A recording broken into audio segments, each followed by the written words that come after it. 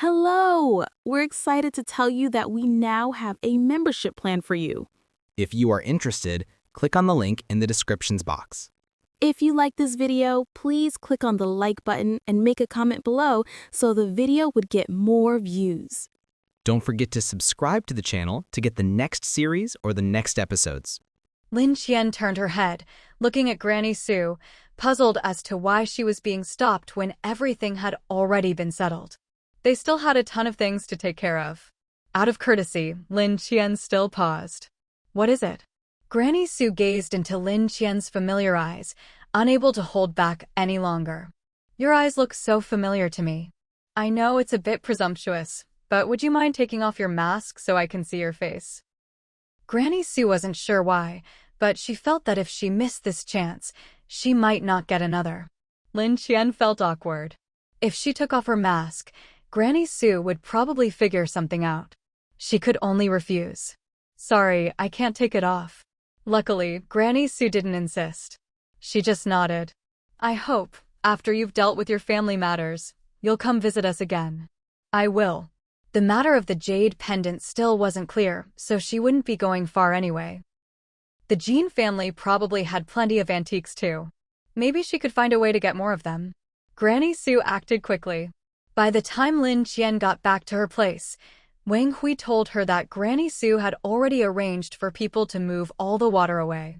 That's good. Seeing her return, Wang Hui asked, So, did you settle things? Did you get any information? Lin Qian shook her head. No, I didn't. I couldn't ask too directly. I was afraid my identity would be exposed. I don't really want to acknowledge them as family. It's too much trouble. So, what about the secret of the Jade pendant? Wang Hui asked. We'll deal with it when the time comes. Right now, Han Susu doesn't like me and used a whole room of antiques to trade with me. I should at least stick to the rules of the deal. So, are we going back? Wang Hui asked. No, we're going to the Jean family. Huh? The Jean family? Yeah, didn't you say they have a lot of antiques? Let's collect all of them, no point letting them go to waste. Anyway, Han Susu will come invite us over soon, so we'll just go with the flow. True. But we can't let her think we agreed so easily. Let's pack up and pretend to leave first, Lin Qian continued. As they spoke, they quickly packed up their few belongings. Just as Lin Qian was about to get in the car and leave, Han Susu, having heard the news, rushed over. By the time she reached Lin Qian, she was already sweating. Lin Qian, you're leaving already? Yeah, isn't that what you wanted? Lin Qian shot back. No, you don't have to be in such a hurry, Han Susu said anxiously. Lin Qian knew exactly what she was thinking. She was just being pressured by the Jean family to invite her back. Knowing this, Lin Qian didn't feel rushed at all. Didn't you say I should leave after moving the antiques these past couple of days? Well, you don't have to be that hasty, Han Susu stammered. Just then, someone else called for her. She could only hurry forward, grabbing Lin Qian's hand. Lin Qian, I'm really busy right now, but I'm begging you, there's something important I need to discuss with you. Please stay a couple more days. Seeing Lin Qian still hesitate, she gritted her teeth. I'll give you more antiques if you stay 2 more days. At this point, Lin Qian figured it was enough. All right, but remember, you're the one asking me to stay. Yes, thank you. Seeing Lin Qian finally agree not to leave, Han Susu let out a sigh of relief and hurried off to take care of other matters. Once Han Susu was out of sight, Wang Hui looked at Lin Qian. So now we just wait for her to finish up? Yeah, I was just putting on a show. I knew she'd come and ask us to stay. Lin Qian tossed their packed things into the car, then took Wang Hui back inside. When Granny Sue heard the news, she was completely baffled. Why isn't Miss Lin leaving now? The maid didn't dare say much, but Granny Sue was sharp and immediately saw that the maid was hiding something. What's going on? Actually, the young miss asked Miss Lin to stay a few more days, the maid replied. Nonsense. She has things to deal with at home. How can she stay longer? Granny Sue stood up and told the maid, Go tell Miss Lin yourself. Don't worry about what the young miss says. The maid nodded and went to find Lin Qian, relaying Granny Sue's message. It's fine. Since I already promised Miss Han, it's no trouble to wait a bit longer. The matters at home can't be solved in a day or two anyway, Lin Qian replied. Since Lin Qian said so, the maid could only report back honestly. Granny Sue, hearing the reply, just nodded and took the water Lin Qian had given her to treat those in the family who'd already been poisoned. It took Han Susu 2 days to arrange treatment for those who'd been burned. During these 2 days, another aurora appeared. After these 2 auroras, everyone knew that as long as you stayed indoors with the windows tightly shut and the curtains drawn, if there were no curtains, even newspaper would do, you wouldn't be harmed by the aurora. But if the aurora sensed people inside, it would sneak in through cracks and harm them, almost like a living creature. Lin Qian hadn't been idle these past 2 days either. She found that her space had expanded quite a bit, though the time inside had only increased by half an hour. After swallowing so many antiques, the space only grew by half an hour, something she'd expected. Now it was getting harder and harder to increase the time. If the items weren't to the space's liking, sometimes she wouldn't get even a minute. Half an hour more wasn't exactly satisfying, but it wasn't disappointing either. The plants in the space seemed to be growing faster than before, almost producing a new crop every 2 days. If she hadn't once gone hungry, she'd be too lazy to harvest them. Now, with more and more fruits and vegetables piling up in the space, she'd even started planting some new fruit varieties. The black soil looked lush and green, giving off a real pastoral vibe. But the distant mist was still there, impossible to explore. Lin Qian's curiosity had only grown over time. She wondered if, once the space's time accumulated to 24 hours, the mist would finally clear and reveal the true face of the space. When Han Susu arrived, she saw Lin Qian, Wang Hui, and even the dog and snake, all leisurely eating fruit. She was stunned. Where did you get all this fruit? At this point, finding fresh fruit was nearly impossible, and here she was, even feeding it to her dog. Oh, I bought some earlier. Why, do you want some? Lin Qian replied. She wasn't being generous, but since Han Susu still had so many antiques, she figured she might as well ask. If she could get more, she would. Han Susu eyed Lin Qian suspiciously, certain she wouldn't be so generous. What do you want in exchange? Lin Qian looked at Han Susu. What else could I possibly want? I've already said, my favorite thing is collecting antiques. I won't ask for much, just 1 antique for every piece of fruit. Han Susu thought she'd misheard. How many do you want? Lin Qian replied patiently, 1 fruit for 1 antique. Fair and square. You might as well just rob us. That's actually not a bad idea. These days, nobody even wants antiques, even if you give them away. Honestly, there's no need for me to trade such precious fruit for them. Lin Qian said with a smile. Han Susu was momentarily at a loss for words, not knowing how to respond. After taking a deep breath, she said, "Let me ask my grandmother first." Go ahead. Lin Qian wasn't in any hurry anyway, so she just waited for Han Susu to continue. Seeing Lin Qian fall silent, Han Susu felt a bit awkward herself. Finally, she said, "There's something I'd like your help with. Just say the word. As long as the payment's right, I'll help if I can." Lin Qian didn't refuse, which surprised Han Susu a little. Based on their interactions over the past few days, she thought Lin Qian would definitely turn her down. Although Lin Qian didn't mind, she couldn't say she was doing it for the Jin family. Here's the thing. Before the disaster, we had a project going in Beijing that needed someone with your medical background. Now, after the disaster, a lot of talented people have died. If we want to keep the project going, we're short-staffed. So you want me to work for you? Lin Qian asked. Han Susu nodded. You could put it that way. But if you're not happy with the job, you can leave anytime. Where's the project located? Lin Qian asked. The Forbidden City, Han Susu replied. Lin Qian already knew what was going on, but she still had to act like she was clueless. Why is the project set up in the Forbidden City? That's not your concern. Besides, don't you love antiques? We'll pay you in antiques. If there's one thing the Forbidden City has in abundance, it's antiques. They're pretty much useless now anyway, so we might as well use them as your compensation, Han Susu said. Han Susu didn't mention that they'd give Lin Qian a batch of antiques up front as an incentive. She was waiting for Lin Qian to agree first, then maybe they could use those antiques to squeeze even more out of her. "I'll think about it," Lin Qian said. Han Susu hadn't expected that, after all this, Lin Qian would still need to think it over. "Are you sure? The Forbidden City's collection is all top tier." "Of course I know that. But don't you think your current staff and researchers aren't that foolish?" Lin Qian retorted. It sounded like Lin Qian was getting a great deal, but in reality, antiques were now seen as little better than scrap metal. The endless disasters had shattered everyone's lives, and people's priorities had reverted to the most basic needs, food and shelter. Well, Han Susu hesitated, not sure what to say. In the end, she could only say helplessly, "Aren't you the one who said you liked antiques?" "I do like them, but they're not worth anything now, as you know," Lin Qian replied. Han Susu was speechless. "So, what do you want to do?" "I said I'd think about it, didn't I?"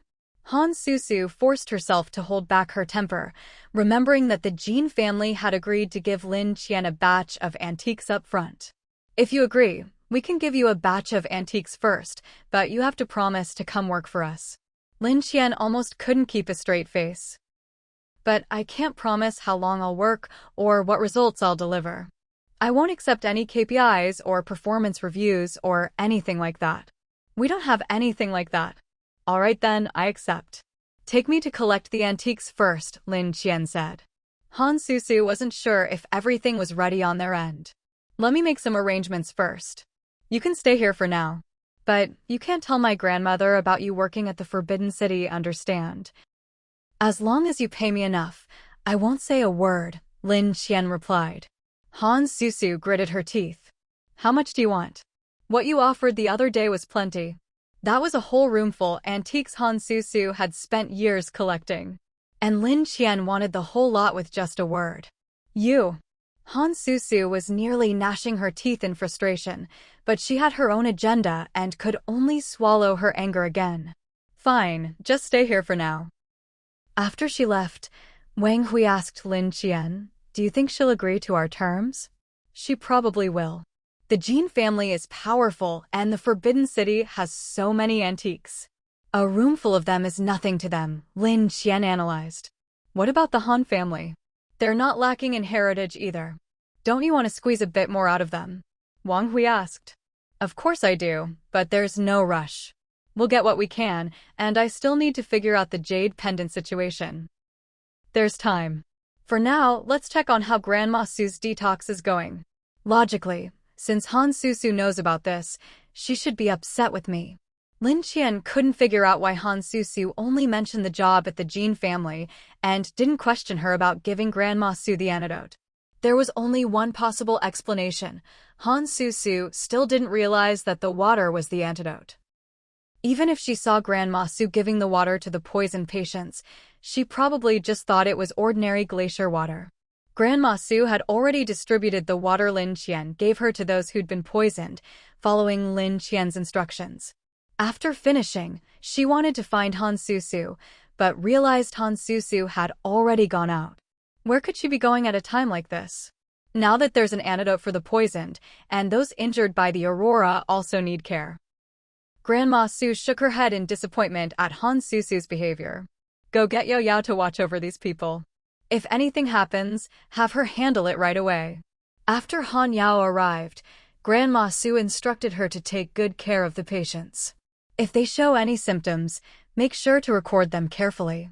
For the past couple of days, Han Yao had been busy helping Han Susu deal with the Aurora's situation and organizing protective measures. She hadn't had a moment's rest. Now that things had finally settled down, she still couldn't get a proper break, as Grandma Su called her over. "All right, Grandma, you should go rest now. I heard you've been busy for days." "I'm still feeling fine. You keep an eye on things here." "I'm going to find Miss Lin," Grandma Su said. Han Yao didn't know Lin Qian was about to leave, so she wasn't too emotional. "Okay, once I'm done here, I'll go look for Sister Lin too." "Your Sister Lin is busy. Don't bother her," Grandma Su reminded her. Han Yao stuck out her tongue. "All right." Grandma Su made her way to Lin Qian's guest room, just in time to see Lin Qian coming out. Lin Qian wasn't wearing gloves, so Grandma Su immediately noticed the totem on her hand. You. It was already too late for Lin Qian to pull her hand back. She could only let the emotional Granny Su come forward and grasp her hands tightly. Granny Su was so overwhelmed she could barely speak, her voice and body both trembling. You are. Lin Qian tried to withdraw her hand, but it was impossible. In the end, she could only sigh and let Granny Su look as much as she wanted. Wang Hui, standing to the side, watched anxiously, unsure what to do next. He kept a close eye on Lin Qian's expression, ready to step in at the slightest sign of trouble. But Lin Qian's face showed little emotion, only helpless resignation. Granny Su, meanwhile, examined Lin Qian's hands from every angle, completely losing her composure. Lin, your surname is Lin. No wonder I thought your eyes looked so familiar. Lin Qian sighed quietly again and took off her mask. The moment Granny Su saw Lin Qian's face, her legs gave out and she nearly collapsed to the floor. Lin Qian had no choice but to reach out and steady her.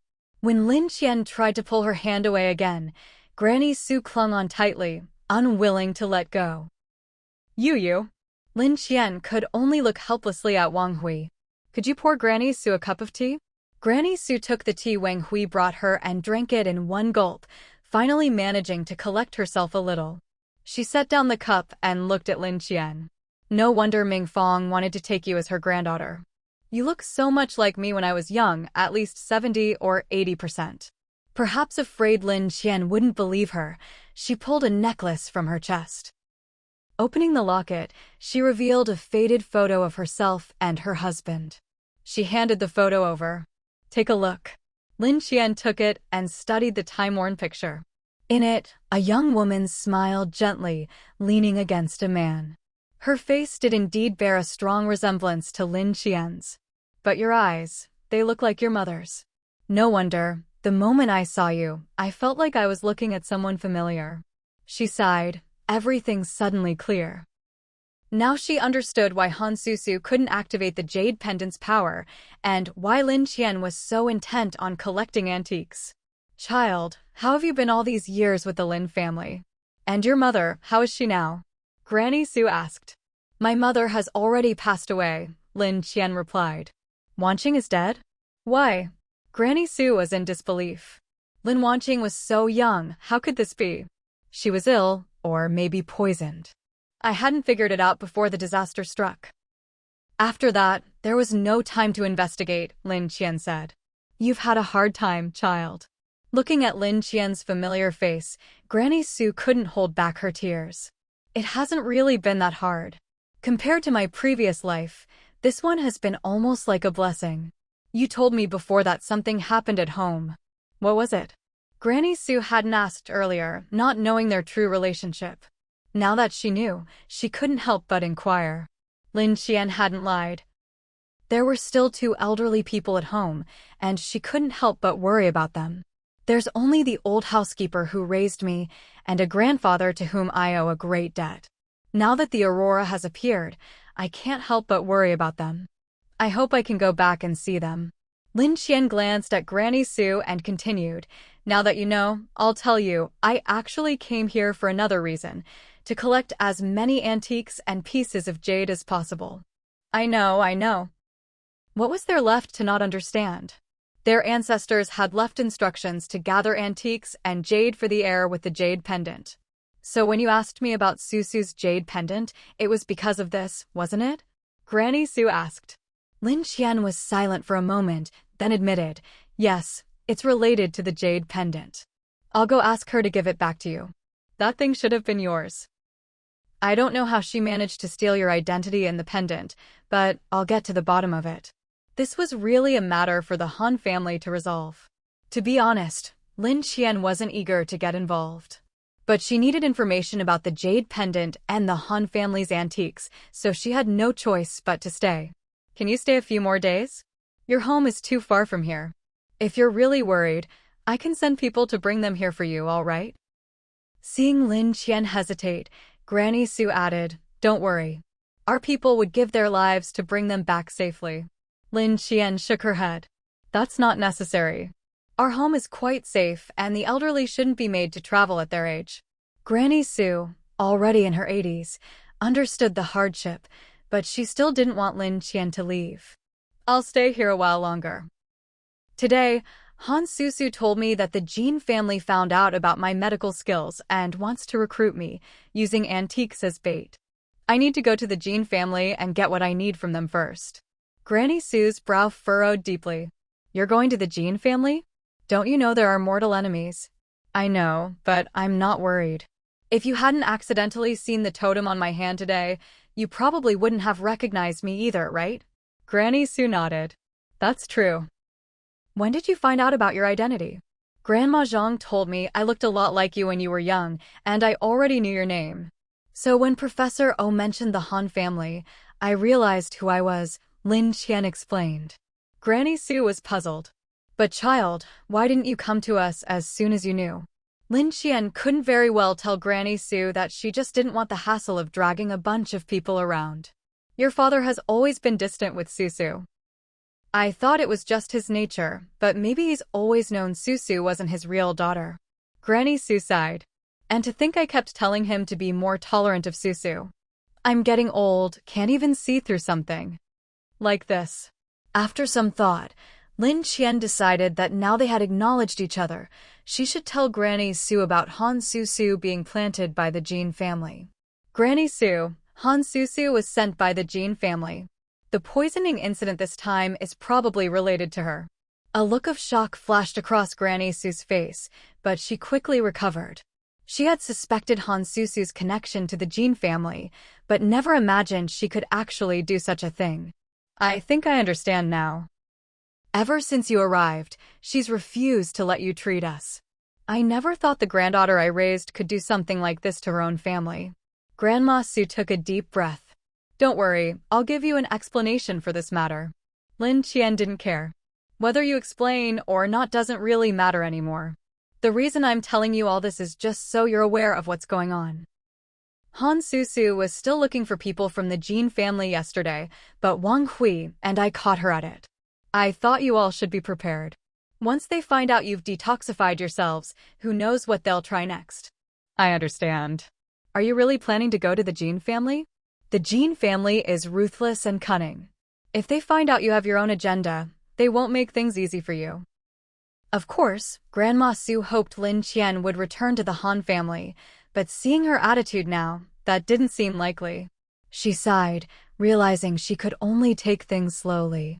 Don't worry, I know what I'm doing. Lin Qian was actually grateful that Grandma Sue didn't force her to stay with the Han family. That was a real relief. If you ever need help, you can always come back. I'll deal with Han Susu's situation as soon as possible. Lin Qian didn't know exactly what deal with meant, but she wasn't too concerned. Not long after Grandma Sue left, Han Susu arrived. What did my grandma want with you just now? That's none of your business. Did you get what I asked for? It's ready. Come with me. Han Susu had driven a car with blackout curtains installed on all the windows, even the front windshield. Wang Hui was speechless at the sight. Isn't this a bit much? What do you know? Who knows when those aurora particles will show up? Han Susu glanced at Lin Qian's car. You'd better put blackout curtains on your car too. If the aurora comes, don't expect me to help. Lin Qian didn't care. Her SUV was far more advanced than most, but she had no intention of showing off in front of Han Susu. Wang Hui knew Han Susu was being dramatic, but her precautions did maximize their safety. Once they got in the car, he quietly asked Lin Qian, "Are you sure we don't need any extra protection for our car?" Lin Qian didn't answer. She silently pressed a button, and the clear windows instantly darkened. These are smart tinting windows. No one outside can see what's going on inside. Wang Hui was stunned. Well, that's good. When Han Susu brought Lin Qian to the entrance of the Forbidden City, the Jin family's people were already waiting. As soon as they saw Lin Qian and Wang Hui, they looked at Han Susu first. What's going on? Why is there an extra person and a dog? Wang Hui could clearly see the disdain on the man's face. But he'd seen that look plenty of times before, so even when the man stared straight at him, he didn't care. Hope, on the other hand, only had eyes for Lin Qian. Director Zhu, the man is Lin Qian's bodyguard, and the dog is her pet. They both have to come along, Han Susu explained. Wang Hui and Hope. Just as they were about to protest, Lin Qian spoke up. I heard you're giving me a room full of antiques. Can I inspect them first? Director Zhu frowned, about to refuse, but Lin Qian continued, Actually, it's fine if you don't have them. Maybe I'll see if the Han family can give me some. I've heard they have quite a collection too. Director Zhu had already prepared antiques for Lin Qian, but he'd wanted to put her in her place first. He hadn't expected her to turn the tables so quickly. Han Susu, take her to inspect the goods. If everything's fine, get started right away. He glanced at Lin Qian's bodyguard and dog. As for the extra person and the dog, sorry, they have to stay with me. If they're not by my side, I won't be keeping any antiques, no matter how many you give me, Lin Qian said firmly. Director Zhu was so frustrated he almost choked, but he had no choice. He waved his hand. Go inspect the antiques. Once you're done, Han Susu, take her to the lab.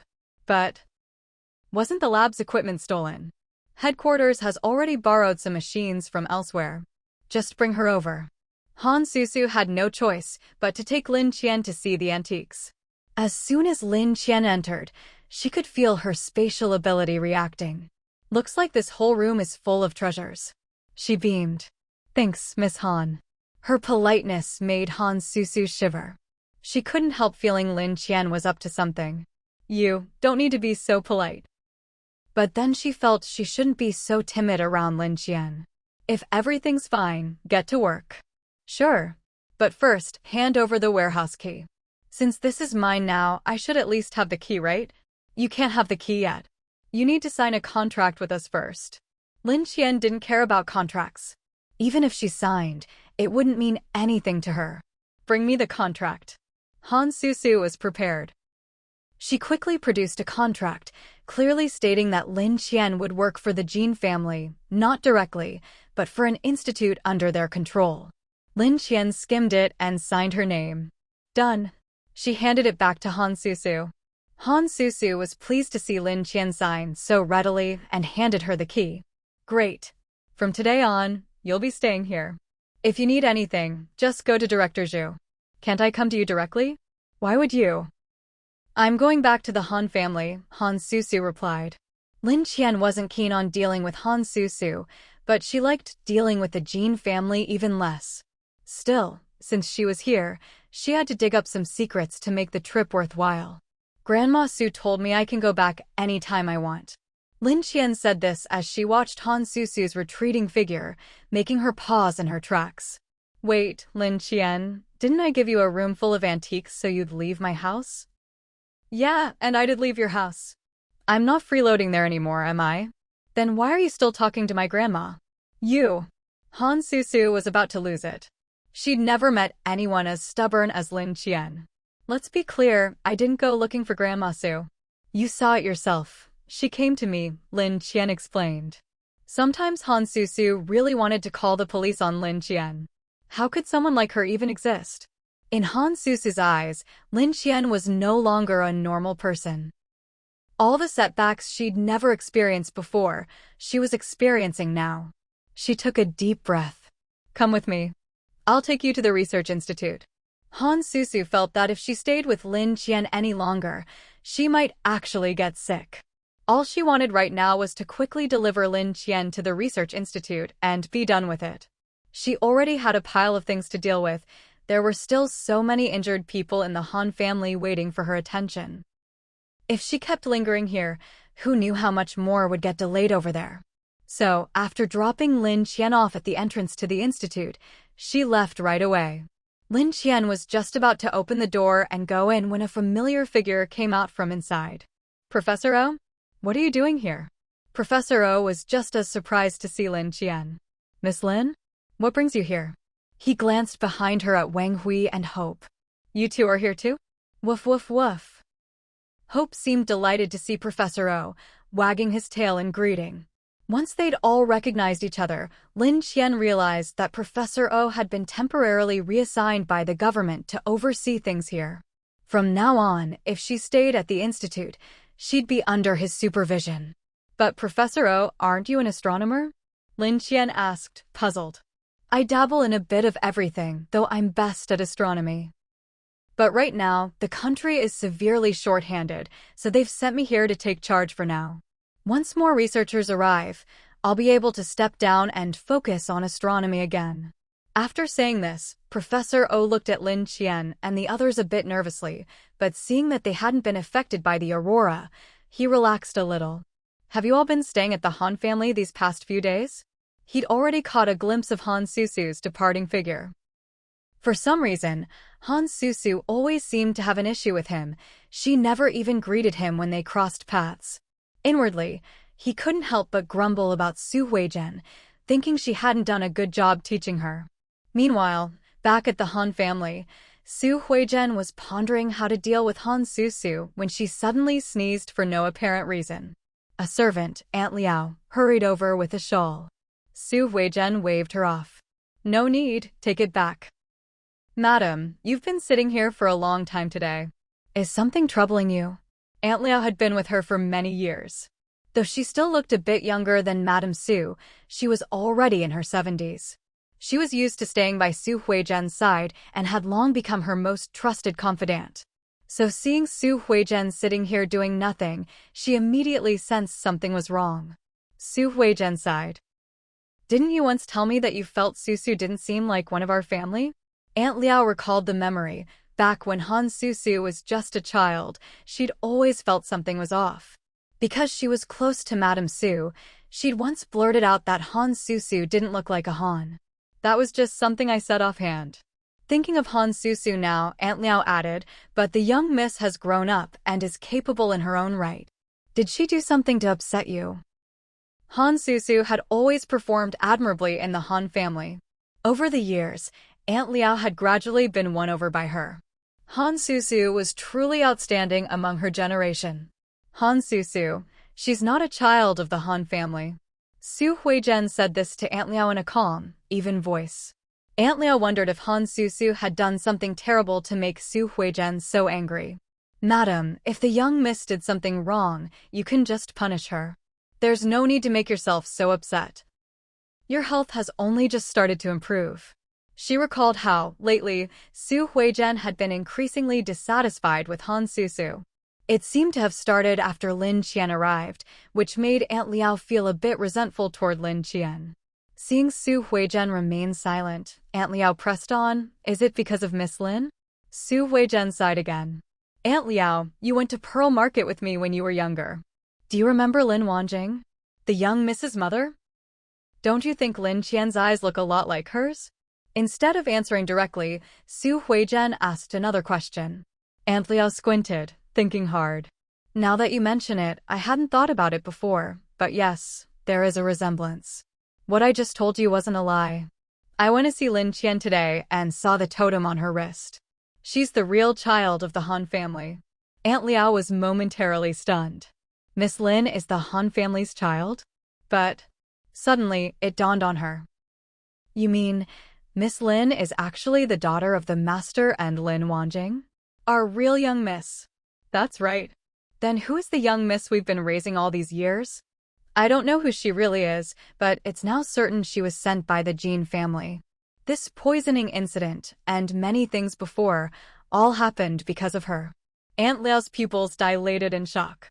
She could hardly believe it, but if Su Huizhen was saying it, it had to be true. The young miss grew up in our family.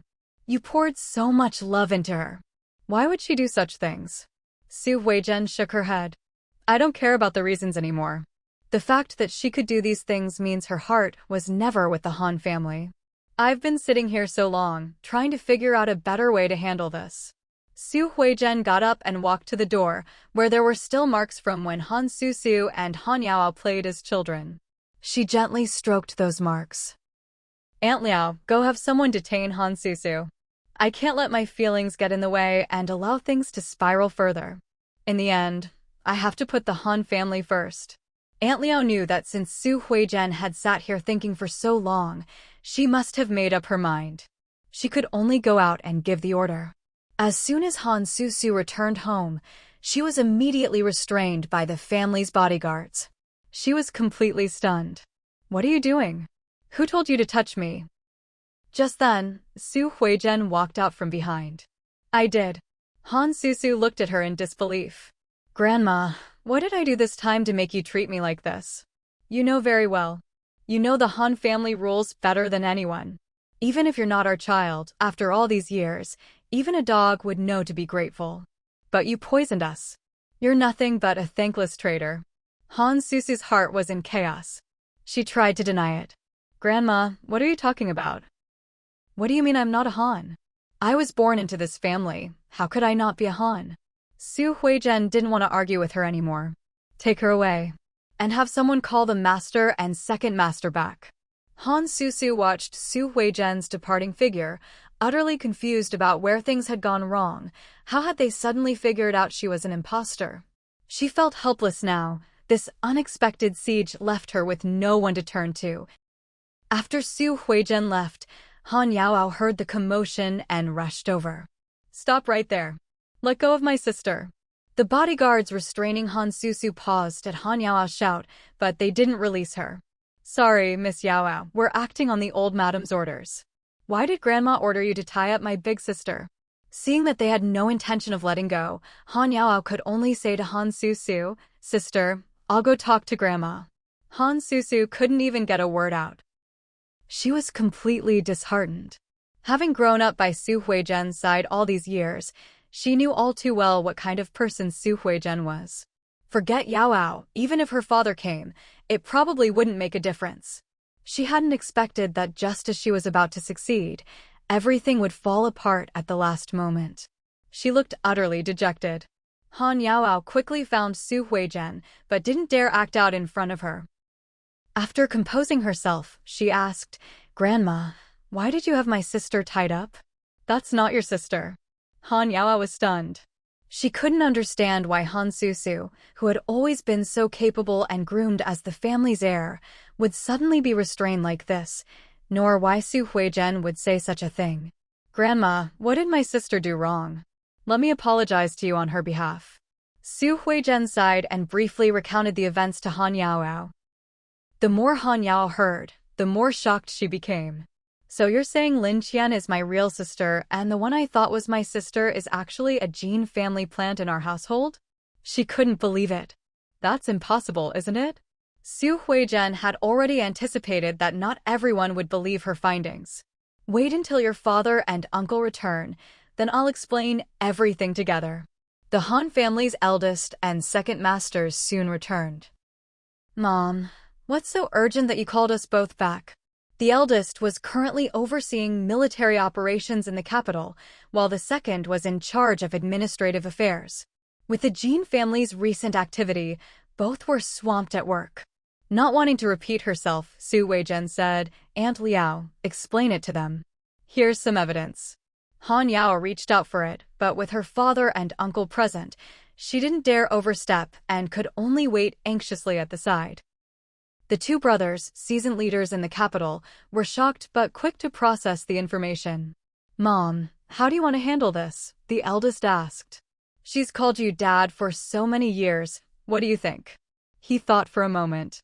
"Mom, I always knew she wasn't my daughter, but I never imagined she was so deeply tied to the Jin family." Su Huizhen's anger simmered. "When did you find out?" "Actually, when Wanqing gave birth, I knew. My daughter has a red birthmark on her foot. Susu doesn't. So all these years, you knew your real daughter was with the Lin family." Unable to contain her anger, Su Huizhen grabbed the teacup at hand and hurled it at the eldest's forehead. Luckily, the tea wasn't scalding hot anymore, or he'd have been burned. "When I realized Susu wasn't my daughter, we'd already returned to the capital. Later, I heard there was another girl with Wanqing, and I knew the one with us was a fake." This only made Su Huizhen angrier. "If you knew all along that Han Susu wasn't your daughter, why keep her around? Look at the mess we're in now. If you'd sent her away earlier, our family wouldn't be in this position." "Mom, don't call me Mom." Having a foolish son was bad enough. What's worse is that this foolish son kept arguing.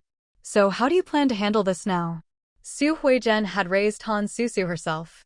To be honest, she still had feelings for her and couldn't just cut ties so easily. All these years, even if we weren't close, I still raised her. Let her leave. She looked to the second son. What about you? The second son, ever the administrator, was more tactful than his brother. Seeing his mother's gaze, he quickly smiled. Don't be angry, Mom. It's not worth it. Since Susu isn't our child, let's do as Big Brother says and send her away. But then he added, glancing at the eldest, but she can't take anything from the Han family with her.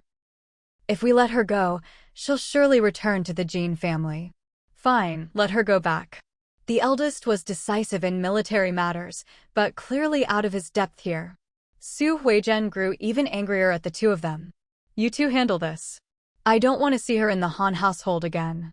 Though she felt reluctant, thinking about all the trouble Han Susu had brought over the years left her unable to forgive. But to do it herself. After raising this child for so many years, even if she'd been bitten more than once, she just couldn't harden her heart. Sigh, I really am getting old. Su Huizhen shook her head and retreated to the inner room. Meanwhile, Lin Qian was in the lab when she discovered that they still had some blue vein left. Wang Hui, her assistant, followed her in. Seeing the blue vein, he quickly pulled Lin Qian aside. How do they still have this stuff? A centipede dies but never falls down completely. Lin Qian was surprised, but not shocked. The Jin family had always been behind this, so it was unlikely everything had been destroyed. What should we do next? First, see if we can find the rest of the blue vein. If we do, take it along with the antiques. Tonight, you're in charge of the antiques. I'll look for the blue vein. Wang Hui had no objections to Lin Qian's arrangements. We'd better wear masks so no one recognizes us. Otherwise, all our efforts will be wasted.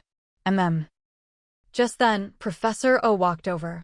By the way, your other companions have been assigned elsewhere since they don't have experience in this field. Wang Hui hadn't seen Sun Ku in a while. Where's your grandson? Sun Ku was transferred to another lab. I'm enough here. He was supposed to come, but for some reason, he was reassigned elsewhere. Lin Qian thought about Sun Ku's familiarity with plants. Honestly, Sun Ku would have been a much better fit for this place. But the Jin family didn't pick anyone else. They insisted on bringing Professor O. Was there some kind of scheme behind this? Just as Lin Qian was pondering this, Professor O's voice drifted over. This is actually my first time dealing with things like this. If I hadn't seen it with my own eyes, I'd never have believed our country could develop something like this. As he spoke, he picked up a stack of documents beside him. Suddenly, chaos erupted outside. The aurora is back. Professor O's eyes lit up. He seemed even more interested in the aurora. I'm going to take a look. Lin Qian was still puzzled when he grabbed something that looked like a raincoat and a glass jar, then headed out.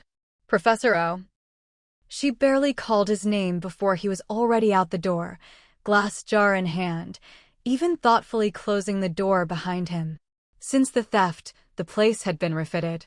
Now, once the door was closed, you couldn't see anything inside from the outside, and vice versa.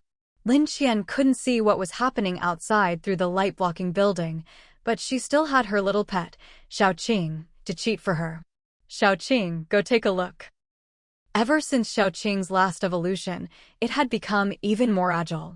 In a flash, it slipped out through the barely visible crack under the door. Through Xiaoqing's perspective, Lin Qian saw a sky full of aurora particles raining down over the Forbidden City. Since everyone had some understanding of them by now, they hadn't found any targets to attack. But when the aurora particles saw Professor O, they rushed straight at him. Professor O quickly opened the glass jar, collected a jarful, and then hurried to a corner to squat quietly, waiting for the aurora to fade. Once Professor O stopped moving, the aurora began to disperse. Xiaoqing was about to retreat when the aurora particles seemed to notice it, surging toward it in a frenzy. Normally, Xiaoqing was fearless, but even it was startled by the onslaught. It darted back inside. But the aurora particles were fast too. As Xiaoqing slipped back into the lab, some of the particles touched its tail. What Lin Qian expected didn't happen. The aurora didn't harm Xiaoqing. Instead, it was absorbed right into its body. Both Xiaoqing and Lin Qian were stunned. Huh? Xiaoqing's branch, which had retreated, snuck out again to a spot Professor O couldn't see, climbing straight up to the roof and exposing its whole body to the aurora. The aurora particles swarmed toward Xiaoqing like hungry wolves to meet. Xiaoqing began absorbing the aurora particles endlessly until it had completely devoured all the aurora in the area. From below, Professor O saw all the aurora heading for the roof. It was dark, so he couldn't see Xiaoqing, but when the aurora didn't come back down, he quickly wrapped himself in his raincoat and hurried back into the lab. As soon as he entered, he said to Lin Qian and Wang Hui, "It was terrifying out there just now." He placed the glass jar full of aurora particles on the lab table. "This stuff is worth studying." Lin Qian glanced at Xiaoqing, who had almost finished absorbing the aurora on the roof, and sighed inwardly. No matter how valuable it was for research, it was useless now. Given Xiaoqing's current state, it would probably absorb any future aurora particles too. Even if Professor O discovered something, there'd be no way to apply it. But just then, the aurora particles in the glass jar began to change. Where they had glowed before, they now started to dim, until the entire jarful seemed to vanish before their eyes. To maximize research on the blue vein, the Jade family had outfitted the lab with the best equipment, providing 24/7 electricity for all the machines and lighting. In the time it took Professor O to say a few words, all the aurora particles in the jar turned black, shrinking into pinhead-sized grains of black sand that settled at the bottom. Huh?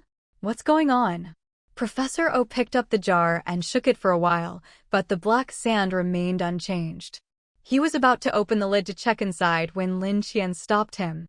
"Professor O, we don't know what this stuff is yet. It's not safe to open it.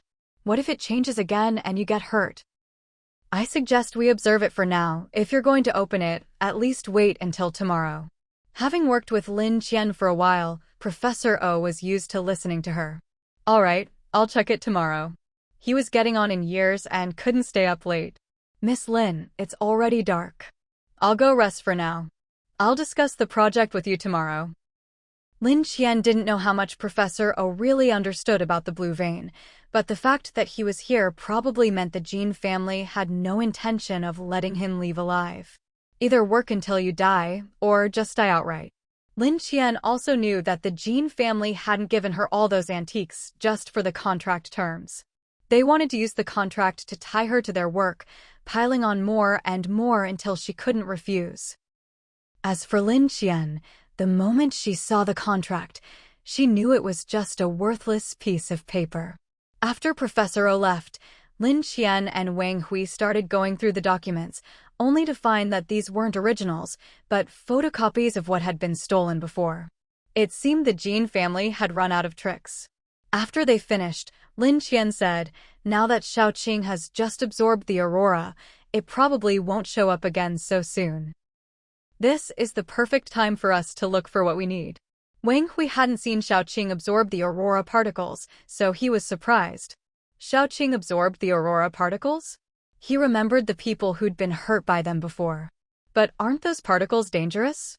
Is Xiaoqing all right? It absorbed them all and seems perfectly fine.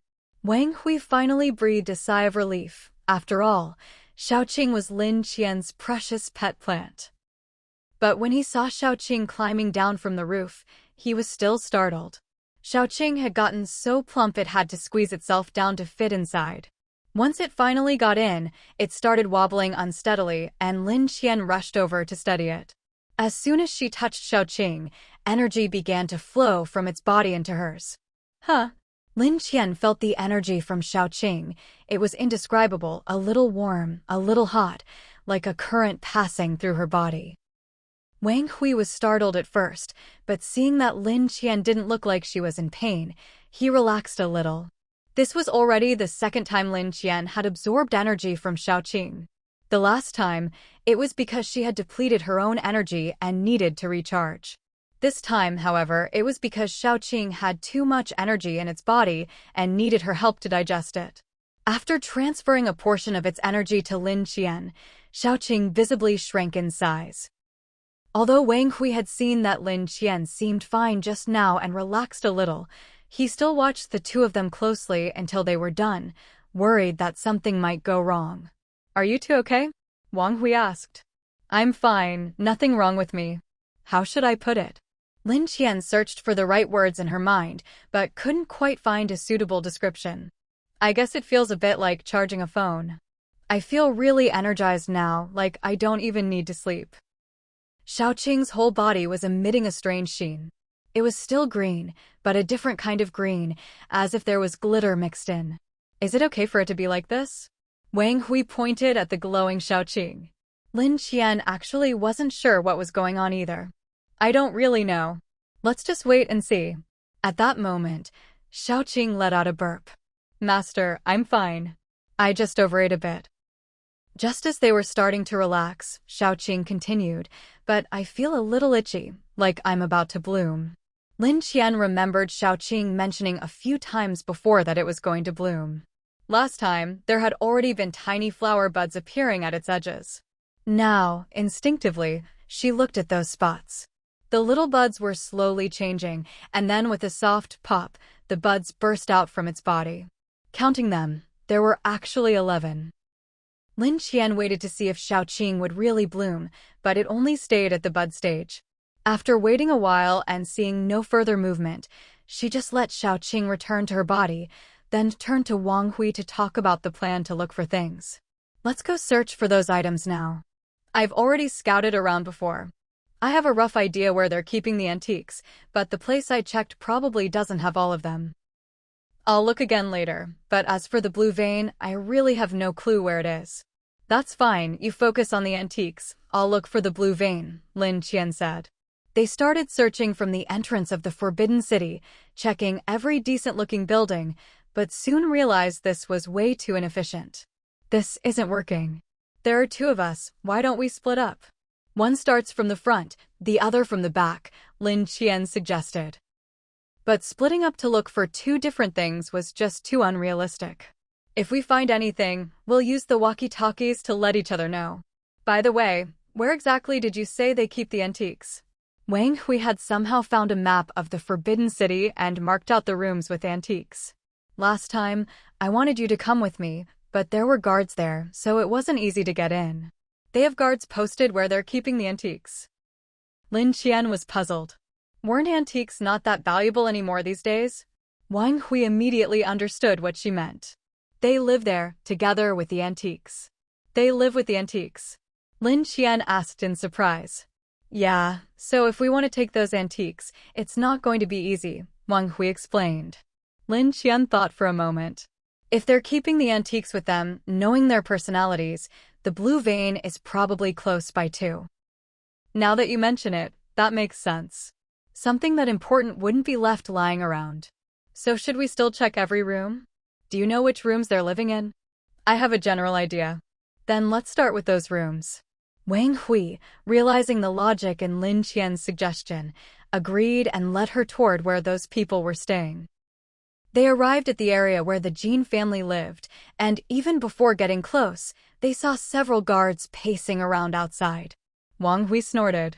Still as afraid of dying as ever. That's normal. Let's think about how to get in. If they're always guarding the place, we won't even get a chance to see if the stuff is there, let alone take it, Lin Qian said. Can you knock them out? Wang Hui remembered how effective Lin Qian's bottles of ether had been before. Lin Qian had considered it, but now that almost the entire Jin family was living in these palaces, her bottles of ether were all quite small. If she knocked out the people here, those in the other rooms would probably notice right away. If that happened, not only would they fail to deal with everyone, but the Jin family would find out in no time. My stuff doesn't have a wide enough range. Let's wait and see. Maybe we can try when they're asleep. Still hopeful, Lin Qian and Wang Hui, along with Hope the dog, found a corner to sit and wait. Bored, Lin Qian simply brought everyone into her space to have a good meal. After eating and drinking their fill, they came back out, only to find that the Jin family still hadn't gone to sleep. Lin Qian released Xiaohei. Go take a look. If the stuff is inside, come back and tell us. Xiaohei and Hope had eaten the most meat just now. They couldn't just eat and not work. Xiaohei didn't mind at all. Helping Lin Qian was its favorite thing, so as soon as it was released, it shut off at a speed invisible to the naked eye and darted into the Jin family's residence. Lin Qian leisurely took out 3 peaches, handing one each to herself, Wang Hui, and Hope, and they started munching. By the time they finished the peaches and started on cherries in pairs, Xiaohei returned, lowering its voice to Lin Qian. Sis, the stuff we're looking for is inside. After being with Xiaohei for so long, Lin Qian immediately understood. It had seen the antiques. And what about this? Lin Qian took out a small box of blue vein pills she had previously scavenged from the Jin family. Yes, they're there too. In a small room, behind a brick. I almost missed it, but someone came out from inside, so I slipped in and saw those candy-like pills. But there aren't many, and they don't taste good. You ate one. Lin Qian looked at Xiaohei nervously. That stuff could be deadly if mishandled. Even though Xiaohei was special, you never knew. No, Xiaohei quickly stuck out its tongue and shook its head, sensing Lin Qian's worry. Lin Qian was skeptical. Then how do you know they're sweet? Xiaohei looked up at Lin Qian and, seeing how serious she was, finally admitted, I saw the exact same candy at home before. Just now, I thought it looked familiar, so I secretly tasted it. It was sweet, but then I remembered you said not to eat things from outside, so I didn't swallow it, I spat it out. Only then did Lin Qian finally breathe a sigh of relief. Open your mouth, let me check. Little Black obediently opened its mouth, letting out a soft, childish Even Wang Hui couldn't help but soften his gaze at the sight. To be honest, Lin Qian couldn't really see much this way, but checking at least gave her some peace of mind. You really didn't eat it? Lin Qian asked again to confirm. Little Black shook its head vigorously. No, I didn't. Lin Qian was still a bit uneasy. Let me draw some blood to check. What? Draw blood. Little Black was so startled that its whole snake body shot upright. Aye. How do you even draw blood from a snake? Wang Hui asked at the most inopportune moment. Just watch and learn, Lin Qian replied. She walked over to Little Black step by step. Seeing its body grow more and more tense, she moved swiftly, grabbing Little Black in a few quick, practiced motions. She gently lifted the snake's neck with a snake hook, wrapped Little Black in a towel leaving only the spot she needed exposed, and then inserted the needle. Little Black clearly wanted to struggle, but Lin Qian was so quick that before it could even react, she had already withdrawn the needle. All done. Wang Hui was so stunned by her skill that he was momentarily speechless, just staring in amazement. After putting away the blood sample, Lin Qian noticed that the lights inside had already gone out, though there were still some people patrolling outside. But these people just wandered back and forth, and soon Lin Qian and the others found an opportunity. Hope, keep watch outside, Lin Qian instructed. Avoiding the patrols, Lin Qian and Wang Hui quickly followed Little Black into the room where the blue vein and its related documents were kept. Little Black lowered its voice. This is the place. There's something behind that painting. Lin Qian lifted the painting in front of her, revealing a switch.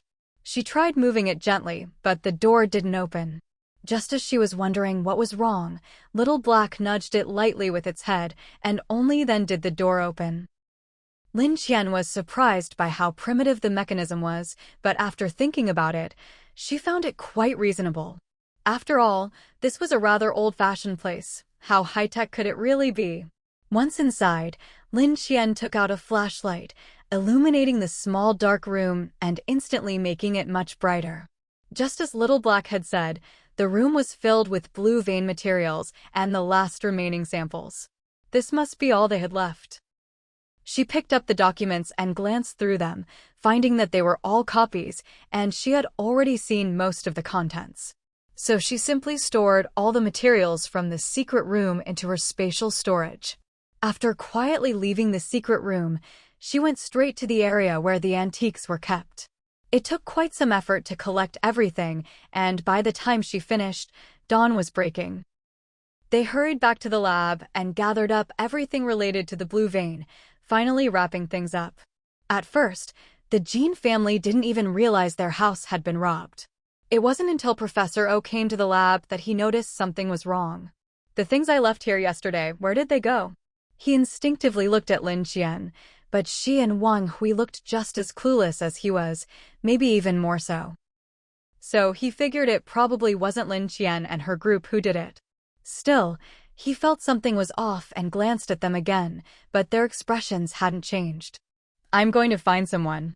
You two stay here and don't wander off." Lin Qian and Wang Hui needed to return to the Han family anyway, so they had no intention of wandering around. The Jean family members arrived quickly. As soon as Minister Zhu saw Lin Qian and Wang Hui, his face fell. "Everything was fine before you two came. How come things got stolen as soon as you arrived?" Wang Hui and Lin Qian were both speechless. Even Hope couldn't stand it anymore and barked, "Woof woof woof. Are you stupid or what?" The man was already angry and glared at Lin Qian. "Keep your dog under control." Lin Qian could tolerate people saying things about her, but when it came to her dog, she wouldn't have it. "We went back to our dorms not long after Professor O left last night. How does your theft have anything to do with us? Don't just accuse people without evidence. I'm here to work, not to be wronged or insulted. If you really can't stand us, we can leave." Lin Qian was someone they'd worked hard to recruit. How could they let her leave so easily? "You." Minister Zhu realized he couldn't win with Lin Qian, so he turned his anger on the bodyguards. "Are you all dead? Start investigating now." They'd already lost something once before and found no clues. Even after renovating the lab, it happened again. No wonder he was about to lose it. The bodyguards scattered to start searching. Just as Minister Zhu was about to explode again, someone hurried over from a distance. "Minister Zhu, you're needed upstairs."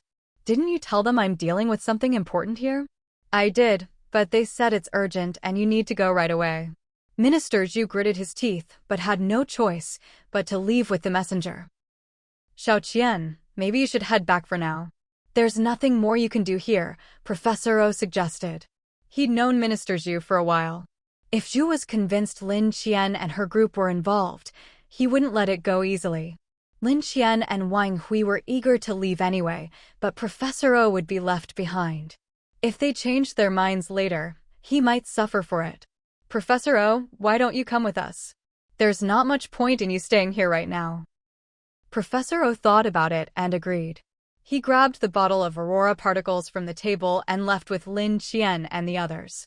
Halfway out, Professor O realized they weren't heading toward the dorms. "Miss Lin, where are you going?" "It's a mess here now. All the documents and sample are gone. Even if we wanted to do research, it's not something that can be done right away. I might as well go take care of something else. Once they've sorted things out here, we can come back." Professor O nodded. "That makes sense. Maybe I'll just return to my previous lab for now. There's still research I haven't finished." When they reached the gate, 2 bodyguards were standing guard and wouldn't let them pass. "Sorry, everyone. We're screening all suspects in the area. You'll need to stay until we find some leads before you can leave." Professor O was even more agitated than Lin Qian. "We have important work to do. Keeping us here won't help you. You'd be better off spending your time finding the missing items. If you really don't trust us, search us." As he spoke, he started to take off his coat, startling the guards, who quickly went to find someone in charge. When Minister Zhu heard they wanted to leave, he couldn't be bothered anymore. "If they want to go, let them go. Now that all the warehouses have been robbed, it's one thing to lose those antiques. But the blue vein in the secret room, after the disaster, it's the only blue vein left. Now it's all gone. If anyone wants to research it again, it won't be easy." This fit perfectly with Lin Qian's plan. Even if someone were to study this thing, it couldn't fall into these people's hands. Professor O and Lin Qian's group left the Forbidden City without a hitch. Once outside, Lin Qian noticed Professor O didn't have a car, so she offered to give him a ride. When Professor O saw Lin Qian's car, his eyes lit up. "Miss Lin, how come you changed cars? This one's a real beauty." Lin Qian didn't know how to explain, so she simply stayed silent. Wang Hui, sensing the awkwardness, quickly stepped in to change the subject. Professor O, where are you headed now? Professor O realized he'd misspoken and just gave Wang Hui the address. Lin Qian didn't say another word the whole way, just quietly drove Professor O home. As she was about to leave, Professor O suddenly called out to her, "Miss Lin, those officers who used to follow you, they're all working here now in different roles." Lin Qian was startled. Weren't those people supposed to be keeping an eye on her? Why were they suddenly looking for jobs here? Still, doubts aside, if they were working here and not bothering her, that was just what she wanted. "I see. Thank you," Lin Qian replied. "Miss Lin, if anyone from the Research Institute comes looking for you, don't worry. If we didn't take anything, then we didn't take anything. It's not that easy to smuggle stuff out of the Institute anyway, especially the big items. Even if someone wanted to move them, it wouldn't happen overnight." Professor O still believed in Lin Qian's innocence. After dropping Professor O off, Lin Qian left. Let's go back to the Han family. There were still things she wanted from the Han family. Once she'd collected everything here, she could return to Ju City. When she arrived at the Han family's gate, she happened to run into the eldest and second masters of the Han family as they were heading out. The eldest master, Han Fengshan, was Lin Qian's biological father. At that moment, it was as if father and daughter sensed each other's presence and looked at each other through the glass window. Maybe it was the bond of blood, but Lin Qian instantly recognized him as her father. Han Fengshan stared at her, too, until the guard at the gate noticed Lin Qian's car. "Miss Lin, you're back." That confirmed it. This was his daughter, Xiushan. Han Fengshan was a bit emotional and grabbed Second Master Han's hand. Second Master Han was caught off guard by the gesture and didn't know what to make of it. He looked in Lin Qian's direction. Although the glass blocked the view a bit, he could basically see what Lin Qian looked like. Wait, how does this girl look so much like Mom when she was young? Han Fengshan tried to calm himself. "She's my daughter." "Oh, no wonder. Wait, what did you just say?"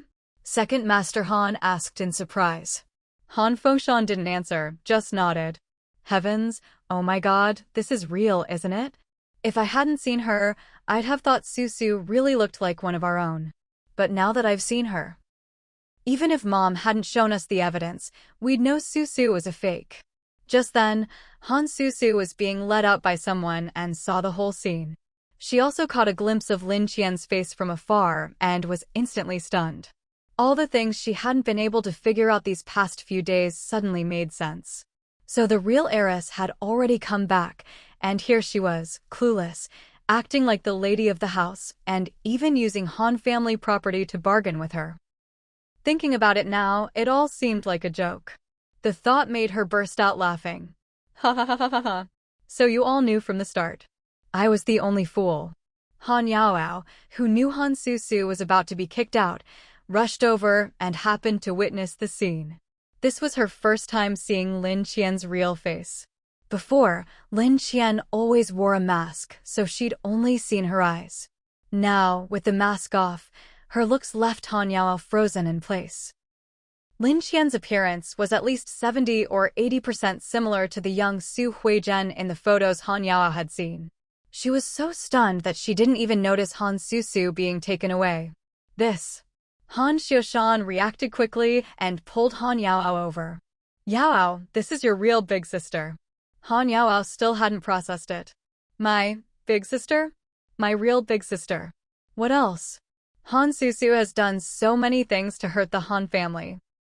She never saw herself as one of us, so she's not your big sister," Han Xiushan said. But Han Yaoao still couldn't quite digest the news. "Does that mean Sister Lin is going to stay with our family now?"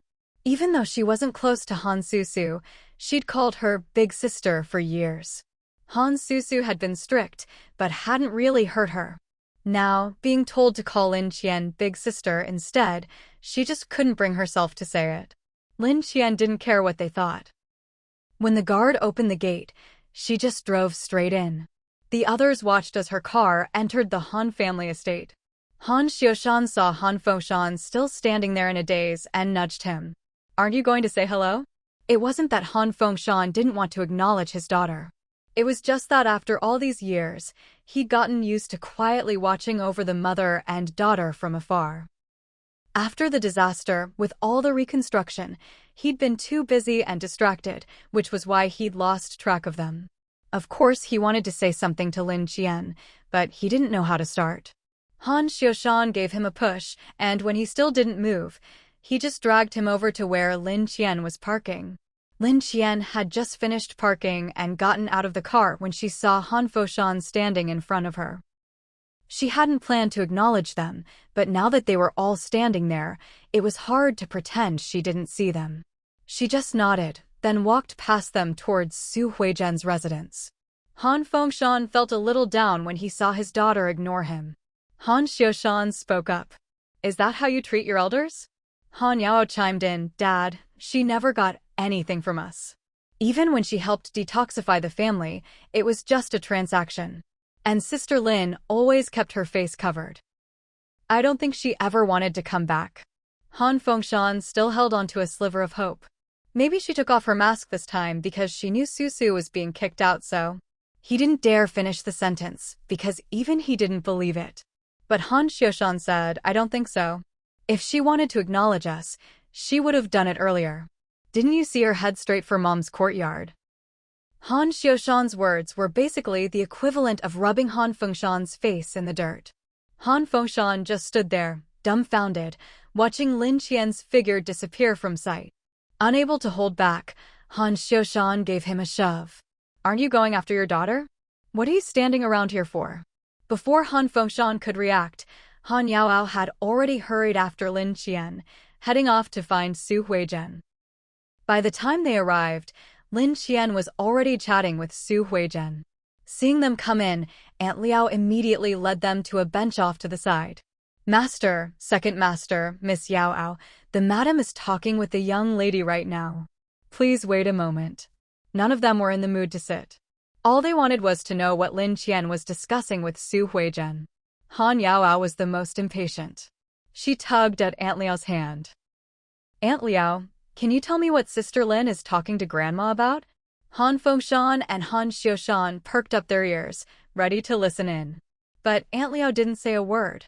"If you want to know, you can ask the young lady or the madam later." With that, she returned to the inner room to wait. This time, Lin Qian had come back not only to take the Han family's antiques, but also to get to the bottom of the Jade Pendant secrets. But before she could even bring it up, Su Huizhen placed the Jade Pendant, taken from Han Susu, right in front of her. "This Jade Pendant should be yours." Lin Qian didn't want to tell them she had already activated the space within the pendant, so she simply accepted it and asked naturally, "I heard Han Susu say there's some secret about this pendant. I wonder if I could know what it is." "Of course. Before, I didn't know you were truly our Han family's daughter. To be honest, I'm not entirely sure how to explain it, but this Jade Pendant is said to protect our Han clan." Su Huizhen turned and took an ancient book from a drawer behind her, flipping to a page that showed the very same totem on Lin Qian's wrist. Pointing at the totem, she explained, "This is our Han family crest. It only appears on the true heir's hand. According to our ancestors' rules, the Jade Pendant must stay with the Han family member who bears the crest. It's been a very long time since anyone in our family has had this mark. May I take a look?" Lin Qian pointed at the book. "Of course." Su Huizhen handed the ancient book to Lin Qian. "But most of the text inside, no one in our family can read anymore. I can only understand about a third of it." Lin Qian couldn't read it either, but she still had Xiaoqing in her space. "Grandma Su, I'd like to take it home and study it. Would that be all right?" Su Huizhen thought for a moment. "That's fine. You're the heir of our family, so of course you can read it. But this is a unique copy passed down from our ancestors. Please be very careful with it." She had never let Han Fengshan or his brother see the book before, fearing they'd damage it. But now that Lin Qian had asked, she couldn't refuse. "I understand. I'll read it as quickly as I can and return it to you." If Xiaoqing could read it, she'd probably get all the information in one night. If not, it wouldn't matter how long she kept it. I don't know why you're collecting antiques, but now that I know you're our family's child, I suspect it has something to do with the heir's responsibilities. Since you bear the crest, you can take any of the antiques our family has collected over the years. I don't ask for anything else, just that if the Han family ever faces trouble, and you can help, please do. Lin Qian frowned. If Su Huizhen had demanded her help outright, she'd have had a reason to refuse. But faced with such a humble request, she really couldn't say no. In the end, she could only nod helplessly. Su Huizhen knew Lin Qian wouldn't refuse. As long as Lin Qian agreed with her promise, even if disaster struck the Han family in the future, as long as they worked together, they might just make it through. After Lin Qian left, the 3 Han family members all wanted to follow her, but then realized they should ask the old lady what Lin Qian had said, whether she was going to acknowledge her ancestry. Hearing this, Su Huizhen, despite her age, almost couldn't help but give them a smack. I don't know if she'll ever acknowledge us as her family, but for now, just stop thinking about it. Why not? Han Yaoao blurted out. What do you think? All these years, we didn't even know she existed, and we even found a fake to replace her. Someone even knew their own daughter was with the Lin family and didn't bring her home. The more Su Huizhen spoke, the angrier she got, ready to give Han Fengshan a piece of her mind. Han Xiushan saw his mother about to blow up and quickly dragged Han Fengshan and Han Yao away. Big brother, are you stupid? Didn't you see how dark Mom's face was? I think Yao is about the same age as Xiao Qian, and didn't Xiao Qian save her before? Let her go talk to her. We're at a critical moment right now, we have to put the country first. Han Xiushan might seem carefree at home, but he was actually very responsible. The Jin family, it's time to deal with them, Han Fengshan said through gritted teeth. No matter what was happening on their side, as soon as Lin Qian got home with the book, she immediately called out Xiaoqing. Take a look at this. Can you make sense of what's written inside? Most importantly, she wanted to know if there was any information about that mysterious fog. Ever since the space had appeared, it seemed to be drifting farther away, but it was still an unknown thing, and she couldn't rest easy without understanding it. Xiaoqing used a vine to flip through the pages, studying them intently. Lin Qian thought it had found something. Well, Lin Qian asked again. Xiaoqing didn't answer, still engrossed in the book. Lin Qian didn't want to disturb it, so she took out some milk tea from her space and shared a cup with Wang Hui. By the time they finished their drinks, Xiaoqing had finished reading the ancient book. So, what did you find? Lin Qian asked again. I didn't understand a single word, Xiaoqing replied earnestly. Lin Qian almost fell over. You didn't understand a single word, and you spent all that time reading? Oh, it's just that some of the pictures looked familiar, so I kept looking. And the book is really well made, the illustrations are vivid, just like a comic book. So, which pictures looked familiar to you? Xiaoqing quickly flipped to a few pages and pointed them out to Lin Qian. Look, isn't this our house? And this one and this one. Everything it pointed out were things Lin Qian already knew about, completely useless. She might as well go ask Su Huizhen, who at least understood a third of it. Lin Qian put away the ancient book. All right, you can go now. She really didn't want to see Xiaoqing at the moment. After wasting so much of her time, the girl hadn't produced anything useful. Lin Qian simply took the book and left, heading off to find Su Huizhen. Han Yaoao, entrusted by Han Fengshan and Han Xiushan, was on her way to find Lin Qian to bond with her. Although Lin Qian didn't want to acknowledge her ancestry, there was no need to deliberately distance herself from others just because everyone now knew her identity. She was the same as she'd always been. Seeing Han Yao hurrying over, Lin Qian thought something urgent had happened. Yao, did you need something? Oh. Han Yao almost bumped right into Lin Qian, but managed to stop just in time. I just wanted to see if you needed any help over here. No, I'm about to go see Grandma Su. But thank you. With that, Lin Qian didn't linger even a second longer and headed straight for Su Huizhen's place. Su Huizhen saw Lin Qian leave with the ancient book and return so soon, and thought there was a problem. What's wrong? Lin Qian felt a little embarrassed as she put the book back in front of Su Huizhen. Grandma Su, I realized I can't understand any of it. Could I trouble you to tell me what you know? Su Huizhen thought it was something serious. Actually, I don't know that much either. Most of what I understand is that there's a place mentioned in the book, and it describes some things inside it. But as for where this place is, I have no idea. So, Su Huizhen had learned a few things about the space from this book, but since she couldn't understand much of it, she didn't really know why their ancestors had passed it down. I'm not sure if it's meant for us heirs, so we can go find this place.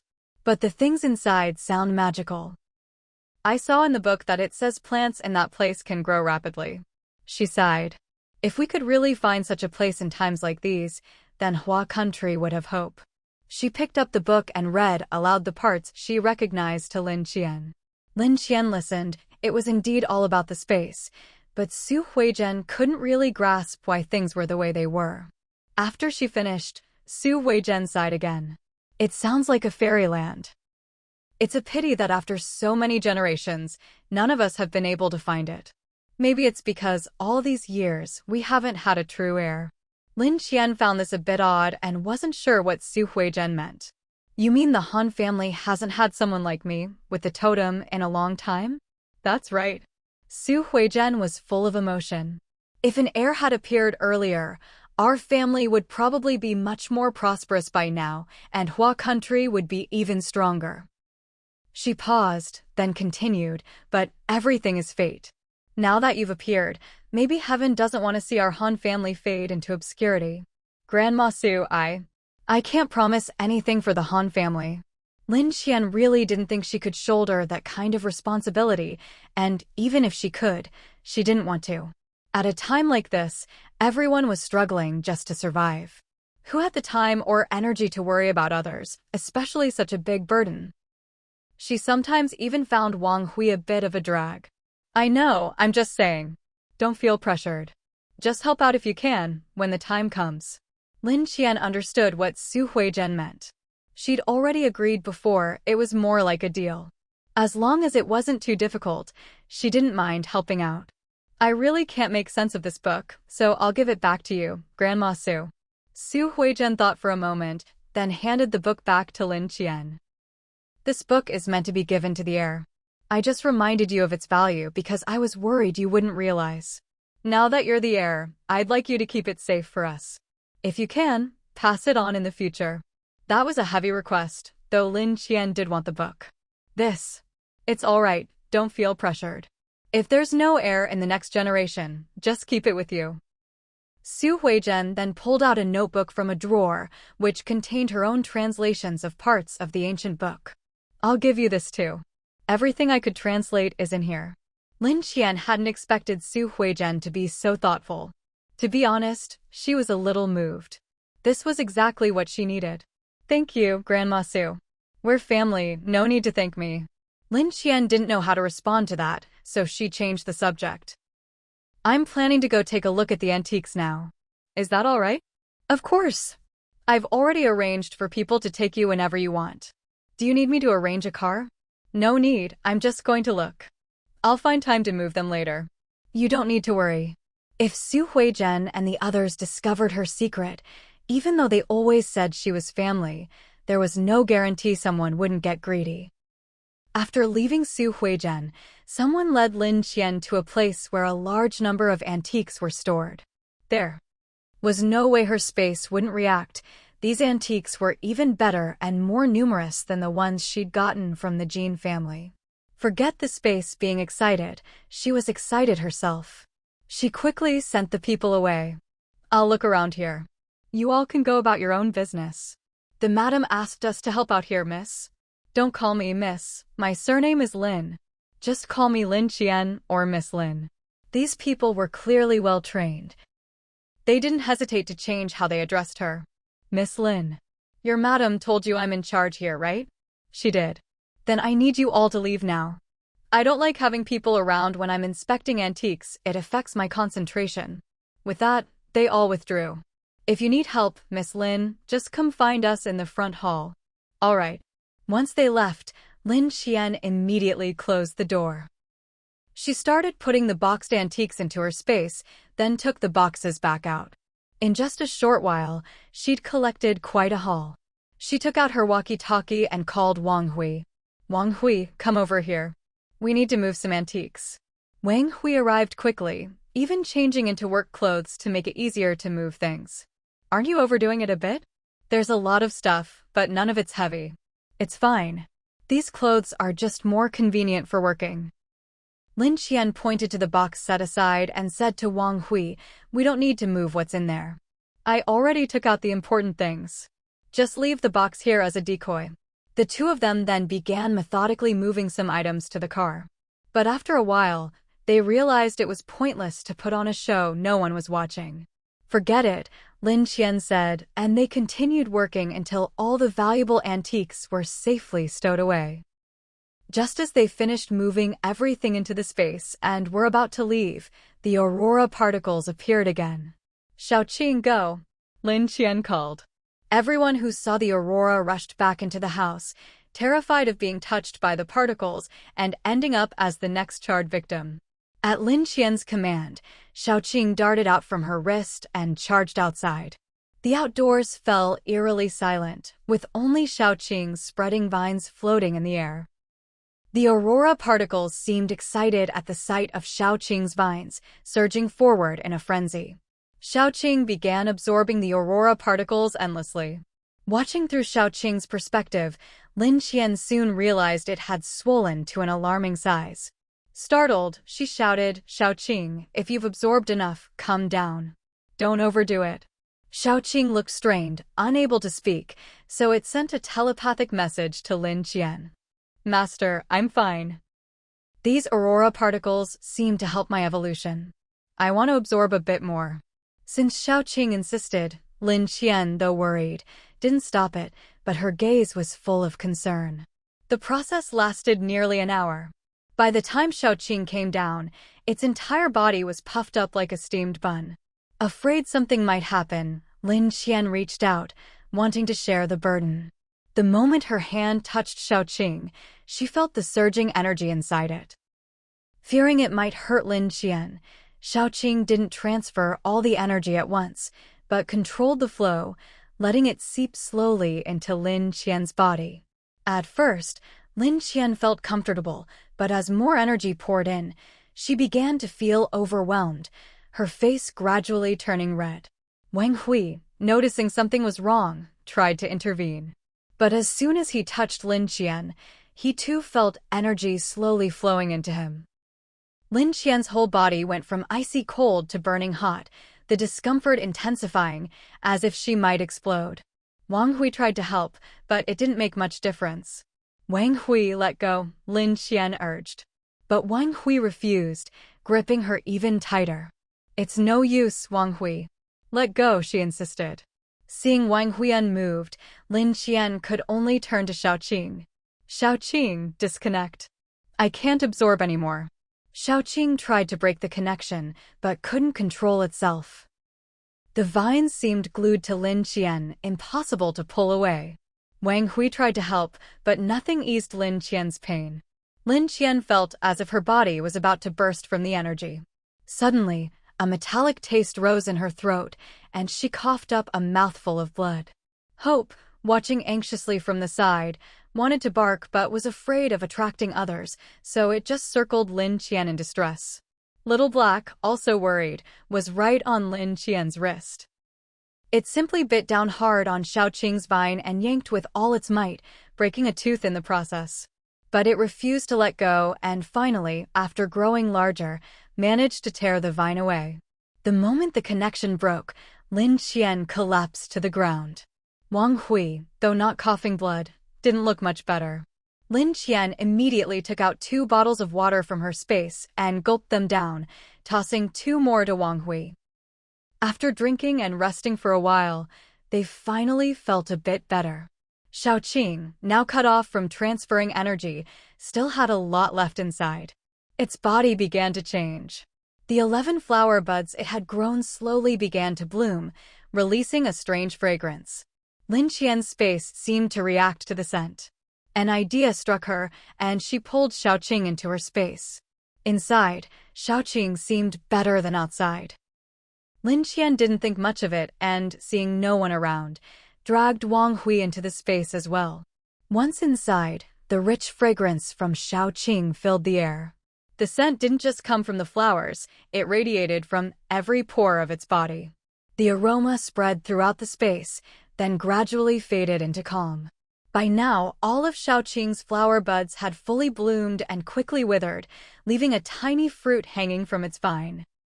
Little Black, who was also there, stared curiously at the fruit. Can vines even grow fruit? No one answered. Lin Qian and Wang Hui were still recovering. After coughing up blood, Lin Qian felt much better, and the earlier fragrance she'd absorbed helped balance her energy. Once she recovered, she saw all her pets gathered around her, especially Shaoqing, who looked extremely downcast, as if deeply regretting what had happened. When Lin Qian got up, they all came over. Shaoqing spoke first. "Master, I'm sorry. I didn't know this would happen." Lin Qian waved it off. "It's not your fault. None of us could have expected this."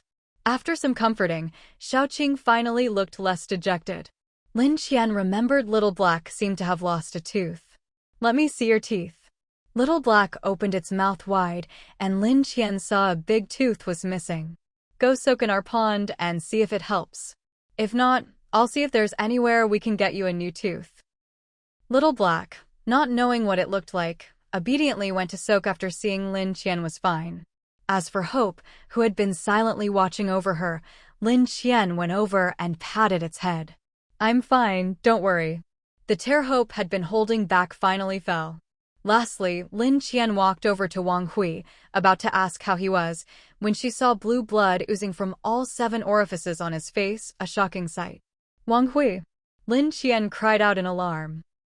Wang Hui looked even worse now than he had earlier. Lin Qian helped him up. "How are you feeling?" Wang Hui seemed to have lost consciousness. He couldn't even respond to Lin Qian's calls. Anxiety gripped her heart. She quickly picked him up and rushed him to the lab. But in his current state, even if she wanted to give him a blood transfusion, there was nothing she could do. There wasn't a single suitable blood sample for him in the blood bank. Watching the blue blood pouring from Wang Hui's wounds, his breath growing weaker and weaker, Lin Qian steeled herself. She took out a bottle of spatial water, mixed in a blue vein pill, stirred it together, and poured it straight into his mouth. After the whole bottle went down, Wang Hui seemed a little better. At least the bleeding had stopped, and his breathing slowly stabilized. Only after all this did Lin Qian realize how weak she herself felt. It had been a long time since she'd felt like this. She wasn't even sure what was happening. The only explanation she could think of was that neither her nor Wang Hui's bodies could withstand the energy transformed from those aurora particles. Shaoqing could absorb it, probably because it had a natural way to release the excess, but she and Wang Hui couldn't bloom. The energy just built up and had to burst out somehow.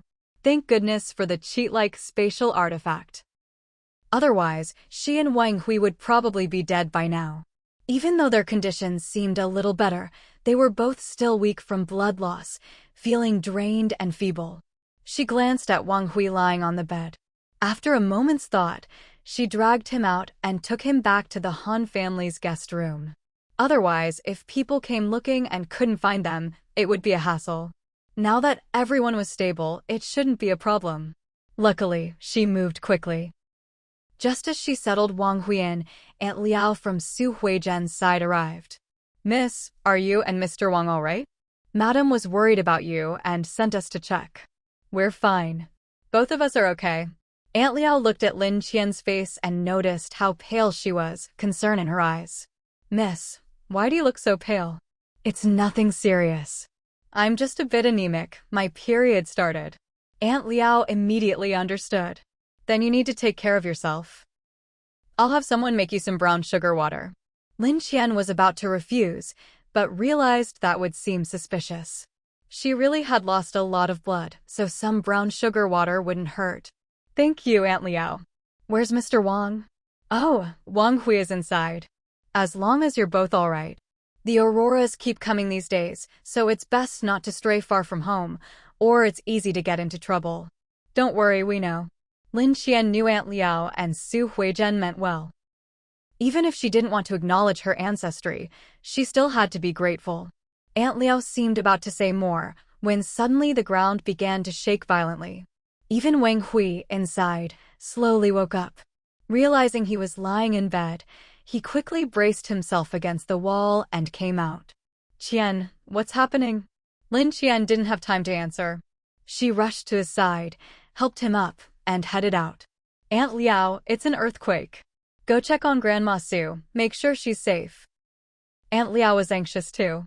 She was startled to see Wang Hui looking even worse than Lin Qian, but there was no time to think about it. This earthquake seemed even stronger than any before. Lin Qian found a large open area and set Wang Hui down. "Stay here and don't move. I'll go check on the others." She'd taken so many antiques from the family and promised Su Huizhen she'd help the Han family in a crisis. She couldn't just abandon them now. "I'm not that weak," Wang Hui said. "I still have some strength, just not as much as before. I can feel my energy slowly returning. I'll be fine. Go." Lin Qian saw his face was pale, but his spirit was steady. She nodded and left. Back at the Han house, many buildings had already collapsed. She didn't have time to think, she ran straight to find Su Huizhen. Su Huizhen and Aunt Liao were supporting each other, trying to escape. Just then, a huge beam fell from above, about to crush them. Lin Qian sprinted over with all her strength and shoved the beam aside. The beam had split, sharp as a blade, and it slashed open Lin Qian's palm. She barely noticed the pain, just cursed her bad luck. It seemed like today was a day of bloodshed for her, first coughing up blood, now getting cut. She quickly wrapped her hand with a bandage, then hurried to Su Huizhen and Aunt Liao. "Are you two all right?" "We're fine." "Qian, your hand." "It's nothing. If you can walk, let's get out of here now." Su Huizhen and Aunt Liao didn't hesitate and followed Lin Qian out. On the way, they ran into Han Yaoao.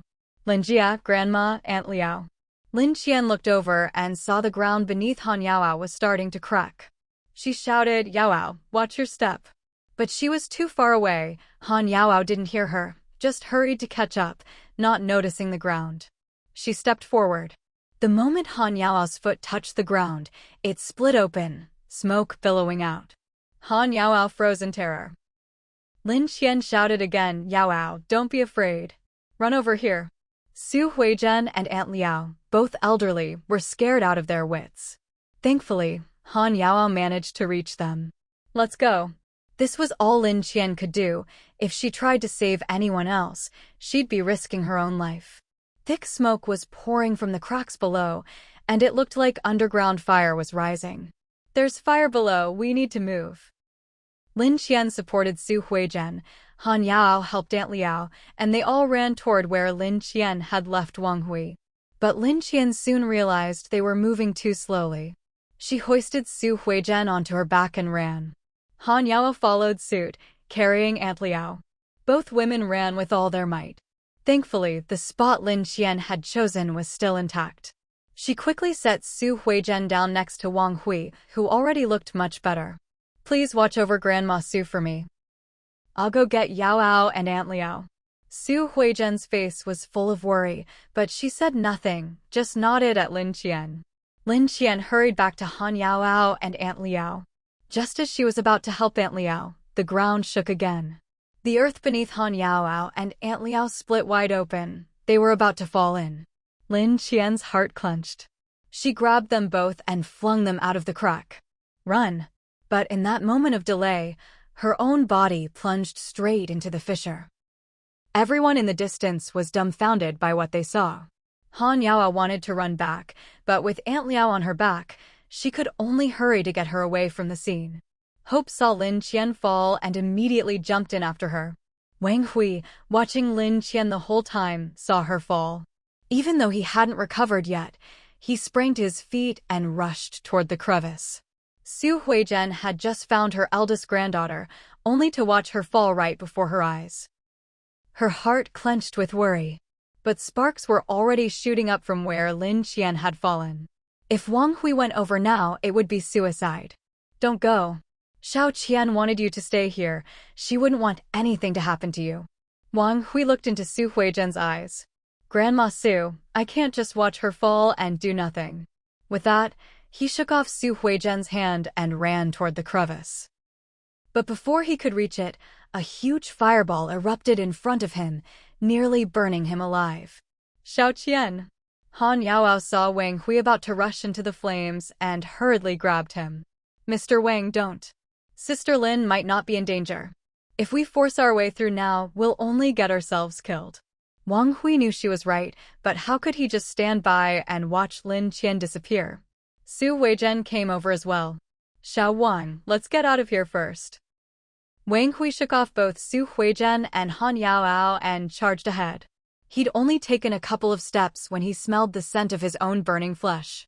Han Yaoao wanted to stop him, but the fire was already licking at her feet, so she had no choice but to step back and watch Wang Hui walk into the sea of flames. Su Huijian could only sigh and shake her head. Forget it. Let's go find your father and uncle. By now, the entire Han family compound had collapsed. They couldn't stay here any longer and had to go find the two pillars of the family. What about my sister and the others? Han Yaoao asked. Su Huijian looked at the flames shooting up into the sky and shook her head. There's probably no hope. It's such a shame, we just found her. She hadn't even finished speaking when she saw Lin Qian, soaking wet, crawling out of the crevice with Wang Hui and Hope in tow. The moment Lin Qian fell, she was terrified. Luckily, she'd been through this before. She quickly hooked herself to the edge with her tools and poured water from her space onto Hope. She realized that when she fell, she didn't feel the intense heat she'd expected. Then she noticed the sheer silk undergarment she always wore was faintly glowing, shielding her from the flames. Just as she was thinking about how to get Hope back up, she saw Wang Hui, charred all over, charging through the fire toward her, reaching out his hand. Xiao Qian, hurry, climb up. Lin Qian saw he was covered in soot and couldn't help but feel sorry for him. She didn't dare waste time and quickly let Hope go up first. Wang Hui saw that Hope was in worse shape than Lin Qian and hurried to pull him up. Once Hope was up, he reached down to Lin Qian. Come on. When Lin Qian put her hand in his, she knew he hadn't recovered and had been burned, but his grip was steady and strong. Once Lin Qian was up, Wang Hui finally staggered. Seeing the ground fire about to erupt again, Lin Qian didn't dare linger. She grabbed the man and the dog and ran. As soon as they got out, they saw Su Huijian and the others about to go look for Han Fengshan and Han Xiushan. Su Huijian saw Lin Qian was safe and finally relaxed, her body going limp. Luckily, Aunt Liao was there to support her. Han Yaoao was overjoyed to see them return. Sister, I'm so glad you're okay. Let's not talk now. We need to find a safe place. The whole area is cracking open and the ground fire keeps erupting. It's too dangerous to stay here. Lin Qian didn't even need to say it, just looking at Wang Hui was enough to know how dangerous it was. Supporting each other, they hurried toward the military district where Han Fengshan was. Han Fengshan and Han Xiushan were frantic when they learned the entire capital was being consumed by ground fire. On one hand, they worried about their family's safety. On the other, the lives of everyone in the city. They couldn't leave and could only worry in silence. There was too much to handle, and by the time everything was arranged, they heard that the Han family compound had been swallowed by fire and crevices. The two brothers looked at each other, both feeling a sense of despair. What do we do, big brother? Han Xiushan, usually the more lively one, now had despair written all over his face. Han Fengshan kept a stern face. Don't panic. No news is the best news right now. I've already sent people over. Lin Qian and the others followed Su Huijian toward the military district, and before long, they ran into the people Han Fengshan had sent. The officers breathed a sigh of relief when they saw them. Thankfully, the most important members of the Han family were safe. Madam, Commander Han sent us to get you. Thank you, Su Huijian replied, knowing her sons would be even busier at a time like this. Ever since they'd returned from Shi, the whole family had given everything for the country. Even now, the nation came before family. We're fine. Please go see if you can rescue anyone else from the Han compound. The Han family was such a big clan, and to have it swallowed up in an instant. Su Huizhen didn't really want to look back, but it was hard to let go. All those years of hard work, gone in the blink of an eye, anyone would find it hard to accept. The officers hesitated. But Madam Yu, don't worry. Yao Ao and Xiao Qian are here, and I can still walk. We'll be fine. Only then did the officers leave, looking back every few steps. It'll take us about an hour to walk there, Su Huizhen said to Lin Qian and Wang Hui. Lin Qian hadn't intended to stay with them, but at a time like this, she couldn't bring herself to let these elderly and vulnerable people go alone. Thinking of all the good things she'd received from them, she gritted her teeth. Fine, she'd see them back safely. Han Fengshan and Han Xiushan waited anxiously, but there was still no sign of their family. Even though most things were arranged, there were still many matters needing their attention, so they couldn't leave. To make matters worse, Han Xiushan had to issue an emergency statement to calm the public and prevent panic. Just as they were at their wits' end, they saw a few people hurrying over, and their tense hearts relaxed quite a bit. Mom, are you all okay? We're fine. Aside from Mr. Wang getting a little hurt saving Xiao Qian, we just got a bit of a scare, nothing else. You all go take care of your business. Don't let anyone take advantage of the situation, Su Huizhen said. On the way here, she had already noticed that the Jin family had started to make their move too, acting in the name of their own family, clearly intending to compete with the Han family. But Su Huizhen actually thought this was a good thing. As long as someone was genuinely working for the people, it didn't matter who did it. Besides, given the current situation, her two sons were already overwhelmed. With the Jin family scrambling to help out, she was more than happy to see it. Still, while she was willing to let them help, she couldn't keep giving ground in terms of status. Most importantly, if their family kept backing down like this, they might really lose their standing. So she couldn't help but remind her two sons. Mom, we know what we're doing, don't worry. If you're all okay here, I'll have someone get you settled, and we'll get back to work. Go on, go on. There's no time for empty talk right now. Su Huizhen waved them off, letting them get back to work. Seeing that Su Huizhen and the others had arrived, Lin Qian felt like leaving. She didn't want to stay here any longer. After all, they were all Han family members, and she didn't want to get too involved with them. I've brought them here, so if there's nothing else, I'll just... She was just about to excuse herself when, out of nowhere, Wang Hui suddenly collapsed to the ground with a thud. Lin Qian sighed inwardly and looked at Han Fengshan. I think we'll need you to arrange something for us as well.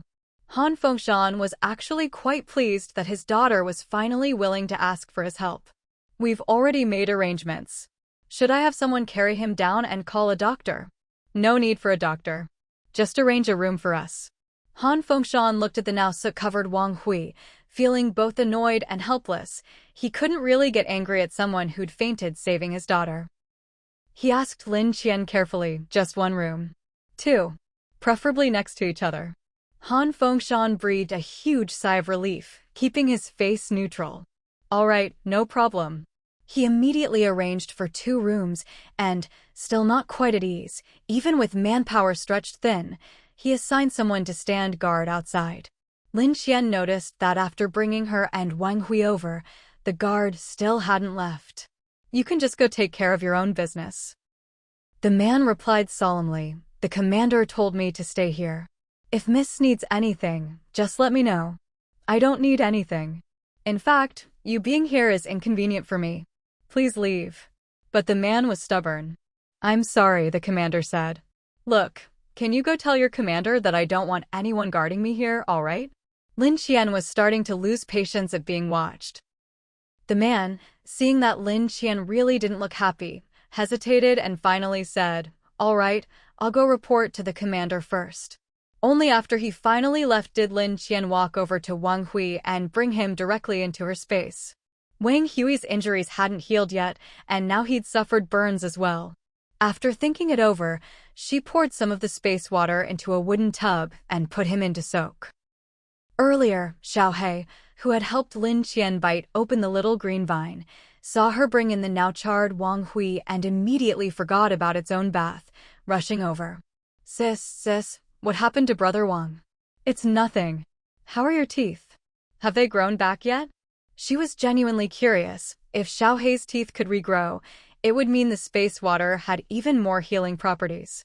I'm not sure, I haven't looked in a mirror, but my gums feel kind of itchy. Open your mouth, let me see. Lin Qian peered into its mouth and saw that the tooth that had fallen out seemed to be just starting to poke through again. It wasn't clear yet, though. Why don't you go soak a bit longer? Is it coming out? Is it? Xiaohei actually cared a lot about its appearance. At first, it didn't mind looking ugly for Lin Qian's sake, but now that it knew its tooth might grow back, it was a little excited. I'll go soak right now. With a whoosh, it dashed back to the pool to soak quietly. Lin Qian wanted to call it back, but it was too fast. She could only gather up the fruits and vegetables from the space, setting a small plate by Xiaohei's side. Eat all these fruits, okay? Got it. Xiaohei nodded eagerly. Hope, who had also gotten drenched earlier and was now soaking in the pool, barked woof woof. Sis, I want some too. Lin Qian looked at Hope, who, though uninjured, had its fur all frizzed and curled from the heat, making it look quite comical in the pool. She couldn't help but laugh out loud and simply put a whole basket of fruit by the pool. All right, eat as much as you want. After settling things here, she went to the bathroom to check on Wang Hui. She found that the burns on his face and hands seemed to be slowly healing in the space water. The recovery wasn't fast, but there was definite improvement. She took Wang Hui's hand and drew 2 tubes of blood. He had absorbed aurora particles. Who knew what changes that might cause? She ran some tests on Wang Hui's blood and found that, in addition to the previously active agents triggered by the blue veins, there was another type of energy present. The 2 energies seemed to be entangled. Not particularly violently, but their interaction appeared to be causing some other reactions in his body. Lin Qian wasn't sure if this was good or bad, and she frowned, feeling heavy-hearted. After all, Wang Hui had suffered this disaster because of her. She had already been worried when Wang Hui's blood turned blue, and now, with the influence of the aurora particles, there was an even stranger feeling. For now, the 2 energies were entangled but not causing any major issues. At least, nothing obvious for the moment. All the data looked normal. She sighed. It seemed she'd need to run more tests once Wang Hui recovered a bit. She really didn't know if Wang Hui could still be considered a normal person anymore. Some molecules in his blood had been dividing continuously before exposure to the aurora particles. Now, under their influence, the divided molecules were recombining over and over again. Lin Qian put away the blood sample and placed it in a petri dish to the side, planning to keep an eye on it in case any issues arose later. She was about to check on Wang Hui again when she heard some commotion outside her space. Han Fengshan had just heard from his subordinates that Lin Qian didn't need to be guarded, so he hurriedly dropped his work and rushed over. Sensing he was about to arrive, Lin Qian quickly slipped out of her space. At that moment, Han Fengshan was knocking on the door. Xiao Qian. Lin Qian opened the door and saw that he had brought someone who looked like a doctor with him. Commander Han, what's this about? Lin Qian asked. Oh. Commander Han still wore his usual stern expression, but his eyes kept darting into the room. Lin Qian simply opened the door wider. Would you like to come in and sit? Oh, yes. He didn't stand on ceremony, leading the doctor straight inside. Once in, instead of sitting down right away, he glanced around the room. Only after confirming that Wang Hui wasn't there did he finally sit, visibly relieved. I just remembered that Xiao Wang's injuries were rather serious, so I thought I'd bring a doctor over to check on him. Where is he? In another room? Han Fengshan asked. Lin Qian, not the most detail-oriented, couldn't quite figure out what he was getting at. But with Wang Hui currently in her space, there was no way she could let him find out.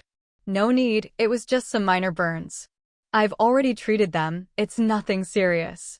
At this, Han Fengshan shot to his feet, his face darkening. What? The wounds have already been treated?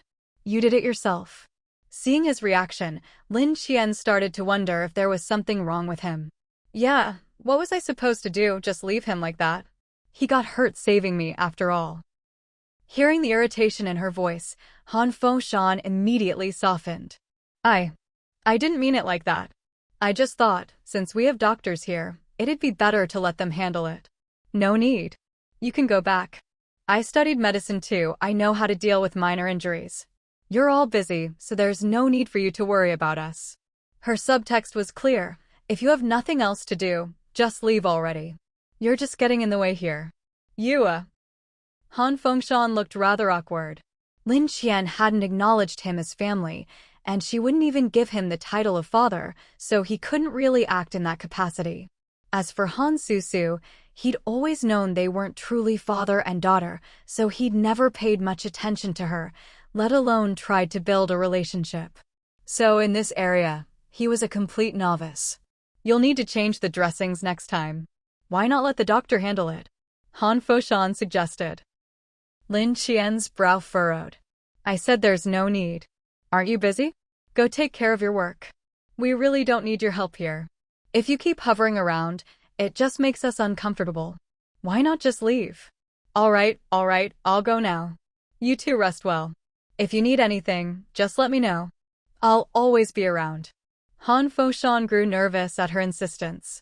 Seeing he was finally willing to leave, Lin Qian nodded and got up to show them out.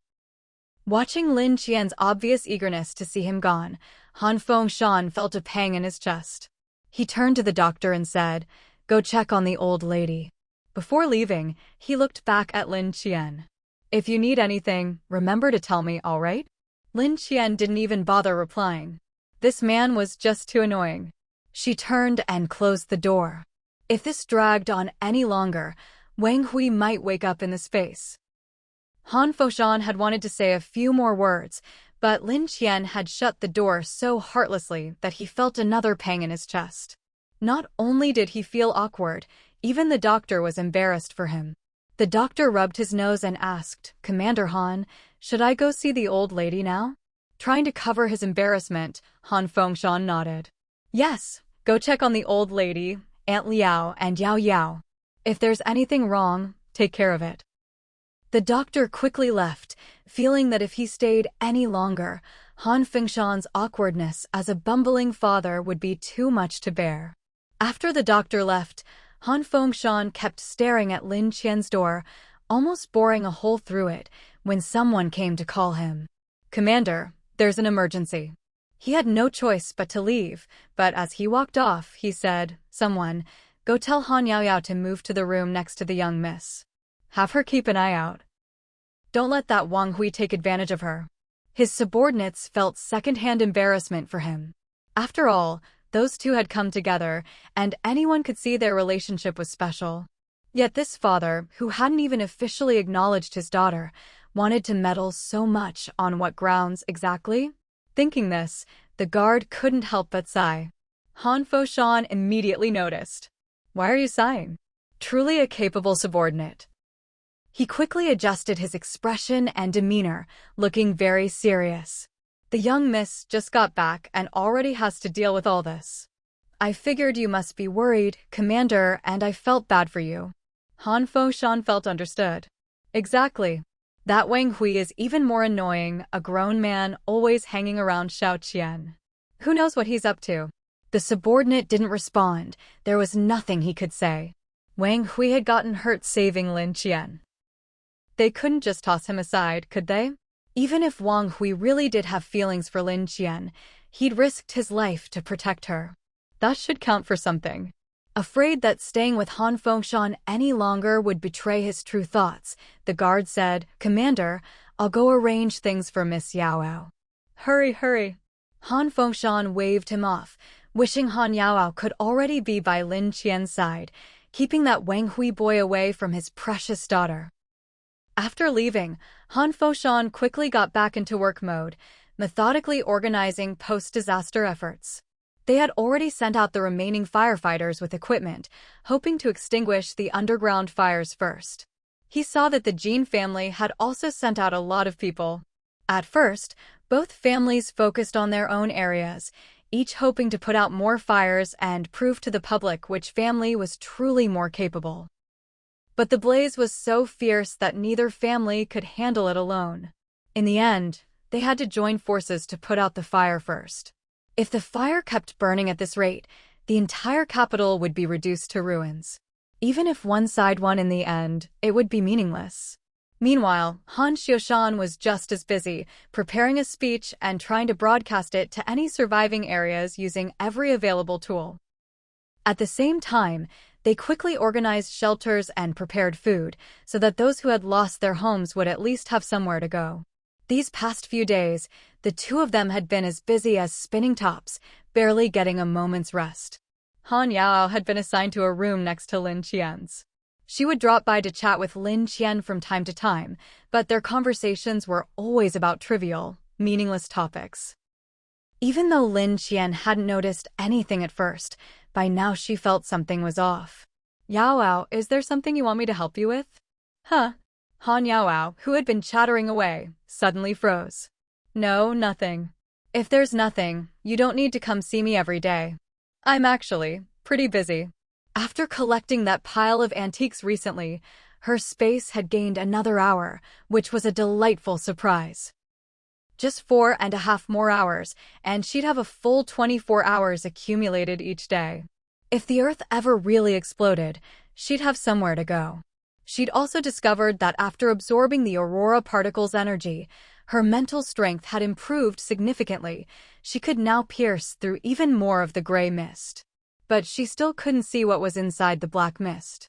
Even if she could go a bit deeper, it was still just a hazy blur.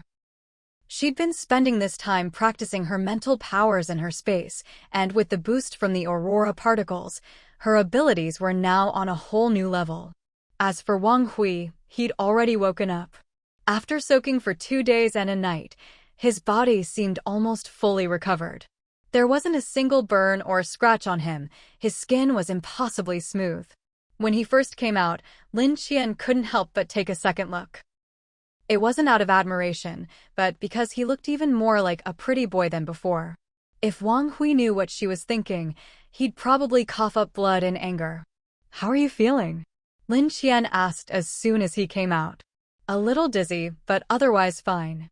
Lin Qian took him for a full checkup, but nothing serious turned up, so all they could do was keep him under observation.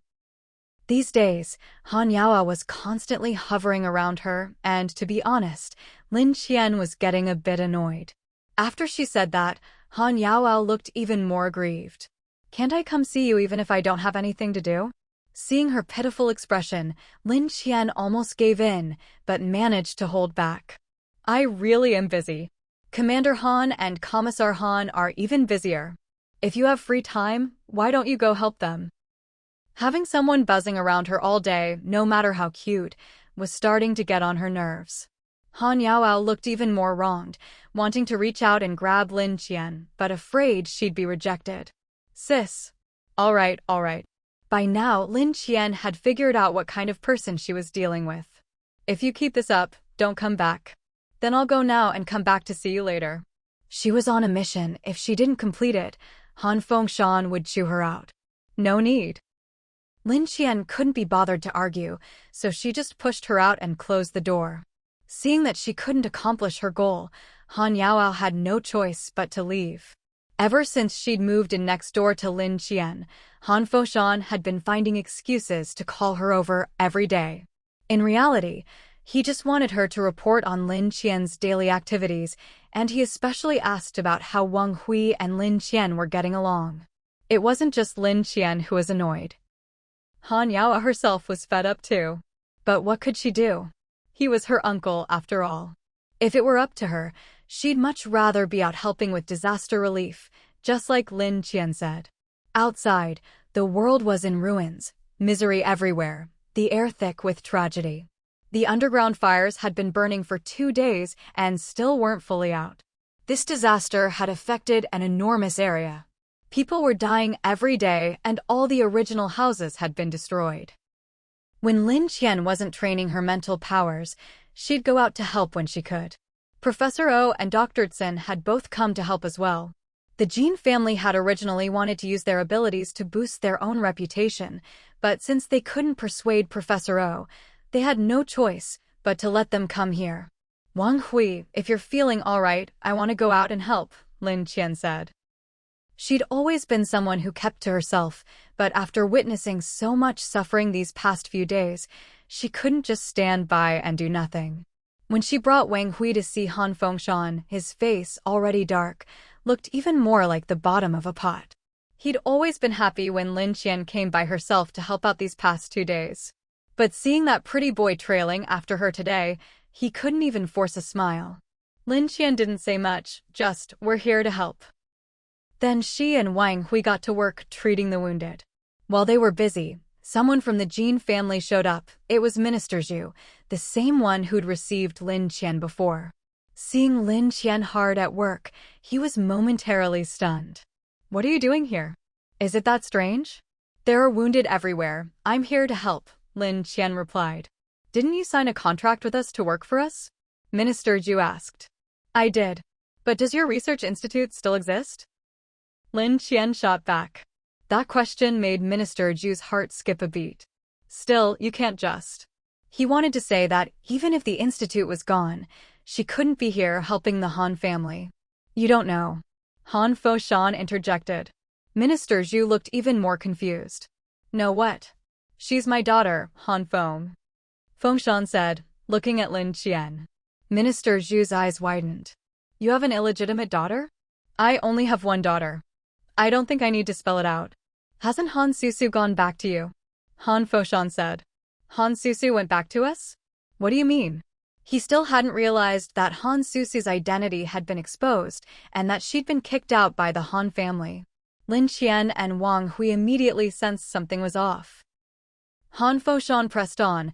"Han Susu was kicked out by us. She's not with the Han family anymore." "Didn't she go back to your Jin family?" Minister Zhu looked like his head was about to explode. "What are you talking about, Han Fengshan?" Han Fengshan, seeing he was still playing dumb, said, "Han Susu was sent by your people to replace my child." "Do I really need to show you evidence?" "You're crazy." Minister Zhu still refused to admit it. "Old Zhu, I'm not trying to argue with you right now. At this stage, we still need to work together to save the country. Any personal grievances can wait. But you used Han Susu to repeatedly target our Han family. That's something we can't just let go," Han Fengshan said. "Come on, old Han, you're just targeting our Jin family now. Are you sure this is the time to bring this up?" Minister Zhu retorted. Han Fengshan, already in a foul mood, exploded at Minister Zhu's attitude. "You people have done so many dirty things, and now you want to turn the tables and blame us?" Minister Zhu stiffened his neck and argued with Han Fengshan. "We're the ones turning the tables?" Han Fengshan, search your conscience. Over all these years, hasn't our Jin family contributed plenty to the capital, to Huagua? Why is it that your Han family can always sit firmly at the top among the great clans, while we've done even more than you, yet have to settle for being beneath you?" Sometimes Han Fengshan really felt it was pointless to argue. "Do it or don't, it's up to you. Don't come here complaining to me." There was a mountain of things to handle. Who had time to stand here bickering? Ignoring Minister Zhu, Han Fengshan's frustration had nowhere to go, so he turned directly to Lin Qian. "Why didn't you say earlier that you're the Han family's daughter?" Lin Qian looked up at him. "What does whether I'm from the Han family have to do with our cooperation?" That question left him speechless. It was true, they'd never said that Han family members couldn't work in their lab. But everyone knew the two families were bitter rivals. She came to work for the Jin family knowing that? Who would believe there's no problem with that? He quickly called over his subordinates. "Did you check when they left? Did they take anything they shouldn't have?" The subordinate shook his head. "They left very simply, didn't take anything." Minister Zhu still looked suspiciously at Lin Qian and asked his subordinate again, "Are you sure?" "Absolutely sure," the subordinate replied. Minister Zhu grew even more agitated. He'd hoped seeing Lin Qian might give him some leverage, but now things were even more confusing. "Go back and check if Han Susu has returned," he ordered. Then he turned to Lin Qian, who was busy nearby. "Why did you kick Han Susu out?" Sometimes Lin Qian really felt helpless about this man's intelligence. "Can you move aside? Don't get in the way of me saving people, everyone's watching." Only then did he grudgingly step aside and look to Wang Hui. "You explain." He still seemed clueless, acting all high and mighty. But not only did Wang Hui ignore him, even Hope turned his back on him, showing obvious disdain. Seeing this, Minister Zhu shouted at Lin Qian, "We signed a contract, you know." Lin Qian really doubted his mental faculties. "I just said, we signed the contract, so? You have to provide the research materials, right? If there's nothing to work on, are we supposed to research thin air? You still can't just leave the lab at will," Minister Zhu retorted. Lin Qian finally couldn't help it and rolled her eyes. A subordinate, hearing Minister Zhu's words, quietly reminded him, "Sir, you were the one who told them to leave." Minister Zhu now felt completely stuck, not knowing what to do.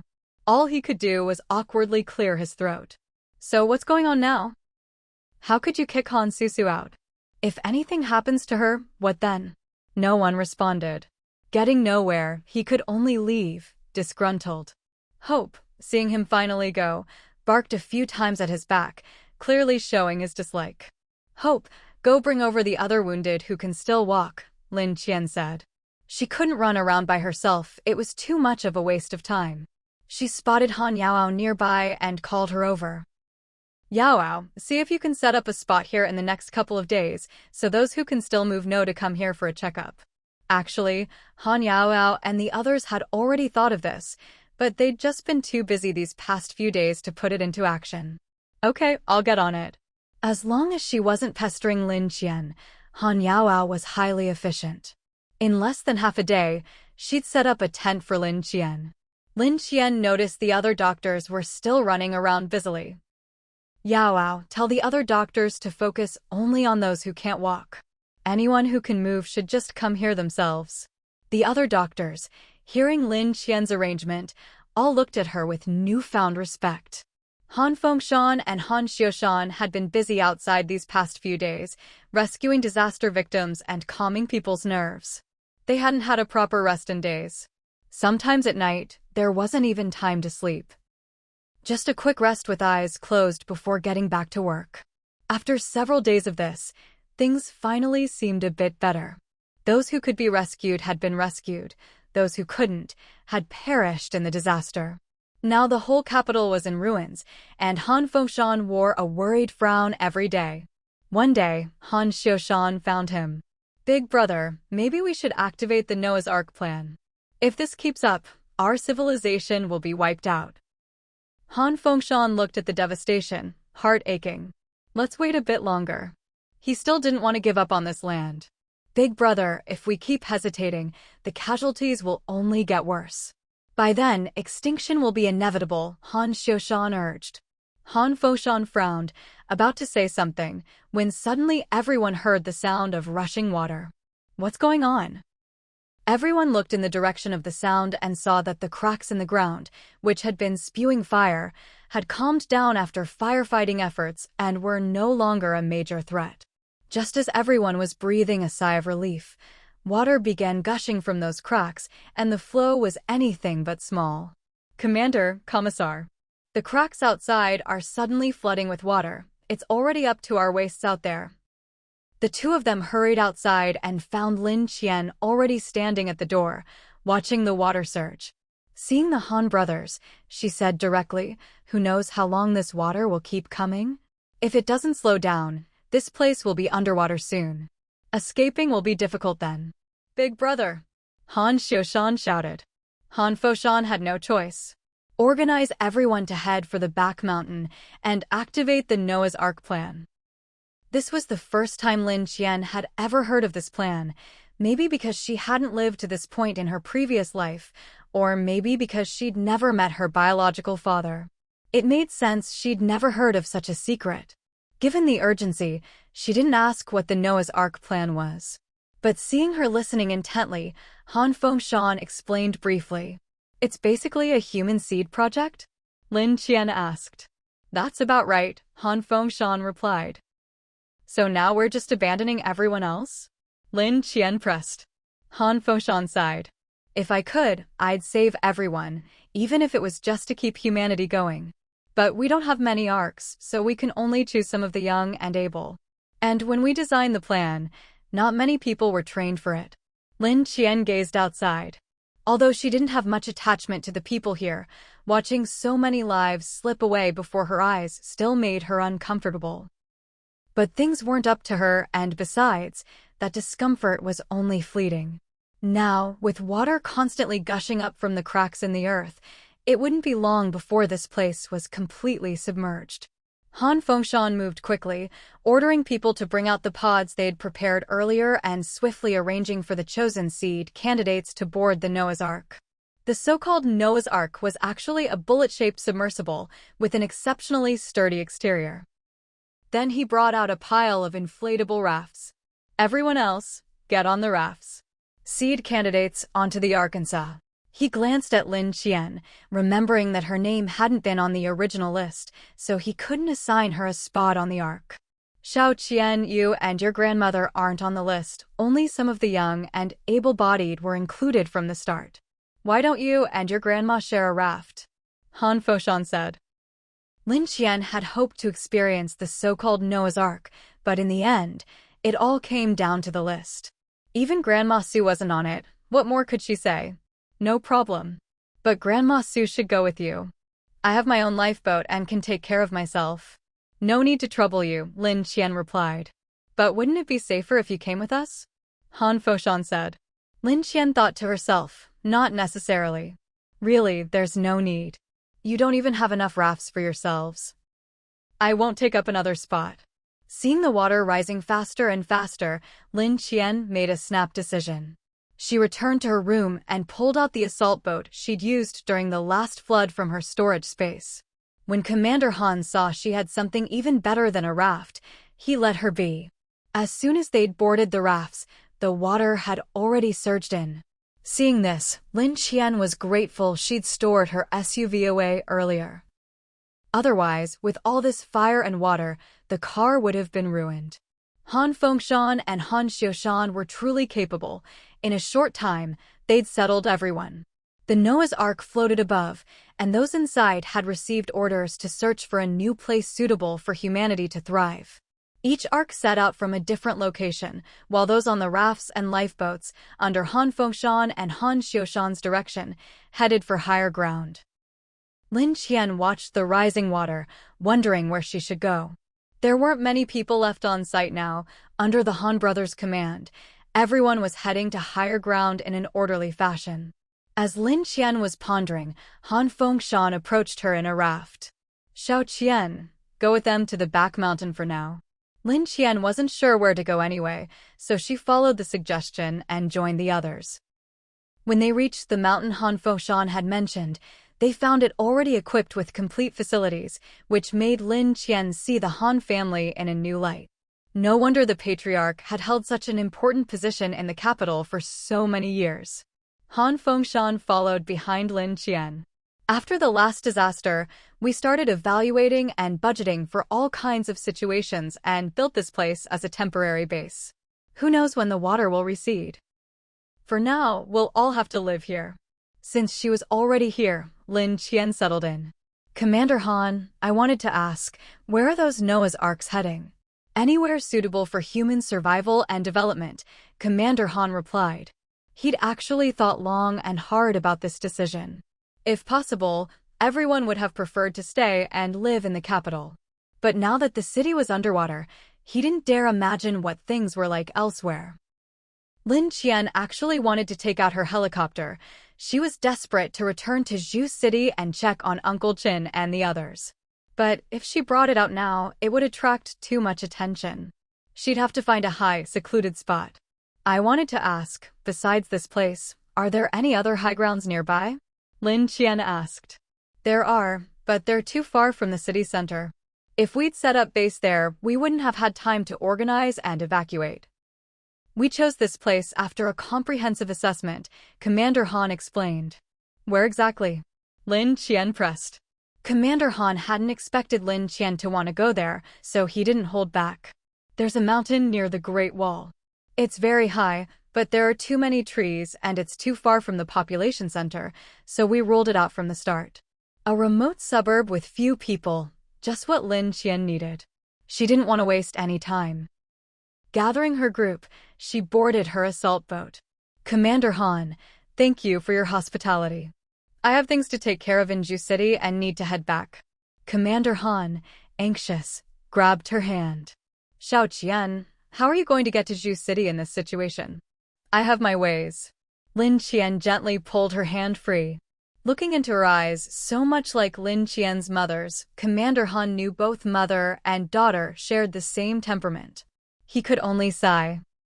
He'd long known he couldn't stop Lin Qian, just as he hadn't been able to persuade Lin wanting to come to the capital all those years ago. Before leaving, Lin Qian wanted to clear something up. I heard from Grandma Su that you knew Han Su wasn't your biological daughter. Han Fengshan hadn't expected Lin Qian to bring this up now. Though he was busy, he knew that if he didn't answer well, it would be even harder to repair their relationship. At first, I didn't know Han Su wasn't my daughter, but I am your father. I recognized certain traits when you were born. Later, I did some investigating and learned you were still with your mother. I thought it was good for her to have you by her side. As for Han Su, I couldn't find anything conclusive, so I let her stay with us to comfort your grandmother. Han Fengshan sighed and continued, I really didn't expect Su to turn out to be from the Jin family. Lin Qian didn't have time to discuss this further. She'd learned what she needed to know.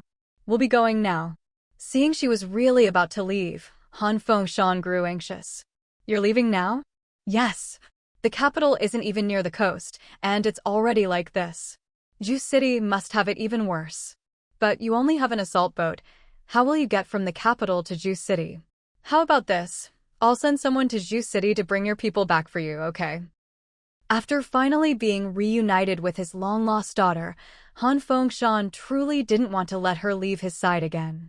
It just so happens that I need to send people to different places to activate the fire seeds we left there before. When they pass through Ju City, I'll have them pick you up. Despite Han Fengshan's heartfelt offer, Lin Qian still declined his kindness. I have a way to get to Ju City faster than you. Don't worry about me, just focus on your own tasks. Su Weizhen, who had been quietly listening to the father-daughter conversation, finally spoke to Han Fengshan as well. Boss, Xiao Qian has her own plans. Let's just let her go. With even his wife weighing in, Han Fengshan had no choice but to shut his mouth, no matter how reluctant he was. Su Weizhen walked over to Lin Qian. You two take care of yourselves. Then she turned to Wang Hui. I'm counting on you to look after our Qian. Wang Hui, seeing how serious Su Weizhen was, suddenly felt a greater sense of responsibility. Don't worry, ma'am. After smoothing things over, Lin Qian took Wang Hui and Hope straight onto the assault boat, heading for the location Han Fengshan had mentioned. They didn't encounter anyone along the way, just the densely packed, horrifying corpses that had been burned by the underground fire. Seeing this, Lin Qian grew even more worried about Uncle Qin and Grandpa Wang. But they were too far away now, and even if she wanted to contact them, it was impossible. Since the assault boat was motorized, they didn't need to row, and soon they arrived at the place Han Fengshan had told them about. The water from the ground fissures hadn't completely covered the Great Wall. The mountain beside it still towered high. Lin Qian found a spot to stow away the assault boat, and the group started hiking up the mountain, looking for a suitable platform for takeoff and landing. They hadn't gone far when they found a perfect platform, but unfortunately, it was already occupied by a group of people who looked like refugees. Lin Qian glanced over and felt a pang of regret. If it weren't for these people, this would have been the ideal takeoff spot. What a pity. She turned to leave, but the group spotted them, and two burly men quickly stepped forward to block their path. Who are you? Usually, Wang Hui would handle situations like this, and this time he tried to be polite. Brothers, we saw this big mountain and wanted to take shelter here. It's all water down below. Lin Qian hadn't explained their real reason for coming, but it was definitely something they didn't want others to know about. From Lin Qian's reaction, Wang Hui could tell they needed to avoid these people. The two burly men exchanged glances. One of them said, "This mountain is ours now. You'd better find somewhere else." "Come on, brother, this mountain is huge. We'll just keep to ourselves and won't bother you at all." The other man seemed even more hot-tempered. "Hey, pretty boy, didn't you hear us? This mountain belongs to us and our brothers now. If you want to stay, you'll have to pay." Lin Qian's face darkened. She'd already planned to avoid these people. Wang Hui kept one eye on the two men and the other on Lin Qian. Seeing her expression, he could tell she was about to unleash something big, so he quietly took 2 steps back and let her take the lead. Pay? Not happening. Lin Qian's voice was icy. Hey, pretty girl, if you don't have money, that's fine. Don't stick with this pretty boy, come with us, and we'll show you a good time. Without hesitation, Lin Qian pulled out her pistol and shot the man who'd just harassed her. Blood spurted everywhere, splattering the other burly man and leaving him stunned. He pointed at Lin Qian, stammering, "Why you have a gun. Who the hell are you? That's none of your business. If you don't want to die, get your people out of here. I'll give you 5 minutes." With that, she started the countdown. The man didn't dare delay for even a second. He quickly gathered the others, who'd been watching the commotion and now found themselves part of it, and they all scrambled to leave. Ever since absorbing the aurora particles, Lin Qian's eyes and ears had become sharper than ever. She could see and hear things from far away. Once she was sure the group was gone, Lin Qian, right in front of Wang Hui, took out a helicopter. Wang Hui had known Lin Qian had a spatial ability, with all sorts of tools and weapons inside, but seeing her pull out a helicopter left him speechless, jaw hanging open. "Where did you get a helicopter?" Wang Hui gulped. "I bought it overseas a while back. It's been in my space ever since, never had a use for it until now. It'll take us straight to Zhu City," Lin Qian explained. "Do you know how to fly it?" Wang Hui was worried. Lin Qian looked like a young girl. She hardly seemed like someone who could fly a helicopter. Nope. That answer made Wang Hui even more desperate. He wondered if they'd even make it to Zhu City alive. "Do you?" Lin Qian remembered Wang Hui's military background. Wang Hui looked embarrassed. "I really don't. I'm afraid of heights." "You? A special forces soldier, afraid of heights? Normal heights are fine, but flying in the air is a no-go. So, are you planning to stay here while I go get the others myself?" Wang Hui glanced at the helicopter. "And no need for that. But if neither of us can fly it, how are we supposed to get it off the ground?" Suddenly, he had an idea. "Wait, is this thing self-driving?" Lin Qian rolled her eyes. "What, have you read too many web novels or something? But seriously, if neither of us can fly, how do we get it in the air? When I bought the helicopter, the seller gave me a crash course. I can just about get it airborne. At a time like this, there was no choice but to give it a try." Wang Hui looked even more terrified. "Are you sure? If you're scared, you can stay here. I'll go alone." "No, I'll go with you." "Does the helicopter have parachutes or anything?" "Of course. Don't worry, I won't let you die like this." Wang Hui felt a little reassured. "So, we're leaving now?" "Now," Lin Qian replied. Hope followed them toward the helicopter, intending to sit in the co-pilot seat, but Lin Qian stopped her. "Hope, I need someone in the co-pilot seat. You sit in the back." If something went wrong, she'd need Wang Hui's help. "And me?" In the co-pilot seat. Wang Hui's voice was already trembling. "Is there a problem?" "I'm afraid of heights." Lin Qian shot him a look. "So what you're saying now is, you want Hope to sit here? And if something unexpected happens, I'll let Hope handle it, and if she can't, we'll all just fall out of the sky together. Then I'd better do it. But, could we maybe cover up this window next to me?" Wang Hui asked. "Whatever you like." As Lin Qian spoke, she started up the helicopter. Seeing how confident she looked, Wang Hui thought everything would go smoothly, so he relaxed and looked for something to block the window beside him. But as time passed, even though Lin Qian's movements looked practiced and confident, nothing happened. The helicopter didn't budge an inch. Even Hope, watching from the back, was starting to feel awkward. All the mental preparation Wang Hui had done for takeoff had completely evaporated. Watching Lin Qian, he honestly didn't know what to say. Lin Qian's expression grew darker and darker. It was obvious she'd run into a problem. Wang Hui watched as she pulled out a thick manual and started flipping through it right in front of him, and Hope, muttering under her breath, "Step 1, Step 2. The sight made both of them break out in a cold sweat. She read and operated at the same time, and finally, the helicopter started to rumble and roar. 2 hours later, it finally lurched unsteadily into the air. Once they were airborne, Lin Qian relaxed a lot. She glanced over at Wang Hui and Hope, who were both drenched in sweat. "What's wrong with you two?" Wang Hui wiped the sweat from his forehead and tried to sound casual. "And nothing. Everything's fine. Just fine."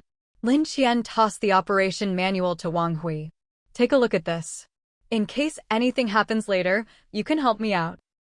She glanced at Hope, who immediately covered her face and looked away, clearly thinking, "If I can't see you, you can't see me." Lin Qian wasn't oblivious. She'd been pretty nervous herself just now.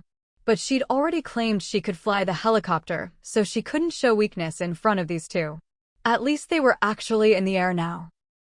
The process hadn't exactly been smooth, and the takeoff was wobbly, but as long as they could fly and didn't run into bad weather, landing was all that was left to worry about. Luckily, there were no other aircraft in the sky anymore. Otherwise, with Lin Qian's flying, the skies would be chaos. She flew in a straight line and could see not only Beijing, but other areas as well, all flooding. Everything looked like a vast ocean. She watched as buildings that had been poking out of the water were gradually swallowed up.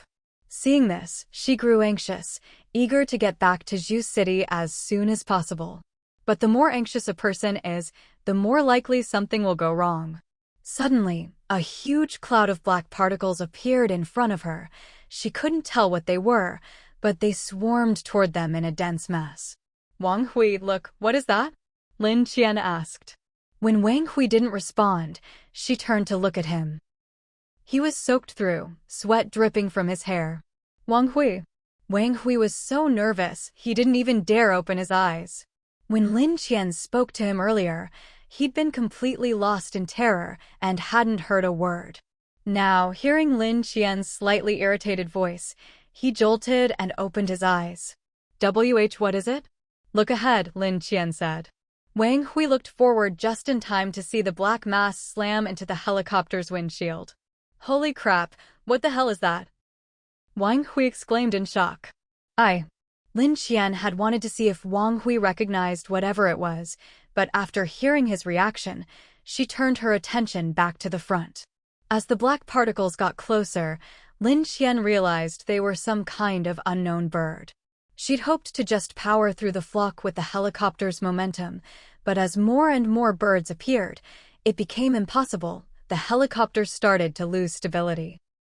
They could all feel the helicopter swaying violently from side to side, as if it might crash at any moment. Wang Hui squeezed his eyes shut again and gripped the armrests for dear life. Hope clung to the edge of her seat with her front paws, not daring to let go.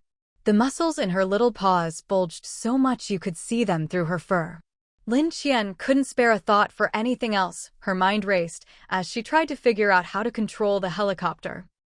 In her panic, her hands and feet almost got tangled up, but she forced herself to operate the controls based on what she remembered. Under her hands, the helicopter suddenly shot upward like a scallion pulled from dry ground. They barely managed to avoid the unknown birds, but the helicopter pitched and rolled wildly, like a kite tossed about in the sky. Lin Qian slumped in her seat, watching the helicopter climb higher and higher, almost piercing the clouds. For a moment, her mind went blank. Hope, seeing her like that, barked anxiously from the back, "Woof woof woof." "Sis!" Lin Qian snapped out of it, and the knowledge she'd studied before flashed through her mind. She quickly operated the controls again, and finally, the helicopter steadied. The flock of blackbirds couldn't follow them upward and could only watch as Lin Qian and the others flew away, before turning and heading off in another direction. Seeing the birds leave, Lin Qian finally let out a sigh of relief. She really hadn't expected something like this to happen at a time like this. She'd thought the only danger in the sky would be turbulence, but now she knew she'd have to be extra careful going forward. Who knew what else might appear? The world was just too crazy now. Once the helicopter was flying smoothly again, both Wang Hui and Hope let out huge sighs of relief. Wang Hui cracked open one eye and, voice trembling, asked, "How is it? Are those things gone? Honestly, Lin Qian didn't want to bother with him, but she remembered that a fear of heights was a psychological issue, so she could only sigh inwardly. Yeah, but we still need to be careful. At this point, anything could happen. No sooner had she finished speaking than she felt something land on top of the helicopter. The aircraft immediately began to descend uncontrollably. Having just dealt with the birds, Lin Qian was already exhausted, but seeing the helicopter dropping, she had no choice but to pull Wang Hui over. Come sit here and take over the controls. I'm going out to take a look, Lin Qian said. What? I don't know how. Wang Hui felt like he could barely move, let alone fly a helicopter. Wasn't this just asking for his life? So you want me to call Hope over, and then we can all die here together, is that it? Lin Qian couldn't hold back anymore and started scolding Wang Hui right then and there. Wang Hui felt a bit uneasy inside. He wanted to overcome his psychological fear, but it was just too difficult. Even keeping his eyes open now took a tremendous effort. But there was no time for everyone to overthink. If the helicopter crashed, it wouldn't be so bad if the water below was deep, but if the water was shallow, everyone would be smashed to death. Lin Qian had her spatial ability. She could enter her space, grab a parachute, and come back, but she really didn't want to waste a helicopter like this. She pulled Wang Hui over and sat him down at the controls, trying to steady her voice. Just sit here, keep your eyes on the front and the control panel. You don't need to worry about anything else. But I barely read that manual. Wang Hui hesitated. Lin Qian frowned. Then read it now. I need to go out and see what the hell is on top of our helicopter. If that thing doesn't leave, we're all going to fall to our deaths. Woof woof woof. Hope couldn't hold back anymore. Coward. Go on, do it. If I weren't a dog, would it even be your turn?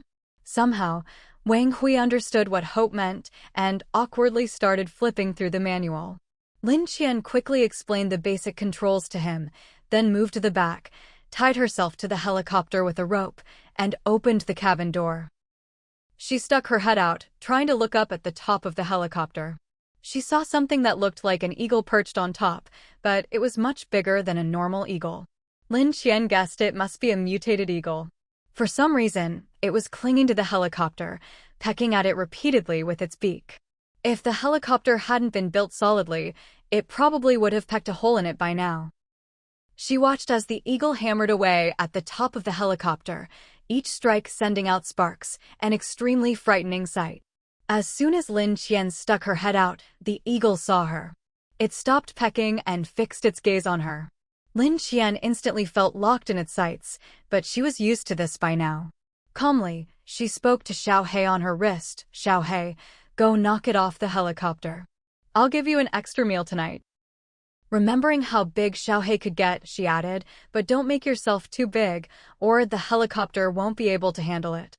Xiaohe immediately got excited, slid off Lin Qian's wrist, and howled, got it. He hooked his tail around one end of the helicopter and rapidly grew in size. The instant Xiaohe grew, the helicopter lurched downward a bit. Lin Qian saw the helicopter getting closer and closer to the water below, and her anxiety grew. Xiaohe, don't play with it. Finish it quickly, or we'll be swimming to Zhu City, Lin Qian said. Understood, Xiaohe replied. At first, the eagle was excited to see such a small snake, thinking it was in for a meal. But when Xiaohe suddenly grew, the eagle tensed up, its feathers standing on end, ready for battle. Xiaohe didn't seem afraid at all and looked at the eagle provocatively. Maybe because of its size after mutation, the eagle had always had things its way and hadn't been challenged by other animals for a long time. Now, faced with Xiaohe's provocation, it hesitated for a moment, then bristled even more. Xiaohe shook his head and taunted, come at me. Whether the eagle understood or not, it suddenly got agitated and lunged at Xiaohe. Its size was even a bit bigger than Xiaohe's after he grew, which probably made it think it had a fighting chance. When it charged, Lin Qian got nervous, worried that Xiaohe's head would get pecked off. The eagle's beak was like a diamond drill, striking sparks from the helicopter. If it hit Xiaohe, who knew if his scales could withstand it? Lin Qian soon got her answer.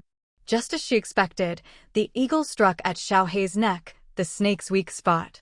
Clearly, this eagle was used to hunting snakes. But Xiaohei wasn't an ordinary snake.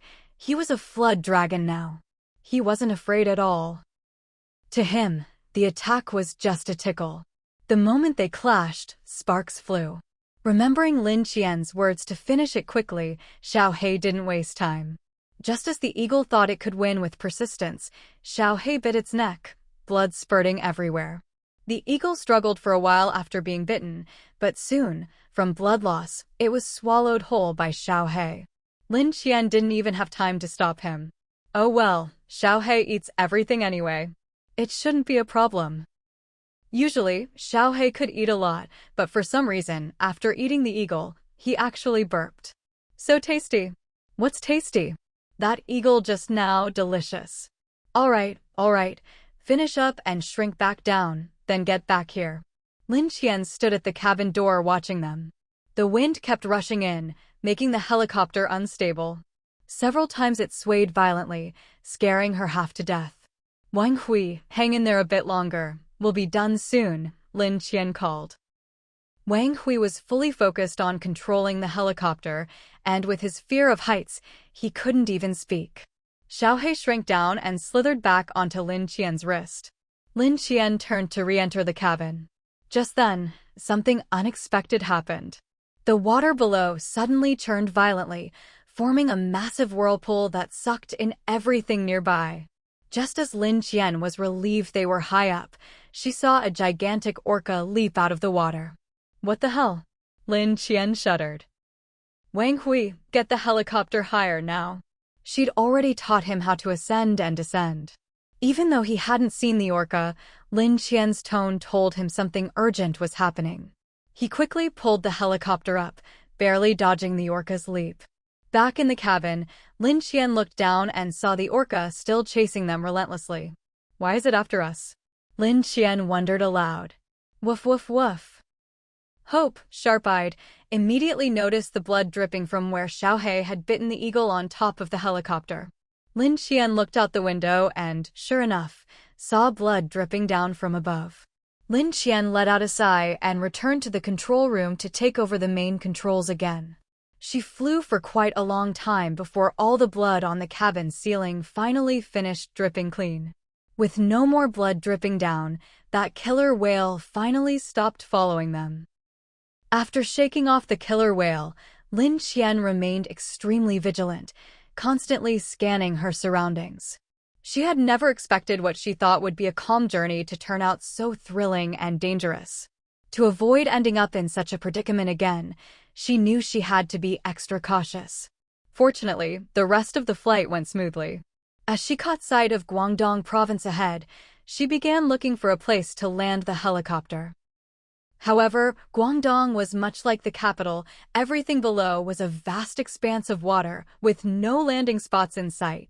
She had no choice but to fly the helicopter closer to Zhu City and search for a suitable landing place there. There were several mountains in Zhu City, but she wasn't sure if anyone was on them. With water everywhere now, if people weren't camped out on the mountains, there was nowhere else to go. Zhu City had many mountains, but finding a suitable place to land was not easy. Ever since Wang Hui had piloted the helicopter, his fear of heights seemed to have eased a bit. Occasionally, he could even open his eyes to look at the view ahead.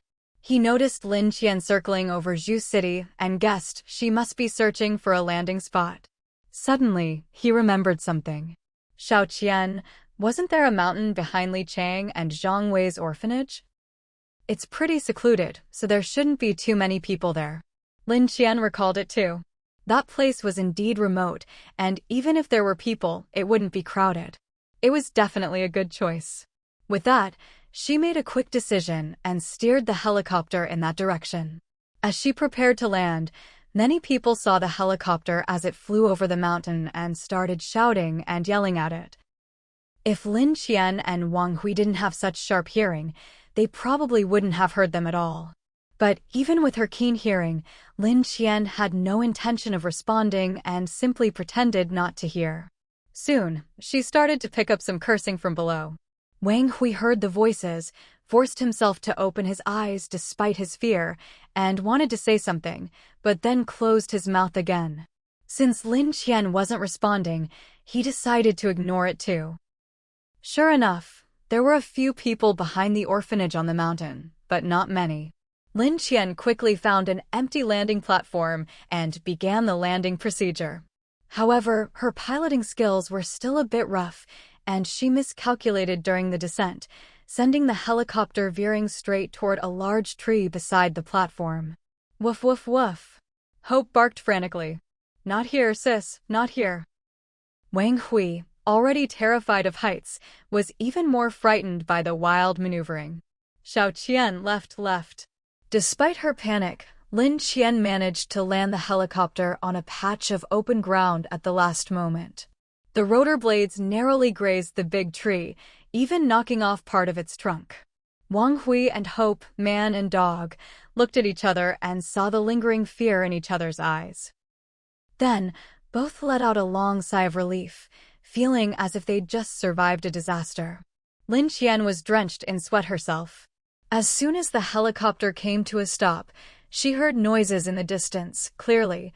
People had noticed the helicopter landing and were coming to investigate. She quickly stowed the helicopter into her storage space, then hurried off in another direction with Wang Hui and Hope. Just as they finished hiding, a group of people came rushing over. I just saw it land right here. Where did the helicopter go? Someone turned to another person. Go check the other side. This is so weird. I saw it land right here, so how could it just disappear? The group began searching the area around the platform, but in the end, found nothing. Lin Qian and her companions had already slipped away along a small path toward the orphanage. The orphanage was on higher ground and hadn't been affected by the fissures. It seemed the cracks only targeted lower-lying areas, and as long as you were at a certain elevation, you could avoid disaster. But such places were extremely rare. In all of Zhu City, aside from the mountains, there was nowhere else to house people. With so many people in Zhu City, it was hard to imagine how everyone could be accommodated. The orphanage itself was unusually noisy now, filled not only with children's voices, but also those of many others. Lin Qian and her group walked up to the orphanage gate and knocked. Soon, someone came to open the door. Sister Lin Qian, Brother Wang Hui, and Hope. It was Xiao Dong and Xiao Shi from the orphanage. They hadn't seen each other in a long time, and both kids had grown taller. When they saw Lin Qian and the others, they were overjoyed. Sister Lin Qian, Brother Wang Hui, what brings you here? We were passing by and thought we'd check in, Lin Qian replied. Li Chong's voice came from inside. Xiao Dong, Xiao Shi, who is it? It's Sister Lin Qian and Brother Wang Hui and Hope. Hearing this, Li Chang immediately ran out. When he saw Lin Qian and the others, his eyes lit up. Miss Lin, Wang Hui, it's really you. Wang Hui went up and gave him a hug. Long time no see. Yeah, it's been a while. How have you been? Is your family okay? We're doing all right. How come there are so many people here now? Sigh, it's all because of the fissures. Everyone in Zhu City had to flee up the mountains. The ground below is a mess. At first, there were huge bursts of underground fire. Luckily, Mayor Wu was well prepared, or who knows how many people would have died. After the fires died down, water started flooding in. Mayor Wu organized everyone to take refuge on the mountains around Zhu City. Lin Qian felt a sense of, just as I thought. Mayor Wu might be a stickler sometimes, but at least he truly cared about the people. Compared to Lai Ming, he was miles better. Lai Ming only ever thought about himself and didn't care about anyone else's life or death. Do you know what's happened to my home? Lin Qian hadn't had time to fly the helicopter back to check on her villa before coming here, so she really didn't know what the situation was there now. At first, we were paying close attention to the villa area, but the disaster struck so suddenly that we were all caught off guard. After we settled down, we wanted to find out what happened, but there was no way to get any information. That was understandable. In times like these, everyone could barely take care of themselves, let alone worry about others. The fact that Li Chang and the others even tried to find out was already something to be grateful for. Oh, by the way, Li Qian continued. Mayor Wu managed to get a bunch of big ships. He's organizing efforts to see if they can pick up people who haven't found shelter yet. Lin Qian recalled Han Fengshan's plan. So there's only the big ship? Li Qian wasn't quite sure what she meant, but answered honestly, I think there's also something called the Noah's Ark, but ordinary people can't get on it. Only some specially trained people are allowed, and there aren't many spots either. It's mainly used to transport important supplies, so even if it carries people, it can't take many. That's why Mayor Wu found a big ship, so those who can't get on the Ark can go on the big ship instead. Lin Qian thought, just as I expected.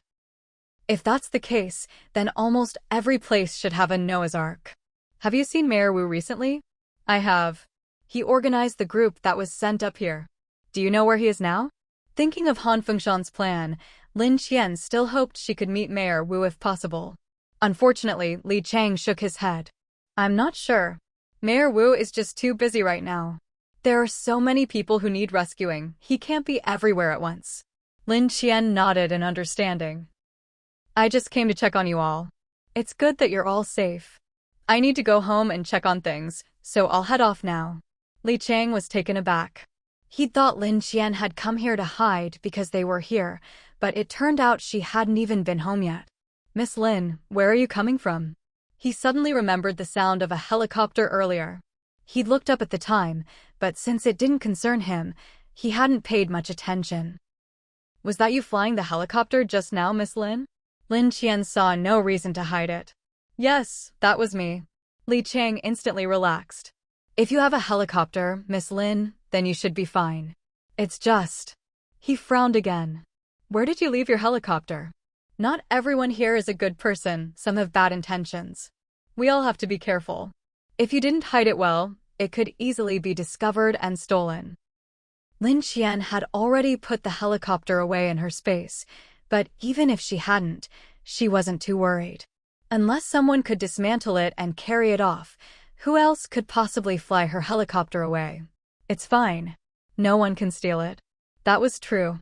With her mind on her family, Lin Qian didn't stay to chat and said goodbye to Li Chang. She found a secluded spot, took out the inflatable boat, and had Wang Hui carry it. After getting off the helicopter, Wang Hui seemed like a different person. Now he could carry and lift anything. He carried the boat to the water's edge, set it down, and the two of them, plus the dog, got on board. Sitting on the boat, Lin Qian felt dazed, as if she were in another world. She thought she'd never use this boat again. What a surprise. In her previous life, she hadn't even lived to see this moment. Things like ground fires, fissures, and seawater flooding had nothing to do with her. Lost in thought, Lin Qian steered the boat toward the villa district. Along the way, they passed some people in rubber dinghies. She couldn't tell if they were on their own or organized by Mayor Wu. Most people just ignored Lin Qian and her group. A few shot them dirty looks. A very small number, seeing the direction they were heading, called out to them, "Hey, you two, where are you going? There's nothing but water ahead, nowhere to land, and no supplies left. You'd better turn back." They meant well, so Wang Hui replied, "Thank you, but we have something to do. We're looking for someone." Looking for someone? Hearing this, the people looked at them with pity. At a time like this, don't get your hopes up. Anyone who could make it here is already here. If they haven't shown up by now, I'm afraid. He didn't finish, but everyone knew what he meant. The odds were grim. It's okay. We won't be at peace unless we look. Even if we don't find them, at least we tried. You're right about that. If we had better equipment, I'd want to look for my missing family too. The man's expression turned forlorn. They didn't linger long, quickly passing each other by. Lin Qian was focused on getting back to the villa district as soon as possible. As for the villa district, how to describe it? It wasn't on high ground, but it wasn't too low either. She didn't know if the fissures would affect it. Now she was full of regret. Why hadn't she just flown the helicopter straight to the villa district earlier? When she built her fortress, she'd made sure there was a place to land. But she'd been flying a helicopter for the first time, so nervous she couldn't think straight. Since she'd taken off from a mountain, she'd instinctively looked for a mountaintop to land on, and when Wang Hui suggested it, she'd agreed without a second thought.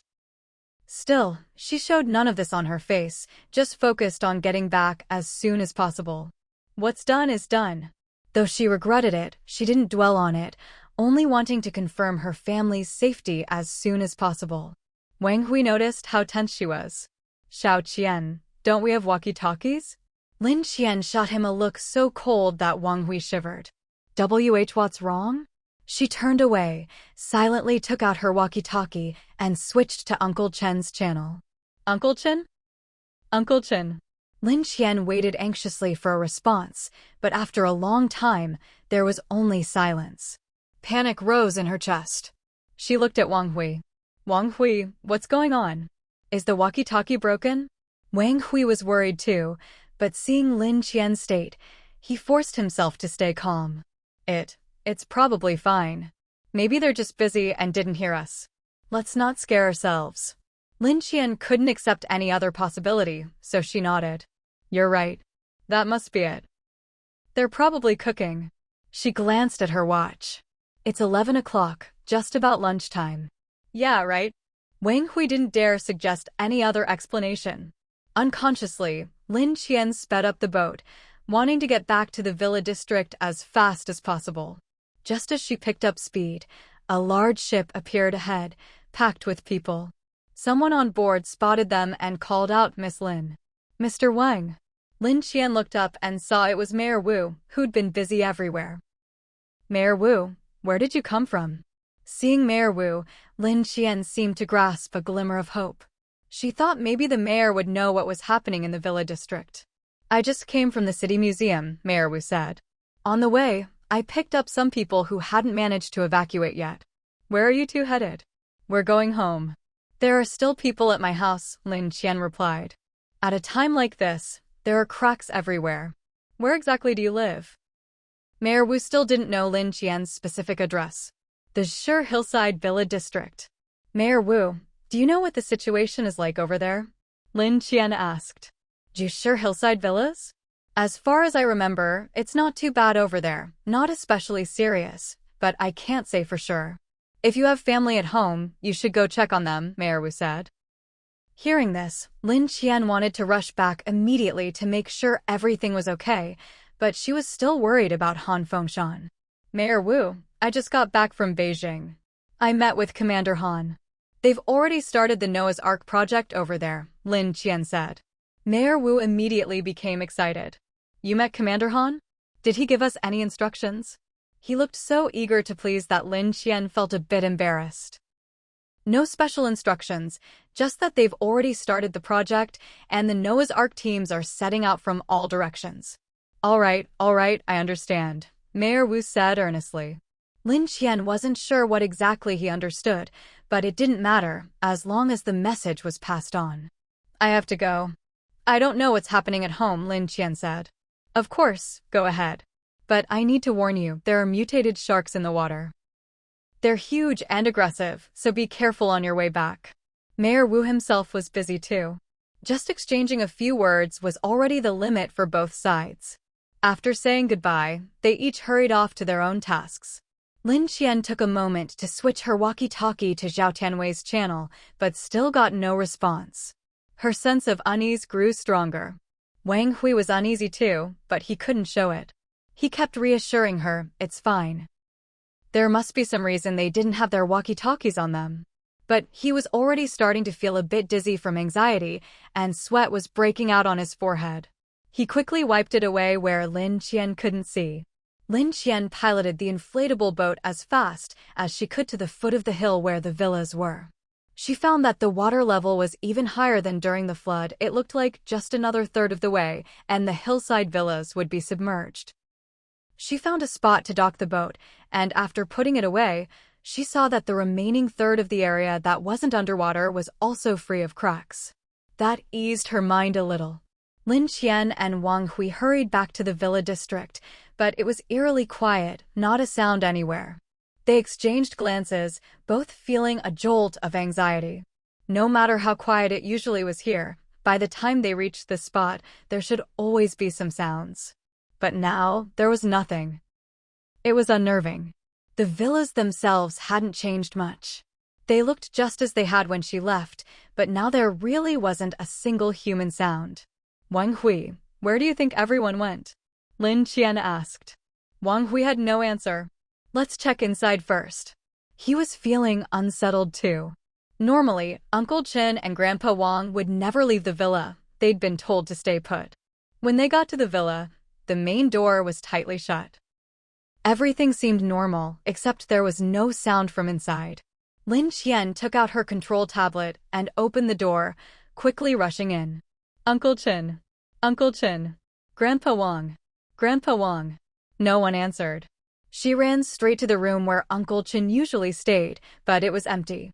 Grandpa Wang was nowhere to be seen either. It was as if both had vanished into thin air. Wang Hui also searched everywhere, but found no one. He came back to Lin Qian anxious. Anything? No one's here. Then where did they go? Let's check on Zhao Tianwei and the others, but with it so quiet here, I'm not sure we'll find them. Okay. With that, the two of them left the villa and headed for Zhao Tianwei's place. Soon, they arrived outside Zhao Tianwei's villa. It was just as quiet, no sound at all. Lin Qian called out Zhao Tianwei. Xiao Mao. Dolly. Are you there? No response. She simply unlocked the door and went in. The first thing she saw was the portrait of Guan Erge and her own. She walked over to take a closer look and realized that no incense had been offered here for at least a week. She'd still been receiving faith power from time to time, so she hadn't noticed the interruption. She looked around the villa. Their belongings were all still there. If they'd evacuated, they wouldn't have left all their supplies behind. Wang Hui, seeing this, looked at Lin Qian. What do we do now? Even though he'd followed Lin Qian out, Grandpa Wang was his only remaining family. Now that he was missing, he couldn't help but worry. Lin Qian was at a loss too, but forced herself to stay calm. She turned to Hope. Hope, can you find them? Woof woof woof. No, I can't. There's no scent. You mean, you can't smell where they went? Woof woof woof. There's only scent inside the house. Once outside, it's gone. That's so strange. People always leave a scent when they leave a house. Wang Hui listened carefully and seemed to understand. Could it be that the disaster wiped out the scent? Lin Qian didn't care what caused the scent to disappear. The fact was, the people were gone, and finding them was the priority. Let's not worry about that now. Our main task is to find Uncle Chen and Grandpa Wang. By all rights, they shouldn't have left the villa. Now the whole villa district's residents have disappeared. Lin Qian couldn't go on, taking a deep breath to steady herself. Let's just focus on finding them first. Don't we have surveillance in the villa? Wang Hui suddenly remembered. I checked before I left, and again after I got back. All I saw was that they seemed to get a phone call, and then they left. Who called them? Right now, the only phone Lin Qian could be talking about was the surveillance phone, which meant someone must have called Uncle Chen from outside the door, and then they hurried out. I couldn't see clearly. That person had their face covered and was wearing a long coat. You couldn't even make out their figure, Lin Qian said with a frown. Could you tell which direction they left in? Wang Hui was trying to pick up on any possible clues. At first, I thought that person was Zhao Tianwei, but thinking about it, if Zhao Tianwei came to see Uncle Chen, he wouldn't cover his face or act so sneaky. Lin Qian shook her head. So, do you have any suspects in mind? Wang Hui pressed. To be honest, there are too many people who hold grudges against me. At a time like this, everyone knows I'm doing well, so they all want a piece of me. If they can't get anything, they at least want to kick me while I'm down. Lin Qian sighed helplessly. The worst part is, once they left the surveillance area, there's no way to track where they went. Now, everyone in the whole villa complex is gone. If someone had their eye on our villa area, it doesn't make sense for them to clear everyone out and then not move in themselves. She was actually quite troubled. If she couldn't find Uncle Chen, she wouldn't have the heart to do anything else. What do we do now? Wang Hui was at a loss too. Lin Qian sighed. I don't know either. Let's circle around the villa complex and look. Like you said, so many people can't just disappear into thin air. The main problem is, even Hope can't pick up their scent now. Otherwise, we could have used Hope's guidance to track them down. Wang Hui said, a bit regretfully. I think it's either a natural cause or someone deliberately covered up their tracks, Lin Qian analyzed. Probably a natural cause, right? Wang Hui looked over. Uncle Qin and Grandpa are both old. And if someone lured them out on purpose, what would their motive be? Just to take them away? Not after supplies, not after the villa? That was exactly what Lin Qian couldn't figure out. It was bad enough that her own family had disappeared, but Zhao Tianwei and the others were missing too. It just didn't make sense. No matter how hard she racked her brains, she couldn't come up with a reason. In the end, there was nothing to do but return to the villa. The only comfort was that the villa itself was still intact, completely unaffected, not a waste of all the time and money she'd spent. Back at the villa, she took a shower first, then lay on her familiar bed, unable to sleep. She thought and thought, but couldn't come up with a good explanation. Finally, a sudden idea struck her. She jumped out of bed and started searching all around the villa. Wang Hui couldn't sleep either. While Lin Qian was showering, he'd been searching the villa for any clues.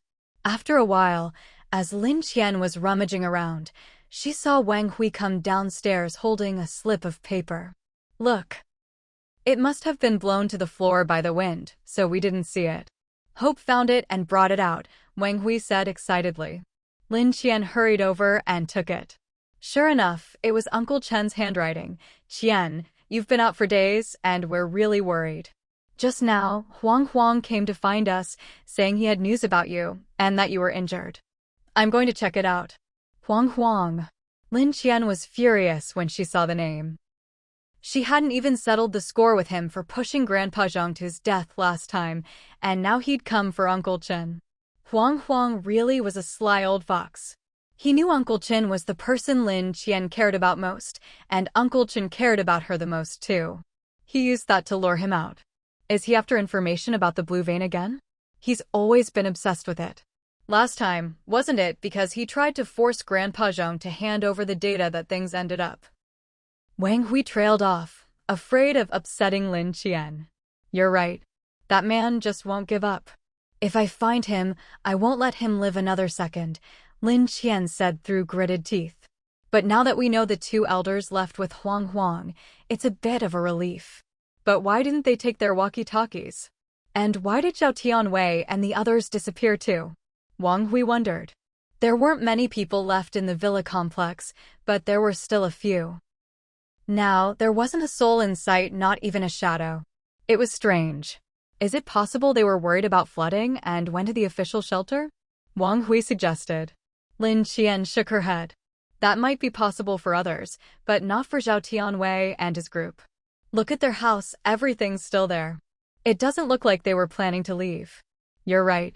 Then maybe Zhao Tianwei saw Huang take Uncle Qin and Grandpa away and followed them. Wang Hui guessed. I'm not sure.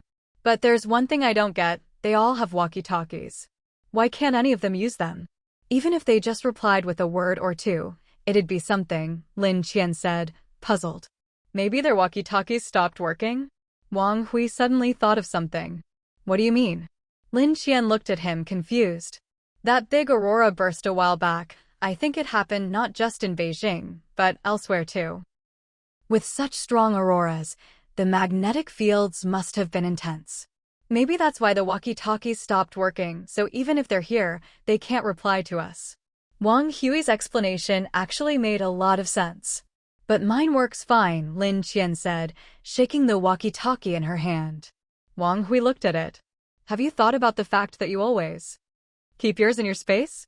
Your space probably isn't affected by outside forces, right? Lin Qian smacked her forehead. You're right. I totally forgot. I've been so focused on finding Uncle Chen and Grandpa Wang.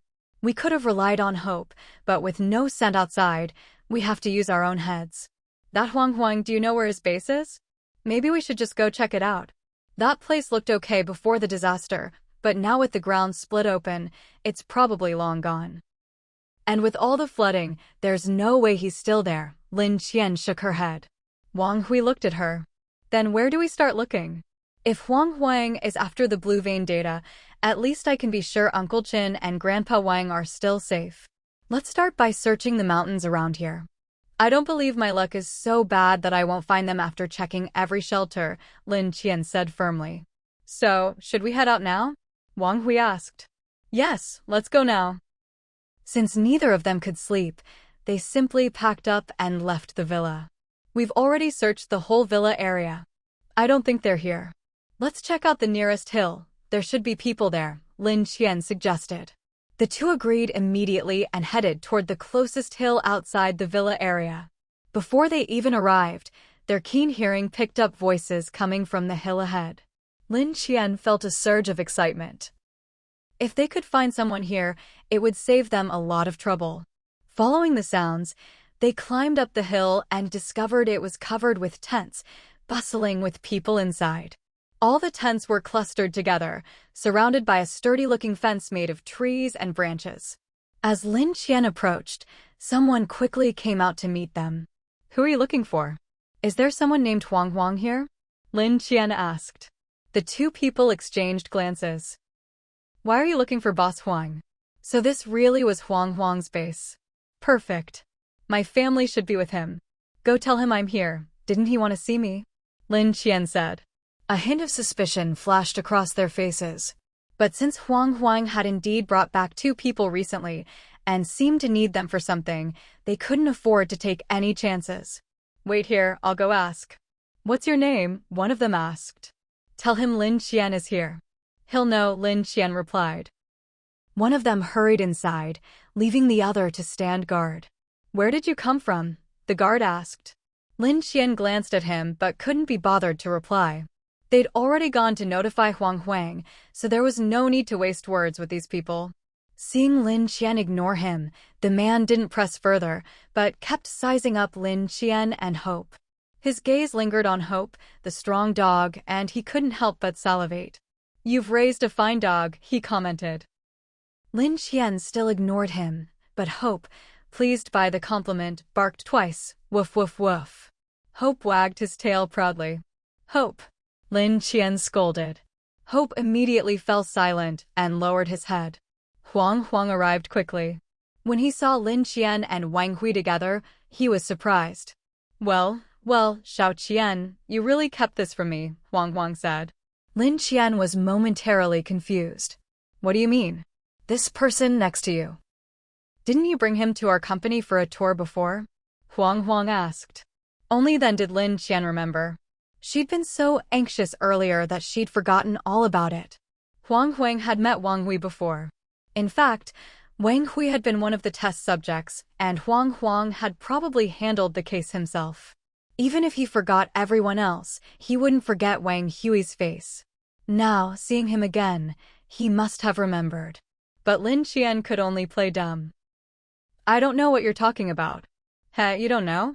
Doesn't matter. The fact that you found your way here means you already know Uncle Chen and that other old man are in my hands. You know what I want. Hand it over and I'll let you see those two old men, Huang said. Lin Qian was anxious inside, but kept a calm face. I'm not here because I have some deep bond with an old butler. It's just that he took care of me for so many years. If we can negotiate, let's negotiate.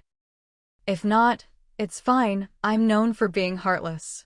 Huang couldn't figure out if she was being sincere or not. He didn't dare take risks. Xiao Qian, Uncle Huang watched you grow up. How did you become like this? You used to be so obedient.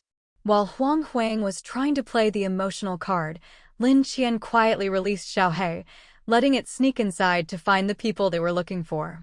Since we're on this topic, I remember Uncle Chen always treated you well.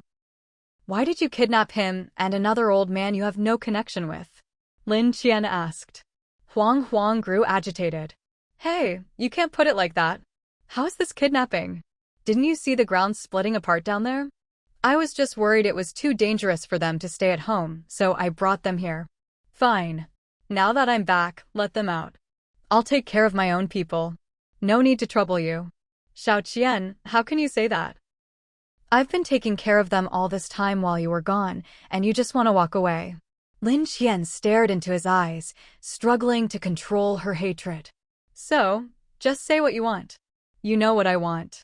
If you can't give it to me, then I'm sorry, but Uncle Chen and that old man named Wang will stay with me. But it's not so bad here. They won't have to run around or suffer. Don't you agree? Huang said. Lin Qian frowned slightly. She wanted to kill him on the spot, but there were too many people around. She didn't want to cause a scene. Besides, she was someone who distinguished clearly between gratitude and grudges. She didn't want to hurt innocent people because of her own issues with him. Seeing her frown, Huang continued, "For this pretty boy to be standing by your side, you must have the experimental data. I just didn't expect you to hide it so well. Like mother, like daughter. You're just like Lin Qian. Not only good at hiding, but also at pretending to be innocent."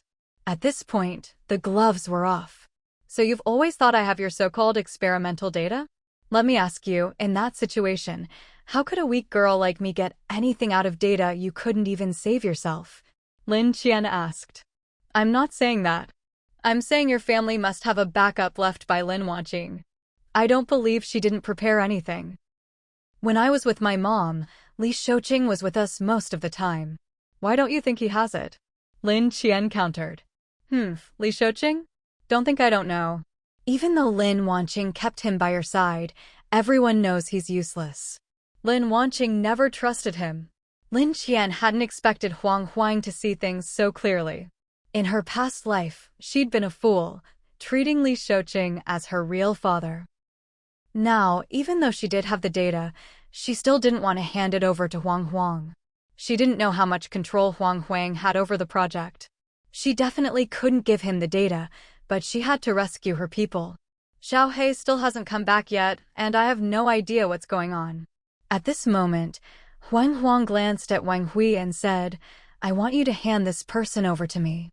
A few black lines immediately appeared on Lin Qian's forehead. "Huang, that's not up to me. If you want him to stay, shouldn't you ask for his opinion? Why are you asking me?" Huang let out a cold laugh, dropping all pretense of politeness. "So there's nothing to discuss, is that it? Then you can forget about seeing Uncle Qian and that old man."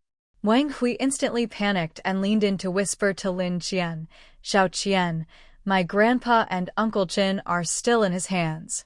Lin Qian gently patted his hand. "Don't worry." She looked at Huang and said calmly, "Then forget it. It doesn't matter to me anyway." Lin Qian's attitude left Huang even more confused. He couldn't figure out what she really meant. She didn't look like she was bluffing, and it seemed like she was really about to leave. Huang quickly called out to Wang Hui, trying to sow discord. "She doesn't care about her own butler, but if I remember right, that other old man is your grandfather, isn't he? Don't you care?" If something happened to Wang Mingyuan, the famous master of traditional medicine, wouldn't that be a real shame, don't you think? Wang Hui almost lost control and wanted to say something, but Lin Qian stopped him. "I don't think you'd be willing to let that happen either. It's fine. Since we can't reach an agreement, we'll just leave." With that, Lin Qian really did pull Wang Hui away and left. Now Huang was stuck. Should he chase after them or not? He didn't know what to do. One of his men asked, "Boss Huang, haven't you been looking for this guy all along? Why let them go now? If they don't come back, wasn't all this effort for nothing? And those two old men aren't easy to deal with either." Huang held back his frustration. He figured those two were definitely important to Lin Qian, so he had to keep up appearances. "Forget it, let them go. I don't believe they're really that heartless. I think they'll come back sooner or later." Lin Qian hadn't gone far when she heard the hurried footsteps of several people catching up behind her. At first, she thought Huang had sent people after them, but when she turned around, it wasn't them, it was Zhao Tianwei and his crew. Zhao Tianwei and his men hurried over to Lin Qian. "Miss Lin, you're finally back." Lin Qian looked at Zhao Tianwei, who was a mess and reeked of some strange smell, along with Dolly, Xiao Mao, Xiangzi, and the others. She couldn't help but cover her nose. Zhao Tianwei hadn't noticed until Dolly pulled him back a little. "Wei Ji, we're stinking up Miss Lin." "Huh? Oh, right, I'll stand farther away. Haven't had time to clean up lately." Zhao Tianwei lifted his shirt and sniffed it. He himself found the smell pretty pungent. "Miss Lin, that bastard Huang captured Uncle Qian and Grandpa Wang. You know about it already, right? Zhao Tianwei asked. I know, Lin Qian replied simply. That day, I saw them sneaking around. I wanted to kick them out of the villa area, but for some reason, Uncle Qin went with them. He must have thought they were friends. A couple days later, when I realized Uncle Qin and Grandpa Wang still hadn't come back, I knew something was wrong. Zhao Tianwei wiped the sweat from his face. I immediately got all the brothers searching everywhere and finally found out that bastard was hiding here. But they have too many people and they're armed. I couldn't get close.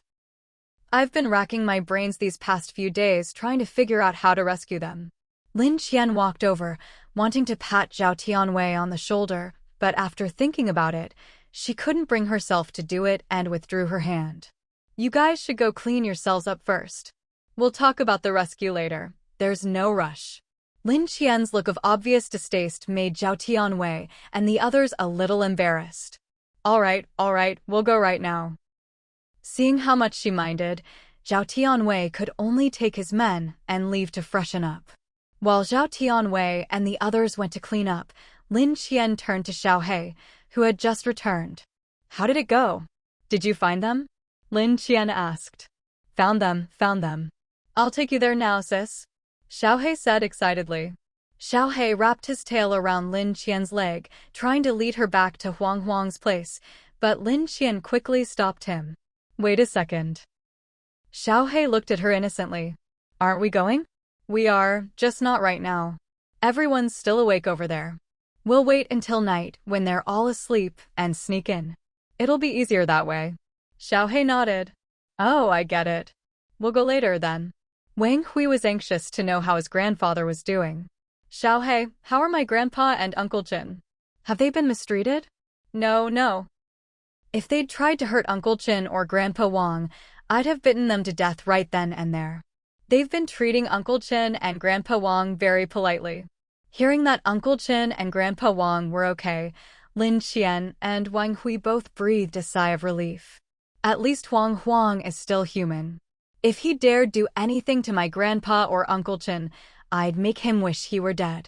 Let's not talk about that now. It's still early. Let's eat and rest for a bit, and tonight we'll find a chance to sneak in and rescue them. They settled down to rest for a while. After dinner, it was already evening, and Zhao Tianwei and his men had returned, all cleaned up. Miss Lin, what's the plan? Should we just storm in? Zhao Tianwei asked. Dolly saw Zhao Tianwei talking to Lin Qian, but since she didn't answer, he tugged at his sleeve. Miss Lin knows what she's doing. Zhao Tianwei was still confused. Does Miss Lin have a plan? No, but I know where they're being held. We'll wait until after dark, around 3 or 4 a.m., and then go in to rescue them, Lin Qian said. Oh, okay, got it. As long as Lin Qian had a plan, Zhao Tianwei and the others would follow her without question. In their eyes, Lin Qian was like a goddess. They'd tried attacking a few times before, but always ended up beaten back in defeat. Now that Lin Qian was back, it felt like their backbone had returned, too. They felt a renewed sense of confidence and calm. By the way, we've been so busy trying to rescue them these past few days that we stopped making offerings at home. Will that affect you, Miss Lin?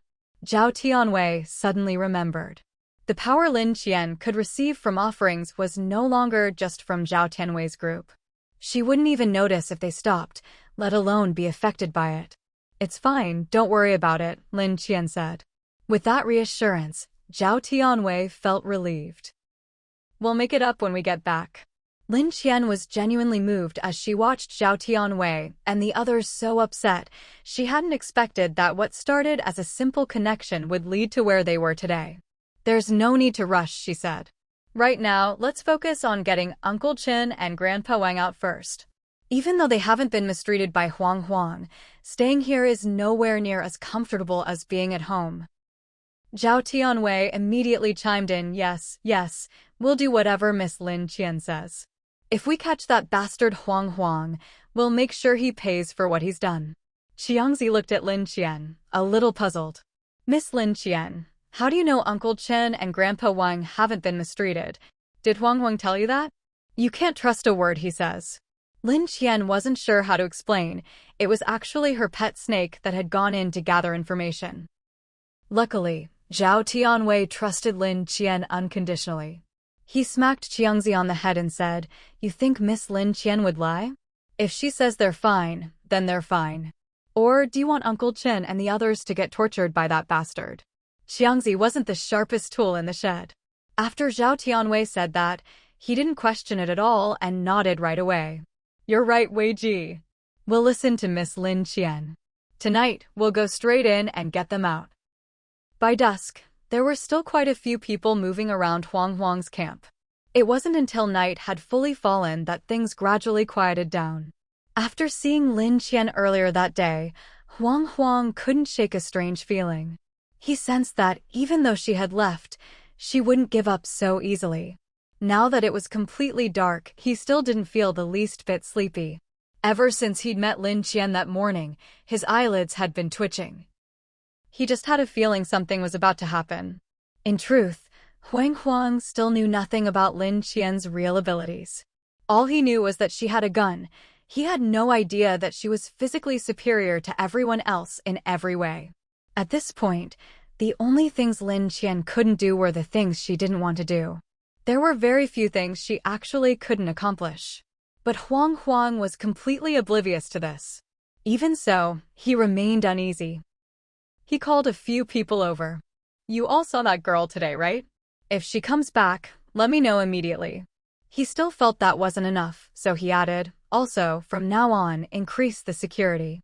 Since Lin Qian is back, she'll definitely try to meet up with those people. She may be young, but she's clever. Everyone needs to stay alert and not let their guard down." Everyone agreed, but he still wasn't reassured. "Add 2 or 3 more patrols to every area tonight." Even after making all these arrangements, he still couldn't relax. Something just kept nagging at him, keeping him on edge. He decided to go see Uncle Chen and Grandpa Wang. When Uncle Chen and Grandpa Wang had first been brought here, they thought they'd suffer at least some hardship. To their surprise, Huang had treated them well, giving them good food and drink.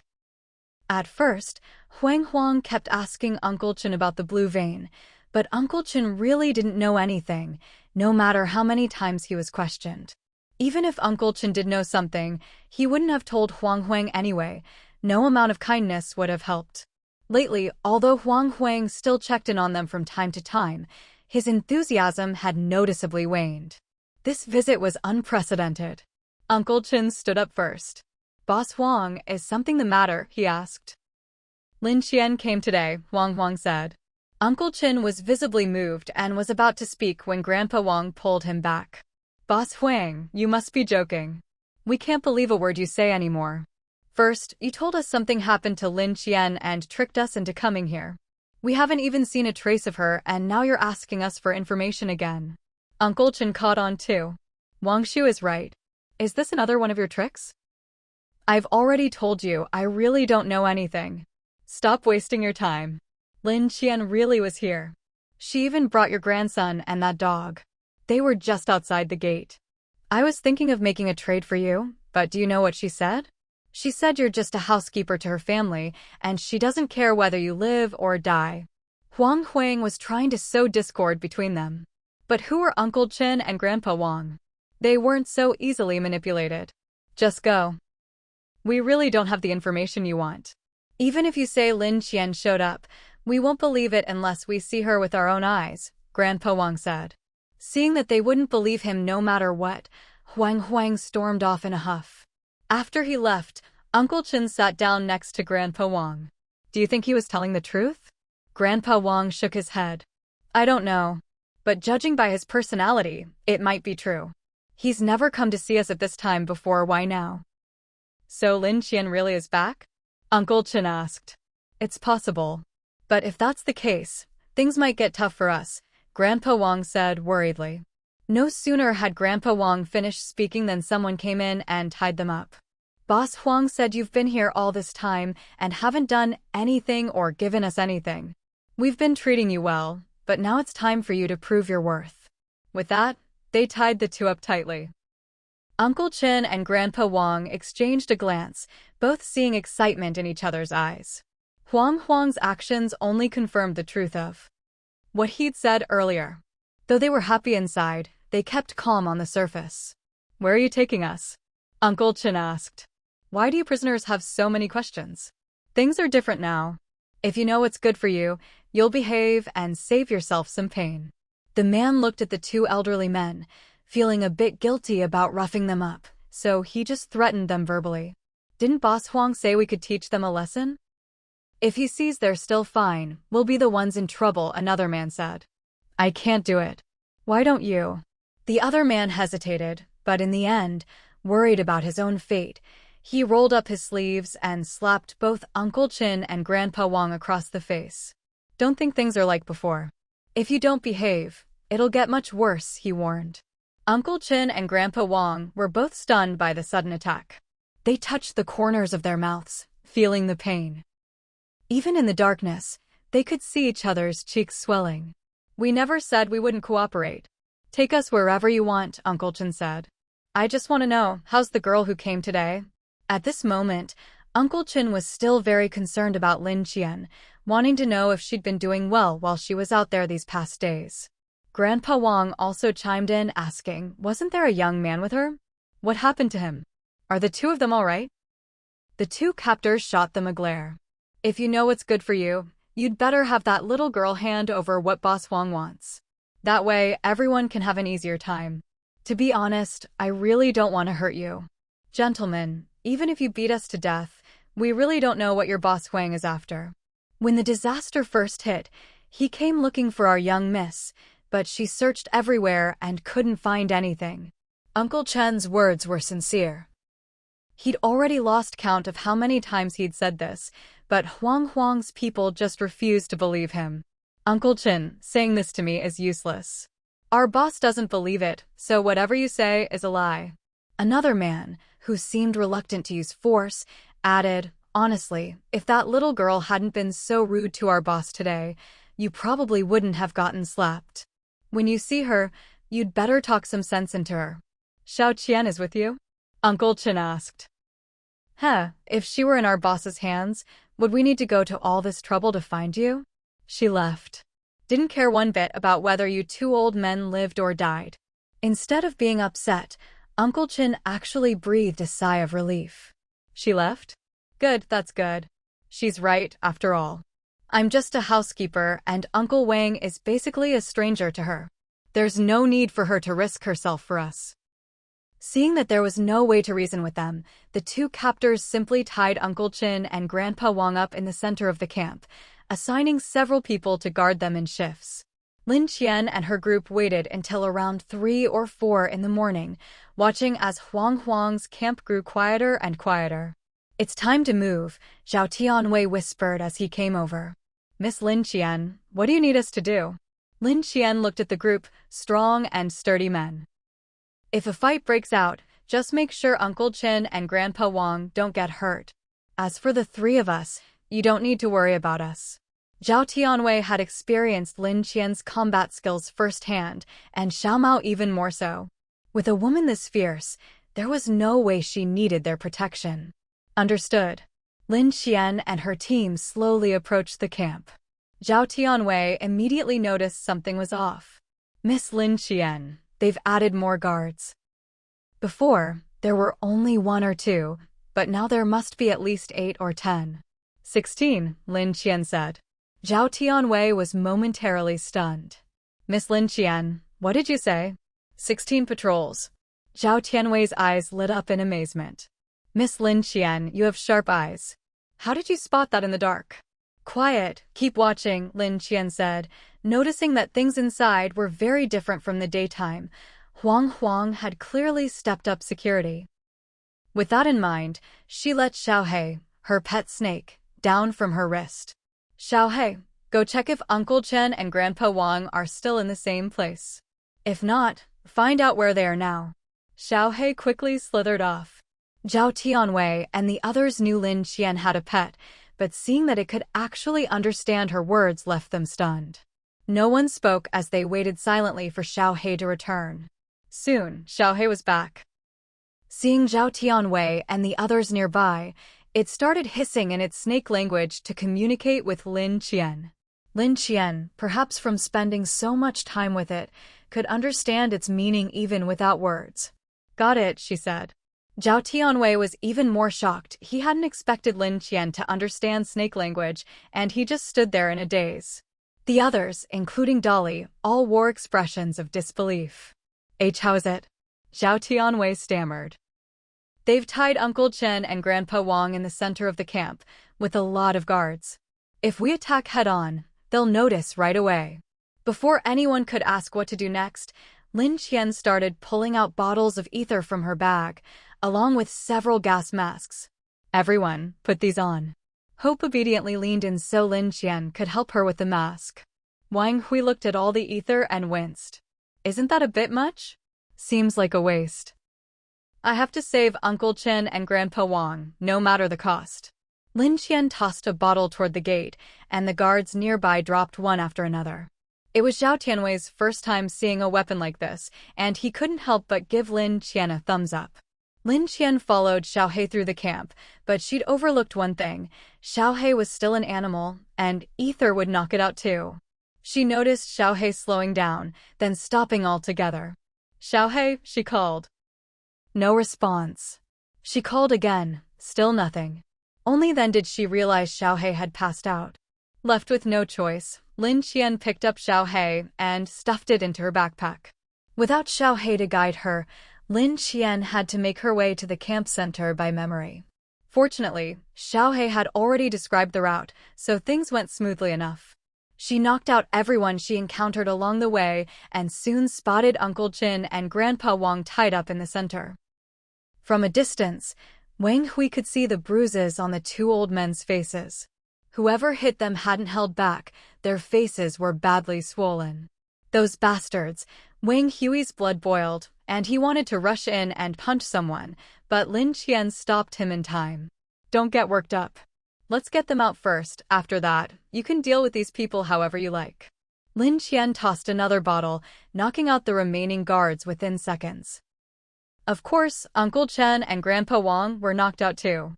Once everyone was unconscious, Lin Qian and the others hurried over to untie the two old men.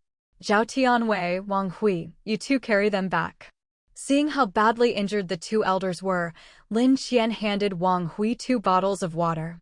If they wake up, have them drink half and use the rest to wet some gauze for their faces. You're not coming back? I still have to find Huang. I need to settle things with him. I can't let this thorn stay in my heart. Besides, if we don't deal with him now, who knows what he'll do in the future. Then I'll go with you. Let Zhao Tianwei and the others take them back first. Wang Hui handed Grandpa Wang over to Qiangzi, who was standing to the side. I'll have to trouble you with this. Qiangzi quickly took over. It's no trouble at all. Should we head back first? Seeing that Wang Hui had already handed Grandpa Wang over to Qiangzi, Lin Qian felt she couldn't keep persuading him to go home. If he wanted to tag along, so be it. As for Huang, he hadn't gone to bed even by 2 a.m. He felt restless all night, with a nagging sense that something was about to happen. He managed to stay up until nearly 3 a.m., but finally couldn't hold out any longer and went to sleep. Lin Qian didn't know exactly where Huang was staying. When she saw 2 patrolling guards up ahead, she shot Wang Hui a look, signaling him to take care of one while she quietly crept up on the other, gun in hand. The guard was patrolling as usual when Lin Qian suddenly pressed her gun to his forehead. He froze in terror, not daring to move a muscle. Shut up. I'll ask, you answer. The man had never faced anything like this before and nodded desperately to show he understood. Where's Huang's tent? Take us there. Now. He seemed stunned by fear, standing motionless. Lin Qian pressed the gun harder against his head. I said, take us to Huang's tent. Only then did he snap out of it and hurriedly led the way without making a sound. Soon, he brought Lin Qian to a tent. It looked exactly like all the others, with nothing to set it apart. Lin Qian eyed the tent, thinking how cautious Huang still was, as always. The guide pointed at the tent, indicating that this was where Huang stayed. Now that they'd arrived, Lin Qian knocked him out with a quick chop to the neck. Wang Hui caught up and whispered, how is it? Let's go in and see. The two of them slipped inside and found Huang Huang fast asleep, snoring away. But Lin Qian's sharp eyes noticed he was clutching a gun in his hand, who knew where he'd gotten it. She quickly snatched the gun away and pressed it to Huang Huang's forehead. Huang Huang had gone to sleep feeling uneasy, so when Lin Qian took his gun, he woke up instantly. He was about to shout when he realized there was a cold gun pressed to his head. He tried to see who was in front of him, but it was too dark to make out their face. He stammered, "Who are you? We just met today." "What, you've already forgotten me?" Lin Qian. Huang Huang nearly lost it.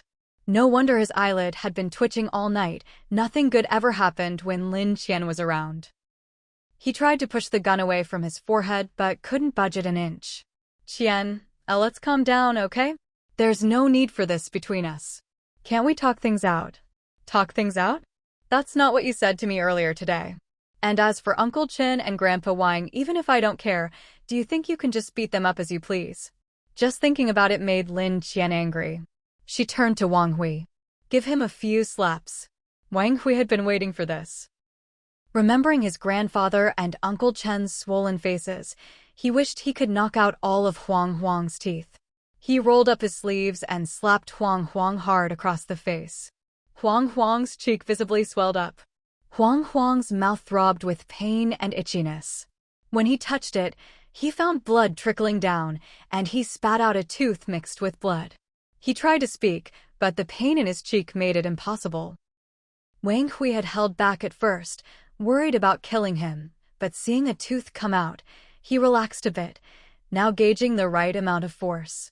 He slapped Huang Huang again. Lin Qian didn't even need to keep the gun on him anymore. Wang Hui had beaten Huang Huang so senseless he could barely move, his head buzzing, unable to speak. Seeing Huang Huang still conscious, Wang Hui slapped him a few more times on both cheeks until he finally passed out. Wang Hui looked at the unconscious Huang Huang. "What should we do with him? Have you vented enough? If not, give him a couple more slaps. Forget it, he's already out cold. Hitting him more won't feel like anything." Wang Hui was satisfied. "All right then." Lin Qian picked up the gun and shot Huang Huang in the head, ending it once and for all. All the resentment and frustration that had built up finally found release. "All right, let's go home."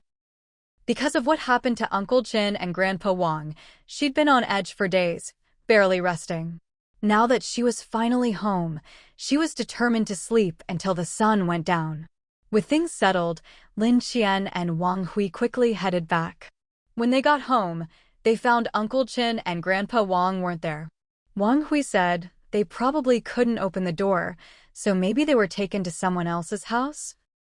Lin Qian suddenly remembered that Zhao Tianwei and his group couldn't get into her villa. The two of them hurried over to Zhao Tianwei's villa, number 25. As soon as they knocked, Qiangzi opened the door. "Miss Lin Qian, you're back." I'm here to take Uncle Qin and Grandpa Wang home." Inside, Lin Qian saw that Zhao Tianwei had given Uncle Qin and Grandpa Wang the best rooms. They'd already fed them the 2 bottles of water Lin Qian had provided, and with the little water left, they'd soaked clean gauze and placed it on their bruised faces.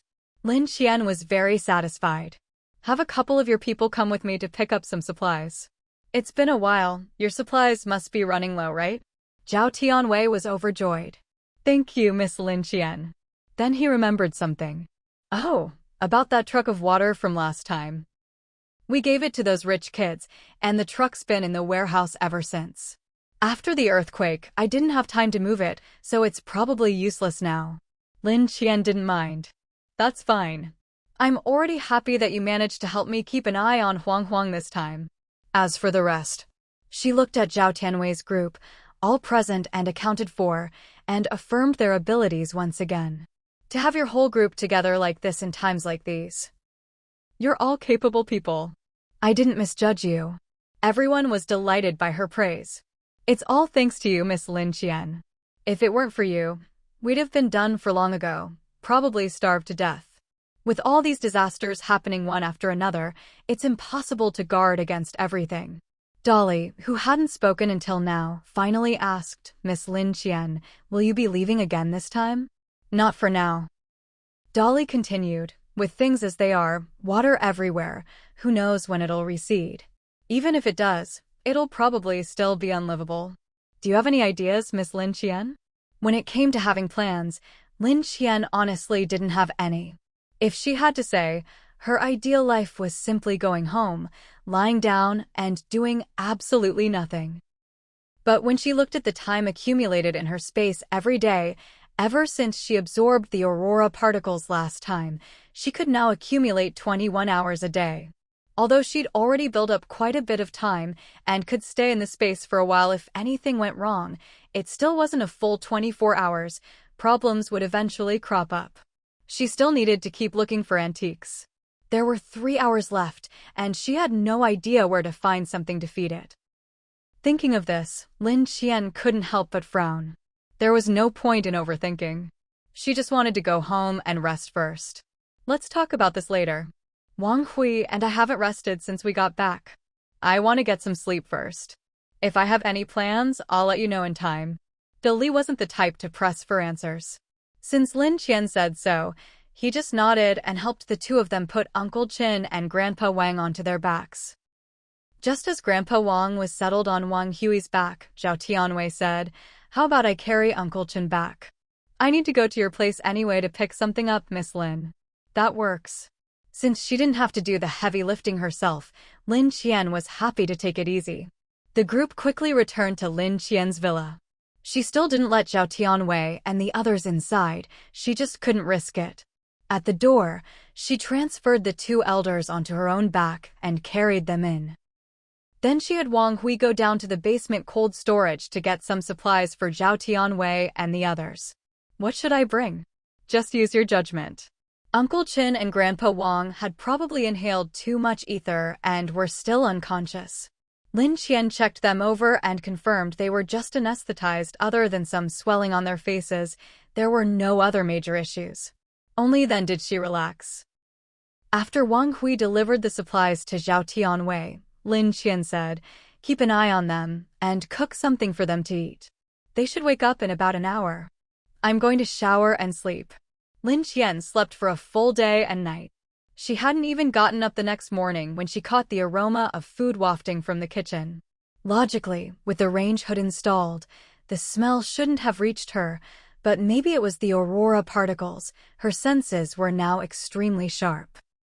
A faint scent, a soft sound, or any movement in the distance, she'd notice it right away. When she finished washing up and went downstairs, she saw the two elders busy in the kitchen, chatting and laughing as they cooked. Seeing the scene, Lin Qian felt a strange sense of time travel. All the hardships she'd endured lately suddenly felt insignificant. Uncle Qin and Grandpa Wang's eyes lit up when they saw her. "Xiao Qian, you're awake? Sit down, food will be ready soon." Lin Qian's eyes grew a little misty. "Okay, where's Wang Hui?" Not seeing him, Lin Qian asked.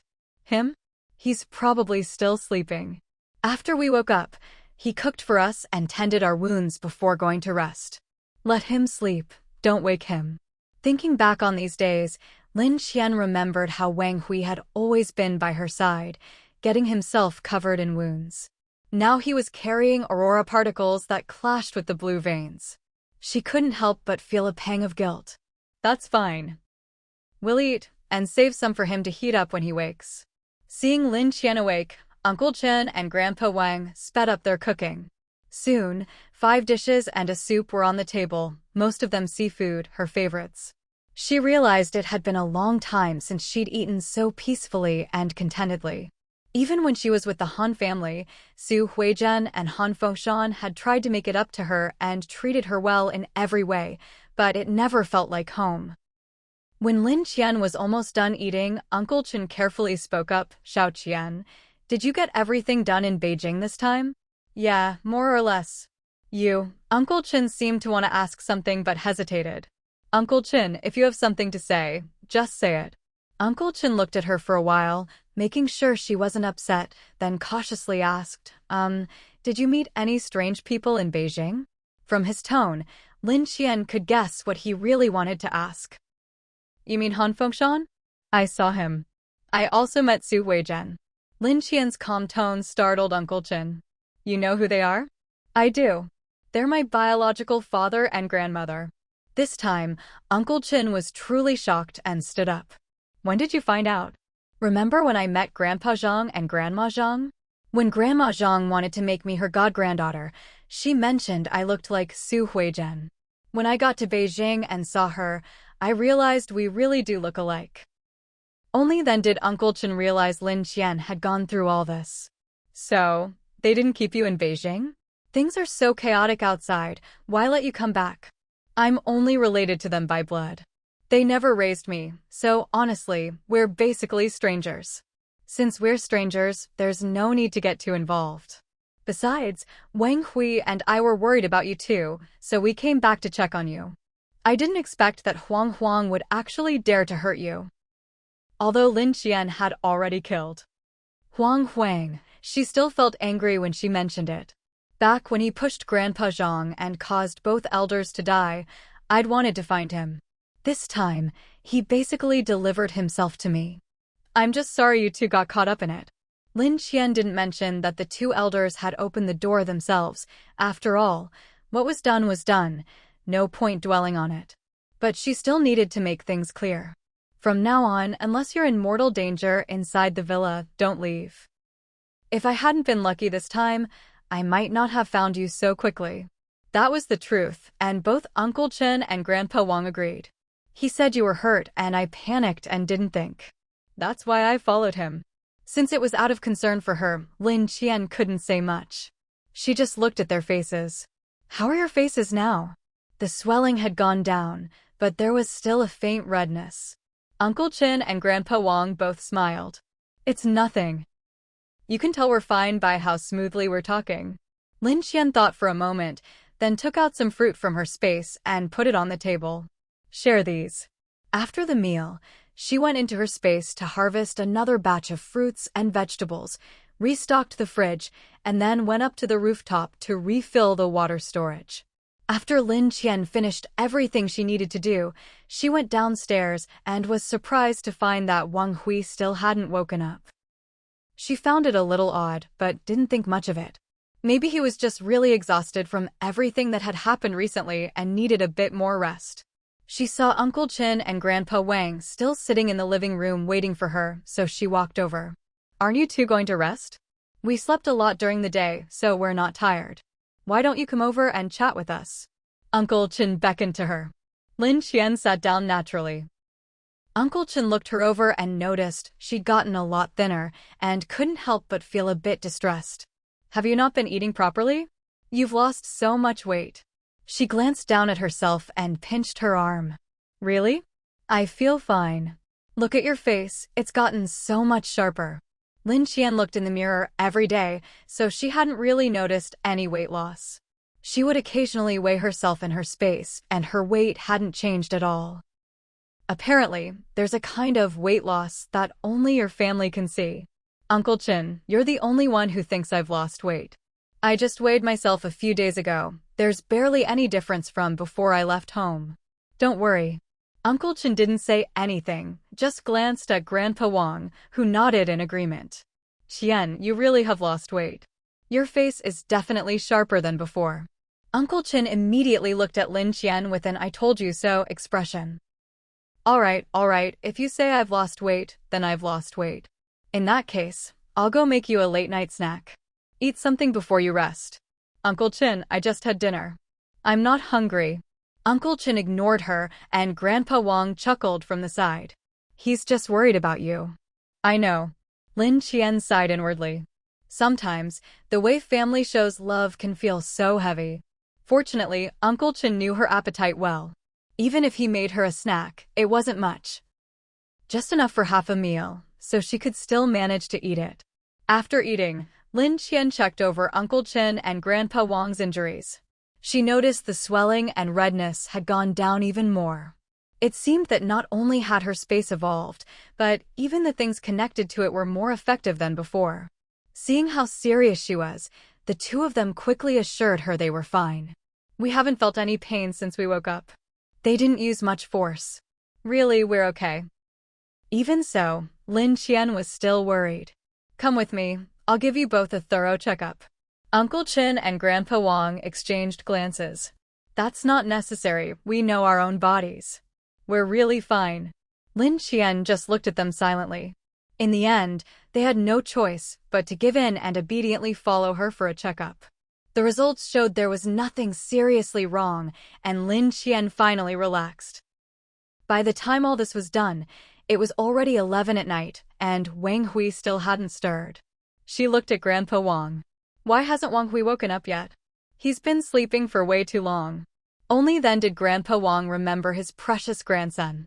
It was true, no matter how exhausted he'd been from missions before, he'd never slept this long. I'll go check on him. Grandpa Wang started to get anxious and hurried to Wang Hui's bedroom. Lin Qian thought about how Wang Hui had previously fallen unconscious due to the aurora particles, and she started to worry too. She followed Grandpa Wang to Wang Hui's door. Grandpa Wang knocked several times. If Wang Hui was all right, he should have heard and gotten up by now, but there was no response at all. Grandpa Wang's heart skipped a beat. He glanced at Lin Qian, and she could clearly see the worry in his eyes. It's all right, maybe he's just sleeping deeply. Let's go in and check. Lin Qian also had a bad feeling, but she couldn't say it in front of Grandpa Wang. Why don't you go rest? I'll go in and take a look. At this point, Lin Qian didn't really know how to get Grandpa Wang to leave, but she tried anyway. I'll stay here and go in with you. Grandpa Wang had lived a long life. There wasn't much he couldn't handle. As soon as Lin Qian said that, he understood what she meant. Seeing her hesitate, he added, "It's all right. I can handle it." Lin Qian sighed and walked over to him. "Let me do it." She knocked again. "Wang Hui, can you hear me? We're coming in." Still no response. She turned the handle and went in, finding Wang Hui lying on the bed, his face deathly pale. If Lin Qian hadn't had such sensitive hearing and could still detect his breathing, she would have thought something terrible had happened. Wang Hui's breathing was weak, but still there. Lin Qian relaxed a little. "Grandpa Wang, it's okay. Wang Hui is just asleep." Grandpa Wang was afraid she was just trying to comfort him, so he rushed to Wang Hui's side and checked his pulse. It was extremely weak, obviously not good. He pried open Wang Hui's eyes and saw his pupils were unfocused. Seeing this, Grandpa Wang immediately pulled out his acupuncture needles and started working, but as the minutes ticked by, nothing changed. In fact, things seemed to be getting worse. Grandpa Wang opened Wang Hui's eyelids again, letting Lin Qian see his pupils. Lin Qian was startled too. "Grandpa Wang, step aside. I'll take him for a full checkup and see what's going on." If they delayed any longer, something really might happen. Grandpa Wang quickly stepped aside. Lin Qian picked Wang Hui up in her arms and carried him to the treatment room. Grandpa Wang was stunned, his mouth open. He wanted to help, but didn't know how. As she carried Wang Hui, Lin Qian said, "Grandpa Wang, go get some rest. I promise you, Wang Hui will be fine." She closed the door behind her. Grandpa Wang knew that as a traditional Chinese doctor, there wasn't much he could do to help right now. The best thing was not to get in the way. Uncle Chin came over and patted him on the shoulder. "Don't worry, Uncle Wang. We all know how capable Qian is. Since she said Wang Hui will be fine, he definitely will be. If you're worried, let's just wait downstairs instead of standing here." Grandpa Wang was at a loss, but Uncle Chen's support gave him a bit of comfort, so he followed him downstairs to wait in the living room. At first, they sat, but soon Grandpa Wang grew more and more anxious and started pacing back and forth. Uncle Chen wanted to say something, but considering that Wang Hui was Grandpa Wang's only grandson, he knew how hard this must be. So he kept quiet and turned on some soothing music to help ease his anxiety. After Lin Qian brought Wang Hui back in, she first put him on a sedative for drip, then immediately drew 2 tubes of blood to check his current condition. She discovered that the aurora particles in his blood, which had previously been rather inactive, had suddenly become extremely active for some unknown reason, as if they were about to devour the blue vein factor. Previously, the blue vein factor had the upper hand between the two, which was why Wang Hui had seemed relatively normal. But now, with the situation reversed, Lin Qian wasn't sure what to do, whether to continue injecting Wang Hui with blue vein, or let his body adapt on its own. For the moment, Lin Qian mixed some glucose with the water from her space and injected it directly into his vein. She watched as Wang Hui's complexion improved a little. But Lin Qian knew in her heart that this was only a temporary fix, not a real solution. She couldn't make this decision alone, so she went to find Grandpa Wang. When Grandpa Wang saw Lin Qian's troubled expression, his heart skipped a beat. "Wang Hui, there's not some problem, is there?" Seeing Lin Qian remain silent, he took a deep breath. "Just tell me. I'm prepared. I can handle it." "Grandpa Wang, don't overthink it. Wang Hui is still okay for now, it's just that the situation is a bit complicated. I'm not sure what to do next, so I came to discuss it with you," Lin Qian said. Hearing this, Grandpa Wang finally relaxed, the tension draining from him so much that he nearly lost his balance and almost fell over. Luckily, Lin Qian reached out in time to steady him, or he really would have collapsed to the floor. "Grandpa Wang, don't worry. He's stable for now," Lin Qian reassured him. "I know, I trust you. I was already bracing myself, thinking he might not make it. Now that you say he's okay, I feel like all my strength just left me," Grandpa Wang said. Lin Qian helped him to a seat and explained about the aurora particles entering Wang Hui's body, as well as his current condition, asking Grandpa Wang to help her make a decision. "I really don't know what to do. If we inject blue vein, I'm not sure if it'll deplete the aurora particles. If it doesn't work, we might end up in the same situation as today. But if we let him try to get through it on his own." Lin Qian paused. "The main thing is, I don't know if he can make it through. Right now, with the 4, things are a bit more stable, but I can't guarantee what will happen next." Grandpa Wang couldn't decide either. He sat in silence for a long time. Lin Qian knew this was a tough decision, so she didn't rush him and just waited quietly. No one knew how much time passed before Grandpa Wang finally looked up, his eyes red. "Xiao Qian, I really don't know what to do. When Wang Hui's parents passed away, it was because I made the wrong decision. That's why now," Grandpa Wang said. Hearing this, Lin Qian understood. He was traumatized by the past. She sighed. "It's okay. In that case, let's see if he can pull through on his own first. Let's wait a few days. If he can make it, we'll let him try. If not, we can always go back to injecting blue vein. We still have plenty in reserve anyway." "All right, I'll listen to you," Grandpa Wang said. With Lin Qian making the call, he felt much more at ease. "Okay, he's still on the 4, so I'll keep him in the treatment room. That way, if anything happens, I can respond right away," Lin Qian said. Seeing that it was almost 2 a.m. and that Uncle Qin and Grandpa Wang were still up, Lin Qian urged them, "You two should go rest. I'll keep watch. I slept plenty during the day, I'm not tired." But Grandpa Wang hesitated, feeling a bit embarrassed. "Grandpa Wang, no buts. I'm young and strong, I can handle staying up. You need to take care of yourselves so you can support us from behind," Lin Qian said. Seeing how determined she was, Grandpa Wang wanted to protest, but Uncle Qin pulled him away. "Uncle Wang, just listen to Xiao Qian. She's young, and she slept today. If you don't rest, and Wang Hui wakes up, are you going to rely on Xiao Qian to take care of both of you?" With that, Grandpa Wang had no choice but to go rest. But before heading back to his room, he turned to Lin Qian and said, "If you need me, come get me anytime. Don't worry about disturbing my rest." "Don't worry," Lin Qian replied. Seeing the sincerity in her eyes, Grandpa Wang finally went back to his room, looking back every few steps.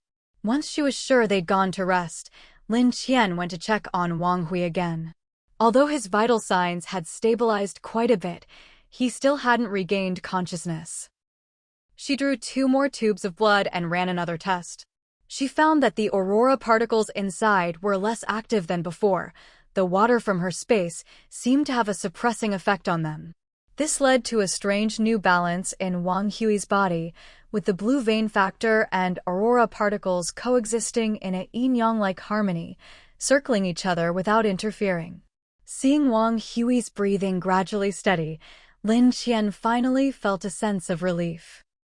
Not to mention that he'd been by her side all this time, shielding her from all sorts of dangers. Maybe she didn't need it, but she couldn't just ignore his efforts.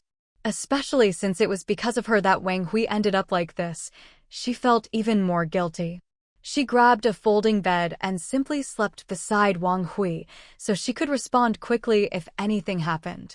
Just like that, morning arrived.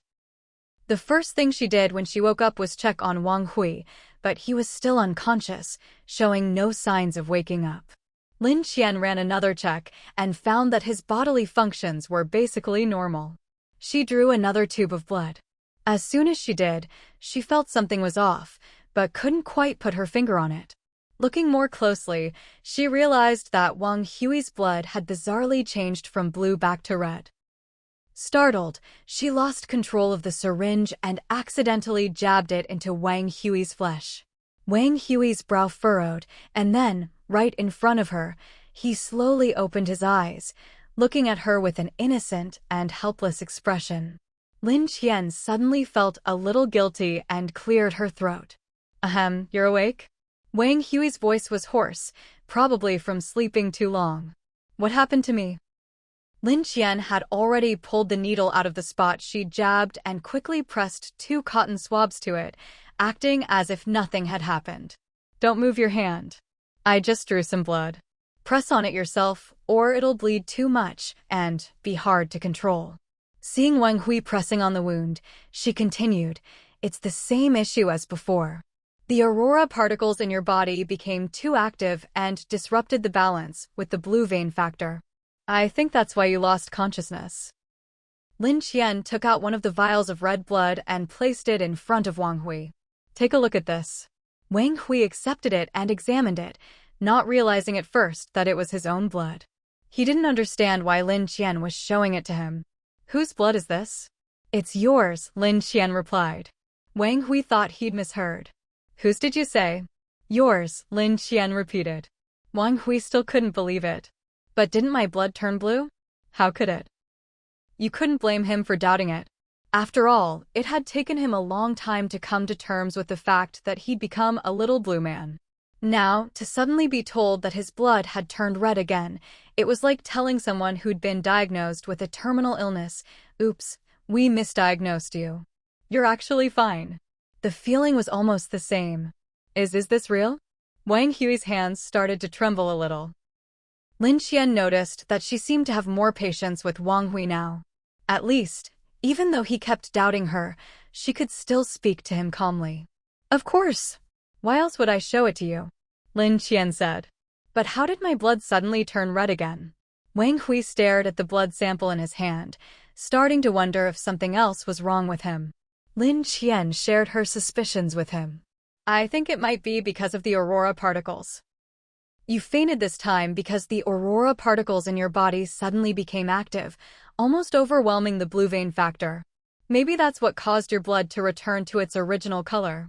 Lin Qian made it sound simple, but Wang Hui honestly didn't understand. So, will there be any other problems later on? I can't guarantee that. But I think your blood turning back to red should be a good thing, right? Lin Qian was very open-minded about these things. She didn't care what color his blood was as long as he was fine and alive. That was all that mattered.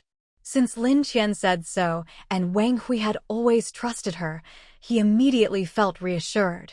You're right. Wang Hui took a couple of deep breaths, then sat up from the hospital bed. I feel fine now. You do look fine. Right now, the aurora particles and blue vein factor in your body have reached a kind of strange balance, Lin Qian said. A strange balance? That phrase made Wang Hui's heart skip a beat. Lin Qian continued, you know Taiji, right? It's kind of like that. If your blue vein factor is the black side, then the aurora particles are the white side. The two have reached a balance. She took the blood sample from Wang Hui's hand. But the problem is, I don't know if there are any factors that could upset this balance.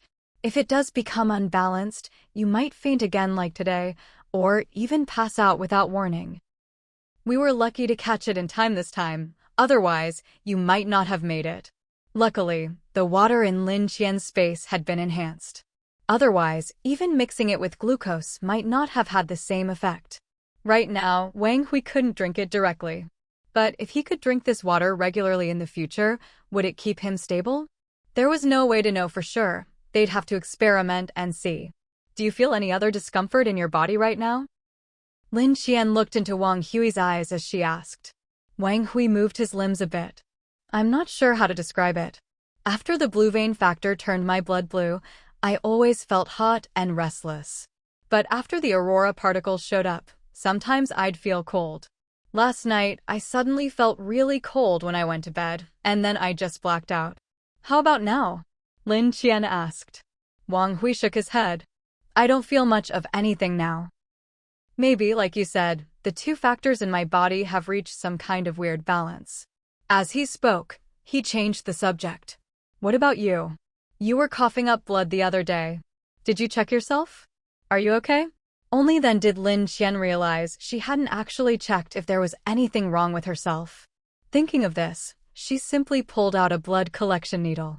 Wang Hui, help me draw a couple of tubes of blood. Wang Hui pointed at himself. Me? Of course.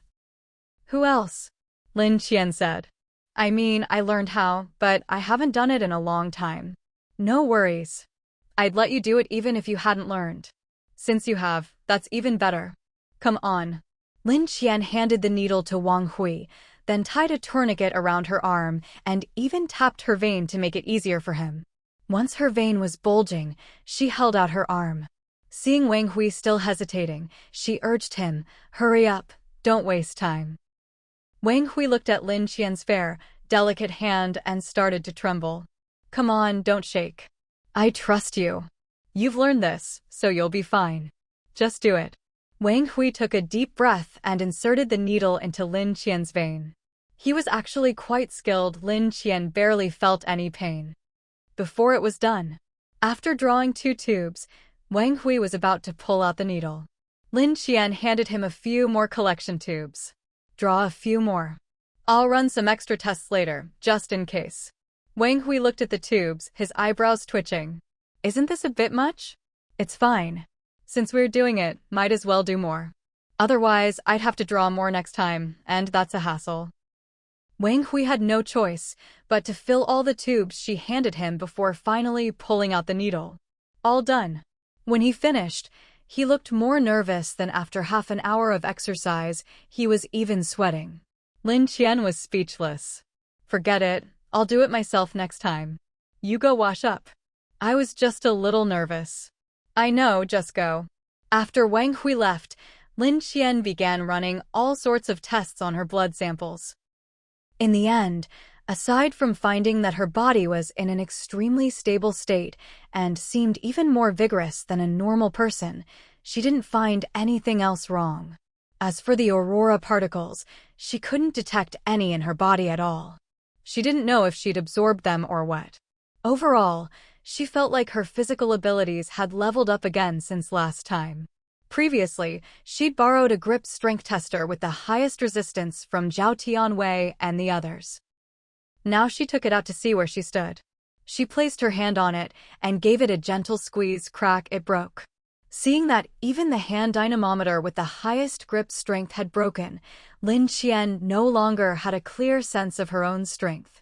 Lately, she found that moving anything felt effortless, easier than ever before. She could clearly feel her physical abilities had advanced to another level. She was already at peace with this. As long as she wasn't being bullied, having a bit more strength was a good thing in her eyes. Perhaps it was because she didn't have the blue vein factor in her body that she didn't experience the same issues as Wang Hui. She hadn't even been able to find a trace of those aurora particles that had entered her body before. She didn't know if they'd simply vanished or been absorbed. As long as there were no side effects, it wasn't much of a problem. Now that she understood her physical condition and everything seemed fine, the only thing left on her mind was Wang Hui's situation. Anyway, the household's drinking water now all came from her spatial storage, and her family drank it every day. This, in turn, quietly helped eliminate minor ailments from their bodies.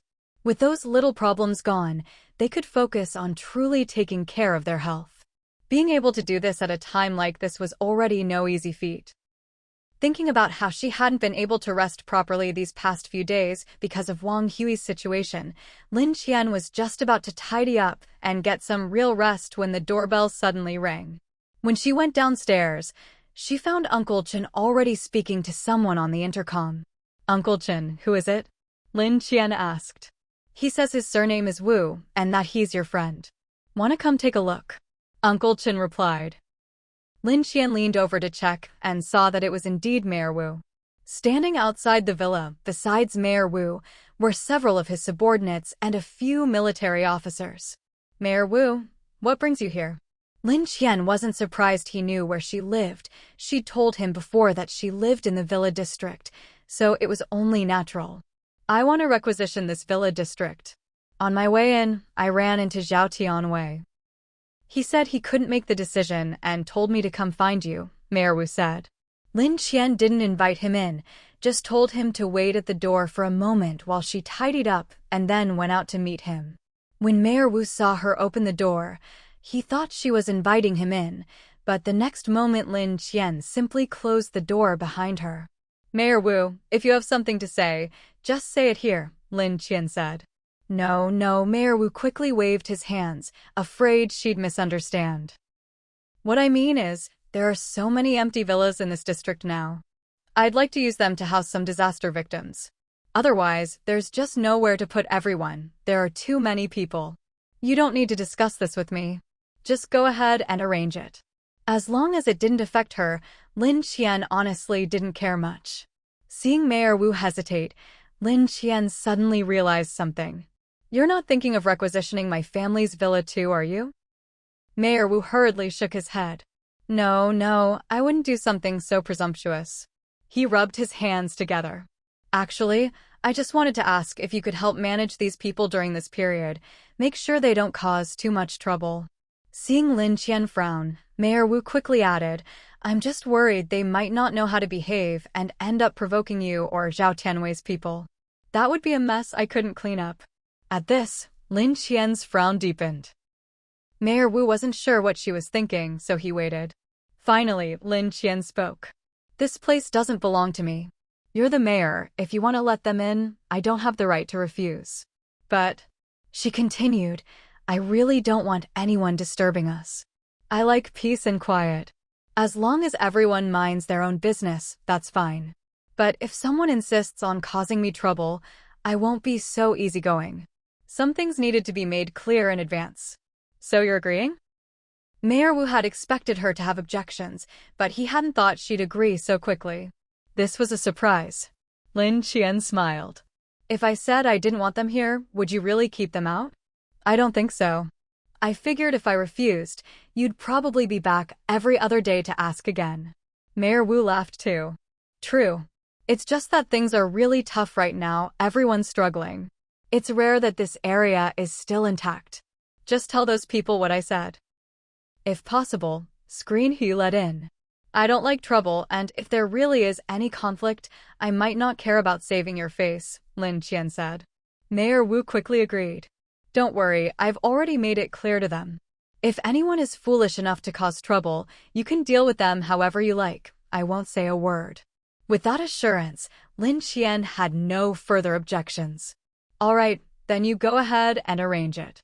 She turned and went back inside, closing the door behind her.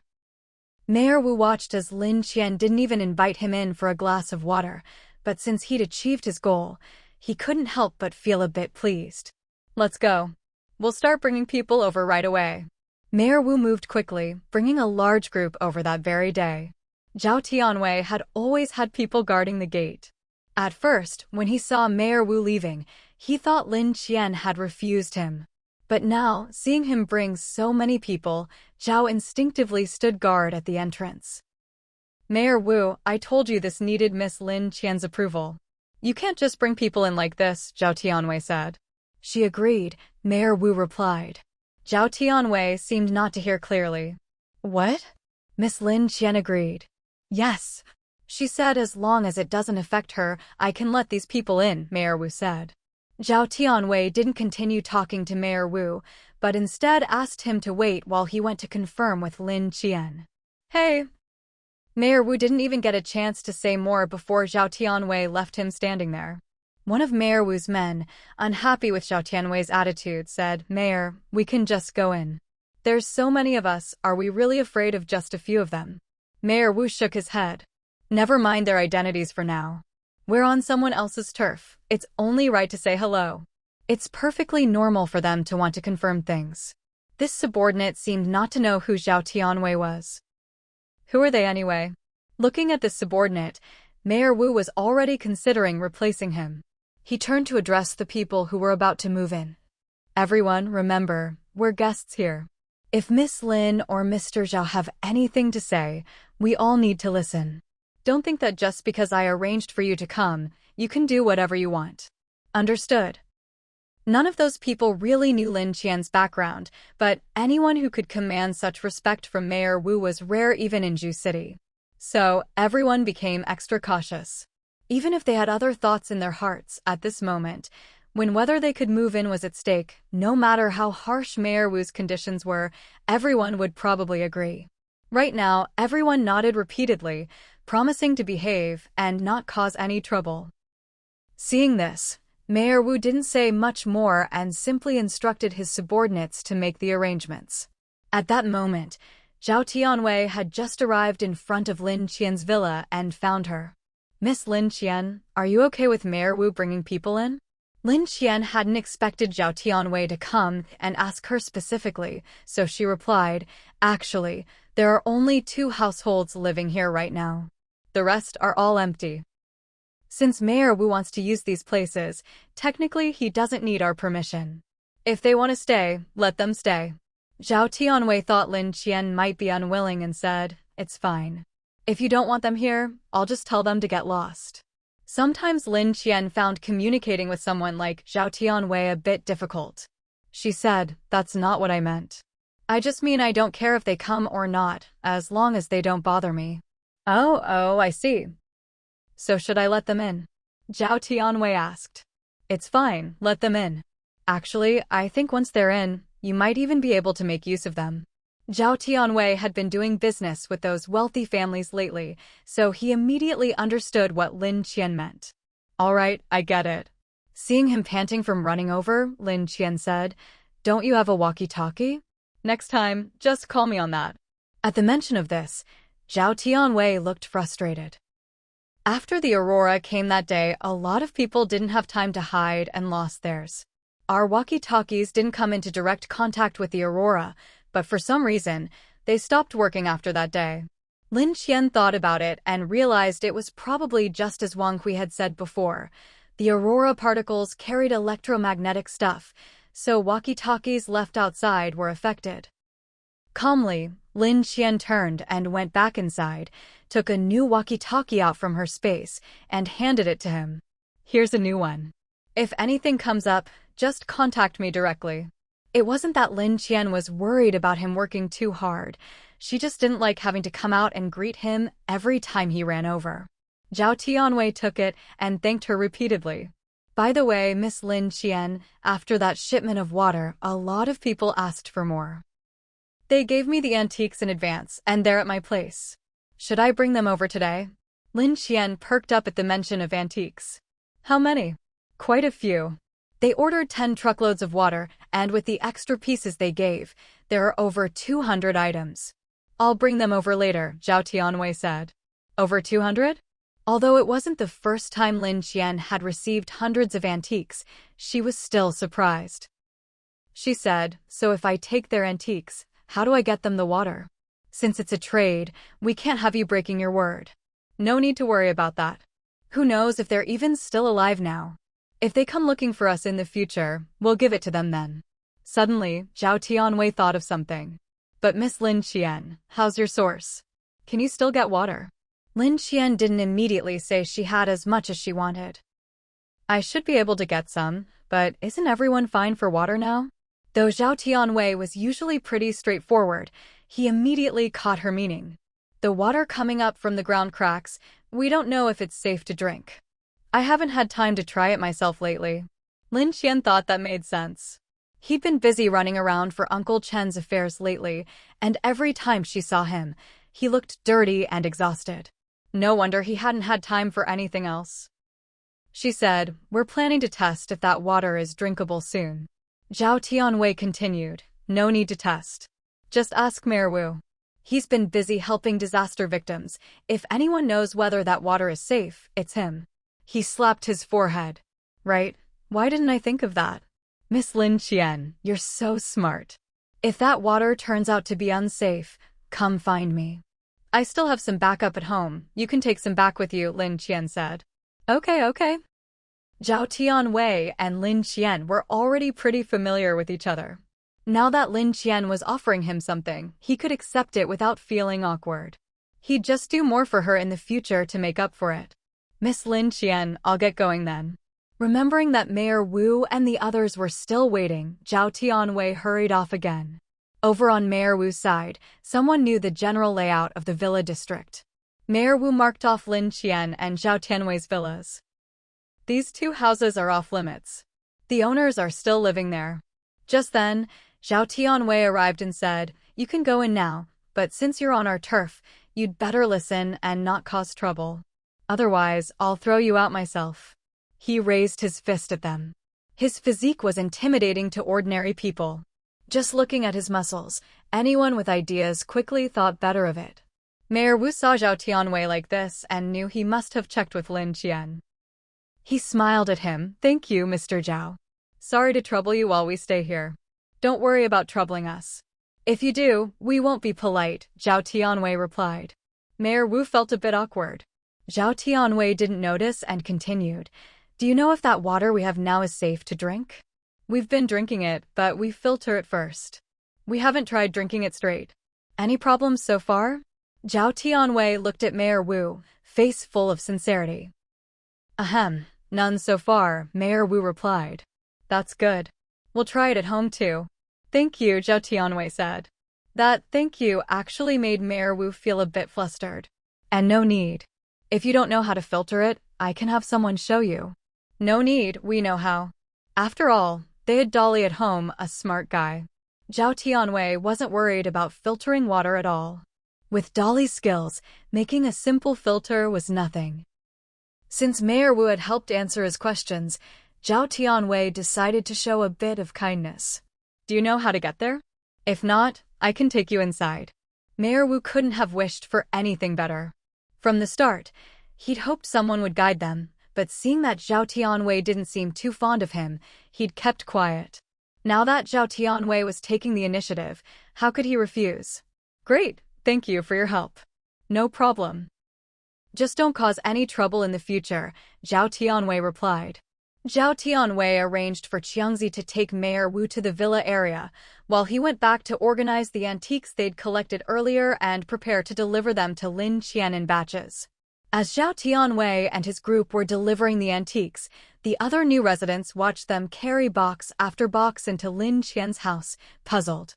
"What are all these things?" someone asked. Mayor Wu, curious as well, walked over to take a look. Zhao Tianwei didn't see any need to hide it, so he opened the car door, letting everyone see the boxes and antiques inside. At first, when people saw so many antiques, they gasped in surprise. "Wow, so many antiques." But after their initial amazement, they started to comment, "You know, they say in chaotic times gold is king, in prosperous times it's antiques. But if you ask me, right now neither antiques nor gold are worth much. Food is what really matters." "Exactly. Where are you taking all these antiques?" "Wherever there are people, there's gossip." The crowd eyed Zhao Tianwei, sensing there was something more to his actions. "Is someone trading food for antiques?" someone speculated. "If that's the case, I used to have quite a few at home," another person chimed in. Mayor Wu recalled how, after Lin Qian had helped save his grandson and some other wealthy kids, she'd only asked for antiques as payment, nothing else. "Are these for Miss Lin Qian?"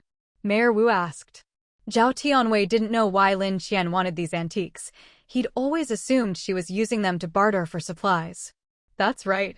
Miss Lin Qian is really something. She actually has channels where people will trade supplies for antiques," Zhao Tianwei said. Everyone, including Mayor Wu, perked up at this, their minds already working. So Miss Lin Qian is collecting antiques? Zhao Tianwei's careless words instantly caused a stir, and even Dolly didn't have time to stop him. But on second thought, maybe it wasn't a bad thing. If these people could bring things Lin Qian wanted, it might work out well. No one really knew why Lin Qian was collecting so many antiques. She claimed it was just a personal interest, but the sharper ones, like Dolly, didn't buy it. Not that Dolly cared, though. As long as following Lin Qian meant safety and security, he was happy to stick with her. Mayor Wu was tempted too, but he knew he'd have to check with Lin Qian first. He turned to Qiangzi, who was guiding them. Could you show my assistant and the others around? Mr. Zhao, I'd like to go with you to see Miss Lin Qian. Zhao Tianwei wasn't sure what business he had with Lin Qian, but Dolly immediately guessed, you want to talk to Miss Lin Qian about the antiques, don't you? Mayor Wu looked over, surprised that someone had seen through him so quickly. That's right. If what you say is true, and we can trade antiques for supplies with Lin Qian, that would be a valuable channel for us, Mayor Wu said. Zhao Tianwei realized something was off. Wait, that was before. Given the current situation, I doubt Miss Lin Qian has enough resources herself. Mayor Wu hadn't gotten to where he was without being able to read people. He reassured Zhao Tianwei, don't worry, I just want to ask. I'm not going to force anyone into a deal.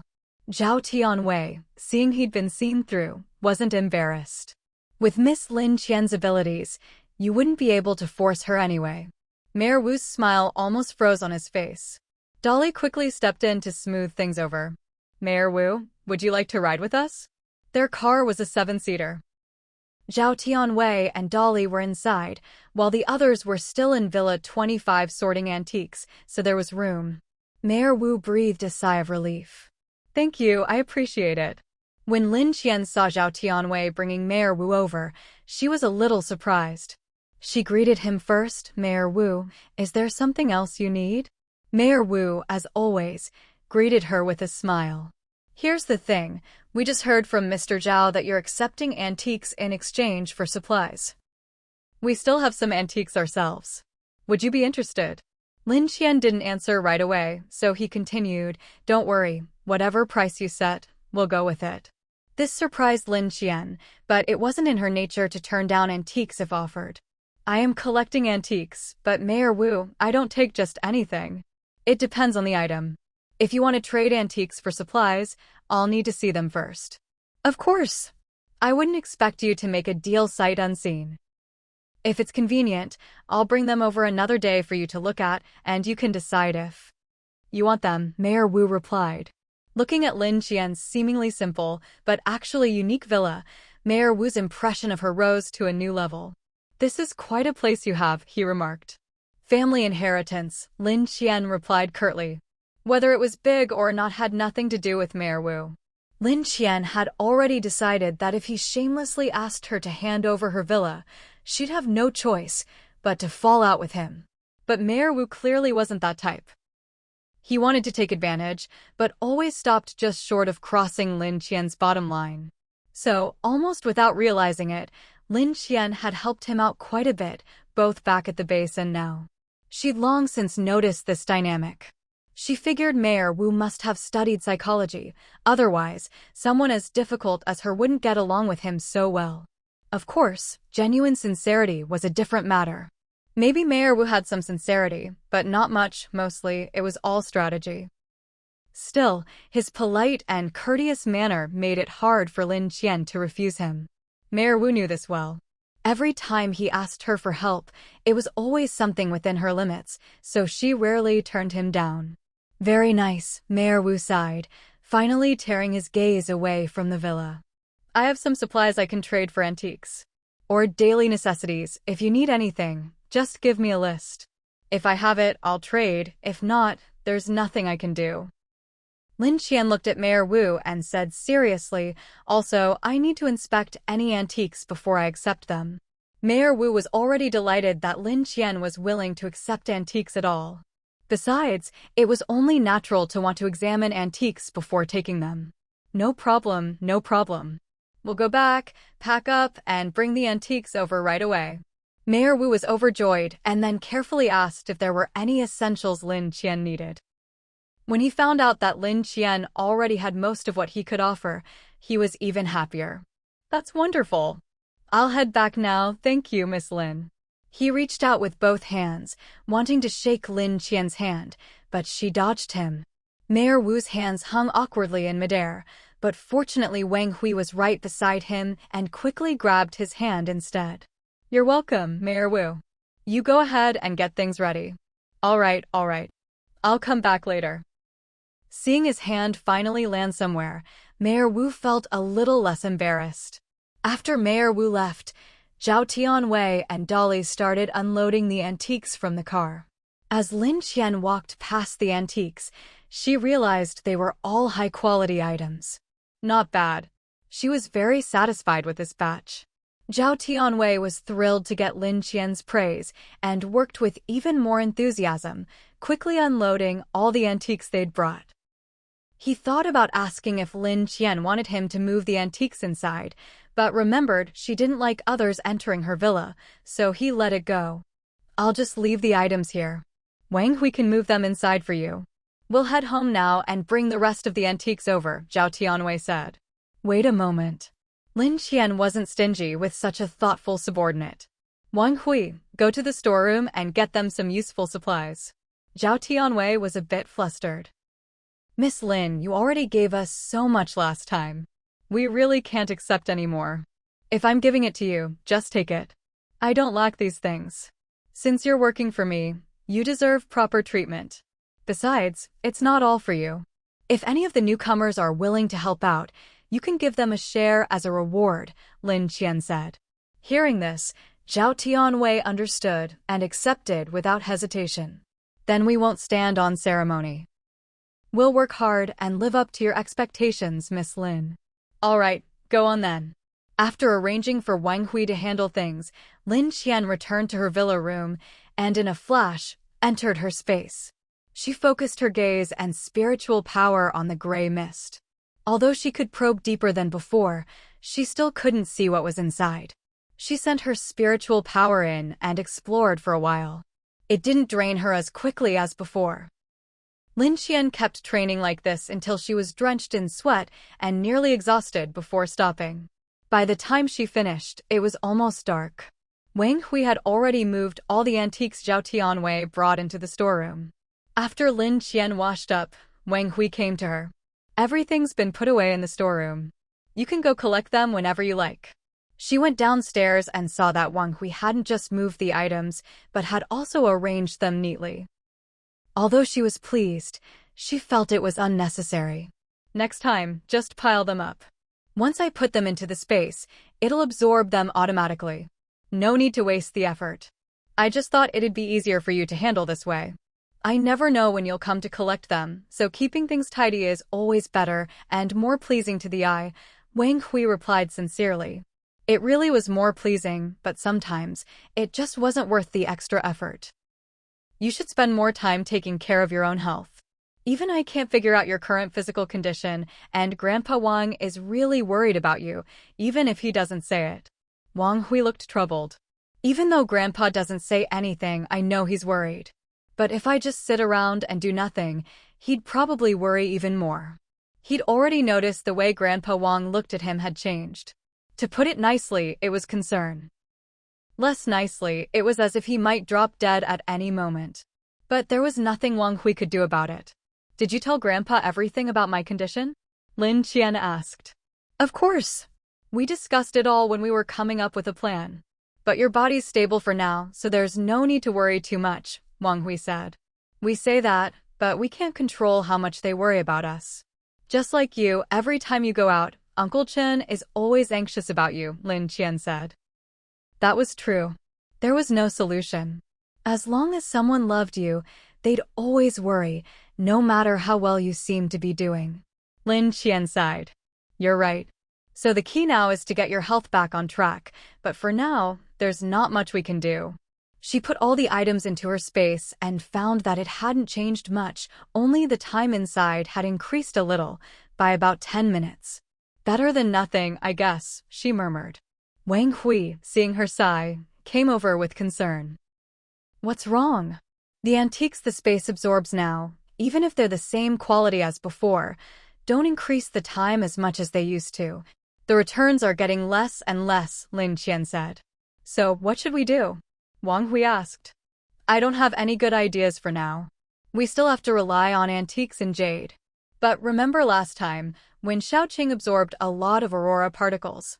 The space's time increased then too. But aurora particles are just too hard to find, Lin Qian said. Suddenly, Wang Hui had an idea. Does that mean your space can absorb other natural things too? Lin Qian wasn't sure. Maybe, but I can't say for certain. So far, only aurora particles are confirmed to enhance the space. But besides that, what else could help it evolve? And things like aurora particles were just too rare.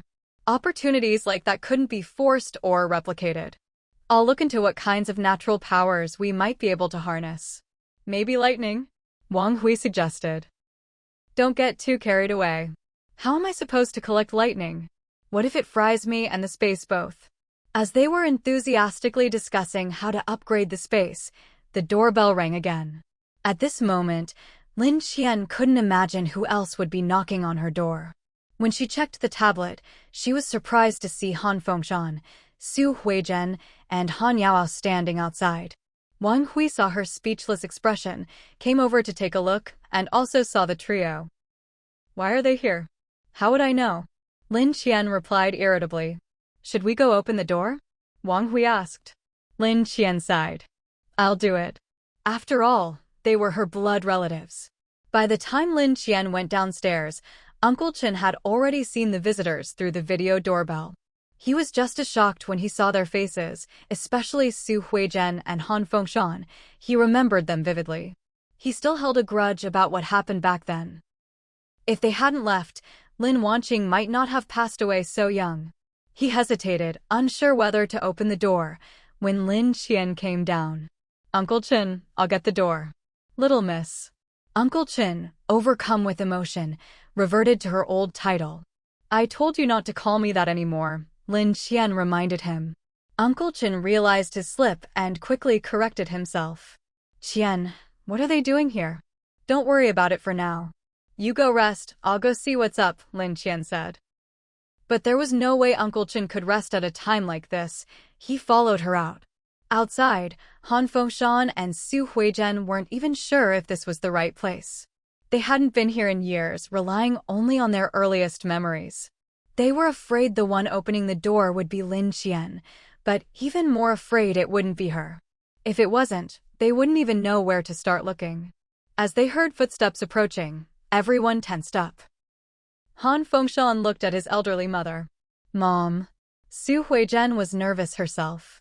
She patted his hand. Don't be nervous. But her own hands were sweating, and as Lin Qian's footsteps drew nearer, her hands began to tremble. What do we do? I'm so nervous. Haven't felt like this in years. Han Fengshan's anxiety only grew, sweat beading on his forehead. Finally, when Lin Qian opened the door, all 6 eyes turned to her. When they saw it was Lin Qian, everyone breathed a sigh of relief. Han Yaoao reacted the fastest. She rushed forward and gave Lin Qian a big hug. Sis! Lin Qian was caught off guard, enveloped in the hug. It didn't seem right to push her away, so she let Han Yaoao hold her until she finally let go, then greeted Su Huizhen and Han Fengshan. Grandma Su, Commander Han, what brings you here? She wasn't naive enough to ask how they'd found her address. After all, they were her family. Knowing the ancestral address was hardly surprising. Han Fengshan stammered for a while, but still couldn't find the right words to start. In the end, Su Huizhen stepped forward. We were worried about you, didn't know if you'd run into trouble. We needed to pass on some news anyway, and since your father finished his work in Beijing, he brought us here on the Ark. Honestly, we didn't have much hope of finding you, just followed our memories. Didn't expect you'd really be here. Blood ties, I suppose. Lin Qian wasn't sure how that proved blood ties. Su Huizhen was just making conversation. She sighed inwardly. Since they were already here, it didn't seem right to leave them standing outside. So she asked, do you have a place to stay? Actually, Han Fengshan had planned to ask Mayor Wu to arrange something. If Mayor Wu knew Han Fengshan had brought the old lady, he'd surely offer the highest hospitality. But now that Lin Qian asked, Han Foshan thought it'd be best to stay with his daughter if possible. He quickly replied, "No, we came straight here to find you. We just wanted to see you safe first." Lin Qian was resigned. "Come in then." She led the way, and only then did Uncle Chen step forward. Su Huizhen and Han Foshan recognized him immediately. Especially Su Huizhen, she walked up to Uncle Chen excited. "Uncle Chen, it's been so long." Uncle Chen was always courteous in front of outsiders. Even though they'd left back then, he still maintained basic manners. "Madam, it's been a long time. Has your health held up these years?" I'm getting old, can't compare to the old days." Since Su Huizhen was chatting with him, Uncle Chen didn't go in, but instead invited them. "Madam, Commander Han, please come inside." He glanced at Han Yaoao, whom he'd never met before, and wasn't too pleased. This girl had just called Lin Qian's sister. Could she be Han Fengshan's child from after? If that was the case, if Lin Qian hadn't already spoken, he wouldn't have wanted to let them in at all. Su Huizhen quickly sensed his mood, looked at Han Yaoao, and pulled her over to introduce. "This is my younger son Xiushan's daughter." "Yaoao, greet Uncle Chen." "Hello, Uncle Chen." Han Yaoao was quick on the uptake. She seemed sweet and well-behaved. She'd already noticed Lin Qian's attitude toward Uncle Chen was special, so it was best to be polite. When Uncle Chen realized Han Yaoao was Han Xiushan's daughter, his expression changed. His smile became much more genuine. "So you're Miss Han." "Please, come in," Uncle Chen said. "Uncle Chen, just call me Yaoao. I'm the junior here. I can't accept such formality from you." Han Yaoao was lively and adorable. Even if Uncle Chen held a grudge against the Han family, he couldn't keep a stern face toward her. Su Huizhen and Han Fengshan, old hands as they were, noticed this immediately. "Yaoao, go in with your sister first." "Okay, sis." Han Yaoao grabbed Lin Qian's hand and, even more at home than the actual owner, led the way into the main house. She looked more like the host than Lin Qian herself. Lin Qian really didn't know what to do with Han Yaoao, so she just let her lead. Uncle Chen brought Su Huizhen and Han Foshan inside. Once in, the three of them were stunned by the luxurious, brightly lit villa. "How do you still have electricity here?" Su Huizhen asked in surprise. Lin Qian replied calmly, "Oh, we have our own generator." Su Huizhen and Han Foshan were even more shocked. For such a big villa, the generator and energy supply must be enormous. Most importantly, you couldn't tell from the outside at all. Now, as they looked around carefully, they realized every inch of this place seemed designed for the apocalypse. It was the perfect doomsday fortress. Han Fengshan opened his mouth to ask a question, but Su Huizhen, who knew her son best, quickly grabbed his arm, stopping him before he could speak. Uncle Chen noticed how travel-worn they looked and said, "Why don't you all sit down first? I'll make you something to eat." They all knew Lin Qian had come back because of Uncle Chen. How could they dare let him cook for them? Su Huizhen spoke up first. "Little Chen, don't trouble yourself. We've already eaten, we're not hungry." But after such a long journey, how could they not be hungry? Uncle Chen replied directly, "Madam, I don't have much to do at home anyway, and cooking is no trouble at all. Please don't worry about it." Seeing the sincerity in Uncle Chen's eyes, Su Huizhen could only relent. "Well, sorry to trouble you then." "It's no trouble at all," Uncle Chen said, and bustled off to the kitchen. Ever since he'd come in, Han Fengshan had been staring at Wang Hui. "Why are you here too?" Before Wang Hui could answer, Lin Qian interjected, "He lives here." "What?" Han Fengshan's voice practically shook the rafters. "What's your relationship?" "We're friends," Lin Qian replied, completely oblivious to why he was so worked up. "Friends? Friends can just move into your house?" Han Foshan felt like a vein was about to burst on his forehead. At this moment, Grandpa Wang, having heard the commotion upstairs, came down and spotted the Han family. "Qian, who are these guests?" "Oh, this is Commander Han from Jing City. This is his mother, Grandma Su, and this is my little sister." Lin Qian introduced them one by one. Hearing Lin Qian's introduction, Han Fengshan felt a pang in his chest. Grandma was acknowledged, little sister was acknowledged, but not her own father. Commander Han? Grandpa Wang's eyesight wasn't what it used to be, so he stepped closer. When he got a good look, he realized it really was Han Fengshan. It really is Commander Han. What brings you here? Su Huizhen and Han Fengshan had already thought Grandpa Wang looked familiar, and now, up close, they realized they really didn't know each other. Mingyuan? It had been many years since Grandpa Wang had heard anyone call him by name. He looked at Su Huizhen for a long moment before finally recognizing her. Sister Su? What brings you here? Grandpa Wang always felt that whatever contributions Han Fengshan had made to the country were only natural, but he knew very well how much Su Huizhen had given to China, from her youth to her old age. Among the people he admired most in his life, Su Huizhen was near the top of the list. Grandpa Wang hurried over to Su Huizhen, extending both hands to shake hers, his voice trembling. It's been so long. How's your health? By habit, he reached out to check her pulse. Su Huizhen smiled. I'm fine. You're still the same as ever, can't meet me without checking my pulse. You haven't changed a bit. Grandpa Wang laughed too. It's a habit. Sit down and let me take a look. It really has been years since we last met. Su Huizhen sat down, and Grandpa Wang placed his fingers on her wrist. He found her in excellent health. Her pulse was strong and steady, better than many young people. He let go, beaming. Sister Su, how do you keep so healthy? Your pulse is amazing. Su Huizhen smiled and looked at Lin Qian. I have to give all the credit to Qian. If it weren't for her, I probably wouldn't have made it here, let alone be able to see you all again. Grandpa Wang looked over at Lin Qian, who didn't quite know how to explain, so she just said simply, Grandma Su was poisoned before, and I happen to have the antidote. I helped her recover a bit, too. Your skills are even better than mine were at your age, Grandpa Wang said with admiration. You're so talented. How about you study traditional medicine with me? Lin Qian was stunned. In her past life, Grandpa Wang had already taught her everything he knew, and she learned almost all of it. But now that he was offering again, she couldn't just refuse outright. Wouldn't that be too much trouble for you? Not at all. I have plenty of free time at home, and it's rare to find someone as talented as you. I know you're already a master of surgery, but I didn't expect you to be so gifted at detoxification too. Lin Qian felt a little embarrassed by his praise.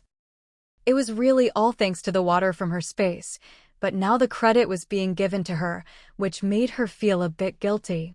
I might not always be home, and my time is limited, but I'd be happy to learn. If she refused again, it would sound unreasonable. Good. As long as you're willing, I'll teach you everything I know. Grandpa Wang's words left Lin Qian momentarily unsure whether she was in her past life or this one. Su Huizhen and Han Fengshan both knew Grandpa Wang was a master of traditional Chinese medicine, and seeing him willing to take Lin Qian as a student made them genuinely happy. They knew that earning the recognition of such a master was no easy feat. But their granddaughter/daughter had done it. How could they not be proud? Su Huizhen looked at Grandpa Wang. Then we'll have to trouble you to look after Qian from now on. Grandpa Wang was taken aback, not quite understanding what she meant. When did Lin Qian become theirs? Su Huizhen continued with a smile. Qian is Fengshan's daughter. Her words were like a stone thrown into a lake, causing ripples everywhere. Grandpa Wang immediately turned to look at Lin Qian, then at Su Huizhen and Han Fengshan. To be honest, Lin Qian didn't really look like Han Fengshan. But as Grandpa Wang looked at Su Huizhen, memories of her youth overlapped with Lin Qian's current appearance. Suddenly, he understood. So that's it. No wonder Qian let you in your family. Su Huizhen smiled. Yes, for various reasons we were separated for so many years and couldn't be part of Qian's life. We regret it deeply. Now that we have the chance to be together again, we want to spend more time with her. Han Fengshan also looked at Lin Qian, but his gaze kept flicking over to Wang Hui, as if he'd step in at any moment if Wang Hui dared to get any closer. Wang Hui, seeing Han Fengshan's stern face, felt a bit intimidated. He wasn't afraid of anyone else, but this was Lin Qian's father. He had to tread carefully. He forced himself to step forward. "Commander Han, would you like to sit down and talk?" Han Fengshan snorted and turned to Lin Qian, forcing a smile.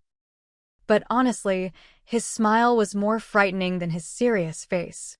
Lin Qian was a straightforward person.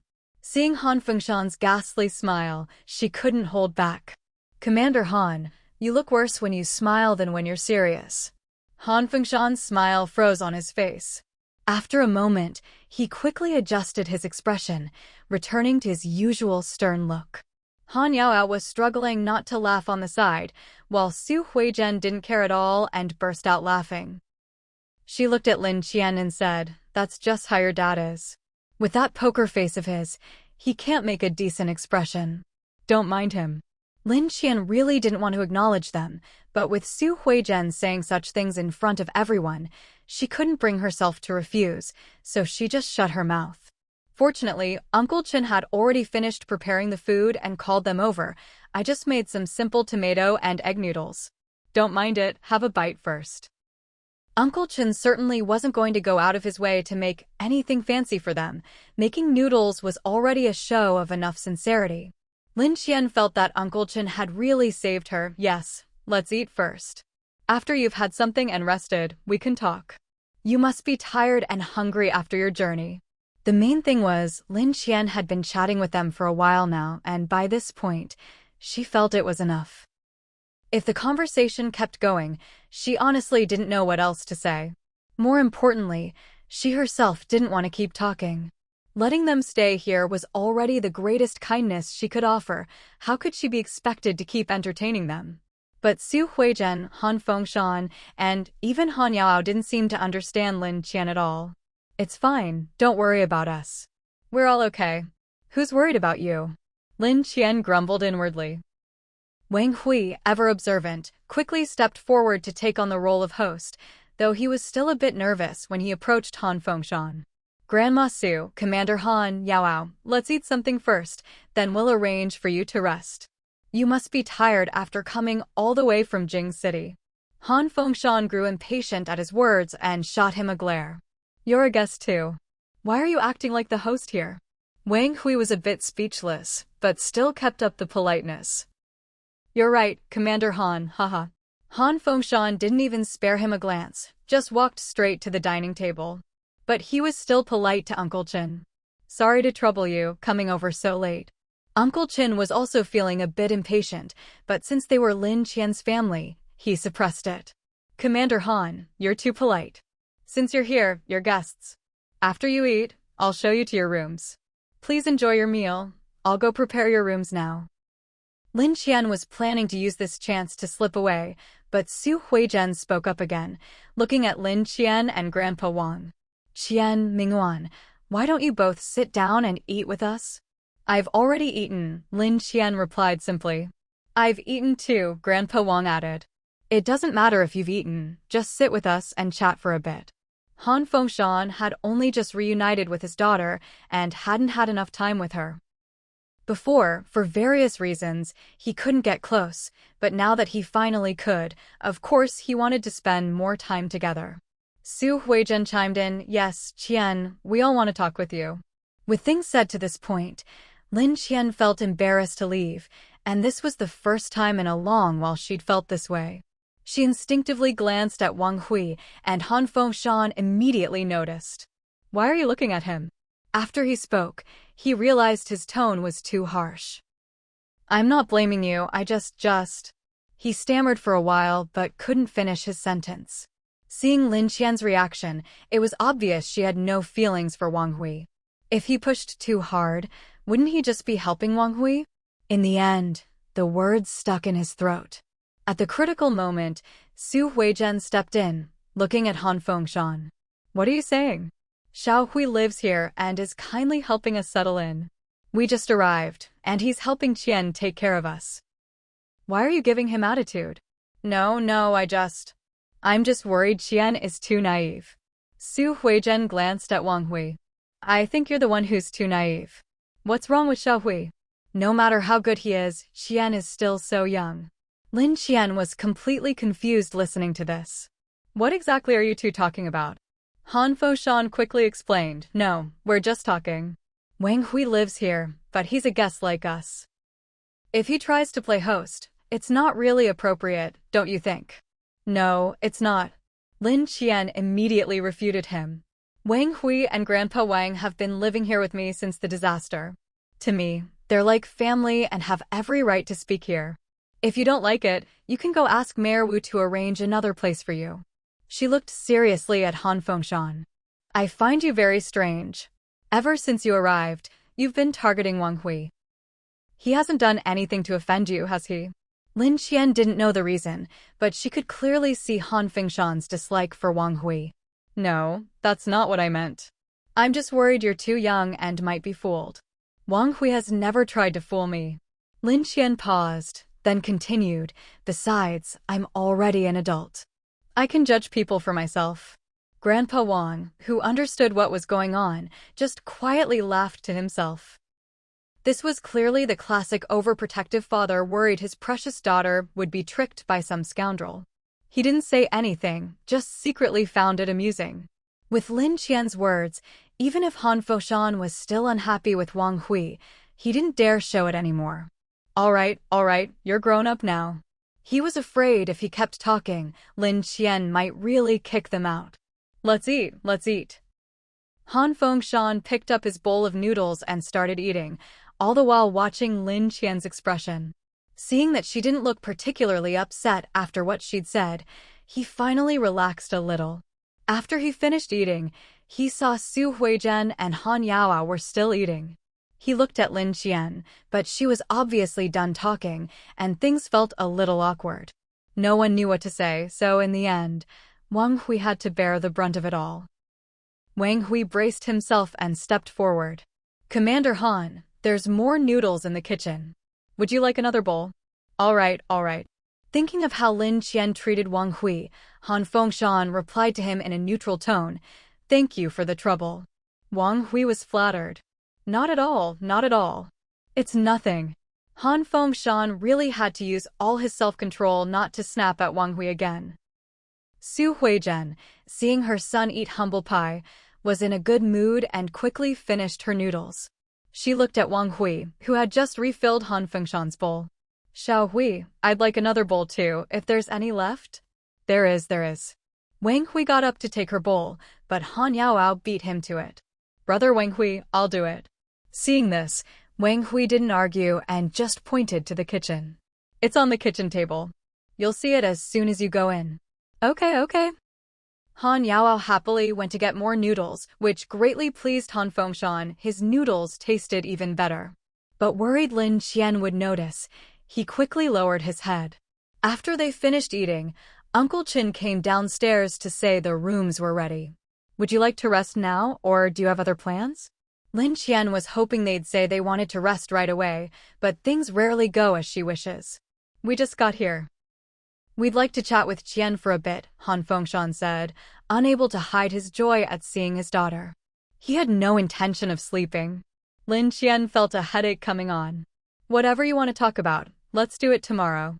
Even if you're not tired, Grandma Su and Yaoao must be, and I plan to rest too." Han Fengshan hadn't expected that. Well, in that case, let's rest first." He turned to Uncle Chin. "Sorry to trouble you. Could you show us where to wash up and rest?" "No trouble at all. Please follow me." Grandma Su turned to Grandpa Wang and said, "Mingyuan, let's catch up properly tomorrow." Of course. "You should rest now. You must be tired from the journey. Have a good sleep tonight." "Are you planning to stay here for a while?" Grandpa Wang asked. "Yes. Fengshan still has some work to handle here, and as for me, I'm old. Wherever my granddaughter is, that's where I'll be," she replied playfully, glancing at Lin Qian. Lin Qian was stunned. She'd thought they'd only stay for a short while. Surely they didn't mean to move in long term. "Grandma Su, are you planning to stay here permanently?" Sensing Lin Qian's unease, Grandma Su gave her a smile she couldn't refuse. Would Qian be willing? Lin Qian felt completely put on the spot. "Well, Uncle Chin quickly stepped in. "We can talk about this later. Let's get some rest first. This way, please." Seeing their attitude, Grandma Su knew there was no rush. As long as she didn't cause trouble for Lin Qian, she figured Lin Qian wouldn't kick her out. With that, she followed Uncle Qin to the guest rooms. Han Fengshan looked at Lin Qian. We'll talk more tomorrow then? What else could Lin Qian do? She could only nod. Just as she was about to head back to her room, Han Yao grabbed her arm. Sis, can I sleep with you tonight? As cute as Han Yao was, Lin Qian was in no mood. Her face turned cold. No. Han Yao could sense the change in Lin Qian and let go of her arm, pouting. Okay, I'll sleep by myself then. She looked every bit the pitiful little thing. Lin Qian knew better now. On the surface, Han Yao looked like an innocent little bunny, but in reality, she was full of tricks. She'd been fooled by that act at first, but really, how could a girl raised in the Han family be that naive? Still, Han Yao was genuinely fond of her for now, so Lin Qian was willing to tolerate her. Seeing even Han Yao get rejected, Han Fengshan quickly composed himself and followed Grandma Su upstairs. Han Yao glanced at Lin Qian, saw she wasn't going to show any sympathy, and pouted her way upstairs too. Grandpa Wang saw everyone heading off to rest and turned to Wang Hui and Lin Qian. You two shouldn't stay up too late either. It's better for your health to get some rest. With that, he went back to his room. Once everyone had gone upstairs, Lin Qian felt utterly drained and slumped onto a chair at the dining table. Wang Hui, is there any more noodles left? Bring me a bowl. There is. I'll get it right now. Wang Hui soon brought out 2 bowls of noodles, one for her and one for himself, and started eating. So, what are you planning to do? Wang Hui asked between bites. Lin Qian took a mouthful of noodles before answering. They've all come from Beijing. I guess we have no choice but to let them stay. You look pretty conflicted. What's the point? Even if I don't want to get too involved with them, it seems like I don't have much of a choice now. If you really don't want them here, I can ask them to leave. It's not that I don't want them here. It's just, I can't really accept them in my heart. Wang Hui had no experience with this sort of thing, so he didn't know what to say. Well, if you're ever uncomfortable, just let me know. I can handle it. Lin Qian looked into his eyes and suddenly smiled. Okay. At that moment, she realized that even though she and Wang Hui weren't related by blood, being with him felt much more relaxed and comfortable than being around the Han family. Seeing her trust, Wang Hui smiled too. The two of them finished their noodles in silence and went off to rest. The next morning, the Han family was up even earlier than Uncle Qin and Grandpa Wang. Grandma Su had planned to make breakfast for Lin Qian, but when she opened the fridge and saw it packed full of food, and with a cooling function, no less, she was amazed. But what surprised her most was the water here. It tasted different, and every time she drank it, she felt refreshed and invigorated. Grandma Su started to wonder if Lin Qian had inherited some of the Han family's special abilities. As for things like space manipulation, her imagination hadn't gotten that far yet. With these questions in mind, she began taking things out of the fridge to prepare breakfast. When Uncle Qin and Grandpa Wang woke up, they found the kitchen already bustling with activity, filled with the warmth of home. They hurried over. Why is the old lady making breakfast herself? Please, let us handle this. Grandma Su didn't mind at all. Why can't I cook? I've lived through hard times too. Now, with these conditions and supplies, it's all thanks to Qian's abilities. If we hadn't gotten close to her, we wouldn't be enjoying this. It's only right that I do something. She didn't give Uncle Qin a chance to argue, instead telling him to wait on the side. It's been years since you've tasted my cooking, hasn't it? See if it's any different from before. Grandpa Wang chimed in, if Sister Su wants to cook, let her. It's good for her health to stay active. We'll just wait and enjoy breakfast. Today's our lucky day. Grandma Su laughed. I'm old, so I don't sleep much. From now on, while I'm living here, I'll make breakfast every morning. This, Uncle Qin was still conflicted, but Grandpa Wang nudged him out of the kitchen. Let's just wait to eat. Lin Qian could really sleep. She didn't get up until nearly noon. In the meantime, Grandma Su had asked Uncle Qin several times if something had happened to Lin Qian. After Uncle Chen reassured her repeatedly, and remembering how Lin Qian was the same way when she lived at the Han house in Beijing, only getting up early if there was something urgent, Grandma Su finally let it go. Still, she kept her questions in mind, planning to talk to Lin Qian about them later. Lin Qian slept straight through until noon. Seeing that Lin Qian hadn't eaten the breakfast she'd made, Su Huizhen busied herself again at lunchtime. Uncle Chen and Grandpa Wang didn't even get a chance to help out. They could only watch Su Huizhen bustling around the kitchen. Even when they wanted to lend a hand, Han Fengshan and Han Yao beat them to it, fighting over who got to help. So Uncle Chen and Grandpa Wang just stood off to the side, exchanging glances, feeling a bit like their territory had been invaded. After Su Huizhen finished cooking, she turned to Uncle Chen. "Xiao Chen, is it okay for Xiao Qian to sleep this late? What if she's starving?" "Don't worry, she knows what she's doing." He was inwardly grumbling about how this family seemed more at home here than he was. Now they were even asking so many questions. If he had a worse temper, he'd probably have snapped by now. Su Huizhen didn't actually mean to pry into Lin Qian's life. She was just worried that skipping meals would be bad for her health. "Maybe I should go up and check on her?" Uncle Chen felt a chill run down his spine. "Madam, please don't. Xiao Qian really doesn't like being disturbed when she's sleeping. If you wake her up now, we might all have to move out today." Su Huizhen wasn't someone who didn't know boundaries. It's just that, thinking of Lin Qian living all alone like this, she couldn't help but want to cross the line a little. Seeing Su Huizhen looking a bit down, Han Yao chimed in cheerfully, "Don't worry, Grandma. Sis knows what she's doing. She's in great shape. She's got everything under control. She'd never let herself go hungry. You've been working so hard all morning. Why don't we eat first? If you end up starving yourself, Sis would feel bad." "Really?" Su Huizhen was a little doubtful. "Grandma, you have to trust Sis. She's been living like this for a long time, so it must be what she's comfortable with. If you try to force your concern on her, she probably won't know how to handle it." Han Yao's words snapped Su Huizhen out of it. But Han Fengshan hadn't come to the same realization. He didn't dare go wake Lin Qian, so he just paced back and forth downstairs. Finally, Su Huizhen called out, "Stop pacing.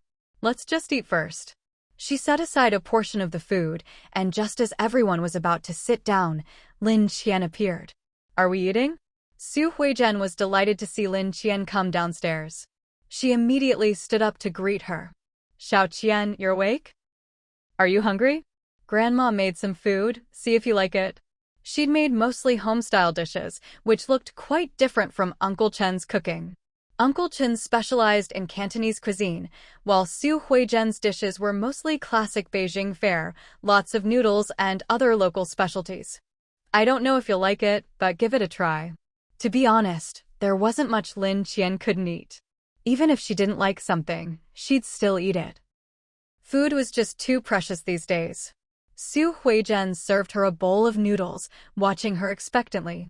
"Try it, see how you like it." Han Yao grinned and chimed in, "Sis, this is Grandma's specialty. She got up early to knead and roll the dough. I've been craving this for ages. When I asked her to make it at home, she always ignored me. Guess it's better to be with you, sis." Looking at the fresh, simple noodles, Lin Qian actually felt a bit hungry. She picked up her chopsticks and took a bite. The moment the noodles hit her mouth, she was amazed. Her eyes lit up. Delicious. Su Huizhen could tell Lin Qian genuinely liked it and finally relaxed. "There's sauce too. I didn't add it in case you weren't used to it. Want to try some?" Lin Qian had heard that homemade Beijing-style zhajiang noodles were the best, so she was curious. "Sure, I'll try some." Su Huizhen was thrilled that Lin Qian liked it. After adding the sauce, she piled Lin Qian's bowl with all the dishes she'd made: spicy tripe, stir-fried liver, braised pork, scallion lamb, poached beef, meat sauce eggplant, and more. "I didn't know what you'd like, so I made a bit of everything. Let me know which ones you like, and I'll make more next time." Lin Qian thought everything tasted pretty good, but considering Su Huizhen's age, she said, "Everything's great, but I'm not picky about food. Besides, I'm already used to Uncle Chen's cooking, so you really don't have to go to all this trouble." Su Huizhen thought Lin Qian was just being polite. You don't like it? If you don't have to eat. It's fine, I do like it. I used to visit Beijing as a kid and ate a lot of local dishes. Honestly, your cooking is better than most restaurants. Then why? Su Huizhen was puzzled by how little Lin Qian ate. Lin Qian sighed. You didn't come here just to cook for me. If you have things to do, go ahead, you don't need to worry about me. Lin Qian really wasn't used to being the center of attention. She hadn't invited the Han family in to fuss over her. She preferred everyone to keep busy with their own things. Seeing everyone looking a bit awkward, she changed the subject. I'm guessing you didn't come all the way to Zhu City just for me, right? That was true. The Ark needed to send people in all directions.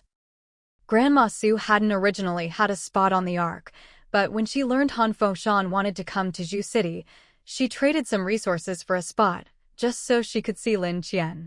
She'd planned to stick to Lin Qian's side and go nowhere else. I don't have anything urgent, just wanted to see you. But your dad does have important business. He'll be heading out after lunch. Han Foshan had planned to leave right after breakfast, but he wasn't sure how long his business would take, so he wanted to see Lin Qian before he left. I'll probably be gone for a few days. Lin Qian figured he'd need to meet with Mayor Wu first. Do you need to find the mayor of Zhu City? That's right. Xiao Qian, do you know where he is? Han Foshan was surprised Lin Qian even knew Mayor Wu. I don't know where he is, but I have a feeling he'll come looking for me today. Just as Lin Qian finished speaking, the doorbell rang. Sure enough, it was Mayor Wu at the door, arms full of antiques. Seeing who it was, Lin Qian turned to Han Foshan. The person you're looking for is here. She went to open the door, with Han Foshan following behind. The moment Mayor Wu saw Lin Qian, he rushed over excitedly. Miss Lin, I've brought a bunch of antiques for you to look at. Lin Qian didn't even look at the goods. Instead, she stepped aside so Mayor Wu could see Han Foshan. Let's talk about that later, someone's here to see you. It was only now that Mayor Wu noticed Han Foshan, who had been following behind Lin Qian the whole time. The moment Han Foshan stood before him, Mayor Wu recognized him instantly. Commander Han? Han Foshan had met Mayor Wu before as well, so he stepped forward directly. Mayor Wu. Seeing Han Foshan standing right in front of him, and even greeting him, Mayor Wu was utterly incredulous. How did you end up in Zhu City? Lin Qian is my daughter. And since our Noah's Ark project has just been launched, I came here to push forward some plans in the south as well. This was the first time Mayor Wu learned that Lin Qian had such a close relationship with someone of Han Fengshan's stature. He felt a surge of excitement inside, and was secretly relieved about how he'd treated Lin Qian before. So that's where Lin Qian's talent comes from, he thought. But how come he'd never heard that Han Fengshan had a daughter named Lin Qian? Mayor Wu remembered that Han Foshan had a remarkable daughter in the capital, someone named Han Susu, if he recalled correctly. So what was this about Lin Qian being his daughter now? Thinking of this, Mayor Wu looked at Lin Qian with a subtly complicated expression. Han Foshan was no fool. Seeing this, he immediately realized the mayor was starting to dig into his family gossip, so he offered a brief explanation. Lin Qian is my biological daughter. Han Susu is more like an adopted daughter. The whole story in between was far too complicated. He didn't know how to explain it, nor did he want to. Now, when Mayor Wu looked at Lin Qian, there was a hint of admiration in his eyes. Lin Qian was worried Han Fengshan would invite the mayor in, and if she refused, it would be awkward. But Han Fengshan seemed to know his boundaries. I have a few things to discuss with you. Can you find us a place? Mayor Wu had come here many times and had never been invited inside by Lin Qian, so he understood what was going on. Sure. I've arranged for some people to stay here recently. Let's find a villa. Both of them knew how to behave, which Lin Qian was quite pleased with. Before leaving, Han Fengshan suddenly turned to Lin Qian. Xiao Qian, I'll probably be out for the next few days. No need to wait up for me at home, your grandmother knows. At this moment, Han Yaoao also came over. Uncle, I'll go with you. Han Yaoao had come here to help out anyway, and since Lin Qian didn't seem particularly eager to reconnect with the Han family, they didn't want to force her. Instead, they focused on nurturing Han Yaoao. Now that Han Yaoao said she wanted to go, Han Fengshan didn't object and nodded his agreement. Han Yaoao took Lin Qian's hand. "Sis, I'm off to work now." Watching the two of them, Lin Qian thought for a moment, then turned and took out a walkie-talkie. This walkie-talkie has a wide range. As long as you're in Ju City, I should be able to receive your signal. If anything comes up, just contact me with it. Han Fengshan took it first and examined it closely, growing more and more astonished. Even he didn't have something like this. He had no idea where Lin Qian had gotten it. It seemed his daughter was even more mysterious than he'd imagined. "You." Han Fengshan was just about to speak when Han Yaoao dragged him away. "Thanks, sis. We'll be back as soon as we're done." Mayor Wu still hadn't finished his business. "Hey, wait, don't rush off yet. I still need to talk to Miss Lin." Han Fengshan and Han Yaoao finally noticed the pile of things Mayor Wu had brought and walked over. "What's all this? Supplies?" "No, these are antiques. Miss Lin said I could trade antiques for some supplies." Han Fengshan and Han Yaoao both knew their family had been collecting antiques for years, but they didn't know why Lin Qian was collecting them too. They exchanged a confused glance. Han Fengshan was straightforward. "Xiao Qian, you should keep more supplies for yourself. Trading them for antiques isn't worth it right now. Our family has plenty of antiques. If you want them, just take them." Lin Qian didn't tell him that she'd already taken the Han family's antiques, nor did she want to. "I've already agreed with him." The subtext was, "Don't meddle." Luckily, Han Fengshan was sharp enough to catch her meaning. "All right, you decide." At this point, Wang Hui came out. Lin Qian saw him and gave instructions. "Let's move these things inside first." Seeing the two of them carrying things, Han Fengshan felt it would be inappropriate to just stand by and watch. If Su Huizhen saw, she'd scold him to death. So he and Han Yaoao quickly pitched in to help. Mayor Wu saw even Han Fengshan was helping and wanted to join in, but Lin Qian politely declined. "We can handle it ourselves." Then Lin Qian turned to Wang Hui. "Go get the supplies we discussed earlier, matching them to the number of antiques this time, and bring them out." There were quite a few antiques, but not enough to exchange for much in the way of supplies. Still, once Mayor Wu saw the real goods, he didn't mind. Supplies were scarce these days. Who else but Lin Qian would be foolish enough to trade them for antiques? He couldn't help but feel he was getting the better end of the deal. Now, with Han Fengshan standing right beside him, he felt a bit guilty. He'd been worried Han Fengshan would object and Lin Qian would refuse the trade. Fortunately, that didn't happen. So now, holding the supplies, he was overjoyed but had to keep a straight face in front of Han Fengshan. Seeing Han Fengshan nearby, he wanted to say something to Lin Qian, but found it hard to speak up. But Lin Qian could tell at a glance that he had more to say, so she asked, "Is there something else, Mayor Wu?" Yes." Caught off guard, Mayor Wu quickly seized the opportunity to speak. "Here's the thing. When those residents saw you trading antiques the other day, they said they had some at home too and wanted to trade with you. They're all people I've carefully selected, and their families really do have some heritage. If you're looking for antiques, they've got some good stuff. I wanted to ask if you'd be willing to trade supplies with them too." For Lin Qian, antiques were great for upgrades. The more, the better. "Sure, but don't have them come one by one.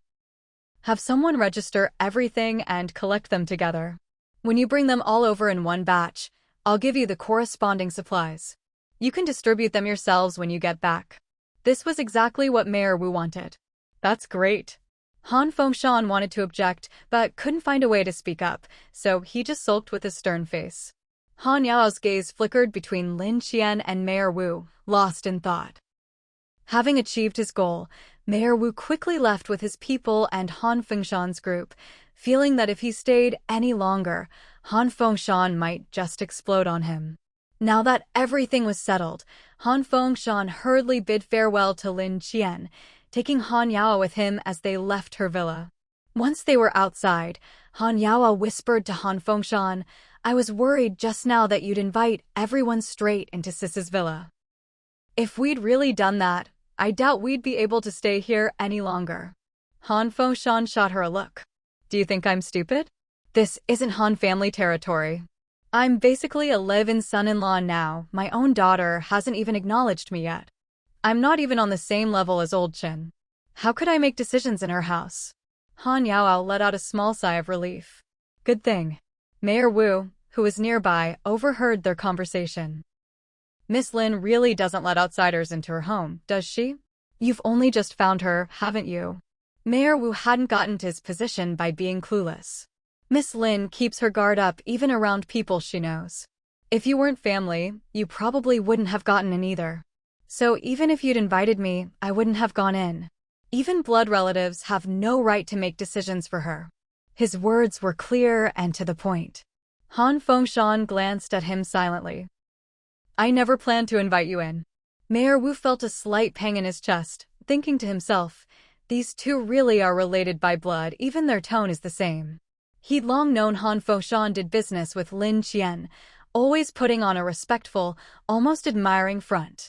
Clearly, he'd done his homework on her, or he wouldn't treat her with such deference. It was baffling. His own daughter was becoming more and more of a mystery to him. Yet, at the same time, he felt a strange sense of pride.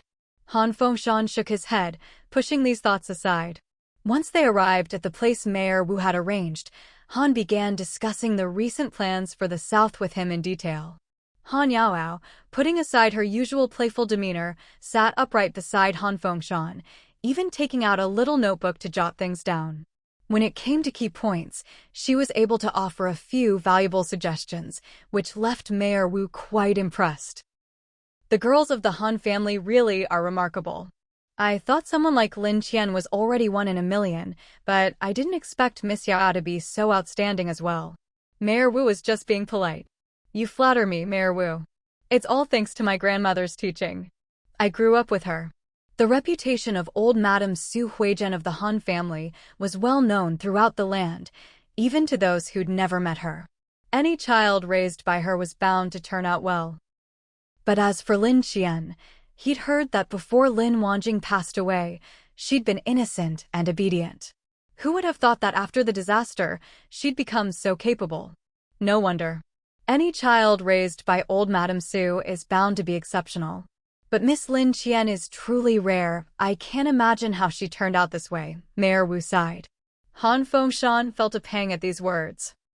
Back when Lin Wanjing found a nominal father for Lin Qian to grow up with, he'd already felt uncomfortable about it.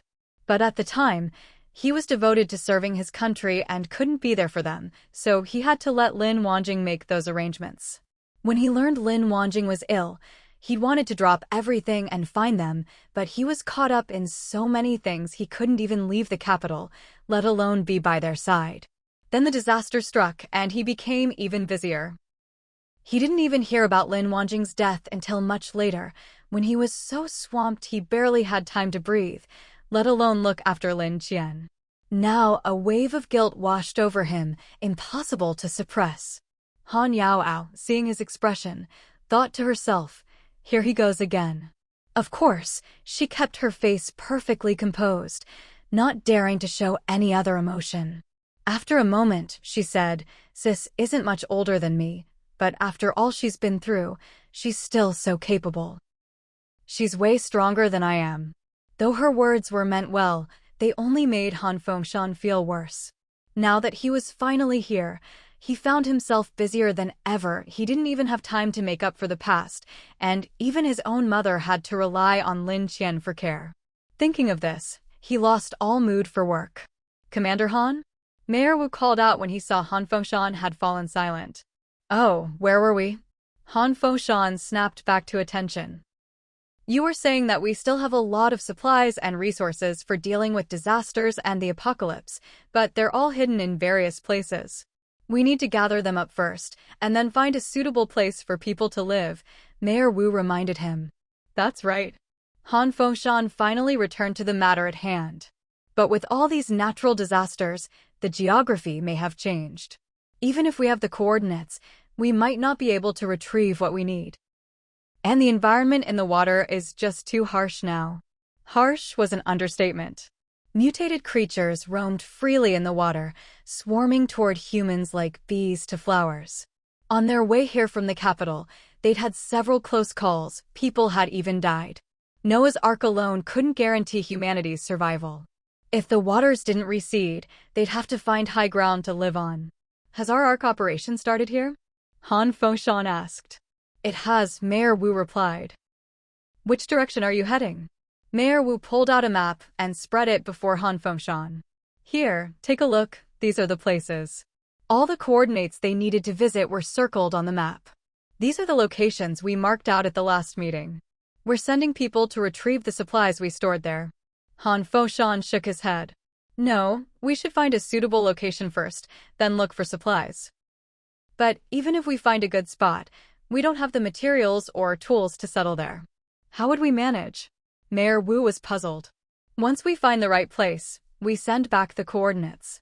Then we gather the materials and build an environment suitable for survival, Han Foshan explained. He glanced outside, deep in thought. Professor O said last time that no one knows how long this situation will last. Before, our focus was on competing with the Jin family. Now, the Han family has lost quite a few people, and the Jin family even more. For now, we'll have to cooperate and get through this crisis before worrying about anything else. Mayor Wu had long heard about the rivalry between the Han and Jin families and had never dared bring it up in front of Han Foshan. Now that Han Foshan mentioned it himself, he finally responded, so the Jin family is in charge of the north now? Han Foshan offered an explanation. That's not quite right. We still have Han Xiushan in the north. The Han family's influence is currently a bit stronger than the Jin family's. Even if we cooperate, there's no way we'd let them walk all over us. Mayor Wu nodded, clearly satisfied with this. After all, not everyone could stomach the Jin family's way of doing things. When he'd attended meetings before, just seeing the Jin family's attitude had nearly made him lose his temper. If not for the Han family's presence, he might not have been able to hold back. Now that Han Foshan had given a firm answer, Mayor Wu felt not only satisfied but also reassured. Uncle, I want to go out and look for the coordinates myself, Han Yao suddenly said. Who are you planning to go with? Han Foshan was a bit surprised. I'll go with whoever's going. I can handle hardship and I can fight. I can be useful when it counts. Han Yao was not only skilled in both academics and martial arts, but also quick-witted. Bringing her along would definitely make things easier. The only problem was, aside from Lin Qian, who refused to acknowledge her ancestry, Han Yao was the only one left in the Han family. Most importantly, she was Han Xiushan's beloved only daughter. If anything happened to her, Han Foshan would be at a total loss. Have you talked to your father about this? Han Foshan asked. I told him ages ago. He doesn't mind. Uncle, please let me go, Han Yao said firmly. Han Foshan stared at Han Yao, trying to spot any sign of hesitation on her face, but was disappointed. All he saw was unwavering determination. You know, searching for the coordinates is extremely dangerous, Han Foshan reminded her. I know. I'm mentally prepared. Besides, Han Yao looked at Han Foshan. Uncle, I want to ask my sister to come with me. That way, a few of us can take turns searching. A few of you? What do you mean? Han Foshan was puzzled. If we go, Brother Wang Hui will definitely come, and so will Shi Wang. That makes a few of us, doesn't it? Han Yao explained. At the mention of Wang Hui, Han Foshan's mood soured, even if he had to admit Wang Hui treated Lin Qian well. Han Yao had long since noticed this. Now that Lin Qian wasn't around, she finally spoke up. Honestly, Uncle, you should try to see the positives. Brother Wang Hui is good-looking, has a great figure, and most importantly, you can see he only has eyes for my sister. People like that are rare. Han Foshan wasn't blind, he could see Wang Hui was completely devoted to Lin Qian. But that was exactly why it annoyed him. He'd only just reunited with his daughter, hadn't even had a chance to dote on her for a couple of days, and now someone else was already thinking about her. But then a thought struck him. Your sister doesn't like Wang Hui, does she? That question stumped Han Yao. She lowered her head and thought hard. I'm not actually sure. It doesn't really look like she likes him, more like she sees him as family. As long as your sister doesn't like him, I don't like him either, Han Fengshan declared. She never said she didn't like him, though. Han Yaoao was a bit exasperated. She never said she liked him either, Han Fengshan replied bluntly. Han Yaoao sighed. Sometimes, talking about these things with an old-fashioned dad really made her feel like her IQ was dropping. Uncle, don't be so hard on him. Brother Wang Hui really treats my sister well. And think about it, where else are you going to find someone like him for her in today's world? Han Fengshan thought it over seriously. Even so, not now. We still need to observe for a while. If he's suitable, we'll talk about it then. Whatever you say, Han Yaoao said helplessly. Mayor Wu, who had been focused on planning the next steps, was a little speechless to find them suddenly discussing Lin Qian's love life. Actually, I think Wang Hui is a pretty decent young man too. Han Fengshan shot him a glare. What do you know?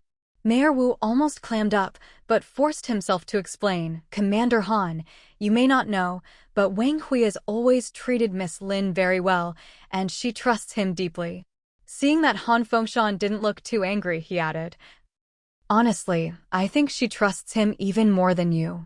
If it came down to that age-old question, if you and Wang Hui both fell into a river, who would Miss Lin save first? I bet she wouldn't even hesitate. Mayor Wu didn't say water, but everyone present understood. Of course, I'm her father. She'd save me first, Han Fengshan said proudly. Everyone. If you say so.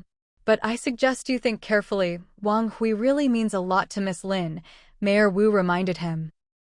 Han Fengshan was getting annoyed. Yeah, I get it. What's with all of you speaking up for him? Doesn't that just prove how good brother Wang Hui is? If he wasn't, who would defend him? Don't you think so, uncle? Han Yao chimed in. With things at this point, Han Fengshan had nothing left to say. He simply dropped the subject and turned back to Han Yaoao. As for you going out to look for the coordinates, you still need to discuss it with your sister first. She has her own things to take care of. It's not like she can just drop everything to go with you. I know, uncle, don't worry. I know my limits. If my sister's busy, I'll just go by myself, Han Yaoao promised. Seeing the two men still discussing the details, Han Yaoao said, why don't I head back first? You two can keep talking, and I'll go tell my sister about this. Han Fengshan, now a bit exasperated, waved her off. Go on. After Han Yaoao left, Mayor Wu reported to Han Fengshan about everything that had happened since the earthquake and the progress of the rescue efforts. Now that Han Fengshan was here, he felt a huge weight lifted from his shoulders. From now on, I'll have to rely on you to make the decisions, Commander Han. So now that I'm here, you can't even think for yourself? Just stick to what you were doing before. If you really get stuck, come ask me. I finally got my daughter back, and if I listen to you, I won't even have time to spend with her, Han Fengshan grumbled. Mayor Wu sighed inwardly. He'd never heard that Commander Han was such a doting father. He'd always seemed like a workaholic. Apparently, things were different when it came to his real daughter. He gave an awkward smile. I'll do my best, but there are just too many people needing help right now. I'm really a bit overwhelmed. What could Han Fengshan do? He could only start arranging for his people to help with the rescue efforts. Meanwhile, Han Yaoao had already returned to the villa and was telling Lin Qian about her plan to go search for the coordinates together. Lin Qian didn't really mind. She'd already collected most of the antiques here, and if she stayed any longer, there wouldn't be anything new for her space to absorb. Without new items, her space couldn't evolve. She needed to get out and explore. I can go with you. Su Huizhen had been quietly listening to her two granddaughters discussing. You two must be careful when you go out this time. But have you ever thought that, actually, this place we're in is a really good spot? There was a deeper meaning in her words. What do you mean? The sisters didn't quite catch on at first. Su Huizhen continued, even with all sorts of disasters, this place has stayed perfectly intact. I think we could try using this area as our center and see if we can expand outward from here. That way, things would be much easier for everyone. Her words seemed to spark an idea in some people. As expected, the older are the wiser. With just a few words, everyone suddenly saw the light. But don't we need to evaluate and measure things first? Of course. I'm just sharing my thoughts. As for the specifics, we'll need professionals to assess it, Su Huizhen said. Han Yaoyao got a little excited at this point. So if the evaluation says this place is suitable, does that mean my sister and I won't have to leave? Her eyes lit up. Su Huizhen glanced at Lin Qian. That depends on your sister. Sis. Han Yaoyao started acting cute toward Lin Qian. It wasn't even intentional, she just couldn't help herself around her sister. Alright, don't give me that look. It won't work on me. I'm immune to it. Lin Qian got goosebumps just seeing her like this, feeling that Yaoyao might pull some unexpected stunt at any moment. When it came to her younger sister, Lin Qian was both helpless and resigned. Han Yaoyao pouted. Fine, then I'll go talk to Uncle about Grandma's idea. I'll ask him to get someone to check if this place is suitable. If it is, it'll save us all a lot of trouble. There was a hint of hope in her voice. Don't get your hopes up too much just yet, Lin Qian cautioned. She didn't want to dampen her sister's spirits, but if they got their hopes up now and the results didn't meet expectations, the disappointment would be even greater. Your sister's right. We need to keep a calm mindset. In times like these, if you can't manage your emotions, it's easy to run into problems, Su Huizhen said seriously. I know, but I really think there's a good chance this will work out. Han Yaoyao remained optimistic. Lin Qian decided not to argue. All right then, go talk to Commander Han about it. I'll go with Wang Hui to get our things ready for the trip. Ever since Han Yaoyao saw Lin Qian's villa, she'd been completely in awe of her abilities. She'd always known Lin Qian was extraordinary, but this time, the impact was much stronger. So when Lin Qian said she was going to prepare things, Han Yaoyao didn't doubt her for a second. Just looking at the villa, she felt there was nothing Lin Qian couldn't handle. Okay, I'll leave it to you, sis. I'm heading out now, don't wait for me for dinner. With that, Han Yaoyao hurried out. Su Huizhen had made a lot of food for lunch, so there was no need to cook again for dinner.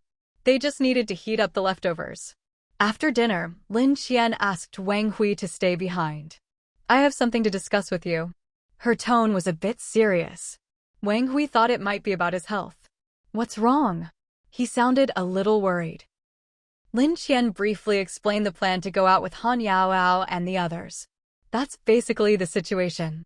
But now Han Yaoyao is talking to Commander Han about whether we should set up a base here. If this place meets the requirements, we won't need to go searching elsewhere. We can use the Villa District as the center and expand outward, making this our southern base. Huh. Wang Hui immediately thought, if this becomes the base center, won't more and more people gather here? How will you ever get any peace?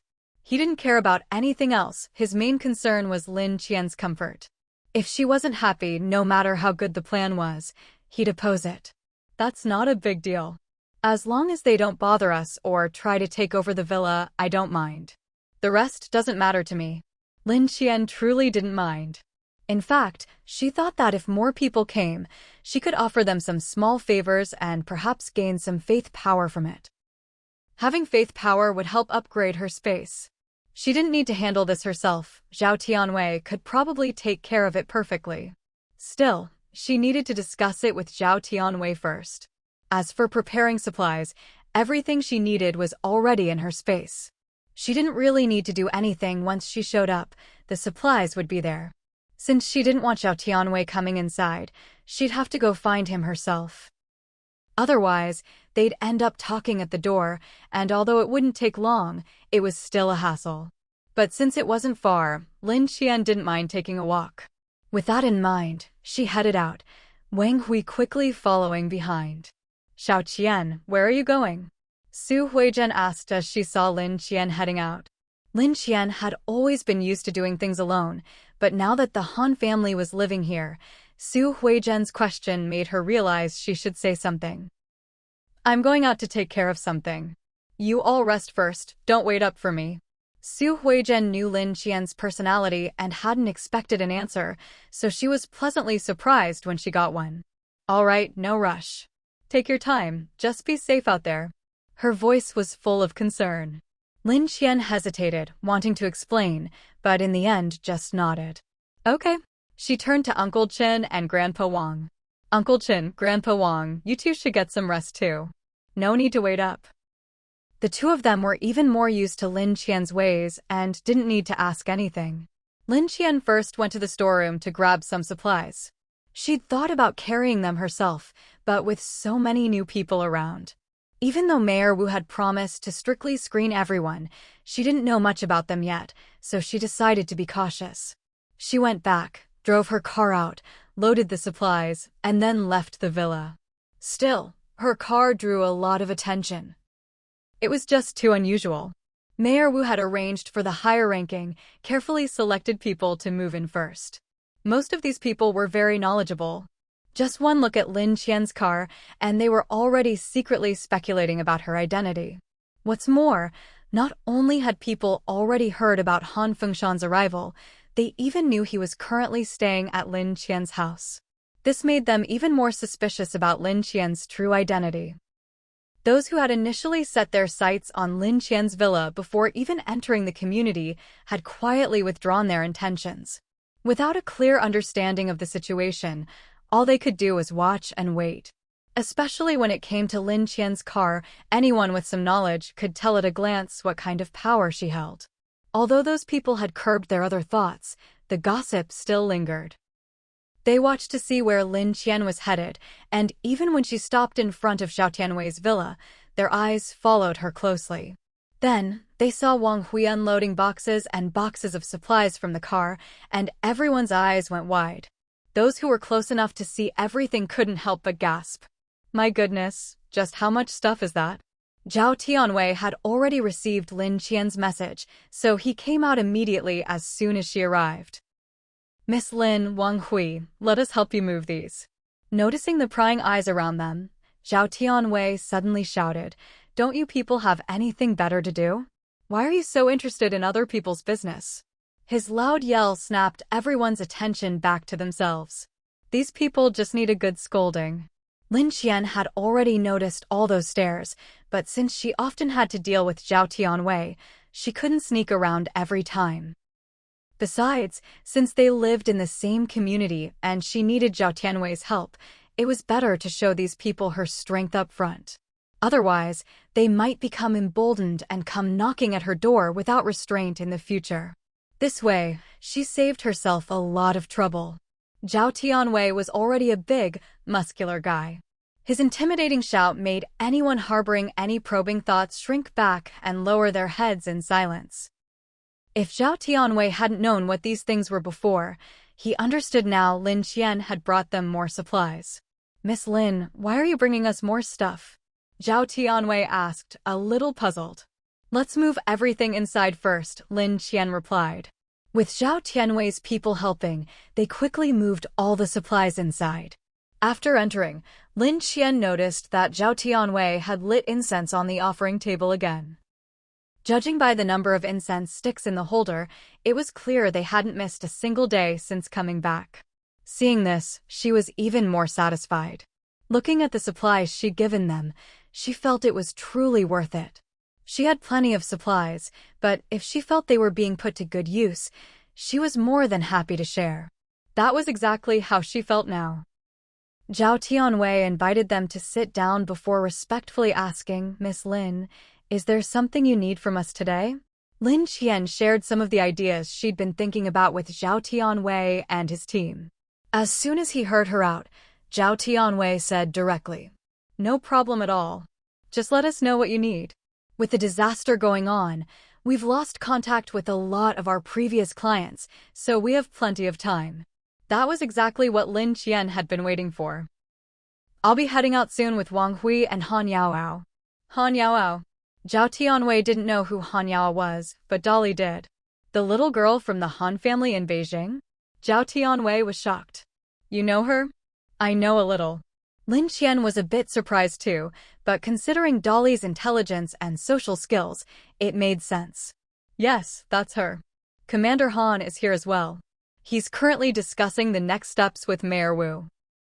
I have my own reasons for going, so when Han Yaoao invited me to join her, I agreed. Are you going out to look for something? As expected of Dolly, he immediately grasped the key point. Lin Qian then explained what Su Huizhen had said about using the villa community as the center for a seed base in the south. Zhao Tianwei didn't really understand any of it. He just listened to what others said, and as for things that hadn't been finalized, his response was always, "So, Miss Lin, what do you think? If you think it's doable, then it's doable. If not, we'll have them look somewhere else." Dolly couldn't take it anymore. Miss Lin wouldn't have brought this up with us if she didn't think it was feasible. Zhao Tianwei didn't know how Dolly could so accurately guess what others were thinking from just a few words, but Lin Qian nodded in agreement. "I see. Well, if you think it's doable, then it is." Lin Qian then shared some of the thoughts she'd had before coming over. "If we can make use of these people, it could benefit us as well. But I don't have anyone else I can trust with this, so I'm leaving it to you. You've all proven yourselves with everything you've done lately, so I brought extra supplies this time. Try using them on this new group and see if we can achieve the results we want." Zhao Tianwei patted his chest confidently. "No problem, just leave it to us." Dolly, however, wasn't as simple-minded as Zhao Tianwei. "Miss Lin, what exactly are you hoping to achieve with this?" He hit the nail on the head. In truth, Lin Qian didn't have any particularly brilliant ideas. She just hoped to inspire some kind of faith or belief in herself through these people. But she had no idea how to explain this to them. Was she supposed to just say she wanted to become a god? Even if they wouldn't say anything, she herself would feel embarrassed. She'd already mentioned this once before, but it hadn't worked out. The supplies were given out, but the results were mediocre. Those people didn't truly respect Lin Qian. They just bowed their heads temporarily because of the supplies. I don't really know how to put it. It sounds a bit strange if I say it out loud, Lin Qian said awkwardly. Dolly immediately connected it to their previous conversation. "Miss Lin, are you hoping to become the new leader of China?" Lin Qian was silent for a moment. Dolly continued, "If that's the case, this is indeed a way to win people over. But we need to avoid the problems from last time. Let me think about how we can implement it." Lin Qian couldn't bring herself to refuse. Zhao Tianwei, meanwhile, was completely confused. "What are you guys talking about?" "Miss Lin has great ambitions. I'll think about how we should proceed and discuss it with you all later," Dolly said. Everyone was used to listening to Dolly. After all, he was the brains of the group. Since Lin Qian had already brought it up and now Dolly was backing her, their confidence was even stronger. All right. We'll do whatever you smart folks decide. I haven't figured out the best approach yet, but we can't do it the same way as last time. Let me think it over and discuss it with Miss Lin. If she agrees, we'll move forward," Dolly said. The others, hearing what Dolly said, had no objections at all. After all, these few people never bothered to think much. They just waited for instructions. Aside from Dolly, the rest were the type to do whatever work needed doing, follow any orders, and do a pretty good job of it too, just lacking a bit when it came to brains or strategy. That's all for now. I'll head back first. You guys get some rest. Lin Qian noticed it was already dark outside and realized their house was lit up. "Hey, what's with the lights?" "Oh, Miss Lin, you mean this?" Dolly set it up. "Does your house need one too? I can ask Dolly to make one for you." Zhao Tianwei was very enthusiastic, always feeling he should do more for Lin Qian since she often brought them things. Seeing Zhao Tianwei so eager, Lin Qian felt a bit awkward. "No need, we've already got electricity at home." "Huh? Oh, right, of course. Miss Lin, you're really something, able to get electricity and all." Zhao Tianwei started praising Lin Qian mindlessly again, and Lin Qian felt like if she stayed any longer, her brain would melt from his flattery. "All right, that's all for now. I'll be off." Just as Lin Qian was about to leave, Zhao Tianwei spoke up again. "Why not stay for dinner?" Now that Zhao Tianwei had plenty of supplies, he even dared to invite Lin Qian to stay for a meal. "Miss Lin doesn't owe us a meal, does she?" Dolly was speechless. "Besides, most of our supplies were brought by Miss Lin. Wouldn't it be weird to treat her to a meal with her own stuff?" I guess I'm just used to it." "Up to Miss Lin, of course." Zhao Tianwei scratched his head, a little embarrassed. "No thanks, I've already eaten. You guys go ahead." As Lin Qian was about to leave, she remembered something she'd agreed on with Mayor Wu. "By the way, I have a deal with Mayor Wu. He helps collect antiques, and I provide supplies in return."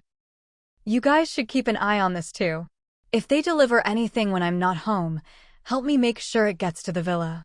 I'll leave some supplies there, not much, but enough for the trade. When the exchange happens, just in case anything goes wrong, have someone keep an eye on things. This was a small matter, and Zhao Tianwei and the others had no problem with it. No problem, Miss Lin. You just focus on your own business and leave these chores to us. Okay. If you ever run low on supplies, just go to my place and find Uncle Qian. I'll let him know, Lin Qian added. Got it, Zhao Tianwei nodded repeatedly. Seeing how reliable they were, Lin Qian felt quite reassured. When Lin Qian got home with Wang Hui and Hope, she found Su Huizhen, Uncle Qian, and Grandpa Wang still up, gathered around the TV in the living room playing Do Diju. Why aren't you all in bed yet? Lin Qian was a bit surprised. Xiao Qian, you're back.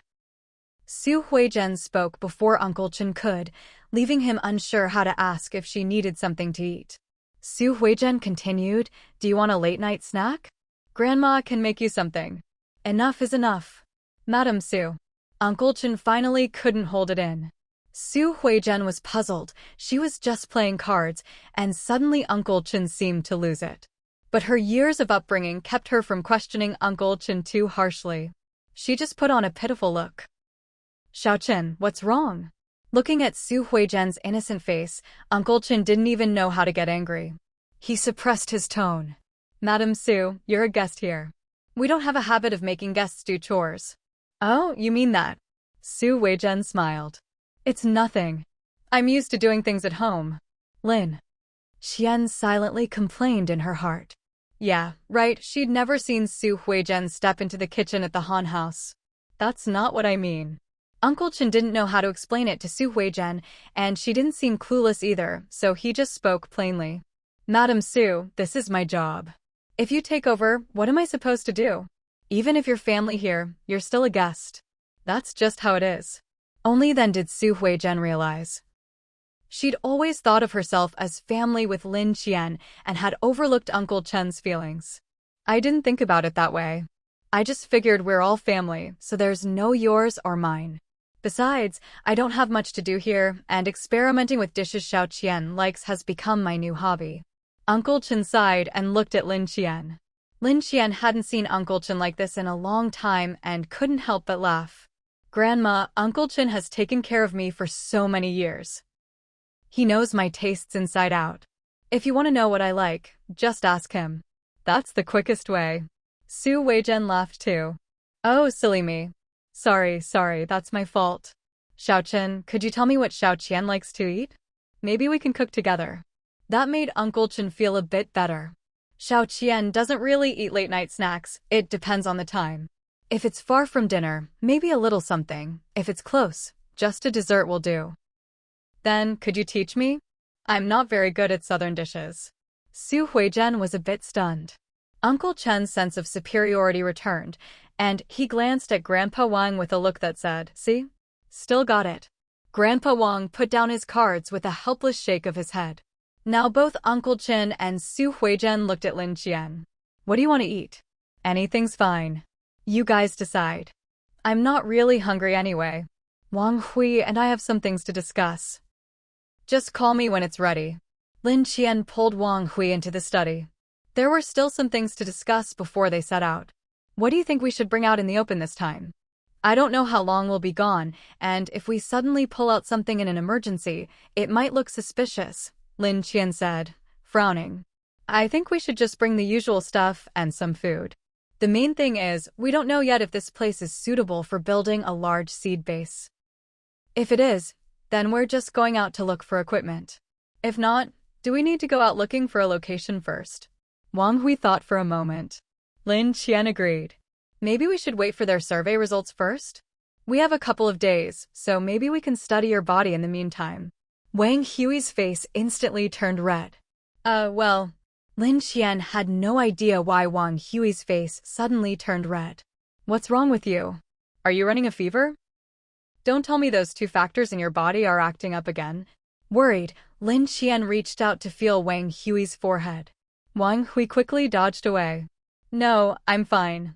Lin Qian looked at him, puzzled. If you're fine, then why is your face so red? Let's check, just in case. What if you faint again and slow us down? She still remembered how he'd collapsed out of nowhere last time, and she really didn't want that to happen again. I'm fine, really, I'm fine. Wang Hui waved his hands insistently. Seeing how resistant he was, Lin Qian figured maybe he really was okay. At least have some water first? She pulled out a bottle of spatial water and tossed it to him. Wang Hui caught it quickly. Drinking water was way better than getting checked.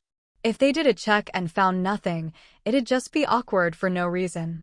But just as he finished drinking, Lin Qian spoke up again. Still, I'd feel better if we did a blood test. That's not necessary, is it? But Lin Qian had already pulled out the equipment. Of course it is. Otherwise, I can't let you come with us. Left with no choice, Wang Hui reluctantly held out his arm and let Lin Qian draw several vials of blood. The blood was still a pure, healthy red. Seeing the color, Lin Qian breathed a small sigh of relief. As long as it hadn't turned blue again, even if there was a problem, it probably wasn't serious. In fact, she'd already noticed that Wang Hui's face was flushed, not bluish, which meant his blood color hadn't changed, a good sign for them. As she drew the blood, Lin Qian muttered, "Should I do an MRI or something?" Wang Hui's forehead twitched. No, that's really not necessary. This time, Lin Qian didn't insist.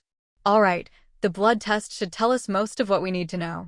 If there's anything wrong inside you, it'll show up in your blood. She didn't rush off to test it right away, though.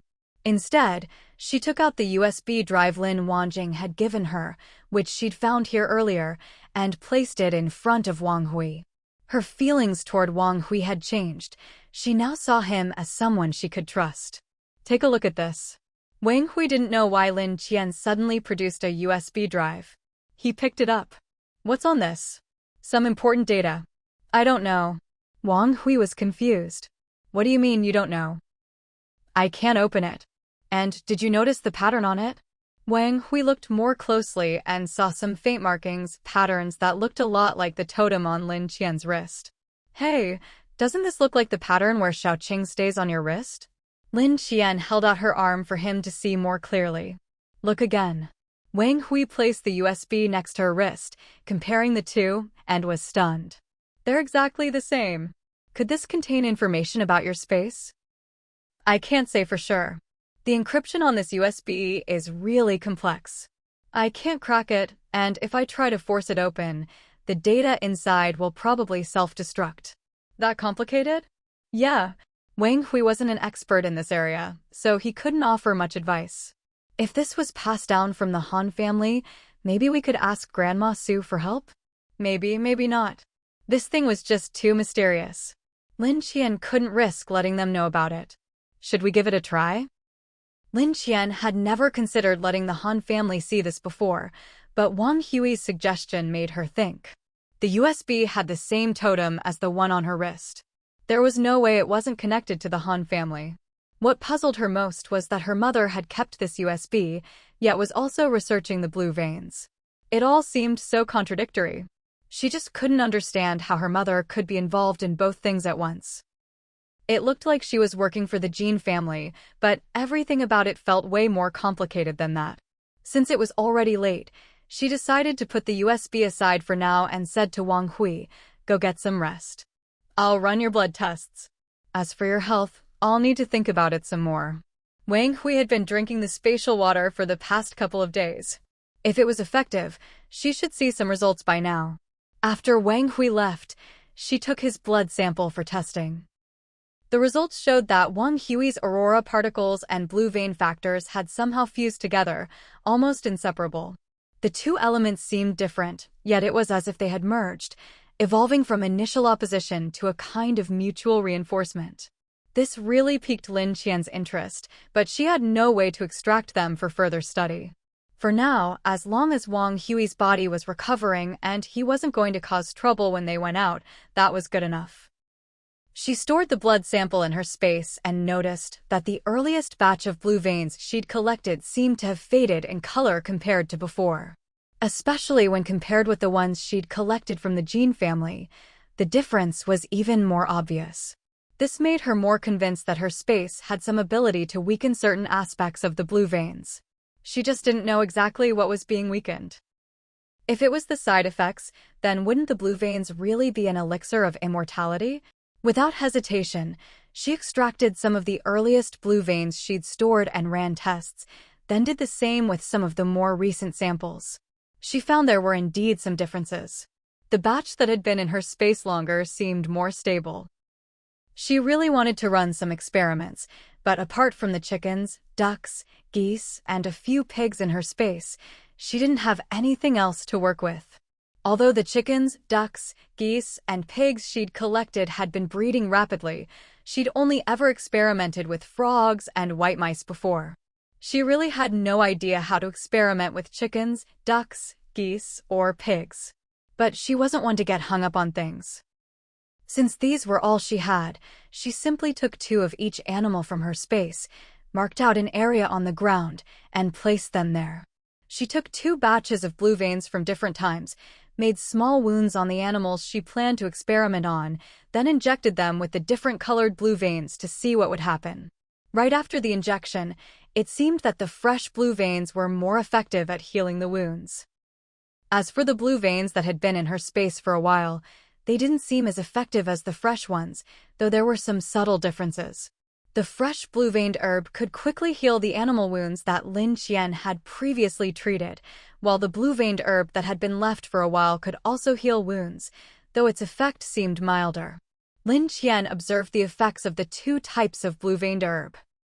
Although one worked faster and the other slower, both were much quicker than the healing speed outside the space. Time seemed to flow differently in this space, a mysterious phenomenon. Plants planted in the soil grew and bore fruit rapidly, animals raised inside matured and reproduced quickly, and even wounds healed faster than outside. At first, she thought it was due to the black soil, but now it seemed that wasn't the only reason. Perhaps time really did flow differently here. The strangest part was that both plants and livestock could grow faster, but once they reached a certain point, their growth would stop, as if the space was designed to store living resources. Watching the experimental animals' wounds gradually heal, with no further symptoms yet, Lin Qian thought it wasn't a good idea to keep them in this space forever. After all, she didn't fully understand the space herself, nor did she know if it would affect the experimental results. So she simply let all the animals out into the garden and went to bed. The next morning, Lin Qian woke up to find several elders, along with Wang Hui, chasing chickens, ducks, geese, and pigs around the garden, a scene of utter chaos, feathers flying everywhere. It was truly a mess. She went downstairs and asked, "What are you all doing?" Qian, you're here. You put these animals here, right? I just finished tidying up the garden. Since there hasn't been any acid rain lately and the weather's nice, I thought I'd reorganize the garden and plant some flowers and vegetables. Who knew these chickens, ducks, geese, and pigs would make such a mess of the place, Uncle Qian said, his tone full of frustration. Lin Qian looked at her whole family. Even Hope was helping out. Everyone knew she had put the animals there for a reason, so no one dared to catch them too forcefully, making the scene even more comical. She hurried over and said, "Everyone, stop for a moment." Only then did everyone pause. Even Uncle Qian and Grandpa Wang, who usually enjoyed the food and water from the space, were drenched in sweat. Grandpa Wang was still holding a flapping chicken in his hands. He looked at Lin Qian and asked, "So, what should we do with this?" Lin Qian took the chicken and checked it over, finding that its wound had mostly healed. She caught another chicken, one whose wound had been treated with the older, lighter blue-veined herb, and found its recovery was indeed a bit slower than the first. Thinking of the earlier chaos and Uncle Qian's helpless expression, Lin Qian guiltily suggested, "Why don't we build an enclosure for them?" She hadn't thought of this last night since it was so late. Now, looking at the garden, not only were feathers everywhere, but there was also animal droppings all over the place. Truly a sorry sight. Good, that's a great idea. Uncle Qian was the first to agree and immediately went to find tools. Grandpa Wang and Grandma Su started looking for things to clean up the mess. But Lin Qian stopped them. "Wait, don't clean up yet. If we don't fence them in, It'll just get messy again. Let's build the enclosure first, then clean up. This is my fault. I didn't expect this to happen. I'm really sorry. Seeing everyone's hair all messy, with feathers of various sizes stuck to their heads, Lin Qian felt deeply guilty. She sighed and asked, "Has everyone had breakfast yet? If not, I'll go make something for you." She was about to take out some hot food from the space when Grandma Su wiped the feathers from her face and said, "I'll do it, I'll do it." She turned to Grandpa Wang. "Old Wang, you handle things here. I'll go make breakfast." Everyone quickly divided up the tasks and got organized. Wang Hui saw Lin Qian still standing there and said, "Qian, you go rest. Leave this to us." Hope was already helping Uncle Chen move materials to build the enclosure. Seeing that she wasn't needed, Lin Qian sighed and, feeling both guilty and useless, went back inside. She followed Grandma Su into the kitchen. "Grandma, let me help you." But Grandma Su gently pushed her away. "No need, I'm already a mess. I don't want you getting choked by the smoke." Lin Qian wondered if now was a good time to talk to Grandma Su about the USB drive, but seeing her like this, it probably wasn't. She stood outside watching Grandma Su cook and noticed she seemed to be making Cantonese dishes. They'd just had Beijing cuisine last meal. Wasn't this learning curve a bit too fast? Grandma Su naturally explained, "Oh, don't we have a tablet at home? Xiaochen gave me one, and it's full of recipes for your favorite dishes. I thought I'd try them out today, see if I can get the taste right." "Grandma, you don't have to go to so much trouble. I eat anything. Just make whatever you're most comfortable with, or let Uncle Chen cook. If you keep him from cooking, he'll probably get depressed." Cooking for the Lin family was Uncle Chen's greatest joy in life. If someone took that away, he really might get depressed. Grandma Su hadn't thought of that. She just wanted to make something delicious for Lin Qian. "Really? I never thought of that. Maybe I should talk to him about it." Lin Qian said, "No need. Just don't compete with Uncle Chen for kitchen duty and it'll be fine." Grandma Su looked at Lin Qian and said seriously, "But I want to cook for you too. I never knew I had such a lovely granddaughter, and now that I do, I want to do more for you." That's how elders are. Sometimes they understand, but they just don't listen. Lin Qian didn't know what else to say, so she just let it go. Seeing that breakfast was almost ready, she decided to wait until after the meal to ask about the USB drive. But when breakfast was ready, everyone was still busy. When Lin Qian went to call them in, they all said they wanted to finish their work first. Watching everyone run around for the sake of a few animals, Lin Qian felt a bit embarrassed. "Why don't you all eat first? There's always more work to do." But everyone insisted on finishing the job first. Uncle Chen was the most direct. "You all eat, don't worry about us. If we don't get these animals penned up, we'll just have to chase them again after eating." Seeing everyone go back to work, Lin Qian could only say to Grandma Su, "Grandma, let's eat first. No need to wait for them. I have something I wanted to ask you anyway." Grandma Su paused in surprise. Lin Qian rarely came to her with questions, and when she did, it was never a small matter. Granny Su happened to remember she had something to ask Lin Qian as well, so they hit it off immediately. "All right, let's have breakfast first. You sit down, Grandma will bring it over to you." Lin Qian wanted to help, but she didn't get the chance. Right now, Su Huizhen was treating Lin Qian like a newborn baby, wanting to take care of everything for her, down to the smallest detail. After breakfast, Lin Qian didn't even have to help clean up. Granny Su swiftly cleared away her dishes and wiped the table until it gleamed. Only after all this did she pull Lin Qian aside to sit down. Although she was curious about the things she couldn't quite figure out about Lin Qian, since Lin Qian said she wanted to talk, she decided to listen first. "You said you had something to talk to me about?" Granny Su asked. Lin Qian didn't say anything. She silently took a USB drive out of her pocket and placed it on the table. "Grandma, take a look at this." At first, Granny Su didn't pay much attention to the USB drive, focusing on Lin Qian instead. It wasn't until Lin Qian gestured again for her to look at it that she picked it up. The moment she held it, she felt it looked very familiar. Her hands started to tremble slightly. She was holding it with the plain side up, but when she flipped it over, she saw a totem identical to the one on Lin Qian's hand. This. She was at a loss for words. Seeing her reaction, Lin Qian knew she must recognize the object.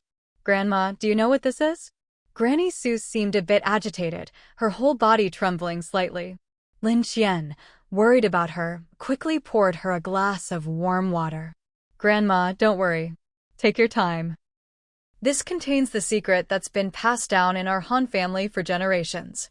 I always thought your father lost it, but it turns out he left it with you, Granny Sue said. What do you mean? Lin Qian was genuinely confused. Granny Sue continued, what's inside matches the book I gave you before. Grandma, do you know the password? Lin Qian asked. You don't. Granny Sue replied with a question. Lin Qian shook her head. It was always with my mom. After she passed away, I found it in an envelope she left me. I've tried so many times, but I just can't figure out the password. Get me a computer, Granny Sue said. Lin Qian led her to the study, turned on the computer, and let her take over. Go ahead. Despite her age, Granny Sue's movements were skilled and practiced. She plugged in the USB drive and immediately began typing a string of code on the computer. So complex that even Lin Qian, who was quite talented with computers, couldn't understand it. After a flurry of operations, the password-protected USB drive was unlocked and its contents displayed before them. But inside, there wasn't just information about the Han family, there were also photos of Lin Qian from infancy all the way to adulthood. The last photo was of her secretly crying outside a hospital, and it was titled, Don't Cry, Baby. Lin Qian's tears fell instantly. Granny Sue's eyes grew moist as well. Granny Sue seemed especially interested in Lin Qian's photos. She looked at her and asked, could you give me a copy of these photos for my phone? Lin Qian didn't mind. If you like them, go ahead and copy them. Granny Sue was delighted. Really? Then I'll copy them now. Without waiting for Lin Qian's response, she started typing code again. Without even plugging in her phone, the files were already transferring. Lin Qian was utterly stunned by her skills. She hadn't expected Granny Sue, at her age, to be so adept at this, better than most young people, and even Lin Qian herself felt outclassed. Grandma, you're really good at this, Lin Qian said. Haha, you mean this? Granny Sue pointed at the computer screen, where lines of code were still running. I used to make a living doing this, you know. Lin Qian looked confused.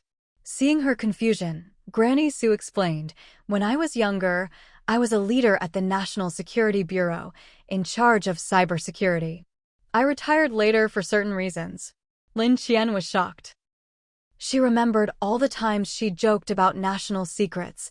Thank goodness Granny Sue had retired, or with her skills, she would have caught Lin Qian in no time. Even though Lin Qian always erased her tracks, there's no such thing as a perfect crime. Every action leaves a trace. If Granny Sue had still been on the job, Lin Qian would have been doomed. Grandma, you're amazing. This time, Lin Qian's praise was truly heartfelt. She'd never met anyone like Granny Sue before. Even if she had, they wouldn't have been this old. That's nothing. My best skills aren't even in this area, Granny Sue said, winking playfully at Lin Qian. Now Lin Qian was really interested. Grandma, will you tell me about them? There's nothing much to say.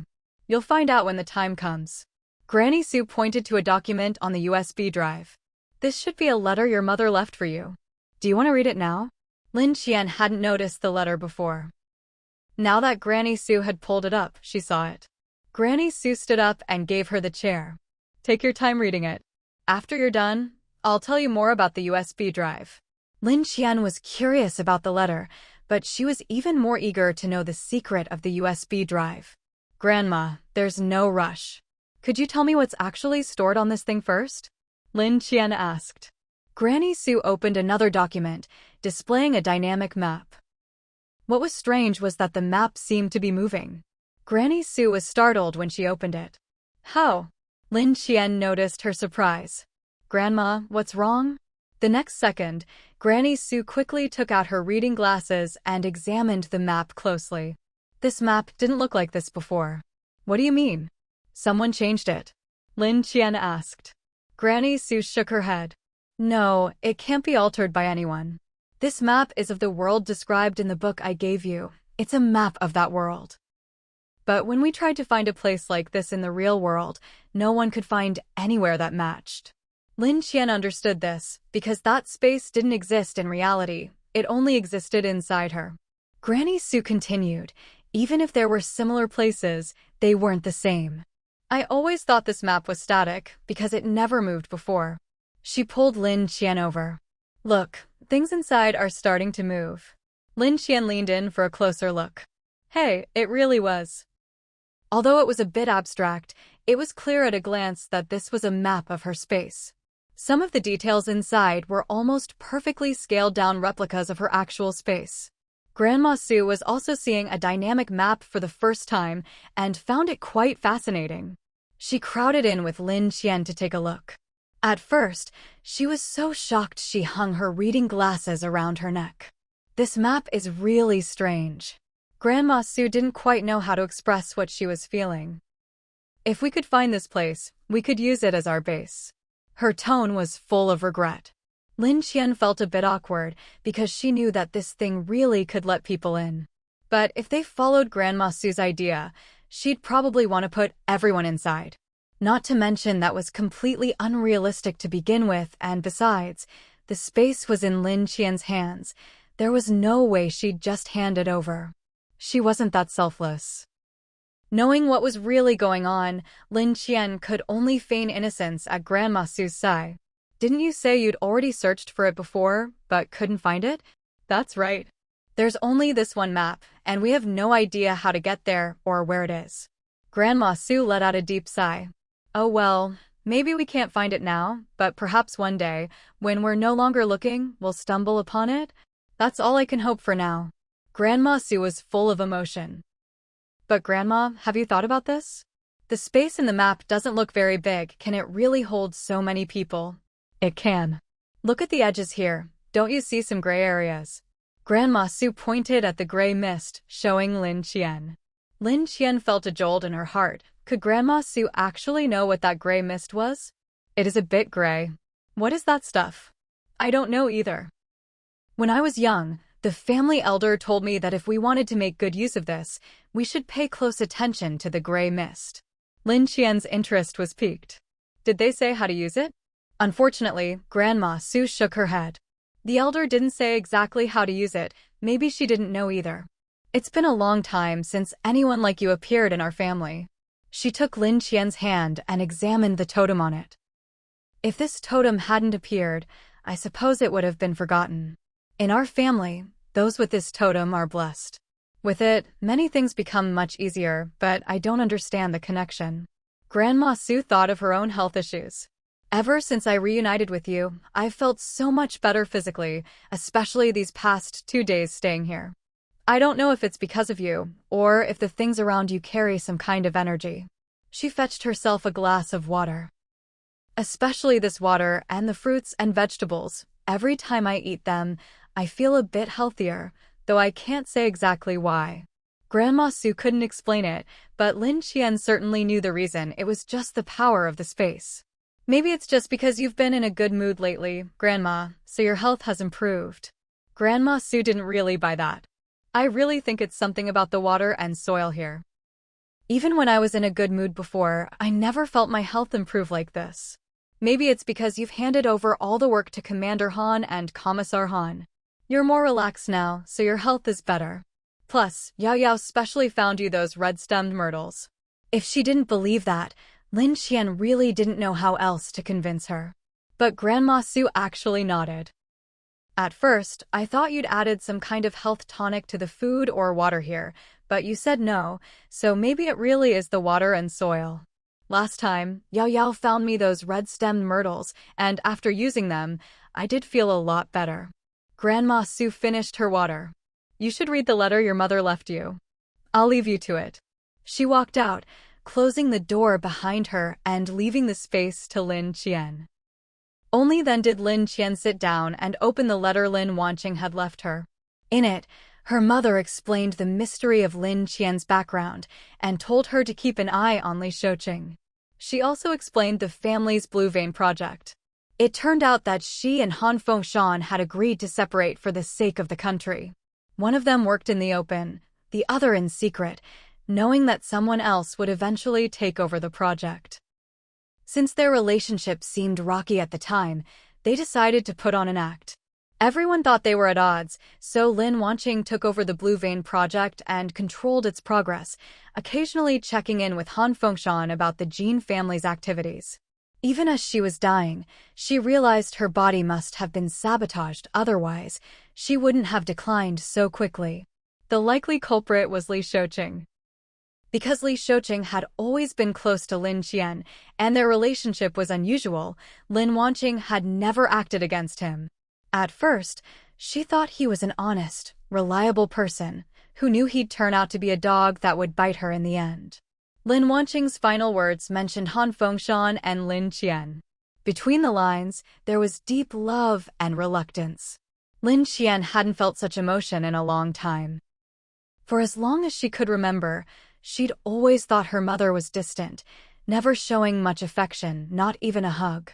But in these words, she felt her mother's deepest warmth. Lin Qian thought she could read the letter calmly, but tears had already fallen onto the desk.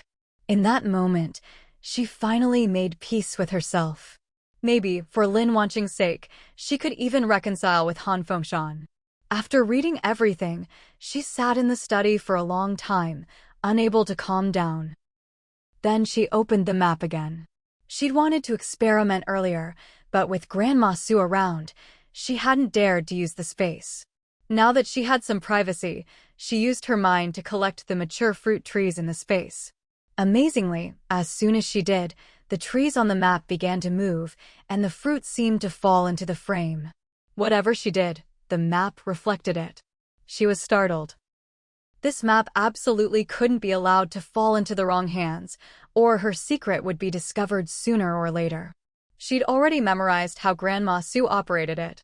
As long as the USB drive with the program didn't fall into familiar hands, there shouldn't be a problem. After finishing everything, she simply tossed the USB drive into her space. As long as she was bound to this space, nothing would go wrong. When Lin Qian came downstairs, she happened to run into Han Fengshan and Han Yaoao returning together. The two of them were delighted to see Lin Qian. Han Yaoao rushed over and hugged her tightly. "Sis, I'm so hungry." Granny Su, watching the scene from the side, couldn't help but laugh.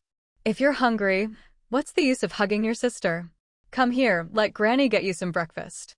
Han Fengshan looked at Lin Qian, an involuntary smile appearing on his face. "Have you eaten yet?" "I have. You two go ahead and eat." Lin Qian still wanted to go outside and check on how Uncle Qin and the others were doing. When she stepped outside, she saw that a small fence had been added to the garden, neatly separating the chickens, ducks, geese, and pigs. The ground, which had been a mess before, was now cleaned up and tidy, looking much more organized. Thinking of how chaotic it had looked before, Lin Qian felt a wave of embarrassment. To cover it up, she walked forward and said, "All done? Go have breakfast then." Now that everyone had finished their chores, they were all in good spirits. All right, we'll go now." "Have you eaten already?" "I have." Lin Qian was about to say something more when suddenly one of the chickens started convulsing. She hurried over to check and found that it was the one injected with the fresh blue vein serum. Seeing its convulsions getting worse, Lin Qian quickly took out the corresponding blue vein serum from her space and injected it. After the injection, the chicken gradually stabilized. But then the ducks, geese, and pigs all started showing symptoms as well. Lin Qian could only deal with them one by one, starting with the most severe cases. By the time she got to the goose, the big white goose had already collapsed and died. Seeing that the other animals injected with the blue vein serum that had been stored in her space from the start were still lively, Lin Qian didn't let the dead goose go to waste. She picked it up and carried it into the living room. Uncle Qin thought she wanted to butcher and stew the freshly dead goose. "Xiao Qian, let me handle it." "Give it to me." Lin Qian replied calmly, "I'm going to study it." "Oh, you're doing research? Then, go ahead." Uncle Qin looked a bit embarrassed, thinking she wanted to eat goose. Wang Hui, on the other hand, seemed to know what she was up to. Need any help? No, you just have breakfast. If you can, keep an eye on the animals outside. If anything happens, come get me, just knock on my door. What she was doing now was to observe the differences between the two types. If she missed something important, she'd be really frustrated. All right. Han Fengshan saw that as soon as he got back, Lin Qian was busy again. He quickly called out to her as she was about to head upstairs. Xiao Qian, why don't you eat something too? Lin Qian looked confused. Han Yao hurried over and whispered to Han Fengshan, Uncle, Sis just said she's already eaten. Oh, you've eaten? Then, did you need something from me? After reading the letter her mother left behind, Lin Qian no longer felt as resistant toward Han Fengshan as before, and her tone softened. It's nothing. You go ahead and finish your work. We can talk later. Seeing that he had nothing to say, Lin Qian carried the goose away. Han Fengshan watched her back, wanting to say something, but in the end, he just sighed and shook his head at Granny Sue. You really don't know how to express yourself. If you were better with words, your daughter would have called you Dad long ago. Han Fengshan frowned. There was nothing he could do about it. His job had always made him a serious person. He sighed. I really am trying my best. Han Yao muttered under her breath sometimes, trying your best just isn't enough. What did you say? Han Yao immediately put on a bright smile. I said, if Uncle keeps this up, Sis will definitely accept you sooner or later. Han Fengshan knew that wasn't what she said, but he was used to her mischievous ways and just let it go, quietly eating his breakfast. As he ate, he looked around at the villa, which was now completely different from 20 years ago. There was no trace of the past left. Everything was new, even though the outlines were familiar. He couldn't find a shadow of the old days. Fortunately, the people he loved were still here. Lin Qian took the big white goose into her space to examine it. She found that the blue vein factor in its body was rapidly eroding its original bodily functions, much faster than what had happened with Wang Hui before. She wasn't sure if it was because the space had somehow accelerated the process, or if there was another reason. Thinking it over, she went down and caught another live goose that had been injected with the earlier batch of blue vein serum. Seeing it flapping around, she simply tied its wings and legs, drew some blood, and put it into the testing equipment. She found that this goose, injected with the earlier blue vein serum that had been stored in her space, not only had improved bodily functions, but didn't show any other symptoms. In fact, it was in even better shape than Wang Hui had been. It was all benefits, no side effects. But she couldn't be sure yet, she'd have to observe for a few more days. As long as after some time, the animals injected with the earlier blue vein serum didn't show the same symptoms as the later batch, it would prove that the space had a purifying effect. She buried the dead white goose on the back hill, and as for the other one, she put it back in the villa's pen. When she finished all this, she found Han Fengshan still sitting on the living room sofa, with Han Yao and Granny Sue beside him. The three of them seemed to be discussing something. All done, Xiao Qian? Granny Sue asked kindly. Yes, all done. Did you need something from me? Lin Qian sat down as well. Yes, when we talked before about testing whether this place was suitable as an official base, they went out overnight to check. Turns out, this place is really suitable. We're planning to try setting up a base here first. But we still wanted to discuss it with you. If you're not comfortable with it. Han Fengshan trailed off. Although he said he wanted to discuss it with Lin Qian, the truth was, things had already reached a critical point. If they couldn't find a suitable location, the whole country would be in even more trouble. Seeing his expression, Lin Qian knew what he was thinking. It's fine. Granny already talked to me about it before. I'm okay with it. You go ahead and make the arrangements. Han Fengshan visibly brightened. That's wonderful. You really are a Han family member. Always thinking of the bigger picture. Lin Qian didn't even know how to respond to that. Grandma Su gave him a kick, and only then did Han Fengshan remember that Lin Qian hadn't actually acknowledged him yet, so he reined himself in a little. He. But he was still overjoyed, unable to suppress the smile tugging at the corners of his mouth. To Han Fengshan, this felt like a huge breakthrough. Lin Qian hadn't outright rejected him this time.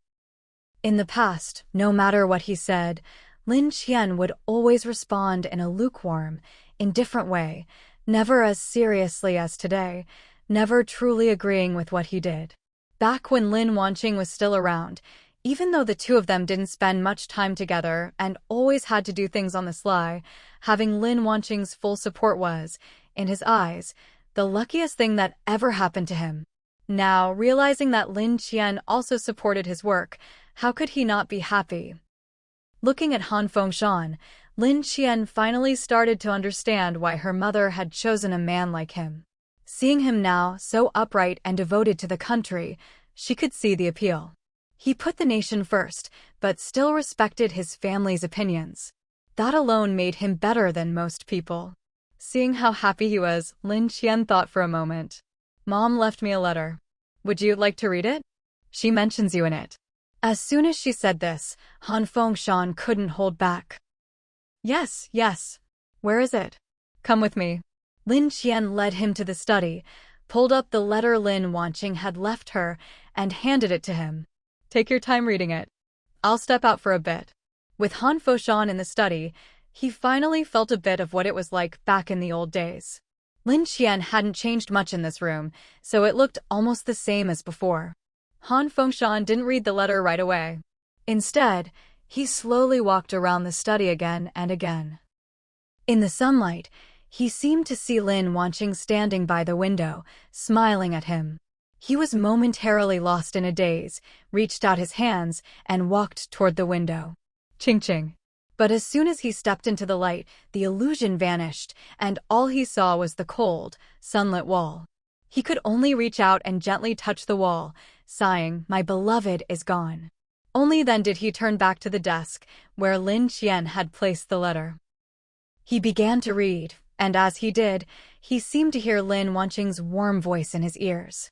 At first, he managed to keep his emotions in check, but when he reached the part where she mentioned him, his eyes instantly reddened. He reached out, as if he could touch the woman who was now gone through the screen. But, of course, it was impossible. In the end, his hand fell to his own face, and he realized it was already wet with tears. Lin Qian noticed he'd been in there a long time and, worried something might have happened, went over and knocked on the door. "Are you all right?" Han Fengshan hurriedly wiped his tears and sniffed. "I'm fine, come in." As soon as Lin Qian entered, she noticed his red eyes and immediately guessed what had happened. But in her position, there wasn't really anything she could say. She felt sad herself and didn't know how to comfort a grown man. All she could do was let him process it on his own. "Mayor Wu is here to see you." "All right, I'll go out now." He got up and left. Lin Qian noticed his eyes were still red. "Do you want to wash your face?" "You." She pointed to her own eyes. Han Fengshan immediately realized and blushed. Yes, I'll go right now." He hurried off, almost as if fleeing. Lin Qian couldn't help but smile at the sight. Remembering she needed to go out soon, she figured it was best to ask her questions while everyone was still around. She was already waiting in the living room by the time Han Fengshan came back down. When he saw Lin Qian and Han Yao sitting there, she said, "Let's talk about the arrangements for when Yao and I go out." Han Fengshan had meant to bring this up, but got sidetracked by Lin Wanqing's letter. Now that Lin Qian mentioned it, and knowing Mayor Wu was probably here to discuss the same thing, he said, "Shall we talk outside?" He knew Lin Qian didn't like outsiders coming into the villa. Sure. Grandma Su had long since stepped back from managing things. Now, all she wanted was for Lin Qian to eat and sleep well, and to cherish her granddaughter who had been lost for so many years. "You two go ahead, I won't join you. Will you be back for lunch?" "Uncle Qin and I will make something nice for you." Lin Qian looked at Han Fengshan, who understood immediately. "We'll be back. As soon as we're done, we'll come home. If it gets too late, don't wait for us, just eat first." They seemed to have developed a tacit understanding. With nothing more to say, they headed out. Han Yao chimed in, "Grandma, I want to eat your meat rolls." "All right, I'll make them for you." "What about you, Xiao Qian? What do you want to eat?" "I'm not picky." I'll eat whatever you make. Lin Qian really wasn't picky. Being able to eat a meal cooked by her family was already a rare happiness for her. All right, you two go take care of your business. I'll be here waiting for you. Grandma Su was truly content now. Being able to spend time with her beloved granddaughter at this stage of life felt like a blessing. She was satisfied. Her health was improving day by day, and all she wanted was to spend more time with the children and cook them good food. That was enough for her in this life. When Mayor Wu saw Han Foshan coming out with Lin Qian and Han Yaoao, he instinctively greeted Lin Qian first. Miss Lin. Lin Qian nodded in response, not thinking much of it. Mayor Wu then realized he'd gotten the order wrong and quickly looked at Han Fengshan, worried he might take offense. Fortunately, Han Fengshan didn't mind at all. In fact, he was pleased that Mayor Wu noticed Lin Qian first and treated her with such respect. Let's go. Yes, please follow me. Mayor Wu led them to an unoccupied villa. Seeing Lin Qian looking around, he explained, "We're using this as a temporary office. Once Commander Han organizes the construction of the base, this will become a residential area. You don't need to explain to me. I've said before, as long as you don't disturb us, you can do whatever you want." Mayor Wu knew this, but still felt a bit uneasy. Now that Lin Qian had reassured him again, he relaxed. All right, please come in. After Lin Qian entered, she saw that the entire living room had been transformed into a minimalist, almost ascetic space, like an office. All the fancy furniture was gone, replaced by desks and office chairs. It looked, well, she didn't even know how to describe it. In the end, Lin Qian commented, "Your sense of aesthetics is certainly unique." Of course, Mayor Wu understood what Lin Qian meant, but he didn't mind. Can't be helped. There's only so much space here, and there are just too many people. Even if I let them move in, the original conditions can't be maintained. I've been renovating the interiors of these villas lately, turning them into small apartments. From the outside, they still look like villas, but inside, it's a whole different story. Lin Qian was a bit curious. How different? Instead of describing it, Mayor Wu simply took her upstairs to see for herself. At some point, the second floor, which used to be divided into separate rooms, had been knocked through. Now it was filled with rows of bunk beds, giving off a distinct, prison vibe. Lin Qian's mouth twitched. This is certainly something. No sooner had she said this than a small child came running over and threw himself into her arms. Sister Lin Qian. She took a closer look at the child in her arms. Mingho? It was indeed Mayor Wu's grandson, Wu Mingho. Han Fengshan glanced at the little rascal, who was now as tall as Lin Qian's chest, and promptly pulled him away, tossing him aside and glaring at Mayor Wu. It was obvious he was blaming Mayor Wu for letting people in so casually, especially letting someone throw themselves at Lin Qian. Wu Mingho, just as he was about to retaliate after being pulled away by Han Fengshan, was stopped by Mayor Wu's stern voice. Mingho, this is Commander Han from the capital. Even if Wu Mingho had never seen a pig, he'd at least heard of one. The moment he heard that title, he stopped struggling and obediently stood there, waiting for Han Fengshan to pick him up and toss him aside. Han Fengshan looked at him. How old is this kid now? 9. It had been over a year since Lin Qian last saw him. He'd grown a year older and looked much bigger, so she hadn't recognized him at first, only his voice hadn't changed much. The kid looked a lot sturdier than before, and his skin was much tanner. 9 isn't that young anymore. You should know better than to go throwing yourself at girls. What kind of behavior is that? Mayor Wu was quite embarrassed. Yes, Commander Han is right. I'll be sure to teach him properly. He turned to Wu Mingho. Aren't you leaving? But I haven't seen Sister Lin Qian in so long, Wu Mingho said, sounding very aggrieved. We have important matters to discuss. Like Commander Han said, you're not that little anymore. You should know what's important. Mayor Wu's tone was a bit stern. Wu Mingho was still reluctant, looking pitifully at Lin Qian. Lin Qian could never resist that puppy dog look. She said, "Go play for now. After we're done talking, I'll come find you. I want to see if you've changed at all in the past year." Wu Mingho finally perked up. Then I'll wait for you, sis. Are you having lunch here today? I'll ask the kitchen to make more dishes for you. Luckily, Lin Qian responded quickly. We're going home for lunch. You all go ahead and eat. Oh, okay. Wu Mingho. Mayor Wu was almost at his limit. Wu Mingho scampered off like a puff of smoke. Mayor Wu finally turned to Han Fengshan and the others. Sorry, it's my poor discipline that made him like this. Commander Han didn't look too pleased, staring at Mayor Wu so intensely that the latter almost broke out in a cold sweat. It's fine. I like Mingho too. Besides, it really has been a long time since we last met, Lin Qian said, glancing at Han Fengshan. Only then did Han Fengshan ease up a little. Let's get down to business. We still have to go home for lunch afterward. He had absolutely no desire to stay here. It was already annoying enough to have Wang Hui at home. Who would have thought there'd be another little rascal here too? Just as they were about to get down to business, someone came over and said to Mayor Wu, Fang Ke and Fang Ziyu are here. Lin Qian hadn't heard those names in a long time. Who did you say? The staff member, knowing Lin Qian and the others were honored guests of Mayor Wu, quickly explained, Fang Ke and Fang Ziyu, the siblings. It should be about the project. Mayor Wu, do you want to see them? Mayor Wu definitely needed to see them, but not right now. He still needed to discuss the materials for building the base with Han Fengshan and Lin Qian first. The construction of the base couldn't be delayed for even a moment. Have them sit and wait. I'll see them after we're done here. Mayor Wu was truly being pulled in all directions.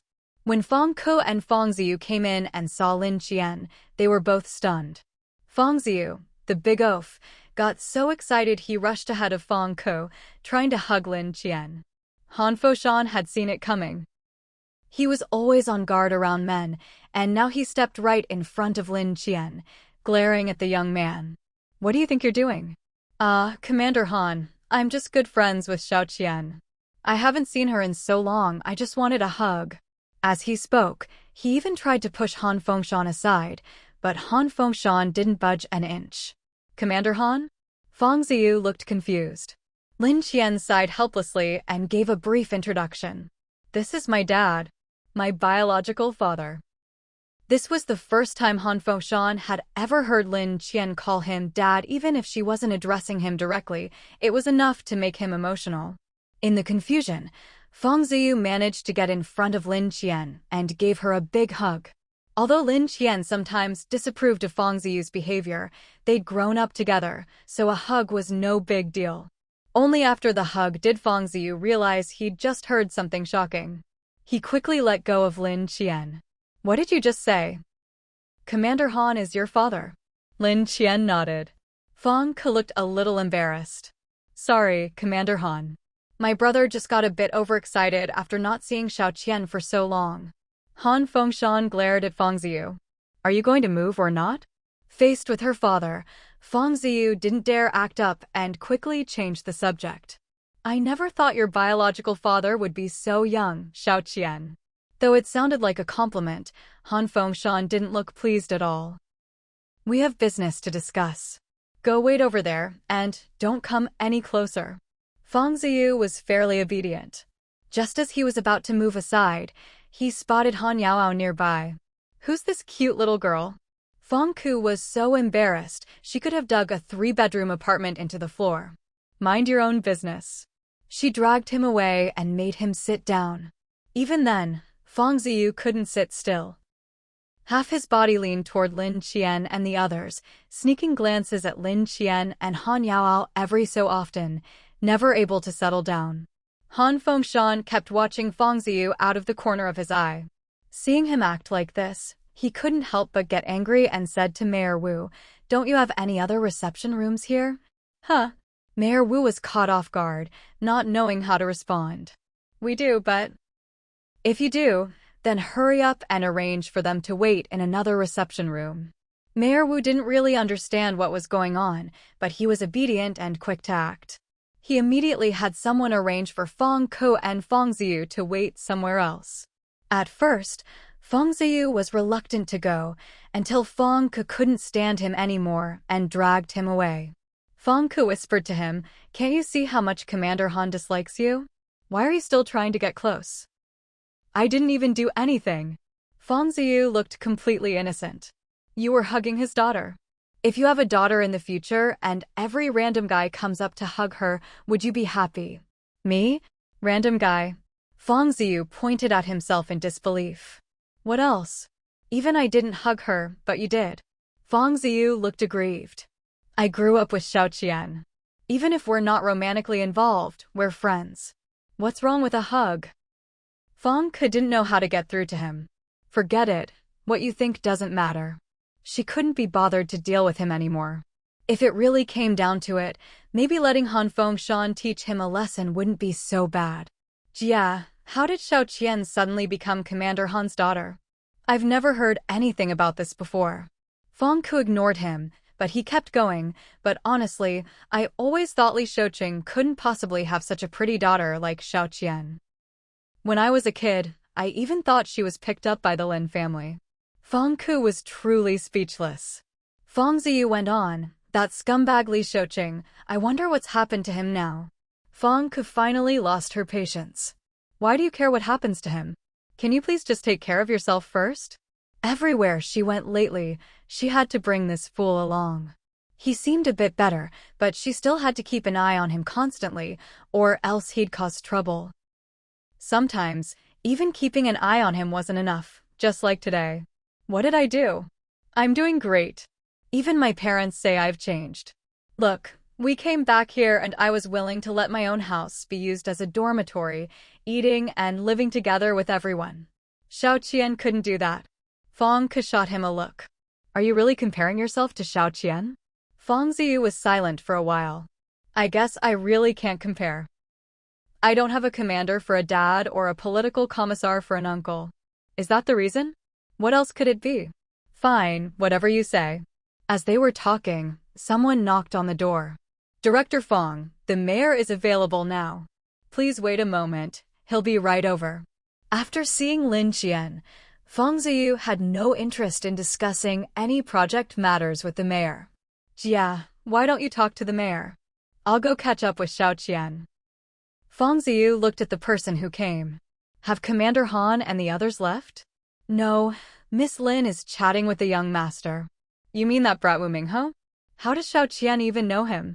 With that question in mind, Feng Ziyu went downstairs and saw Lin Qian chatting and laughing with Wu Mingho. They seemed to get along pretty well. Han Fengshan and Han Yaoao were watching from the side. Feng Ziyu didn't care and walked right over. But this time, he greeted Commander Han first, then nodded to Han Yaoao. Hello, pretty girl. Han Yaoao instinctively moved closer to Han Fengshan, feeling like Feng Ziyu wasn't quite right in the head and afraid it might be contagious. Seeing that no one was paying attention to him, Feng Ziyu sidled up to Lin Qian. Xiao Qian, what are you guys talking about? Lin Qian thought Feng Ziyu was hopeless as a man, but as a friend, he was all right. We're planning to go out and look for the materials we stored before to build the southern base. Feng Ziyu had never heard of base construction materials before. This was the first time Lin Qian had mentioned it. You have to go look for the materials to build the base? We have the coordinates, but with the Earth's crust shifting so often, there's no telling if they're still in the same place. So Yaoao and I are going out together. Oh, the pretty girl's name is Yaoao? Han Yaoao. Suddenly, Feng Ziyu shouted, You're Han Yaoao, the Han family's little granddaughter. Oh my god, I'm seeing you in person. Han Yaoao. Feng Ziyu rushed up to Han Yaoao, grabbed her hand, and shook it enthusiastically. Nice to meet you. I've heard so much about you. You're amazing, so cool, so badass. I can't believe I'm actually meeting you. Han Fengshan's face turned as dark as the bottom of a pot, but Feng Ziyu was completely oblivious. Han Fengshan smacked Feng Ziyu's hand away. Have you shaken enough? Sorry, I got a little carried away. Han Yaoao looked confused. What do you mean? How have you heard of me? I haven't met you before, but your reputation is everywhere. People say you're the Dark Lady, the total opposite of Han Susu. Han Susu is normal, but you're scheming and black-bellied. This was the first time Han Yaoao had heard someone describe her like this. How am I dark and scheming? You must have me mixed up with someone else. The scheming one is Han Susu. No way. Some of us have met Miss Susu. She's elegant, noble, gracious, nothing like you. I think you should just stop talking. Han Yao really couldn't understand how her smart older sister could be friends with such a fool. Jia, let's not hang out with him. You should cut him off. No, Miss Yao, even if you're dark and scheming, I really like your personality. I never imagined you'd be so different in person. You're so cute. No matter how much Fong Ziyu praised her, Han Yao didn't give him a single pleasant look. Thanks, but no thanks. Jia, are we leaving yet? Han Yao saw that Lin Qian and Wu Mingho had almost finished catching up and figured it was about time to go home for lunch. Grandma should have lunch ready. Let's go eat. Meat rolls are best when they're fresh out of the oven. Lin Qian had heard that every household in Beijing made meat rolls, but last time Grandma Su didn't make them because there were already other staple foods. Now that it was mentioned, Lin Qian was a little interested. In her eyes, Wu Mingho was still just a kid, so she patted his head. Be good and stay here. You're young, but you're already quite capable. In time, you'll be even better than me. Wu Mingho was overjoyed, feeling that Lin Qian's approval meant more than even his grandpa's. I'll study hard and protect everyone. He sounded like he was about to join the party. Lin Qian couldn't help but smile when she saw him still holding on to hope and enthusiasm for the future. Han Fengshan, however, didn't take it seriously. You're just a kid. As long as you can protect yourself and not cause trouble for others, that's good enough. Han Yao really didn't want Fong Ziyu hanging around her, chattering nonstop. She grabbed Lin Qian's hand and said, "Sis, let's go. We shouldn't stay here any longer." Fong Ziyu seemed like he still had more to say, his spirits high. "Xiao Qian, can I go back with you?" "I haven't tried Rolong yet, what is that anyway?" Lin Qian replied bluntly, "No." Fong Ziyu's face fell instantly. "Xiao Qian." Han Fengshan couldn't stand it anymore. "You're a grown man, why are you acting so whiny? Get out of here and stop bothering us. You already have enough on your plate, so why keep pestering the girls from our family?" Fong Ziyu was stunned. "Commander Han, I was just talking." "Then you should talk less and do more." Just as Lin Qian was about to leave, Mayor Wu finished his conversation with Fong Ke and came down, only to see Fong Ziyu getting scolded by Han Fengshan. He immediately felt a headache coming on. Fong Ke quickly pulled Fong Ziyu aside. All right, we're on a tight schedule with a lot to do. Let's focus on our own tasks first." Fong Ziyu still wanted to say something, but Han Fengshan had already taken the two girls and left, not giving him any chance at all. He had wanted to catch up, but Fong Ke couldn't take it anymore and smacked him. "Can't you just give me a break?" "What? How am I not giving you a break? Can't you tell Commander Han doesn't like you?" Fong Ziyu remained naive. "It doesn't matter if he likes me or not. I don't need his approval. As long as I like Xiao Qian and Miss Yao, that's enough." "Are you really that clueless, or just pretending? If Commander Han doesn't like you, how are you going to get close to them?"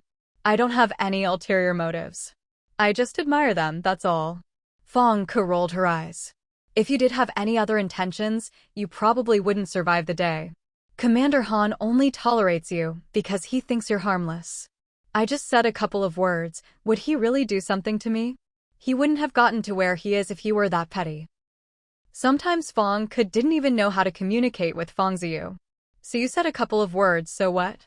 All you're doing is making people dislike you for no reason." "I'm not making anyone dislike me. Your ability to read other people's emotions is really..." Fong Ke was almost at a loss for words. "Miss Yao doesn't even want to interact with you." "Oh, she's just not familiar with me yet." Fong Ke didn't want to keep discussing this. "Let's go. We need to get the livestock farm up and running." "What livestock farm? You majored in veterinary medicine, right?" Mayor Wu managed to get some livestock. "From now on, you'll be in charge of this." Fong Ziyu immediately frowned. "Just because I'm a vet, I have to do it? You can also choose not to do it, just pack up and leave." "What? If I don't do it, I have to move out? I have a stake in this place. I even donated my whole villa." Mayor Wu wouldn't be that heartless, would he? Heh. Fong Ke couldn't be bothered with him anymore. After saying goodbye to Mayor Wu, she left. She had plenty of her own things to deal with. Seeing Fong Ke leave, Fong Ziyu hurried to catch up. Sis, wait for me. On the way back, Han Foshan said to Lin Qian, just like we discussed with Mayor Wu, you two girls will be heading out in a few days. The more I think about it, the more uneasy I feel. But isn't Brother Wang Hui going with us? I don't really trust Wang Hui. I'll find 2 more people to go with you. Whatever you say. Sometimes, Lin Qian really didn't know how to respond to this sudden fatherly concern. Anyway, as long as he didn't go overboard or interfere with her, he could do as he pleased.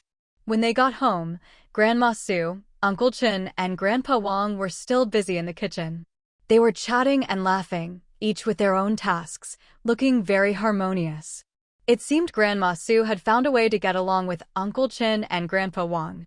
Seeing them so at ease, Lin Qian felt genuinely happy for them. When the group saw them come back, they all stopped what they were doing. You're back? Hungry? I'll get you some appetizers first. Lunch will be ready soon. Lin Qian noticed Wang Hui and Hope weren't around. Where are Wang Hui and Hope? Oh, Wang Hui said he'd take Hope out to check on things, since you all might be leaving soon. They said they'd be back before lunch. It should be about time.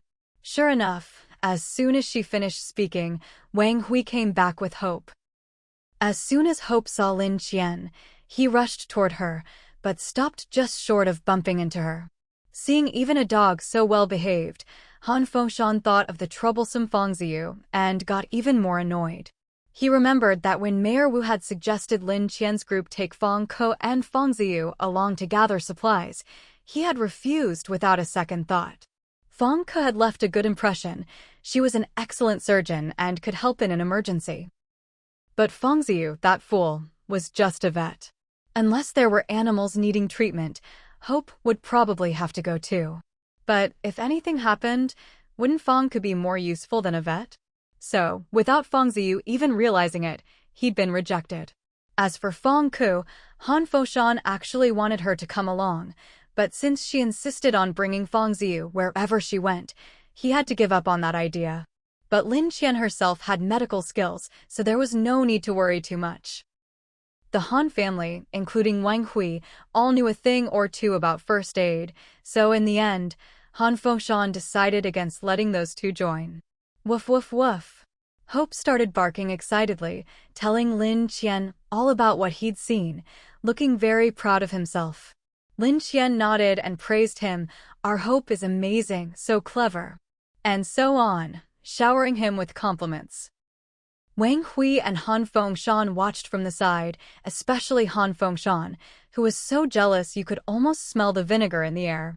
He couldn't believe even a dog got more affection than him. Just look at how gentle Lin Qian was with Hope. They wished they could get that kind of treatment too.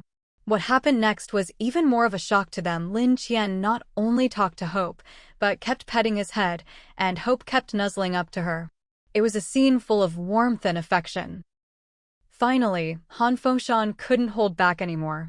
Xiao Qian, it's about time to eat.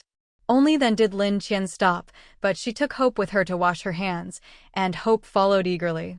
What annoyed Han Foshan most was that Uncle Chen immediately brought out food for Hope and Xiao He first. Han Foshan looked at the scene before him and couldn't help but sigh once again. Sometimes, people really aren't as lucky as dogs. But it seemed like everyone else thought this was perfectly normal, only he found it odd. After feeding Hope and Little Black, they finally brought out the food they'd prepared in the kitchen. Grandma Sue's meat rolls were steaming in the basket. The moment the lid was lifted, the aroma of scallions and meat filled the air. Lin Qian, who hadn't felt particularly hungry before, suddenly heard her stomach growl. That smells amazing! Han Yao rushed over first, using a small knife to cut the meat rolls into pieces and placing them into everyone's bowls. Come on, everyone, try some. Grandma's meat rolls are the best in all of Beijing. Truth be told, Han Yao didn't even need to say anything. Just the smell alone was enough to make everyone's mouths water. Uncle Chen and Grandpa Wang had been watching Grandma Su knead the dough and make the meat rolls from start to finish, and they were already deeply impressed. That feeling only peaked when they finally tasted the meat rolls. Lin Qian's eyes lit up as well.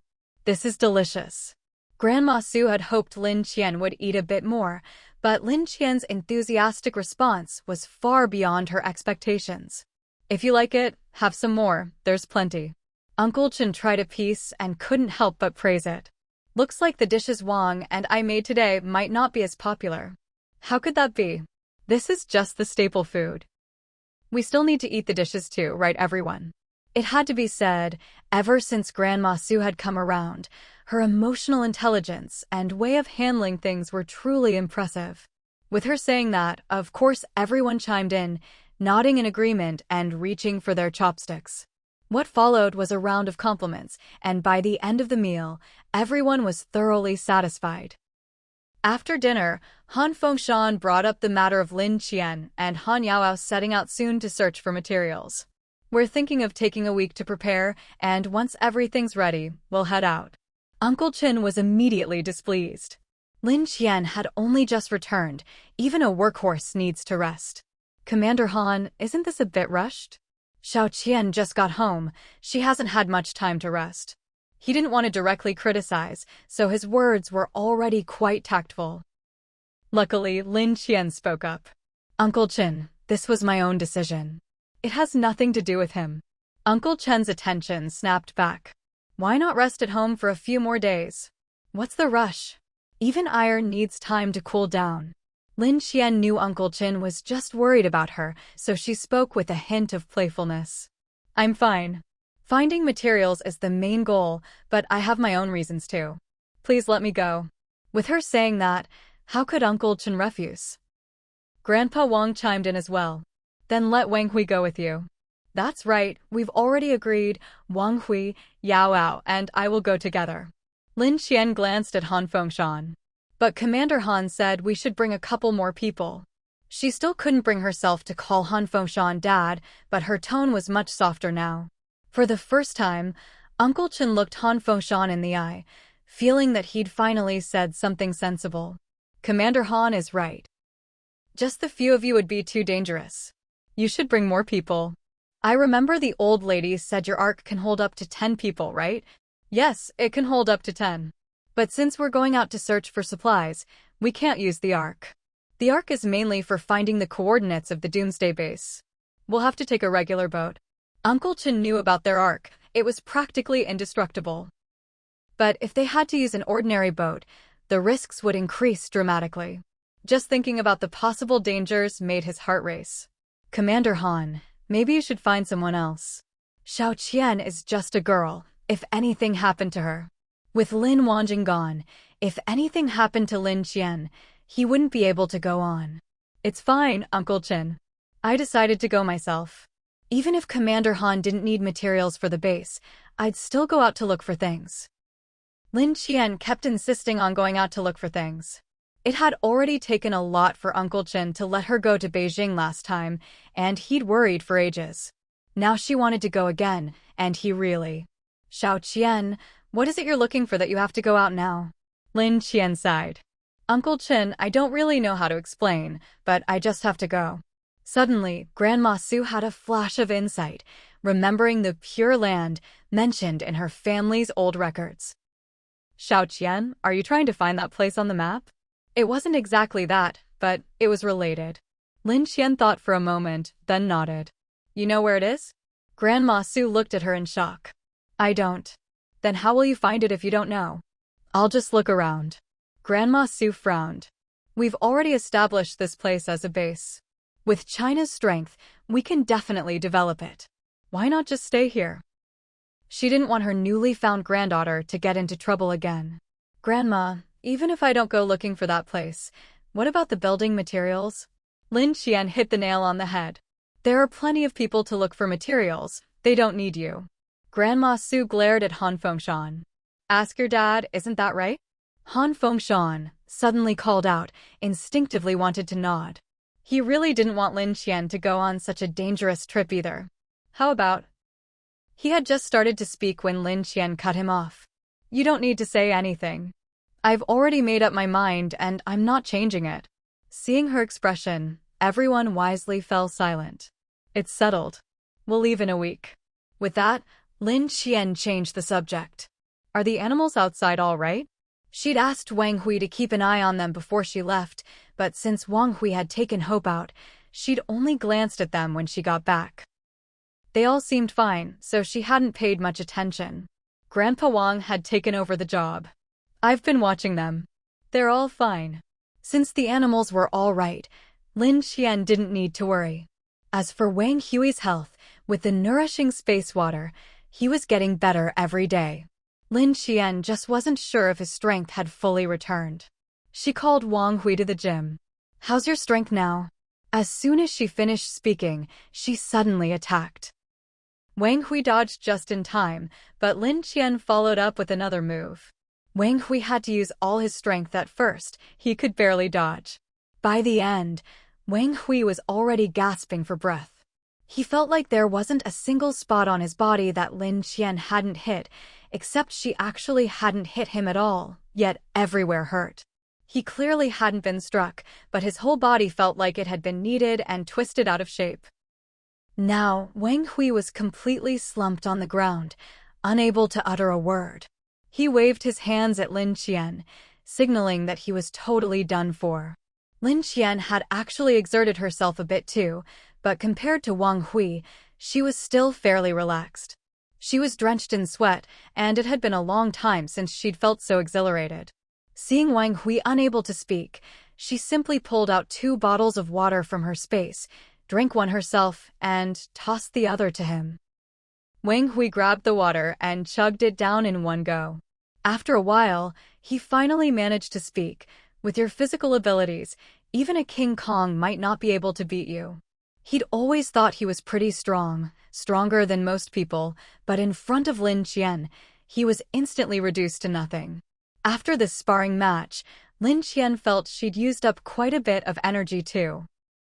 Not bothering to find a better spot, she just sat down right in front of Wang Hui and took out a meal to eat. Wang Hui stared at her with shining eyes, and only then did Lin Qian realize, "You want to eat too?" Yes, Lin Qian was eating lobster. Remembering that Wang Hui had seemed to refuse it before, she was about to take out a prepared steak for him instead. But Wang Hui had already anticipated this. "I want lobster too." He was so hungry his vision was going blurry. There was no room for embarrassment anymore. He'd figured it out. Not eating good food was just plain stupid. Lin Qian was stunned, thinking she'd misheard. "What did you say?" "I want lobster too." This time, Wang Hui enunciated every word clearly. Lin Qian was even more surprised. "I thought you didn't like lobster." "Who said I didn't?" Thinking back, Lin Qian realized Wang Hui had never actually told her he didn't like lobster. She'd just assumed it herself. "All right then." Lin Qian took out another lobster set and placed it in front of Wang Hui, whose eyes practically lit up. Now she was sure Wang Hui really did love lobster. "You should have said so earlier. I always thought you just liked steak." But Wang Hui was too busy eating to pay her any attention. After quickly finishing off the lobster rice, he finally said, "Of course I like steak too. But every time I'm eating steak, you're eating lobster, and my steak just doesn't taste as good anymore." Lin Qian thought about it and realized it was true. Every time she had her deluxe lobster set, Wang Hui was eating steak. And now that she thought back, his expression always seemed a little odd. Now the truth was out. Lin Qian couldn't help but laugh. "If you hadn't said anything, I really wouldn't have known.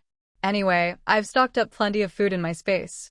I might not have other things, but we'll never run out of food, so don't worry. Then, whenever you eat lobster, give me a share too." Wang Hui, worried he was asking for too much, quickly added, "Of course, steak is great too. All right, from now on, whatever I eat, you eat too." Just as they finished eating, Uncle Chin came up. "Xiao Qian, it looks like there's another problem with the animals downstairs." "So soon?" The side effects in these animals were showing up much faster than she'd expected. She wondered if it was because their bodies had been affected by the space earlier. She didn't even bother cleaning up. "Wang Hui, pack up here. I'll go take a look." When she arrived, all the animals that had been injected with the latest batch of blue vein were not only bleeding from their eyes and mouths, but even every pore on their bodies was oozing blood. Lin Qian didn't even have time to take out more blue vein for re-injection before the chickens, ducks, geese, and pigs had all died. Sigh. She could only put the blue vein she'd just taken out back again. Looking at the animals injected with the previous batch of blue vein, who were still lively and bouncing around, Lin Qian more or less understood what was going on. She still had a week before departure, so she could observe a bit longer. After a week, Lin Qian found that not only were these animals perfectly fine, they seemed to have evolved. The chickens, ducks, and geese could fly right over the fence. The most impressive time, Lin Qian saw them fly straight up to the villa's rooftop. Keep in mind, her villa was 5 stories high, and each floor was taller than a regular building. The fact that these chickens, ducks, and geese could fly that high left her speechless. The pig, too, could run incredibly fast and had grown much stronger, even sprouting tusks. It barreled around so wildly that the fence couldn't contain it anymore. Once, the pig even rammed into the villa's door, and the supposedly bulletproof door was left with a visible dent. With chickens flying and pigs rampaging every day, Lin Qian had no choice but to toss them all back into her space and let them be. Uncle Qin was greatly relieved to see these destructive animals disappear. He'd been worrying that if Lin Qian left and he had to deal with those animals every day, he might not survive until she got back. Once everything was ready, Han Fengshan assigned 2 trustworthy, tight-lipped people to Lin Qian. This is Chenjun, a Special Forces soldier. He's a sharpshooter and a strong swimmer. If you find any materials, he can dive down and retrieve them. After introducing Chenjun, he brought over a muscular woman. This is Lina, also a Special Forces soldier. She's an expert in mechanical repairs, so if anything goes wrong with the boat, she can fix it on the spot. Han Fengshan had originally wanted to assign 2 more people to Lin Qian, but she refused. These 2 are enough. Oh, right, Han Fengshan continued. If you encounter any irresistible danger along the way, don't get hung up on gathering materials. Your safety is the most important thing. Also, I've discussed with Mayor Wu these past few days. What you're doing is a major contribution. Based on your contribution points, you can exchange for corresponding supplies or land. He glanced at Lin Qian's villa. Though I suppose you don't need land for now, but you can still exchange for some supplies. That caught Lin Qian's interest. Besides supplies and land, is there anything else I can exchange for? What do you want? Since she'd asked, she must have something in mind. As long as it wasn't too outrageous, Han Fengshan was willing to get it for her. Well, since the whole world is flooded now, if I could get a ship, or even better, an ark, I'd be really happy. Han Fengshan had expected Lin Qian to ask for something unusual, but he never imagined she'd go straight for something as valuable as military equipment. Those things are way too important for our country. I can't give you an answer right away. Lin Qian knew perfectly well that Han Fengshan wouldn't agree to her request right away. She had only brought it up because he asked. It wasn't something she absolutely had to have. She didn't necessarily need those things, but if she could get them, it would be another layer of security. Who wouldn't want to have as many supplies as possible? It's fine. Take your time to think it over and discuss with the others. I'm not in a rush anyway. I haven't even gone out to look for things yet, and I don't have any points. I was just mentioning it. Han Fengshan thought his words had upset Lin Qian. I'm not refusing you, it's just that this is something I need to discuss with the others. I can't make the decision on my own. I know, I didn't mean anything else by it. If I can get them, great. If not, it's no big deal. There are other things anyway. I'll just see if there's anything else that interests me when the time comes. Han Fengshan finally relaxed. That's good. By the way, there was something Lin Qian still wanted to confirm. The 2 people you assigned to me. Can I trust them? Han Fengshan wasn't sure why she suddenly asked this. You can trust them, don't worry. If they find out any of my secrets, or see something they shouldn't, they won't spread it around, right? I can guarantee that. Absolutely not. Now that I've assigned them to you, they are people from now on at your disposal. So they don't have to report back after returning? Normally, yes, they would. Then what if it's like I just said? How can you make sure they won't report something I don't want others to know? If that was the case, Lin Qian really didn't want to take them along. Their direct superior is me, and they only report to me. If there's something you don't want your dad to know, as long as it doesn't involve national security, they can keep it secret. Lin Qian thought it over. There was some risk, but because of Lin Wanqing's letter, she decided to trust Han Fengshan. All right, Then, seeing that everyone was ready, Lin Qian didn't want to waste any more time. Let's head out soon. I've prepared some things, could you please get someone to help move them onto the boat? Lin Qian had deliberately cleared out a warehouse earlier, just for storing the supplies for this trip. When Han Fengshan led people to Lin Qian's supply warehouse, he was nearly stunned by what he saw. Xiao Qian, where did you get all this stuff? Oh, you mean these? Before the disaster, I bought a batch of supplies. I was planning to donate them to impoverished mountain areas, but the disaster struck so suddenly I never got the chance. So now we have these supplies, and we're not doing too badly. After all, there was nothing shameful about this, and most people in the villa community already knew. Even if she said it out loud, it didn't matter. Most of those people weren't here anymore, but if anyone wanted to find out, it wouldn't be hard. It wasn't a secret. But if you use up all these supplies, what will you do in the future? Han Fengshan thought for a moment and decided he really couldn't use Lin Qian's supplies. We have official strategic reserves. You're working for the country now, we can't have you paying out of your own pocket. Lin Qian had already seen their so-called strategic supplies, and honestly, she had no interest in them at all. If she had to rely on their supplies and eat their food along the way, she'd probably starve to death before they found anything. Since she had good supplies herself, why not use them? It's fine. Do you see all these warehouses? Lin Qian pointed to a row of warehouses. Even if they weren't all full, the sheer number was enough to make anyone's heart race. They're all filled with my supplies. Han Fengshan had thought these warehouses were empty, but now Lin Qian was saying they were all stocked. If that was the case, she had way more supplies than the official reserves. Even so, he still didn't want Lin Qian to use her own stock. Seeing this, Lin Qian simply said, "How about this? I'll sell these supplies to you, and the government can give me points according to your exchange rates.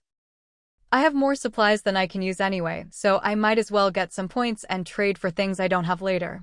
Han Fengshan frowned in thought for a while, but finally agreed. The truth was, the country was really strapped for resources right now. If they weren't so short on materials, he wouldn't be sending out so many teams. Yes, besides Lin Qian's group, he had sent out 2 other teams to look for base construction materials. He'd also put out the word that anyone who could find building materials, official or not, could come to him or Mayor Wu to exchange them for points and supplies. As a result, a lot of idle people started heading out. Since we've agreed, let's get moving. Even though Han Fengshan had agreed, watching his men load Lin Qian's supplies onto the boat made his heart ache. These were his precious daughter's survival supplies. He looked at Lin Qian, eyes brimming with tears. Lin Qian turned around and was startled to see his teary-eyed expression. "What's wrong with you?" Han Fengshan, caught off guard, felt a little embarrassed and quickly tried to cover it up. "It's nothing, probably just lack of sleep. My eyes are a bit dry." Lin Qian didn't suspect a thing. Dry eyes don't make you tear up. You really need to take better care of yourself. You've been pushing yourself too hard lately, and there's still so much to do. Everyone's counting on you. Han Fengshan was even more moved, and his tears started falling. "You're being too dramatic." Lin Qian watched as tears rolled down his cheeks. "I'd better check you over." Without waiting for a response, she said, "You guys keep moving things. I'll take Commander Han for a checkup." Han Fengshan quickly waved her off. If Lin Qian found out that her own father, a grown man, was crying in front of her, it would be the ultimate embarrassment. No, it's an old problem. I know my own situation. A little eye drops will do." Lin Qian looked at him seriously. "A lot of big problems start from small ones. Don't ignore it." "I won't, I promise. I just had a checkup not long ago, everything's fine." Wang Hui, watching from the side, understood what was going on. He tugged at Lin Qian. "Since Commander Han says he's fine, it's probably nothing serious. If anything comes up, he'll definitely come to you first." He turned to Han Fengshan. "Right?" Yes. Han Fengshan, grateful for Wang Hui's help, felt a bit better. It wasn't until Han Fengshan had left that Lin Qian turned to Wang Hui. "Why did you speak up for him just now? Honestly, I'd feel better if we checked him over." Wang Hui sighed. "Qian, can't you give Commander Han a little dignity? What does this have to do with saving face?" Lin Qian was genuinely confused. "Didn't you see how he was just now? He was clearly upset because he felt bad about using your supplies. Then you showed concern for him, and as a rough-and-tumble man, he just couldn't hold it in. If you insisted on giving him a checkup, wouldn't everything be revealed? He's a grown man, he needs some pride, you know? Especially in front of his own daughter. How could he let her see him cry?" Lin Qian was stunned. She honestly hadn't noticed. "Commander Han cried?" Ahem. Wang Hui cleared his throat. "Strictly speaking, he teared up. It wasn't quite crying. Is there really a difference?" "There's a big difference." Wang Hui wanted to explain further, but Lin Qian cut him off. "Forget it, you don't need to say more. Hurry up and pack your things. We're leaving now." Whether Han Fengshan was crying or laughing didn't matter to her. What mattered most right now was finding a chance to evolve her space. She'd agreed to gather materials along the way because Han Yaoao had brought it up. It was convenient for her. With the government's big ship at her disposal, what couldn't she do? When Lin Qian returned to the living room, she saw Han Yaoao clinging to Grandma Su, sobbing. "Han Yaoao, we're about to leave." "Sis, sister I." Han Yaoao spoke between hiccups, sniffling as she went. Grandma Su saw Lin Qian come in. Knowing Lin Qian wasn't as outwardly emotional as Han Yaoao, she walked over and pulled her into a hug. Just as Lin Qian was feeling awkward and about to pull away, Grandma Su let go at the right moment. "Be careful out there." Lin Qian felt a soft pang in her heart. "I will. You should also take care of yourself at home. If you feel unwell, Grandpa Wang is here, and there's medicine in the house." She had not only restocked the house with water and supplies, but had also secretly left some traditional medicine from her space, as well as some she'd collected from Grandpa Wang's place, plus some Western medicine, everything she could spare, she left behind. At least for the next 6 months while she was gone, they wouldn't have to worry about food or clothing. 6 months was more than enough for a round trip. If something happened and she couldn't make it back in that time, she trusted Commander Han would find a way. Han Fengshan watched Lin Qian prepare to leave, his eyes reddening again. Afraid he'd tear up in front of her, he forced himself to say only, "Take care." Seeing Han Fengshan's red eyes, Lin Qian realized he was worried about her and softened. "You take care of yourself too. Only with good health can you keep serving the country." She glanced at everyone around her, all watching her, and felt her nose sting with emotion. "All right, everyone get back to what you were doing. We're leaving." After taking a few steps, Lin Qian paused, suddenly turned around and ran over to give Han Fengshan a hug. "Dad, take care of yourself." This time, Han Fengshan really couldn't hold back. His tears burst forth like a flood, and his nose started to run as well. Hey, Dad will definitely take care of himself, don't worry." Lin Qian patted his back. "I'm leaving the house in your hands."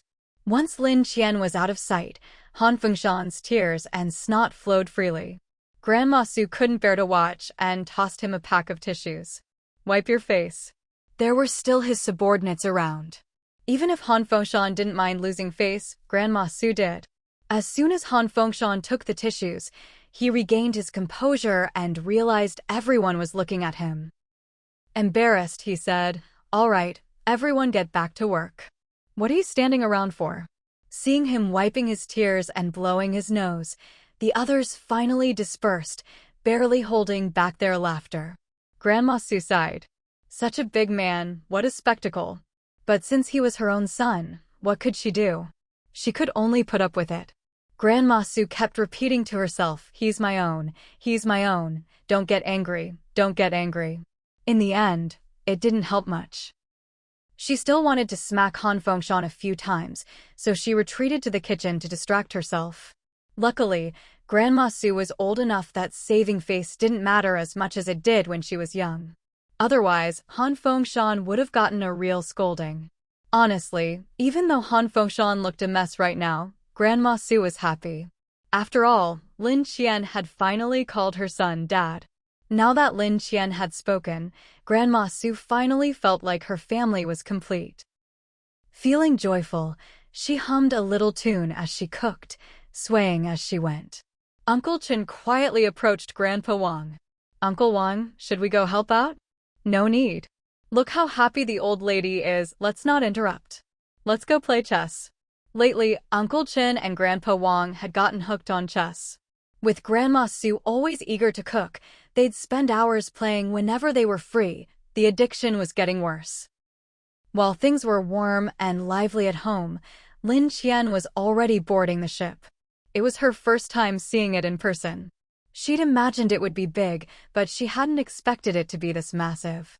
There were plenty of rooms on board, enough to accommodate over 100 people without feeling crowded, and a huge warehouse filled with supplies. Seeing the setup, Lin Qian was genuinely pleased. She'd been prepared to rough it, but the environment far exceeded her expectations.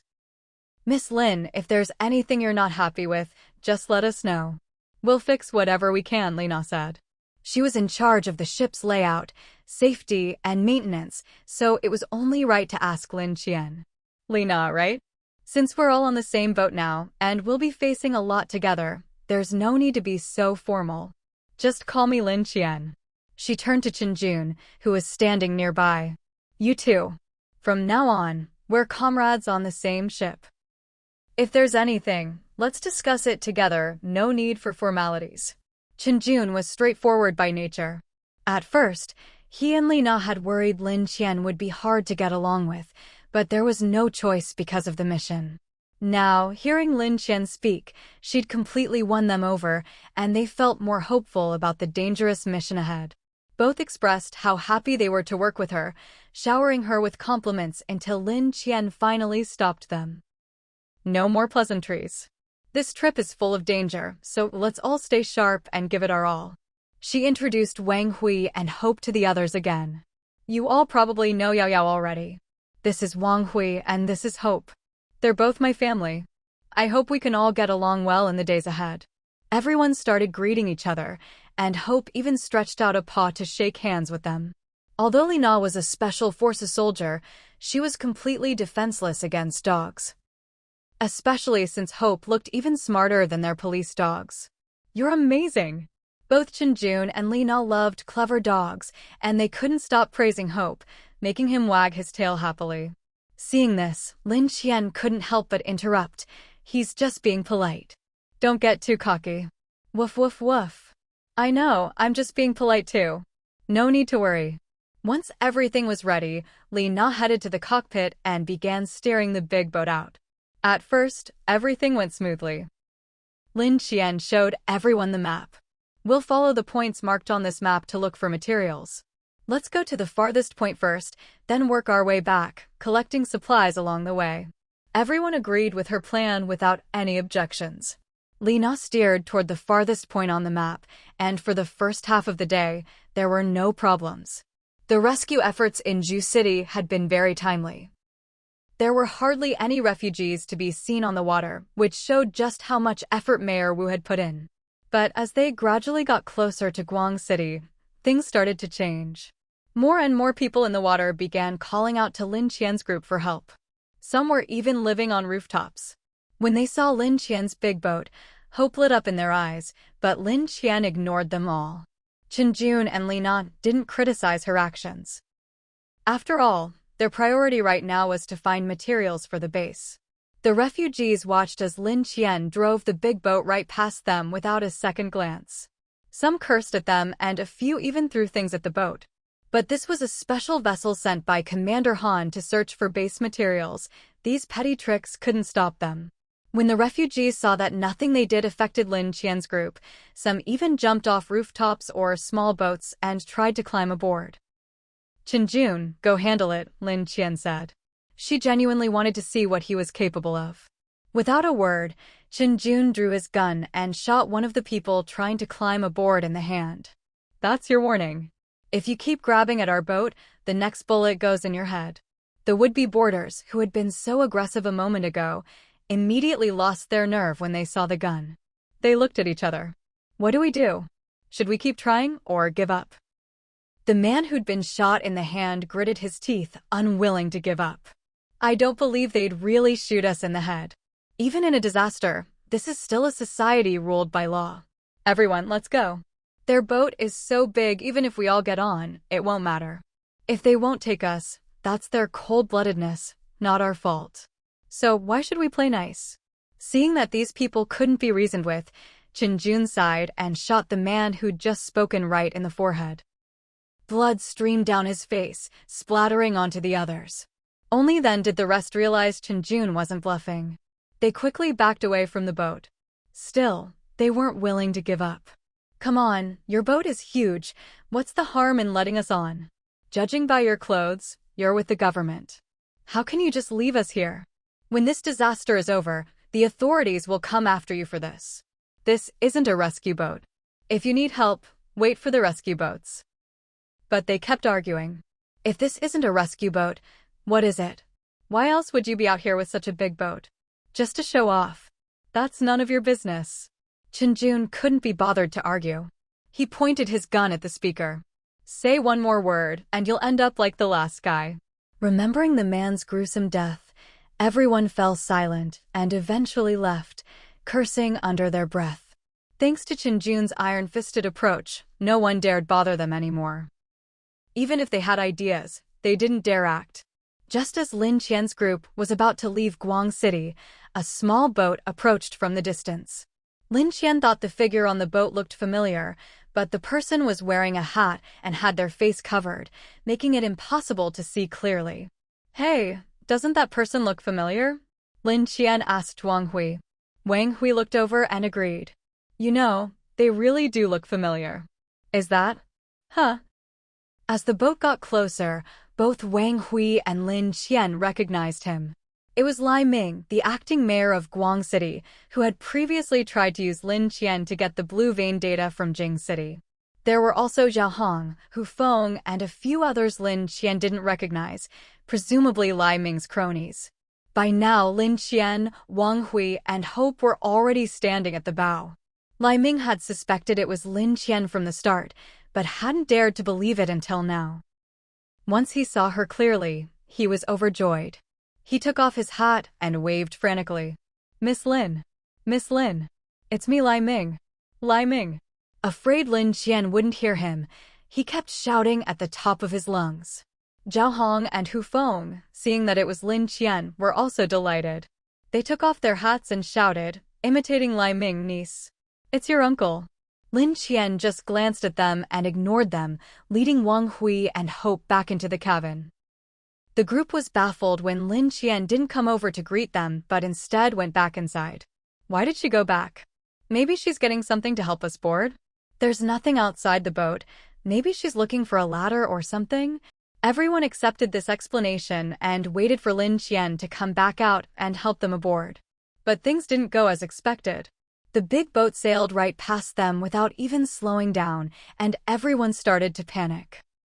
Damn, that woman never planned to let us on board. Lai Ming spat into his hands and rubbed them together. Zhao Hong was calmer. Maybe she didn't see us? No way. I saw her look right at us.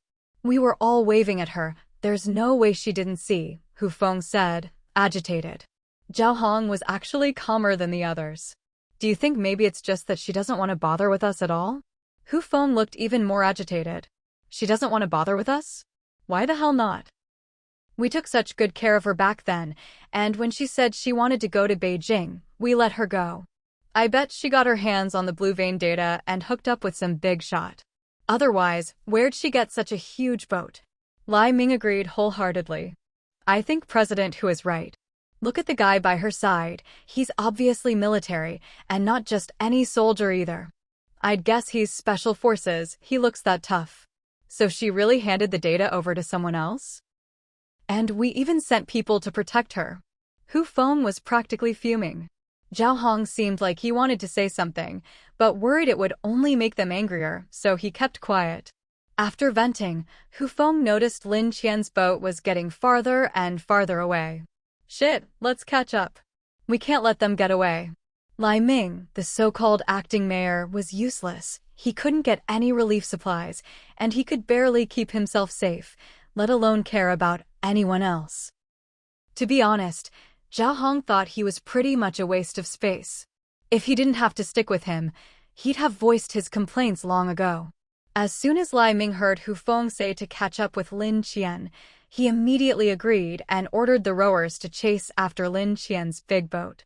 Li Na glanced at the people chasing them relentlessly and looked at Lin Qian. They keep following us. Should we try to shake them off, or what? Chen Jun, who was more hot-tempered, said, they don't look like good people.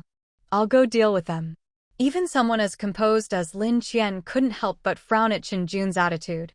If they don't cause trouble, let them follow if they want. But if they try anything, then we'll deal with it. Our principle is, don't start trouble, but don't be afraid of it either. All right, let's see if they know what's good for them, Chen Jun said, a bit disappointed. Wang Hui, seeing how aggressive the pursuers looked, patted Chen Jun on the shoulder. I have a feeling you'll get your chance. Chen Jun didn't reply, but his eyes definitely lit up. Wang Hui used to be the leader of a special forces team, so he naturally knew how to get along with people like Chen Jun to keep them happy. After Wang Hui said that, Chen Jun kept chatting with them, but his eyes would occasionally flick over to keep an eye on Lai Ming's boat. To keep things interesting, Li Na even slowed down a bit on purpose. Lin Qian sighed inwardly. It seemed their old special forces life had really suppressed a lot of their true nature. This little hobby of theirs, Lin Qian didn't mind indulging. She simply ignored it. As Lai Ming's small boat drew closer, everyone on board except Zhao Hong grew more and more excited. Zhao Hong watched his companions, their faces flushed, practically seeing the big boat as already theirs. He couldn't help but warn them, don't be fooled by how few of them there are. I bet their combat skills aren't weak. If we're not sure, maybe we should just drop it. If you want to back out, go ahead. Lao Zhao, this is what I hate about you. You always say discouraging things at the crucial moment. There's so many of us and we can't take a big boat from a handful of people? No way. Hu Feng shot back immediately. Lai Ming chimed in, exactly. Look, there are only 5 people on their boat. Lin Qian and those 2 girls look like they couldn't even hurt a chicken. And that pretty boy next to Lin Qian? I could knock him out with one punch. That just leaves one guy who looks like he can fight a bit. You're telling me the few of us can't take him? Zhao Hong really didn't want to join in their stupidity. Do you guys even know what a special forces soldier is? How do you know he's special forces?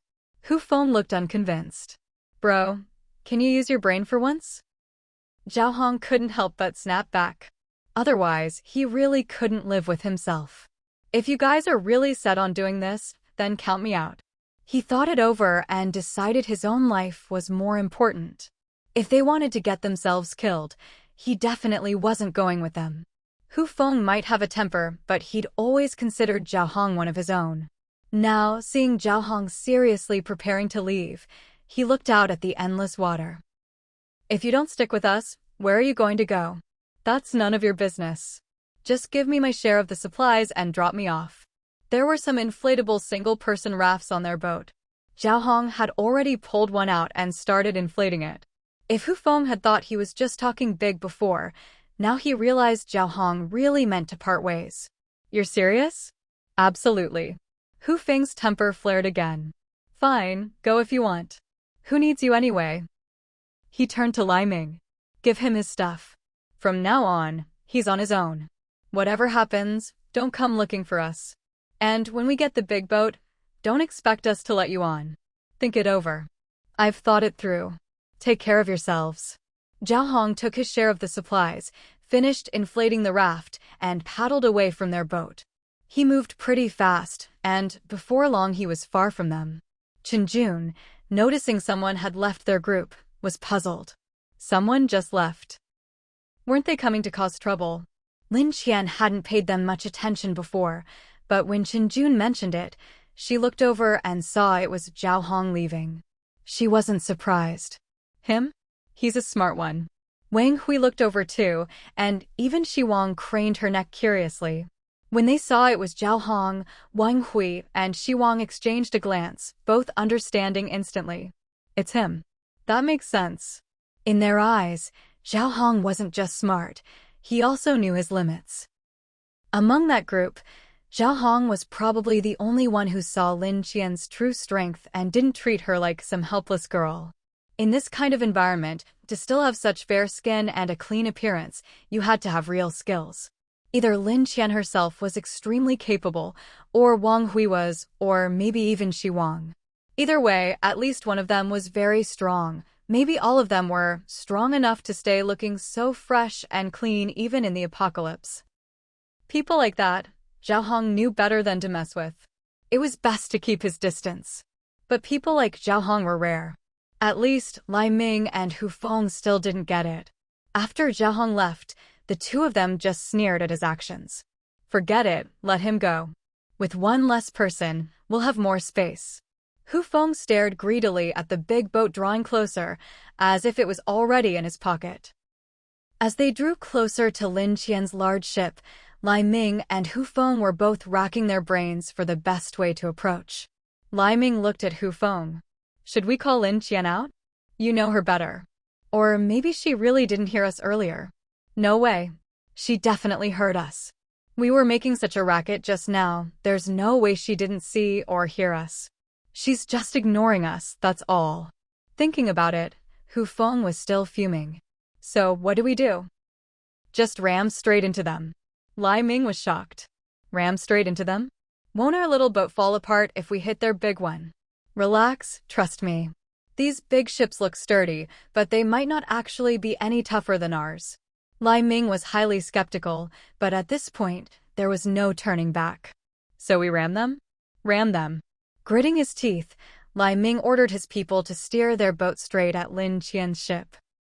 With a loud clang, Lin Qian's ship was completely unscathed, but Lai Ming and his crew's boat felt like it was about to fall apart. Everyone on board was left dizzy and disoriented from the impact. Chen Jun had been waiting for this moment for a long time.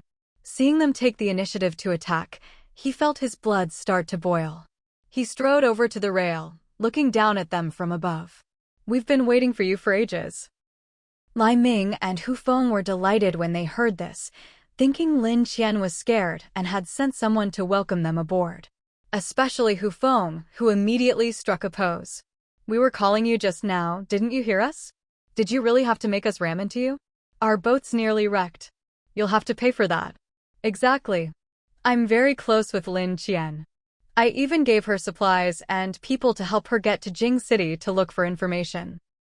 If it weren't for me, she probably wouldn't have made it to Jing City or gotten connected with anyone. She wouldn't be living so well now. They were both convinced that Lin Qian had only gained everyone's trust by using the blue pulse, and that's why she was doing so well now. Hu Feng looked at Chen Jun first. Since Lin Qian sent you to pick us up, hurry up and get a ladder so we can come aboard. Lai Ming chimed in, your ship's pretty big. I'm sure there's plenty of room for all our people. Once I'm up there, let me take charge. Chen Jun stared at them in disbelief, as if he was looking at a pair of idiots. Are you guys delusional or something? What did you say? Hu Feng snapped, his temper flaring. Since this guy was sent by Lin Qian, he couldn't bring himself to be polite. Chen Jun sneered. What do you think I mean? You rammed our ship and you think I'll let you come aboard? This isn't just delusion. You're outright insane. Back when Lai Ming was acting mayor in Guang City, he was used to everyone flattering him. He'd already put himself on a pedestal. He couldn't stand Chen Jun's attitude. What did you say? How dare a nobody like you talk to me like that? Get your boss out here, I'm not talking to you. Yeah, get Lin Qian out here. She still has to call me uncle, you know. Who do you think you are?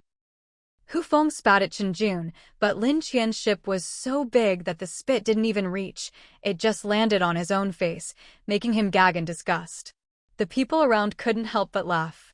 Hu Feng shouted, aren't you going to get me some water? Chen Jun laughed from above. What, you don't even want your own spit? Keep it. Maybe then you'll remember what kind of filthy things you've been up to. You bastard. Hu Feng tried to kick the big ship, but lost his balance and nearly fell into the water. Luckily, Lai Ming grabbed him in time, or he really would have gone overboard. Damn you. He looked even angrier. Get me a rope. Seeing Chen Jun ignore him, Hufeng decided to try climbing up with a rope himself. Normally, Qinjun was the type to settle things quickly, but watching these two was like watching a circus act. He was happy to enjoy the show a little longer. Meanwhile, Lin Qian and the others were relaxing inside, eating fruit from her spatial stash. But after a couple of pieces, the others started to get curious and couldn't help but go out to see what was happening. Hope, the dog, was the first to poke its head out of the cabin, just in time to see the bedraggled Hufeng. Lai Ming remembered Hope as a smart dog. Seeing it come over, he softened his tone. Hope, look at me. Do you remember me? I'm Uncle Lai. I used to give you treats, remember? Go get your sister for us. We're waiting for her to let us aboard. He seemed to think that as long as a dog had eaten his food, it would always remember and be grateful to him. Hufeng, though angry, realized Hope was now their only hope. Qinjun was just standing there laughing at them, but once they got on board, the first thing he'd do is kick that guy out. And if he couldn't, he'd make him sleep on deck and do hard labor every day. Of course, Hope remembered him, but had no interest in dealing with him. Especially when Lai Ming called himself Uncle Lai, Hope felt utterly repulsed and immediately pulled its head back inside. These two were worse than dogs, just looking at them was an eyesore. If it kept watching, it might not be able to resist going down and biting someone. If Hope went down there, things could get ugly. Forget it, wasn't it better to go back and eat fruit with its sister? It really regretted coming out to see these idiots. With that thought, Hope scampered off so fast it vanished in a flash. On its way back, Hope ran into Han Yaoao and Wang Hui, who were just coming out. Why'd Hope go back inside? Woof. Didn't want to see those idiots. Wang Hui caught the key point from Hope's eyes and bark. By now, he could more or less understand what Hope was saying. Han Yao saw Wang Hui seem to get it. Brother Wang Hui, do you know what Hope said? More or less. I think it said idiots. Hope nodded enthusiastically when it saw Wang Hui understood. Han Yao stared. Wow. Hope, are you turning into a spirit or something? She didn't even want to go look at the idiots anymore. If even a dog called them idiots, they must be really something else. But people are like that. When everyone says something's bad, you still want to see for yourself. Wang Hui was like that. Han Yao hesitated for a moment, but since she was already out, she decided to take a look. If they were really that stupid and hurt her eyes, she could always go wash them later. When Wang Hui led Han Yao to the side of the ship, they saw Hufeng and Lai Ming standing by their little boat, looking both helpless and furious at the big ship. When Lai Ming and his group saw Wang Hui, they finally felt like they'd found someone who could actually help. Wang Hui, hurry up and pull us up. This guy Lin Qian sent. We don't even know who he is, he's just been standing here laughing at us. Once we get up there, you absolutely can't trust people like that. If someone won't even listen to their leader, what use are they? Wang Hui looked at their confident faces and was honestly speechless. Qinjun, who was usually a pretty serious guy, couldn't help but laugh. Sometimes, when you're at a loss for words, all you can do is laugh. Are you sure Miss Lin sent me here to pick you up? Wang Hui asked. Who else? Hufeng rolled his eyes. Wang Hui finally couldn't take it anymore. Actually, no, Mr. Hu. Hufeng and Lai Ming were both stunned. Hufeng, having waited so long for someone to bring him water to wash his face, just wiped his face with his hand and carelessly rubbed it on his clothes. No way. Don't joke with me. Let us up, or when Lin Qian gets here, you'll be in trouble, Hufeng threatened. No wonder Lai Ming had never managed to become an official mayor after all these years. Even this acting mayor position only fell to him because Su Chongqing left and there was no one else. It figures, after all this time since the earthquake, he hadn't managed to save a single person. Not to mention his lack of ability, he didn't even really want to save anyone. At a time like this, all he cared about was himself. He hadn't wanted to bring Hufeng and Xiaohong along, but since they had valuable resources, what if the disaster ended and he had nothing to show for it? If Su Chongqing came back and he hadn't accomplished anything, he'd probably get kicked out again. After thinking it over, he had no choice but to bring them. But now, one of them was already gone, and honestly, he thought Zhao Hong was easier to get along with. At this point, he could only cling to Hu Feng. Several minutes passed, and Wang Hui and Chen Jun showed no sign of helping them up. Finally, they started to sense something was off. Especially when Wang Hui and Chen Jun started openly discussing how to deal with them, not even bothering to lower their voices. It was clear what Lin Qian intended. Lin Qian never planned to let them on the boat. Now, hearing these two talk about dealing with them right in front of their faces, that word alone made their skin crawl. Clearly, Lin Qian not only didn't want them on the boat, she was planning to get rid of them like livestock. Only livestock get dealt with like that. When they saw Chen Jun pull out a pistol, all the curses they'd been about to shout instantly died in their throats. "We mean no harm," Lai Ming was the first to react. Hu Feng was always a bully to the weak and a coward to the strong. Now that someone had pulled a gun, he didn't dare say another word. "Even if you won't let us up, there's no need to pull a gun, right? We do know each other, after all," Hu Feng said cautiously. "You should have said that before you tried to force your way up. But since you gave us a good laugh just now, I'll let you die quickly," Chen Jun said as he loaded his pistol. Seeing this, they didn't dare say another word and hurriedly ordered the boatmen to back away. Chen Jun, seeing they'd retreated, hesitated and looked to Wang Hui. "So, should we do it?" Wang Hui, seeing them back off, was uncertain too. Finally, he gritted his teeth. "Let's teach them a lesson. Otherwise, they'll really think we're pushovers." "How?" Chen Jun really had no experience with this. Wang Hui thought for a moment. "Why don't we just sink their boat? That'll show them for acting crazy just now." Chen Jun's eyes lit up. "That's a great idea. Let's do it." A grin spread across his face as he raised his pistol and aimed at their boat. At first, Lai Ming and Hu Feng thought they were about to be shot.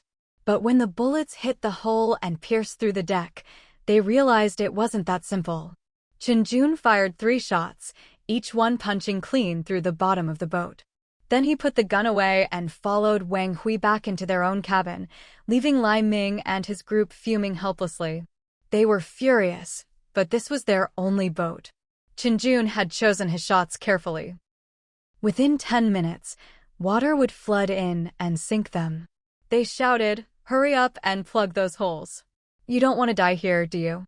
If it were just the two of them, it wouldn't matter so much. But now everyone was in the same boat. If it sank, even if they survived, life would be much harder. Even if Lai Ming and Hu Feng hadn't said anything, the others would have tried to plug the holes themselves. But no matter what they did, water kept pouring in.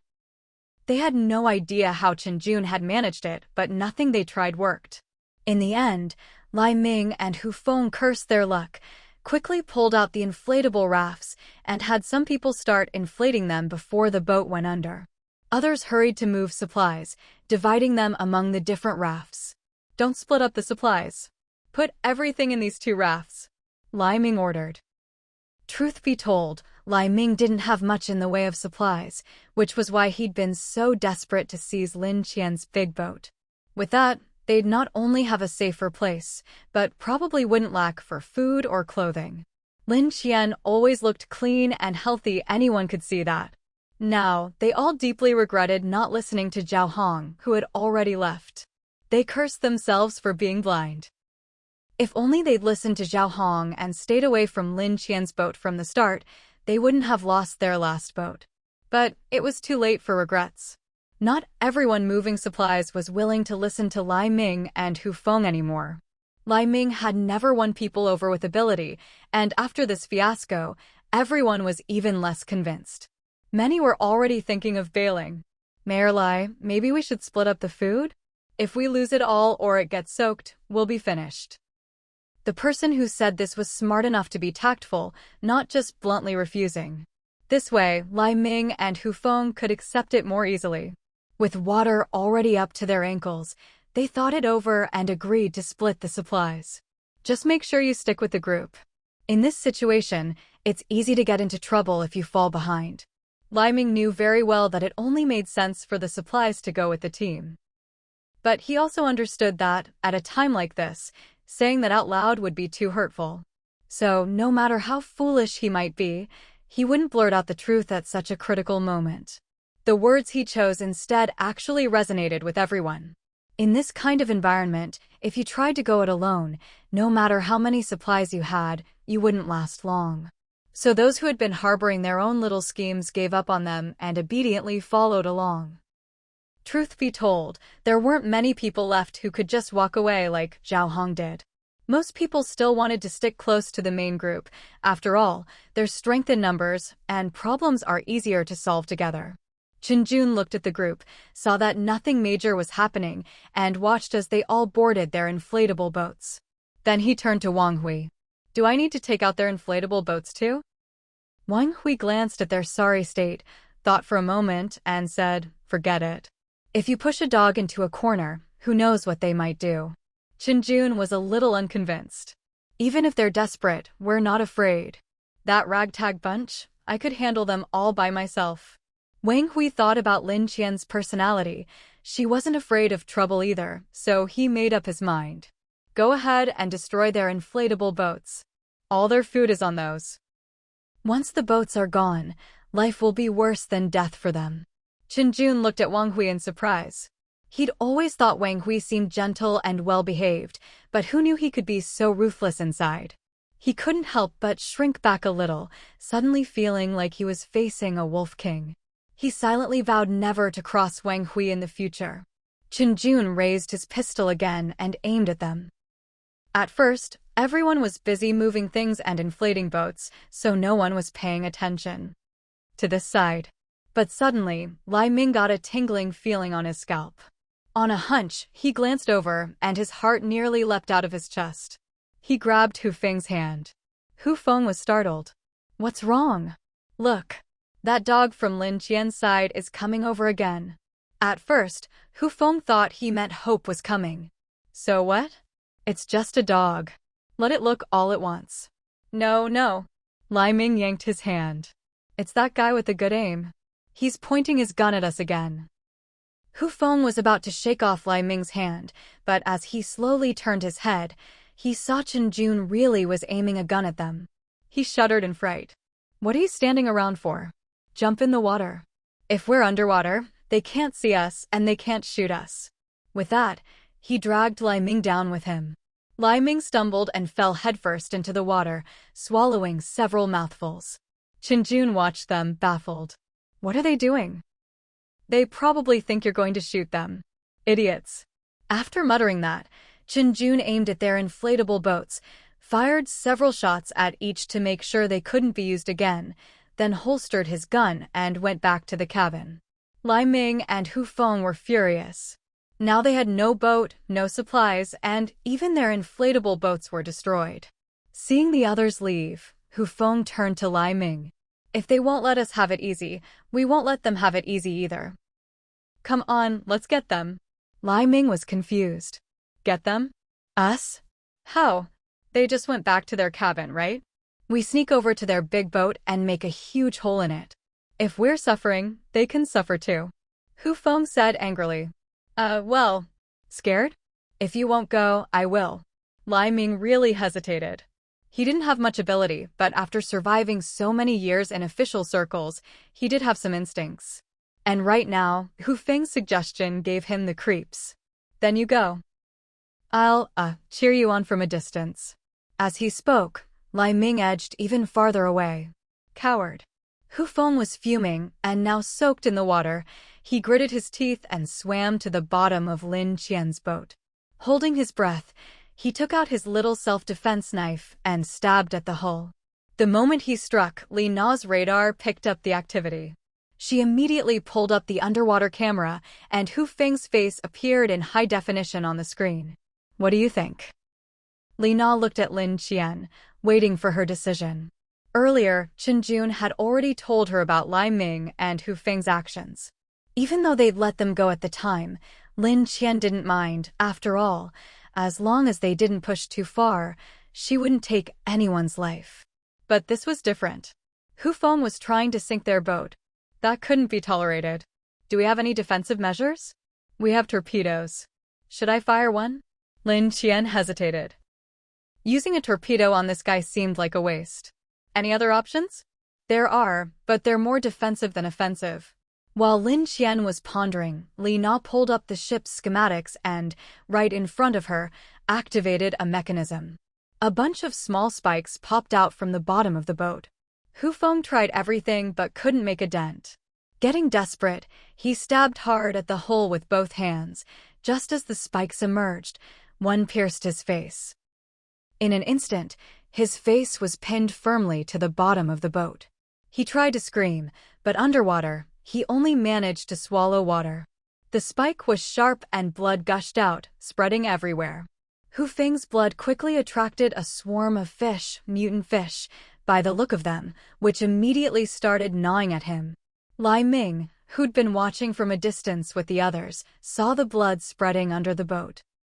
At first, he thought about going over to check, but as the blood grew and more fish gathered, he guessed what had happened and scrambled to climb to higher ground. Meanwhile, Li Na saw all the fish swarming and grew anxious. Lin Qian, all this blood is going to attract mutant sharks soon. Lin Qian remembered the giant shark that had once followed her helicopter and shuddered. She made a quick decision. Retract the spikes and shake Hu Feng off. Don't let him stay attached to our boat. Li Na had seen mutant sharks before and knew how terrifying they were.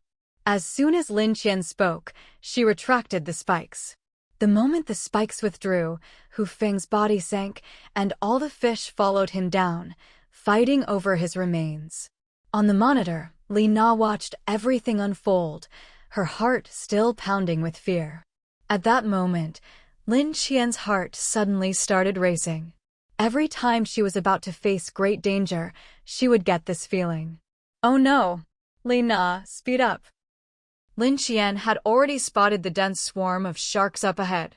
Wang Hui, who had sharp eyesight, saw them too. Only Chen Jun, Li Na, and Han Yao didn't have such good vision. They just noticed that the water in the distance seemed to have turned black. Han Yao asked curiously, "Why is it so dark up ahead? What is that?" Lin Qian didn't have time to answer her. She quickly told Li Na, "Hurry, let's steer in another direction. There's a school of sharks ahead. If our boat runs into them, I doubt we'll last long." What? Sharks? None of them had ever seen so many sharks of this size before. Li Na reacted the fastest. Without a word, she immediately turned the boat in the other direction. Wang Hui dashed out of the cabin with hope, calling out anxiously toward the distance. Han Yao looked at Lin Qian. "Sis, we brought guns before, right? Should I go out and deal with them?" "It's no use. Don't provoke them. If they go berserk, none of us will get away. Let's see if Li Na can dodge them for now." Li Na was tense all over, her full attention on the steering wheel. She'd also activated all the boat's defense systems, and the torpedoes were ready to launch. Seeing Wang Hui and Hope go out, Chen Jun followed. "I'll go see if there's anything I can do to help outside." Han Yao wanted to go too, but Lin Qian stopped her. "You stay here. I'll go take a look." She turned to Li Na. "Li Na, it's all up to you now. If you need help, tell Yao. She's learned how to steer a boat before." Han Yao wanted to ask Lin Qian something, but when she turned around, Lin Qian was already gone. Lin Qian stepped outside and stood next to Wang Hui. "What's the situation?" Wang Hui frowned. "They're moving fast. At this rate, they'll reach us in less than 5 minutes." Lin Qian glanced at the boat, now bristling with spikes on the outside, but she still wasn't reassured. The boat was just too big, a target impossible to ignore. She went back into the cabin, found the guns they'd prepared earlier, and handed one to each person.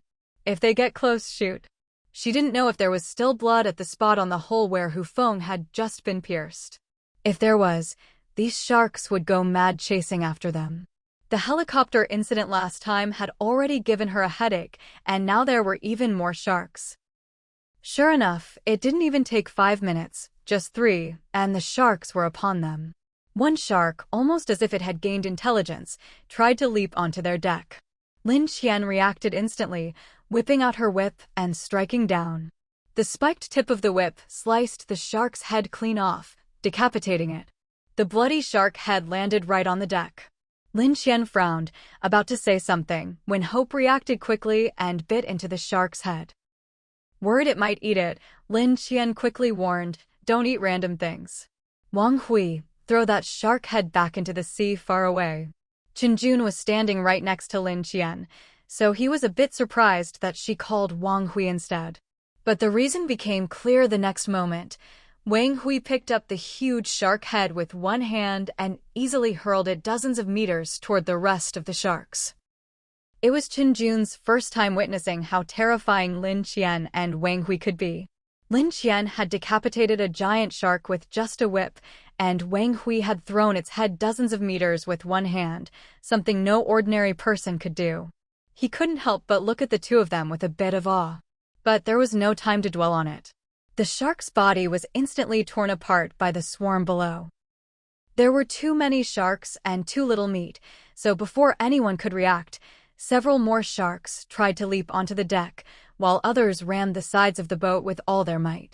The big boat rocked violently from side to side. Li Na almost lost control, and Han Yaoao did her best to help her keep the boat steady. Outside, Lin Qian and the others faced wave after wave of frenzied sharks. Their guns couldn't kill the sharks outright, only slow down their attacks. If they were lucky, they could knock a shark back into the water, where it would become food for the others, buying them a little more time. The sharks ramming the hull were smashing their heads bloody, but refused to give up. The blood from the impacts only made them more frenzied, and they crashed into the boat even harder. During one particularly violent collision, Jun lost his footing and fell. As he hit the ground, he saw even Hope fighting bravely, her cream-colored fur stained bright red. He almost wanted to faint, pretending this embarrassing scene hadn't happened. But Lin Qian didn't give him the chance. "Get up. Go help Li Na and the others. I don't think they can hold on much longer." With attacks this fierce, things must be bad inside too. At first, Han Yao could help, but as the shark attacks intensified, she was thrown around, banging her head against the boat and growing dizzy. Li Na wasn't much better, but she kept both hands on the wheel, determined not to drag everyone down.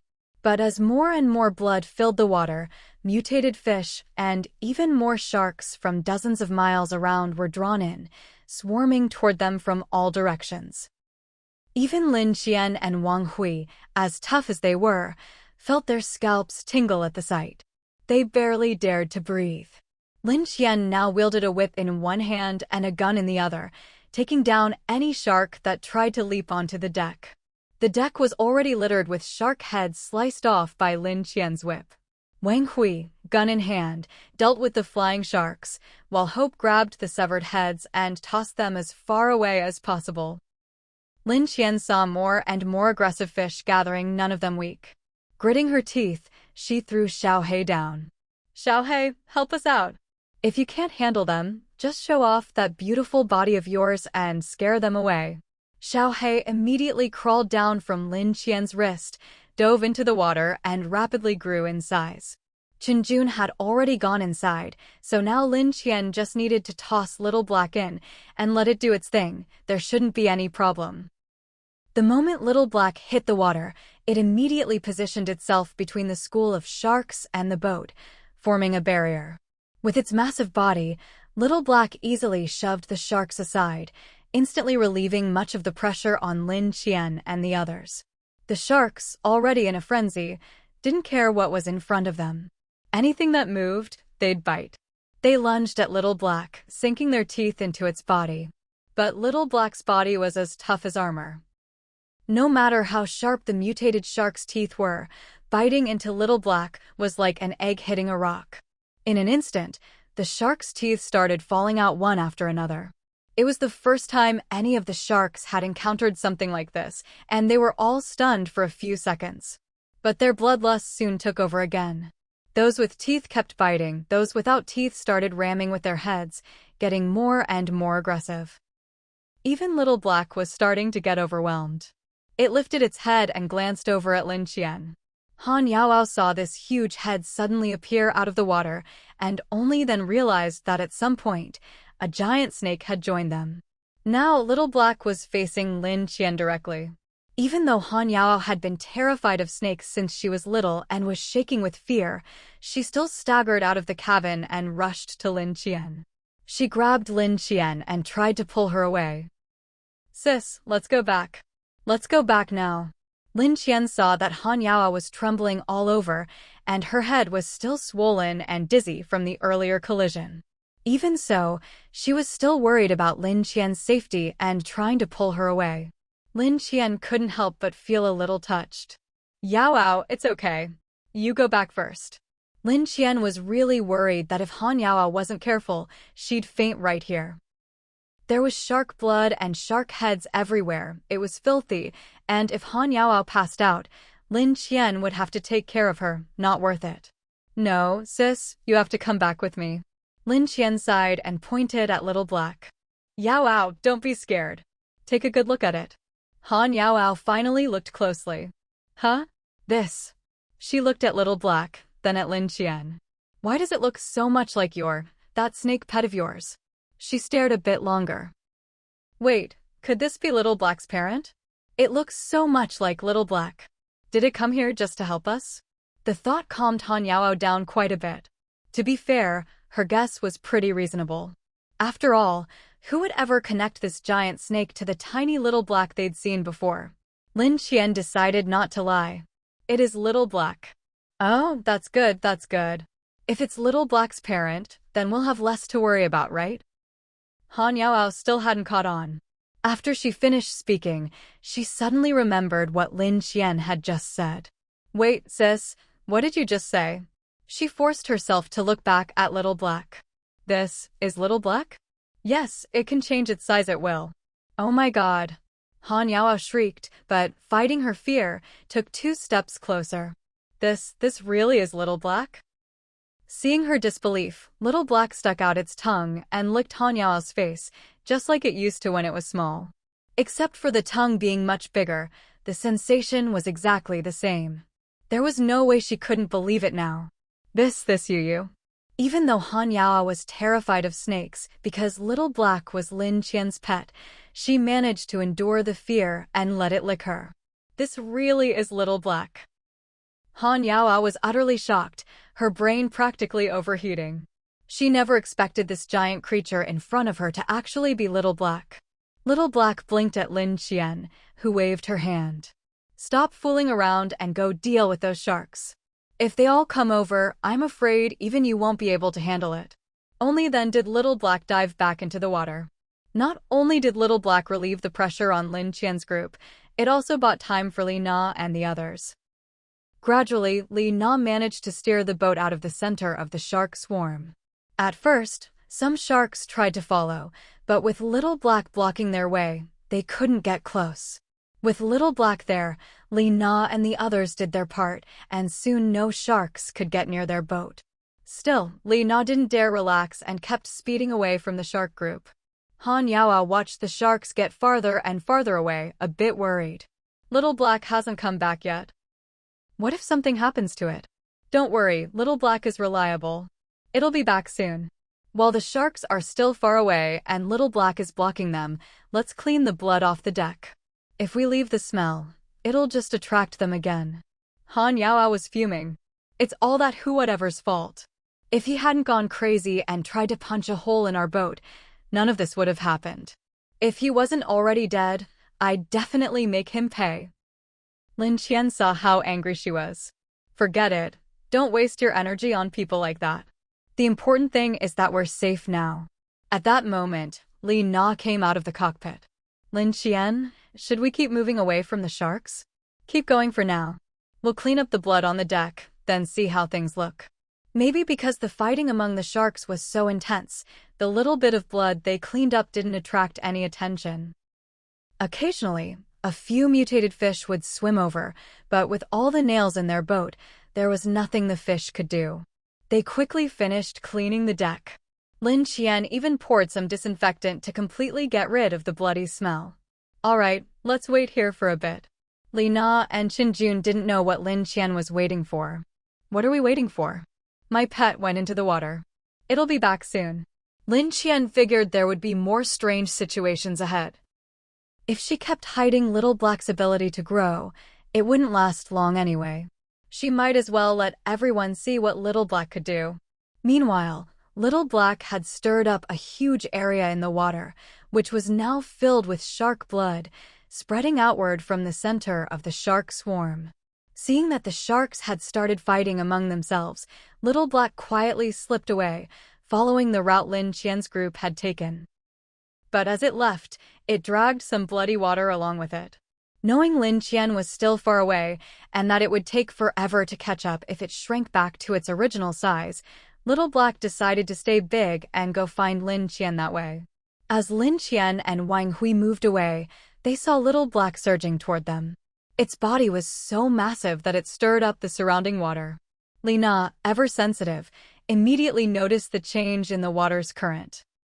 She quickly grabbed her binoculars and looked into the distance, instantly spotting the gigantic figure of Little Black.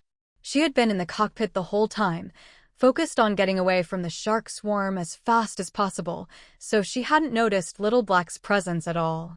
Now, with Little Black suddenly appearing before her eyes, she was so startled that she nearly dropped her binoculars. Qinjun had been her partner for quite some time.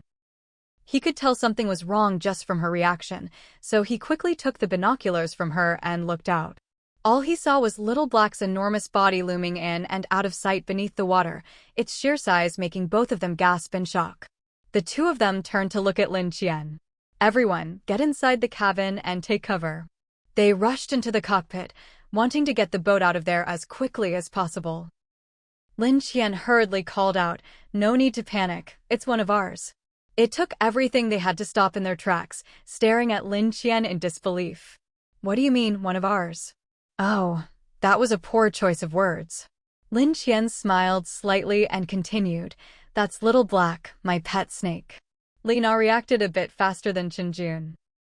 From a woman's perspective, she had noticed the snake on Lin Qian's wrist early on and had thought it was just a decorative accessory, so she looked at it a few times. But when she saw Little Black slither down from Lin Qian's hand right on time for every meal, she was already surprised. And now, seeing a creature even bigger than a shark, and hearing Lin Qian say this was Little Black, she found it almost impossible to believe. As for Qinjun, this was way beyond anything he'd ever known.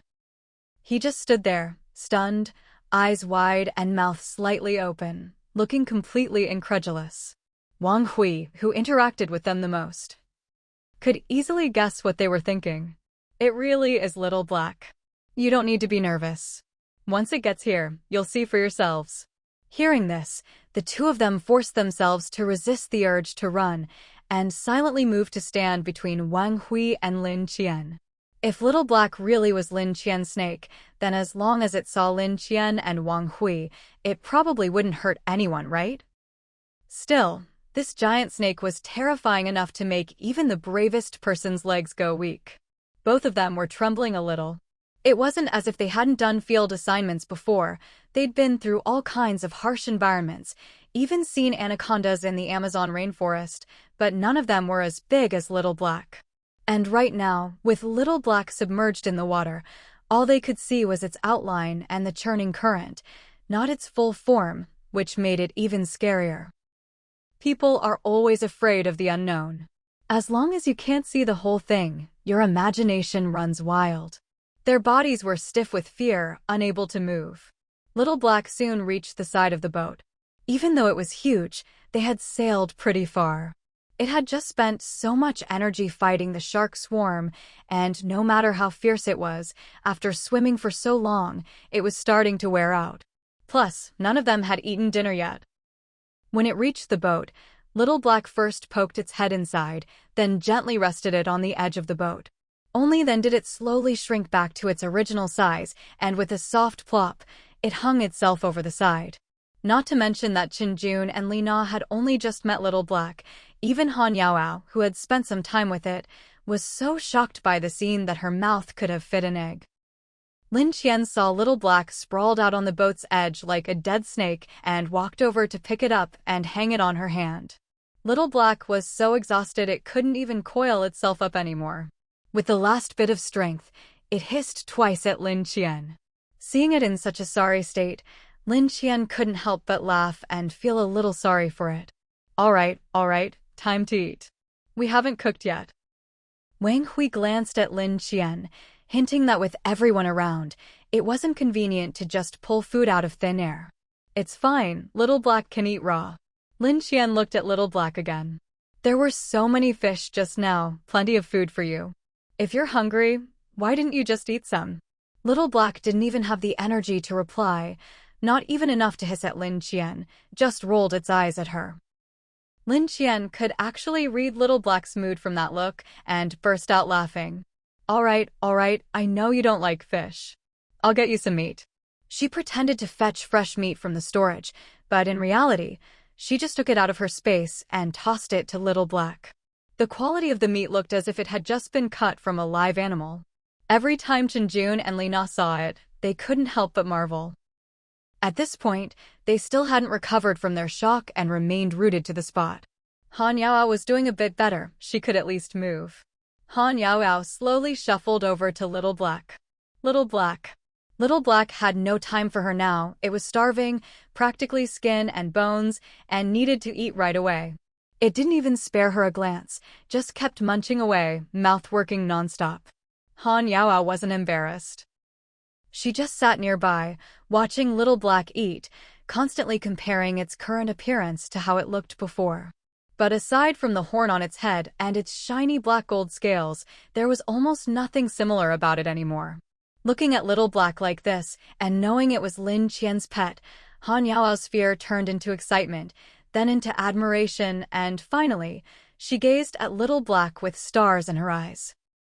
When Little Black finished eating, it realized that not only was Han Yaoao sitting nearby watching, but at some point, Chenjun and Lina had also come over and were now squatting behind it, eyes sparkling. Having just finished its meal, Little Black was so startled by the 6 eyes staring at it that it jumped straight up, body going rigid and its pupils narrowing into slits. If it hadn't had some self-control, it might have attacked right then and there. Lin Qian saw this and couldn't help but feel a little speechless. Don't crowd around Little Black. Little Black, you just finished eating, go brush your teeth, okay? The 3 of them watched as Little Black obediently slithered away from their feet. They hesitated, wondering if they should follow to see how a snake brushed its teeth, but Lin Qian's voice came again. You've stared at it long enough. Let's eat first, then check the map. We've gone off course, so let's see how to get back on track. Just now, everyone had been so curious about Little Black, but after Lin Qian said this, they realized they were hungry too. Hearing that it was time to eat, they all rubbed their numb legs and got up. Watching Little Black eat that meat so hungrily had made them feel hungrier than ever. Only after eating did they feel like they'd come back to life. When Lin Qian opened up the map, everyone's eyes immediately focused on it. Based on the route they had just taken, Lin Qian marked their current location. We're about here right now. Given where we need to go, what do you all think is the best way to get there? Everyone began carefully studying each route on the map, pondering how they could reach their destination. The problem was, they'd already veered far off course. If they tried to return to their original path, they'd probably run into that group of sharks again. Remembering the earlier battle, everyone felt a strong sense of dread. To make matters worse, Xiaohei was already fast asleep, snoring away so soundly that none of them thought they could possibly wake him. If they ran into another shark swarm, they really wouldn't be able to handle it.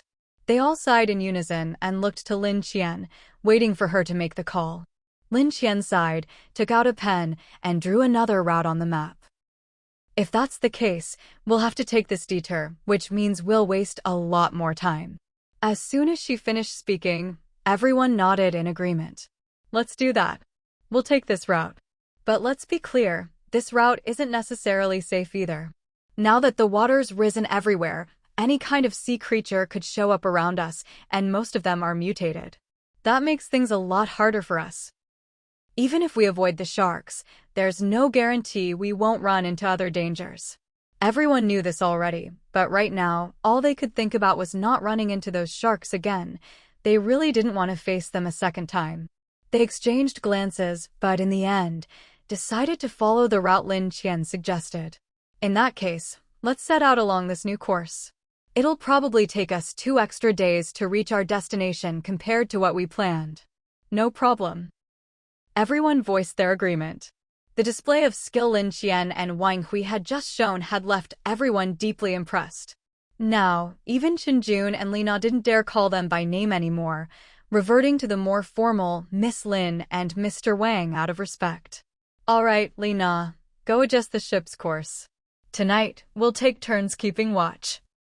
Although Lin Qian wasn't a professional sailor, she'd picked up some basic skills from Wang Hui before they set out, just so Lina wouldn't have to stay on duty alone. The 5 of them could take turns piloting the boat under normal circumstances, so everyone would get a chance to rest and wouldn't get too exhausted.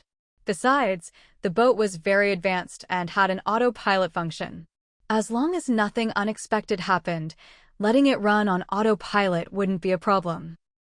Lina took the map and headed to the cockpit to set them on the new course. Fortunately, nothing major happened along the way. Occasionally, a mutated sea creature would appear, but either Lin Qian and Wang Hui would deal with it easily, or a well-fed and rested Xiaohei would take care of it or chase it away. In this way, they safely arrived at the first drop-off point for their supplies. Lin Qian looked at the spot marked on the map, then at the surrounding environment, but just couldn't match it up. Wang Hui and the others came over too, staring at the spot on the map. Is this the place? Lina took a look. She had a real knack for navigation, and even though everything around them was underwater, she was sure. This is definitely the place. Chenjun had worked with Lina many times and trusted her judgment. All right, let's look for the stuff. He was about to jump into the water when Lin Qian grabbed his arm. Wait a second. She went back into the cabin, discreetly pulled out a set of diving gear, and tossed it to Chenjun. Put this on. Things are different now. Conditions underwater can change in an instant.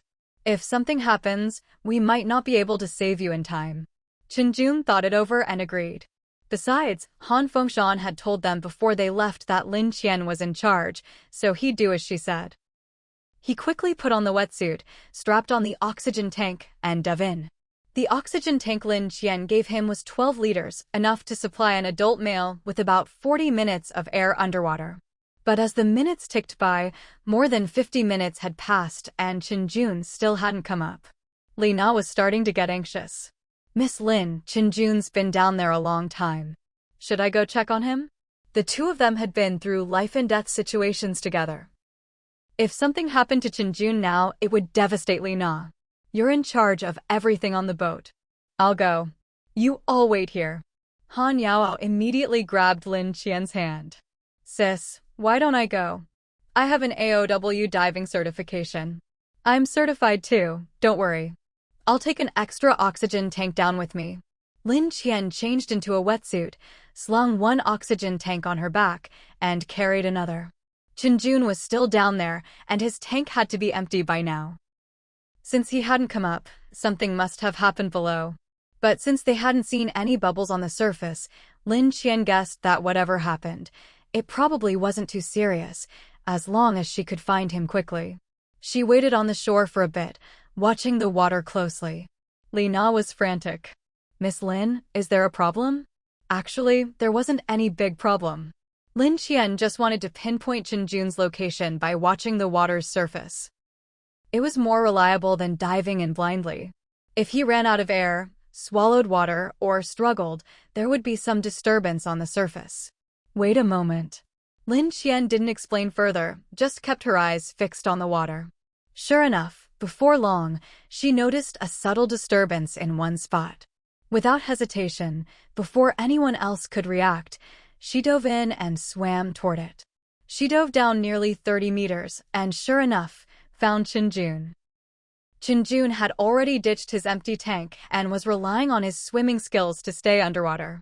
When he saw Lin Qian, he quickly gestured for her to look at a nearby shipping container. Lin Qian had already spotted the container. It must be what they were looking for. She didn't rush. First, she gave Chenjun a fresh oxygen tank and signaled for him to go up. At first, Chenjun didn't want to leave her alone, but after Lin Qian insisted, he finally went up.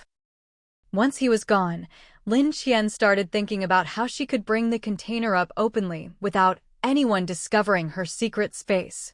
After thinking it over and over, Lin Qian still couldn't come up with a good solution. But she couldn't just leave the thing sitting there either, so she figured she'd at least put the container back into her own space for now. The only problem was, she was worried that if she suddenly put it away, it might trigger a vortex. If she got sucked into that, things could get tricky. With that in mind, Lin Qian turned back and decided to go up and discuss it with Wang Hui first. After getting on board, Qinjun hadn't even taken off his wetsuit. He just stood there, watching the water closely, ready to dive back in at the first sign of trouble. Wang Hui grew anxious when he saw Qinjun had come up, but Lin Qian still hadn't surfaced. He grabbed Qinjun by the collar and demanded, "Where's Xiao Qian?" Qinjun staggered from the grip.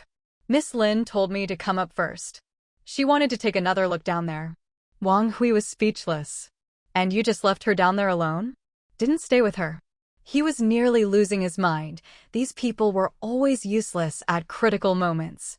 So anxious, he didn't even bother with a wetsuit.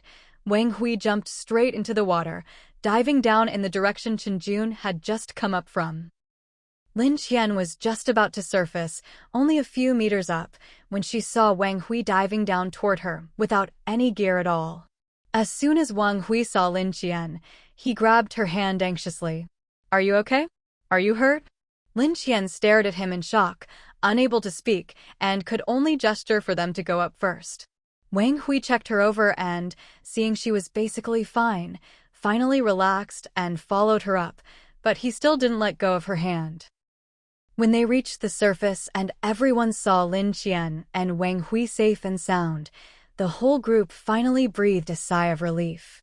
Wang Hui hadn't been underwater long, but it was already longer than a normal free dive. Qinjun immediately checked him over. To his surprise, Wang Hui was not only perfectly fine, but his clothes were bone dry.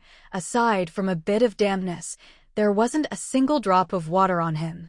"Dude, you literally just came up from the water. How come?" Qinjun stared at Wang Hui in disbelief. Lin Qian knew exactly what was going on.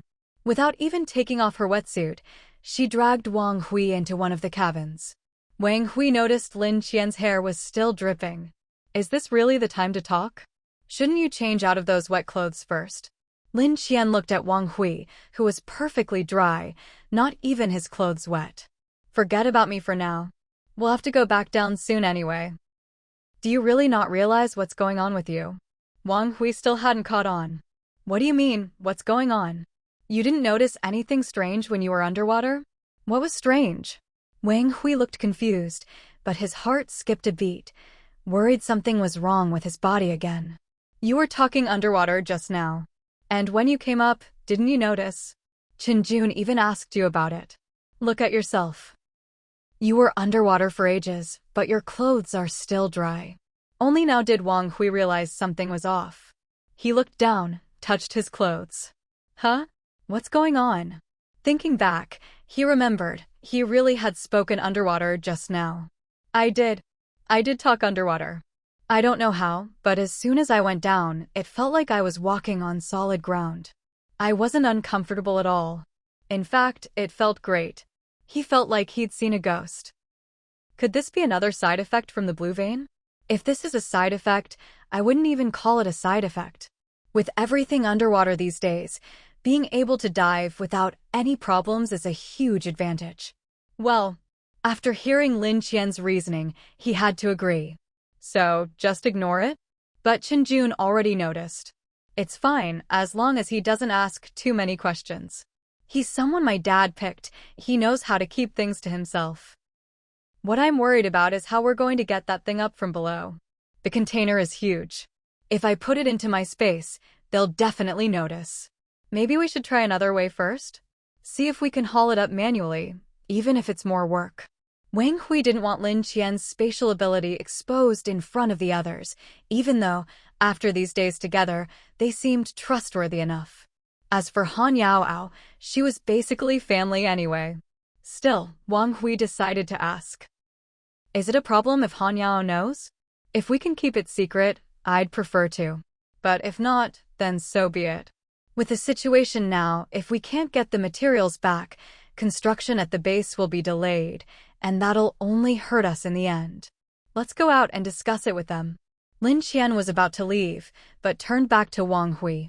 You probably don't need a wetsuit anymore, right? If you can breathe underwater, don't waste it. Wang Hui remembered the look Shinjun had given him and thought about how they'd all be working together for a while. Even if he tried to hide it, it wouldn't last long. Fine. When they went out, Shinjun and the others were already preparing equipment to haul the container up from the seabed. When they saw Lin Qian and Wang Hui, Shinjun said, "This tool is specially designed to pull containers up from underwater. It's very professional. I'll go down with you, Miss Lin, and we'll secure it, then use the winch to pull it up. It'll be much easier." Everything was ready, so Lin Qian had nothing more to say. "You guys stay up here. Wang Hui and I will go down." Shinjun looked like he wanted to say something to Wang Hui, but in the end, he just nodded. As for Li Na and Han Yaoao, it seemed they'd already discussed this with Shinjun and had no objections. Lin Qian and Wang Hui were both satisfied with this arrangement. Lin Qian took a double tank and prepared to dive. As for Wang Hui, now that he had this new ability, he didn't know how long he could stay underwater, but it was probably a while. He might as well just dive as he had before. If he hadn't been so worried about Lin Qian and jumped in after her, he might never have discovered this new skill. Everyone was pretty shocked. Once underwater, they quickly found the container. Each took one end of a rope and started tying it up. Since Lin Qian couldn't speak underwater, most of the communication was Wang Hui talking and Lin Qian nodding, shaking her head, or gesturing. "You go up and tell them they can start. I'll stay down here and keep an eye on things." Lin Qian thought about the possibility of a vortex forming when the container was pulled out and decided it was safer for her to stay. She immediately shook her head to indicate she disagreed. Lin Qian pointed at the little black creature on her wrist.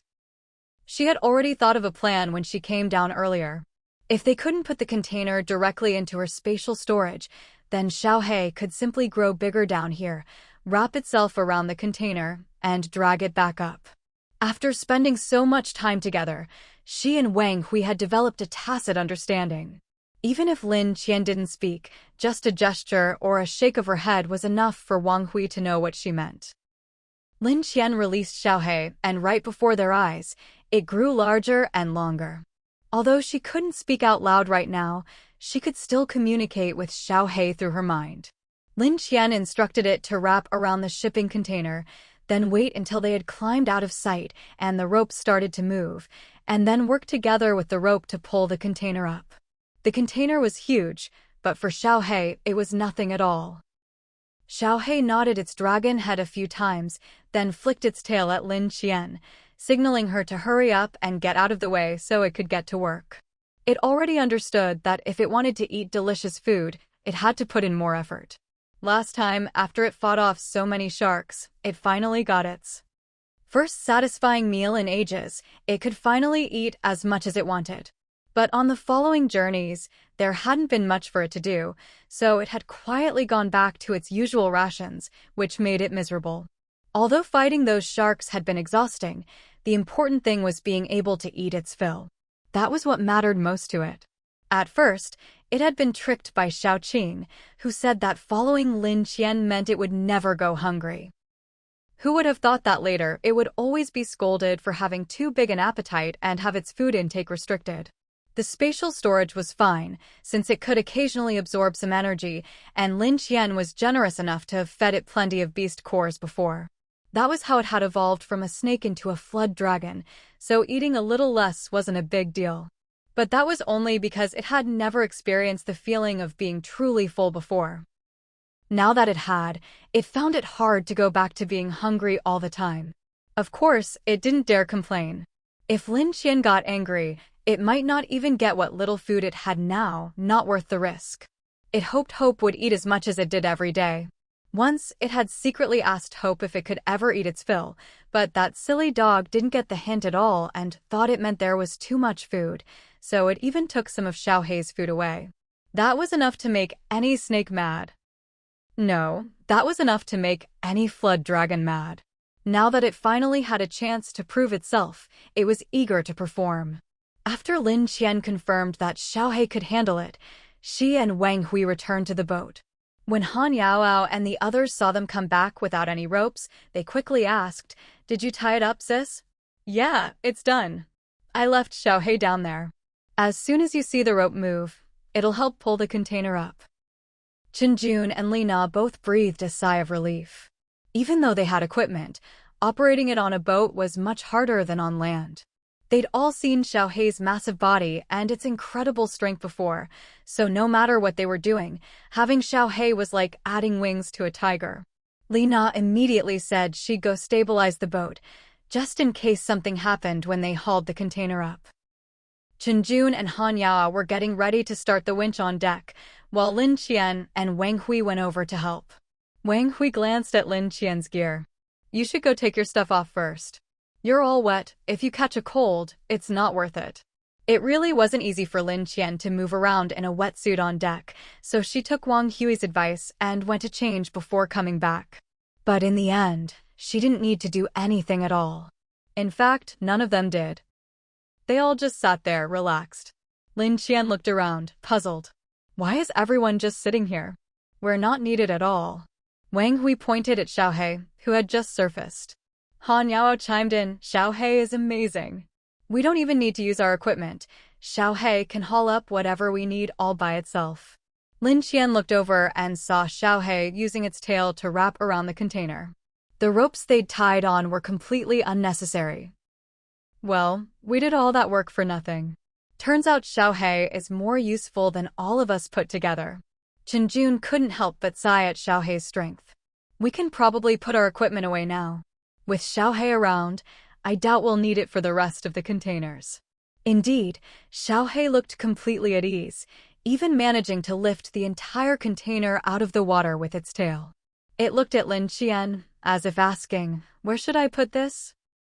Chenjun and the others had already set up a spot for the container, and Xiaohe even knew to set it down gently. There seemed to be 2 more containers down there.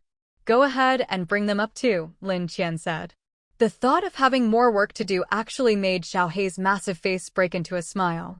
Lin Qian didn't know exactly what was going on, but with such a capable Xiaohe, she was more than satisfied. Just before diving down again, Xiaohe hissed at Lin Qian twice. Only then did Lin Qian realize that when Xiaohe had wrapped around the container earlier, it had caused a bit of backflow in the water. If the container and its body hadn't been the right size, something could have gone wrong. It was lucky she and Wang Hui had already gotten out of the way. Hiss, hiss, hiss. Xiaohe kept flicking its tongue. No one else could understand what it was saying. They all looked at each other, equally confused. Finally, Lin Qian explained, "Xiaohe says there are 2 more big containers down there. When it brings them up, it might cause an even bigger disturbance, so we'd better move the boat farther away. It'll bring the containers over to us afterward." Now everyone understood.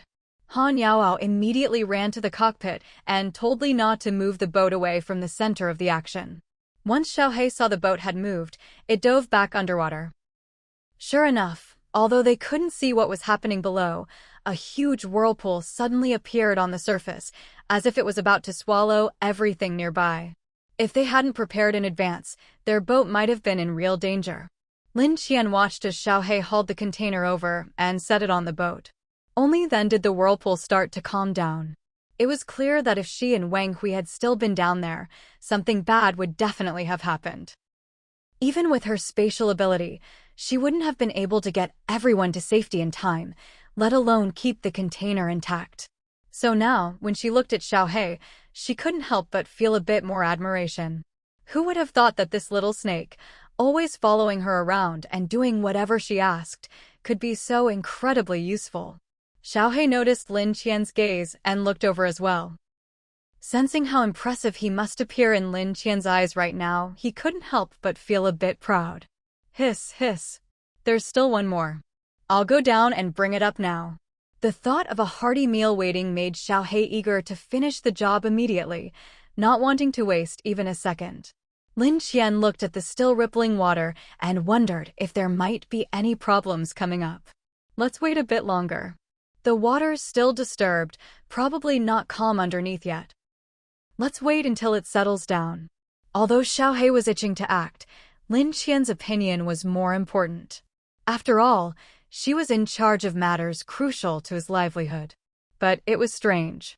They waited nearly an hour, yet the surface still hadn't calmed. Something seemed off below. Maybe we should rest for the night and check again tomorrow. Given the uncertain situation underwater, Lin Qian didn't want Xiaohe to take any risks, no matter how strong he was. After all this time together, Xiaohe and the others were like family to her. If anything happened to Xiaohe because of this, she'd never forgive herself. Hiss, hiss. But Xiaohe didn't want to wait until tomorrow. He hoped to finish things today. No rush. Come up and eat first. After so long together, Lin Qian could more or less guess what they were thinking, even if they didn't say it out loud. Don't worry, you'll get your fill tonight. Hearing this, Xiaohe decided that eating was more important and immediately crawled out of the water. He quickly made his way to his food bowl, eyes lighting up at the sight of not only a full bowl but also plenty of extra food on the side. His snake instincts kicked in, and he started flicking his tongue in excitement. Lin Qian didn't even need to look to know he was in a good mood. Seeing Hope already eating beside him, Xiaohe buried his head and started wolfing down his food as well. While they ate, Lin Qian walked back onto the deck and looked at the spot in the distance. Tiny whirlpools still swirled on the surface, and she couldn't figure out what was wrong beneath. Lin Qian frowned at the spot. For some reason, she felt a strange sense of unease, not quite the same as her usual premonition of danger, but she couldn't put her finger on it. Since it didn't feel like imminent danger, she decided to let it go for now and headed back to the cabin for dinner. After eating, she came out to check again and found the whirlpool still there. The intensity hadn't changed, it was neither stronger nor weaker. This piqued her curiosity even more. Wang Hui had also been watching the whirlpool. Xiao Qian, why hasn't that whirlpool gone away? If it's still like this tomorrow, should we keep waiting? Lin Qian was thinking the same thing. If they kept waiting, it would delay them even more. They'd already been out for over a month without finding any antiques, and they'd spent enough time drifting on the water. She wondered how things were back home. Let's just wait and see. For now, let's all rest and check again in the morning. Before dawn the next day, Lin Qian caught a faint whiff of blood and immediately sprang up, first checking to make sure everyone was accounted for. Seeing everyone, including Hope, still groggy and confused as she woke them, Lin Qian rushed outside to check the surroundings. What she saw shocked her.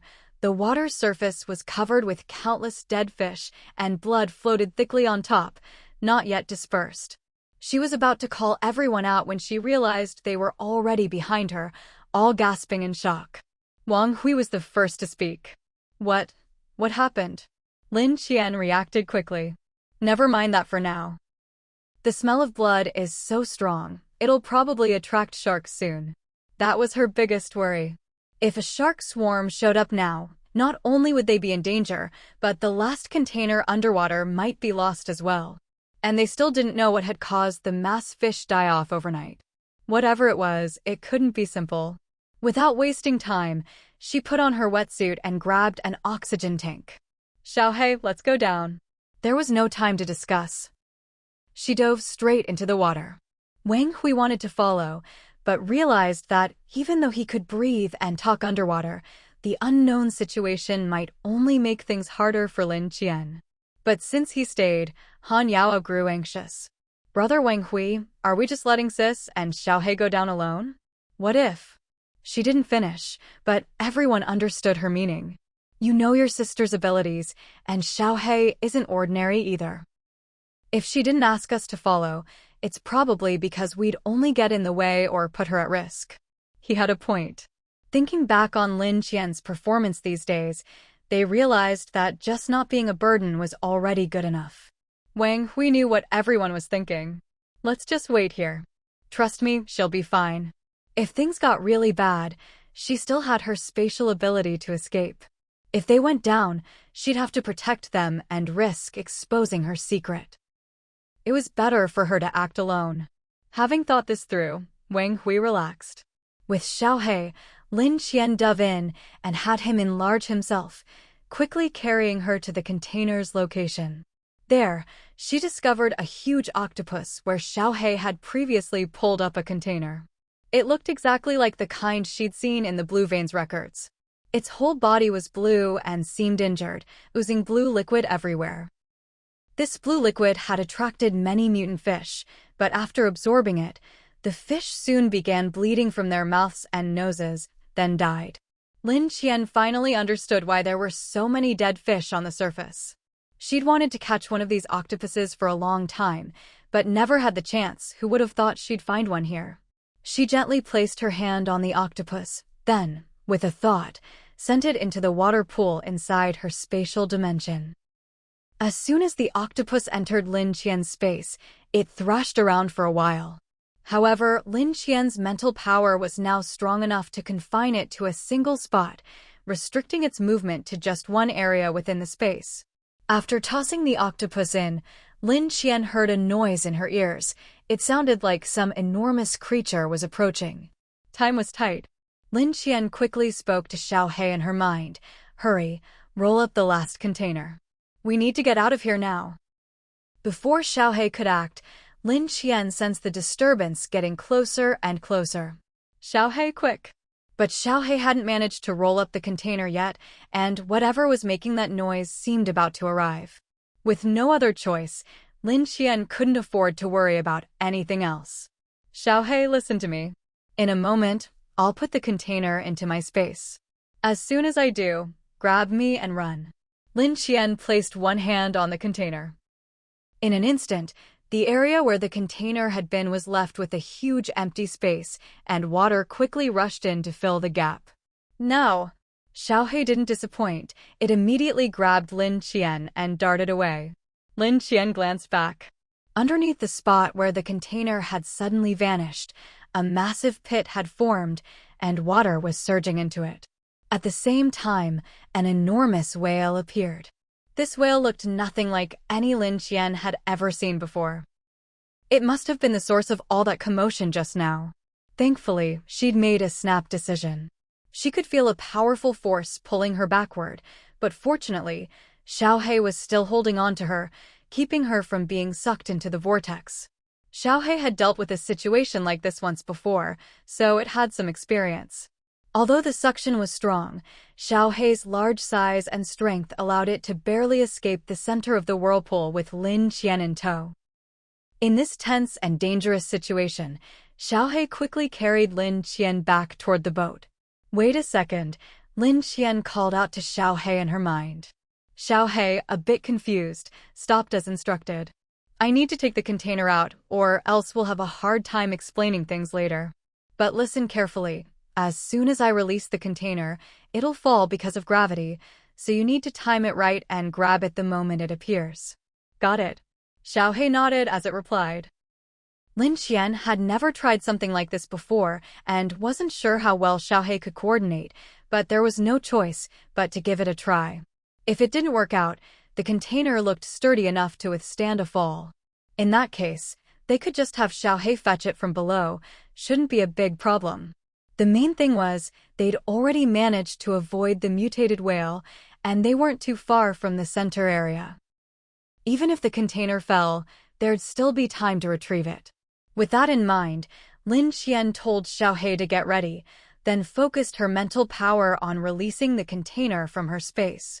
She'd already used up a lot of mental energy putting that massive object away earlier. Now, having to take it out again was even more challenging for her. But she couldn't afford to falter at this critical moment. Even if it meant exhausting her mental strength, she had to get the container out first.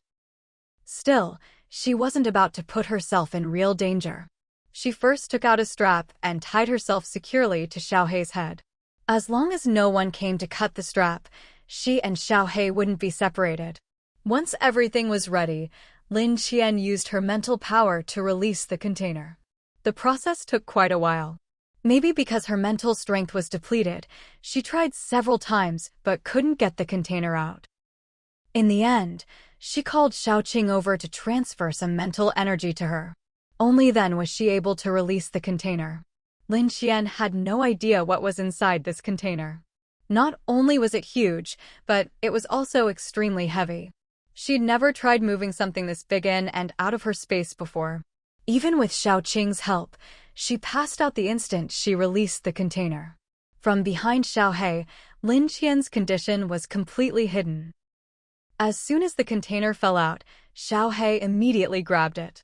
At that moment, Xiaohe heard Xiao Qing's voice. "Xiaohe, hurry up.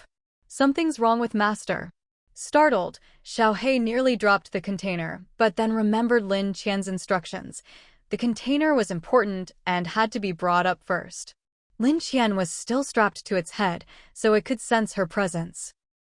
Everyone on the boat had already seen the mutated whale heading toward Lin Qian, and they were all anxious. Wang Hui nearly jumped into the water, but this time Han Yaoao stopped him. "Didn't you say your sister is amazing? In this situation, even if you go down there, you won't be able to help. You'd barely be a snack for that whale. We have to trust her."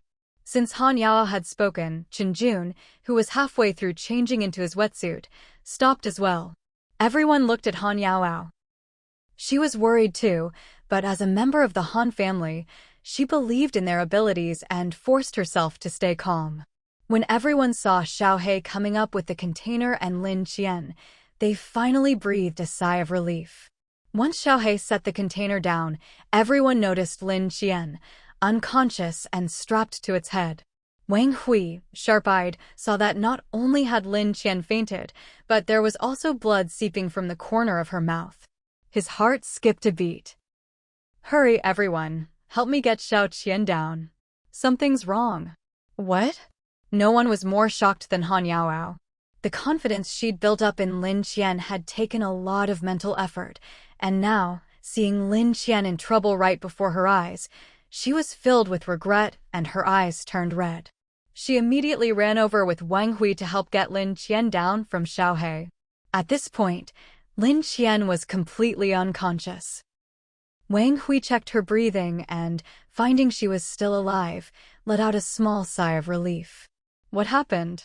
Wang Hui glared at Xiaohe, who had shrunk back to its normal size after setting Lin Qian down. Han Yao wasn't any kinder. "Xiaohe, why didn't you take better care of my sister? What on earth happened?" Xiaohe felt terribly wronged and didn't know how to explain. Lin Qian had forbidden it from speaking in front of others, so it could only hiss anxiously. Luckily, Hope was nearby and understood, barking to translate for Xiaohe. Thanks to spending so much time with Hope, Lin Qian could more or less understand what it was saying. "So, it's because of this that she fainted?" Both Hope and Xiaohe nodded frantically, afraid that if they were too slow, they'd be blamed even more. "All right, I understand. Xiaohe, go get something to eat." Before she went out, Xiao Qian told us to prepare good food for you. She said you did the most work and deserved a treat. Little Black looked at the unconscious Lin Qian. No matter how much it wanted to eat, it just couldn't bring itself to. The thought that, even before heading out, she'd made sure someone arranged food for it made its eyes well up with tears. Hope couldn't eat either, pacing anxiously in circles around Lin Qian. Chen Jun, Li Na, and Han Yao had no good ideas. All they could do was look to Wang Hui. Wang Hui himself was anxious, but since he came from a family of traditional Chinese medicine practitioners, he knew a bit about medicine. He took Lin Qian's hand and checked her pulse. Finding nothing seriously wrong, he finally relaxed a little. "How is she?" Everyone watched Wang Hui take her pulse, crowding around for news. Even Little Black and Hope looked at him expectantly, waiting for his answer. "There's nothing seriously wrong. Her pulse just feels a bit weak, but otherwise she's fine. Let her rest for a while. If she hasn't woken up by tonight, we'll figure something out then." But in reality, even if Lin Qian didn't wake up by nightfall, there wasn't much they could do. There wasn't a real doctor on board. Back when they suggested bringing Feng Ku along, Lin Qian refused. She was a medical student herself, healthy and strong, so everyone thought it'd be fine. Who could have guessed the only person with medical knowledge would be the one to fall ill? If not for Wang Hui's limited knowledge of Chinese medicine, everyone would be panicking like ants on a hot pan right now. Of course, no one was feeling relaxed. They'd just seen Lin Qian cough up blood, not much, but it was still frightening. Now Lin Qian had fainted, a whirlpool still spun in the distance, and dead fish floated everywhere, blood staining the water. Seeing this, Han Yaoao immediately took charge. Lina, steer the boat to the nearest second supply point. If we stay here, more and more mutated sea creatures are bound to show up, and we won't be able to handle it. Lina realized she was right and rushed to the cockpit to restart the boat. As for Qinjun, there was no point in him staying inside. He went out on deck to keep watch on the surroundings, ready to react at the first sign of trouble. Han Yaoao didn't want to leave Lin Qian's side, but she knew she couldn't leave Qinjun to watch over everything alone. She glanced at Wang Hui. Could you please keep an eye on my sister? If she wakes up, let me know right away. I'll go check things out with Qinjun and make some food for everyone. Normally, Han Yaoao was cheerful and playful, but when it mattered, she could step up. As she left, she pulled Little Black and Hope along with her. You two need to eat. Otherwise, all the effort Lin Qian put into making sure you had food before anything happened would go to waste. She was thinking of you right up until the end. If you don't eat now, you'll be letting her down. Her words were simple, but Little Black and Hope, both pure-hearted, immediately ran off to eat. Seeing the two little ones eating, Han Yaoao finally breathed a sigh of relief. Lina set the course for the next supply point. As they left, both Qinjun and Han Yaoao saw swarms of sea creatures converging from all directions. The sight made their scalps tingle. They were terrified of being attacked again. But this time, maybe because the dead fish and blood were more attractive than their boat, the creatures ignored them, swimming straight past toward the whirlpool. Qinjun watched and let out a breath. As long as those sea creatures aren't coming for us, we should be fine. I'll keep watch here. Miss Yaoao, you should go get some rest. Resting in the middle of the day? I'll go make some food for everyone. These days, they took turns cooking. Han Yaoao had always been raised as the Han family's heir alongside Han Susu. Han Yaoao was far from incapable. In fact, she was even more talented than Han Susu. She just never wanted to compete with her sister, so she always acted innocent and clueless. In reality, things that took Han Susu years to master, Han Yaoao could do in a few months. She'd just been hiding her abilities all along. She was a great cook, too. She might not have mastered Grandma Su's skills completely, but she was at least 80 or 90% as good. When she finished cooking, she ate first, then went to call Lina over, offering to watch the cockpit. After you eat, take a break. I'll keep an eye on things here. Then go get Wang Hui and Qinjun to eat too. At a time like this, we can't go hungry. If something unexpected happens, we'll need our strength. She was right. With so many unknown dangers in the water, they needed to stay well-fed and energized. When Lina went to get Qinjun for dinner, he simply brought his food out and ate on the deck. Wang Hui refused to eat at all. With Lin Qian still unconscious, he had no appetite. You should eat something, Lina urged. You're the strongest fighter we have. If anything happens, we'll be counting on you. You wouldn't want Miss Lin to wake up and find everything in chaos, would you? Her words finally changed Wang Hui's mind, but he still didn't want to leave Lin Qian's side. Could you bring the food over here? I'll eat in a bit. Since he agreed, Lina quickly brought the food over and set it nearby. With nothing to do in the cockpit, she looked at the still unconscious Lin Qian. Maybe I should make some porridge for Miss Lin? In case she wakes up and doesn't want to eat solid food. Wang Hui would never refuse anything that might help Lin Qian. Thank you, I'd appreciate it. Before Lina could get started, Qinjun came over with his bowl. Mr. Wang, there's a small boat approaching from our front left. It'll reach us soon. Wang Hui wanted to stay with Lin Qian, but the situation wouldn't allow it. I'll go take a look. His eyesight was better than Qinjun's, and right now, ensuring the safety of the whole boat was more important. He couldn't let Lin Qian wake up to more trouble. Wang Hui asked Qinjun, "Did you see who's on that boat?" "No, but they've definitely seen us.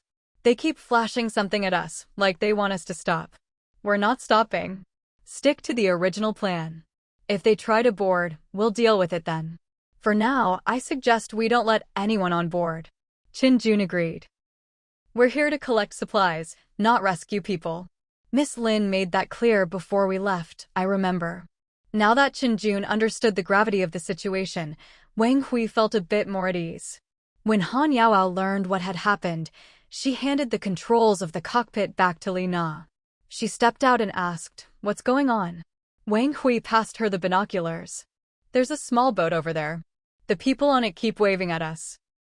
I'm not sure if they want to come over or if they need help. Let's wait until they catch up, but we can't stop for them. If they're capable of catching up on their own, we can help if possible, but we can't let them on board." This was exactly what they'd discussed earlier, so no one had any objections. Li Na continued to steer the ship along the planned route, not slowing down at all. But somehow, the small boat managed to inch closer to their ship, albeit very slowly. It seemed it wouldn't be long before they caught up. Everyone kept a close eye on the situation. If those people had any malicious intent, it wasn't obvious. They just seemed to be asking for help. As the distance closed, the people on the small boat began to shout, "Please, the ship ahead, wait for us. Please wait." They shouted hoarsely, but Wang Hui and the others had no intention of stopping, which made the people on the boat more anxious. One of them seemed about to say something, but another nudged him and gave him a look, so he fell silent. Wang Hui noticed all these little gestures clearly. By now, the people on the small boat could see Wang Hui and the others. They shouted again, "Ladies and gentlemen, we're lost. We have no food on board. Could you spare us something to eat?" Still, Wang Hui and the others said nothing. When the small boat finally drew alongside, its passengers pleaded, "Please, could we come aboard for a meal? We haven't eaten in a long time." Han Yaoao didn't answer right away. Instead, she asked, "Where are you from? Where did you come from?" "We're all from Huqing. Huqing's been completely flooded and destroyed. We came this way hoping to find somewhere to settle, but everywhere around here is underwater too. We haven't seen anyone else for ages, just you." Han Yao was cautious. She looked at the man who'd spoken, staring into his eyes. "You're all from Huqing? Which part?" The people below each named their neighborhood. Han Yao was gifted with languages and could speak many dialects fluently. She immediately switched to the Huqing dialect to talk to them. But after she spoke, not a single person below understood her. They all stared at her blankly. Han Yaoao immediately drew a gun and pointed it at the people in the small boat. "Where are you really from? I'll give you one chance to tell the truth. Otherwise, don't blame me if a bullet finds its mark." "We're from Huqing. Didn't we just say so?" But their eyes flickered. They clearly weren't telling the truth. "If you're from Huqing, why didn't you understand a word I just said in the Huqing dialect? Last chance, are you going to talk or not?" Han Yaoao cocked the gun and aimed at the one who seemed to be their leader. Only then did they panic and blurt out, "We really are from Huqing, but we weren't born there. We moved there later, so we don't speak the dialect yet." "You might not speak it, but you don't even understand it? Do you really expect me to believe that?" Han Yaoao was done wasting time.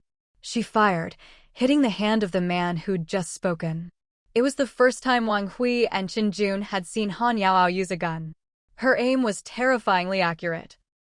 The man's hand had been moving, but she hit it dead on, without the slightest deviation.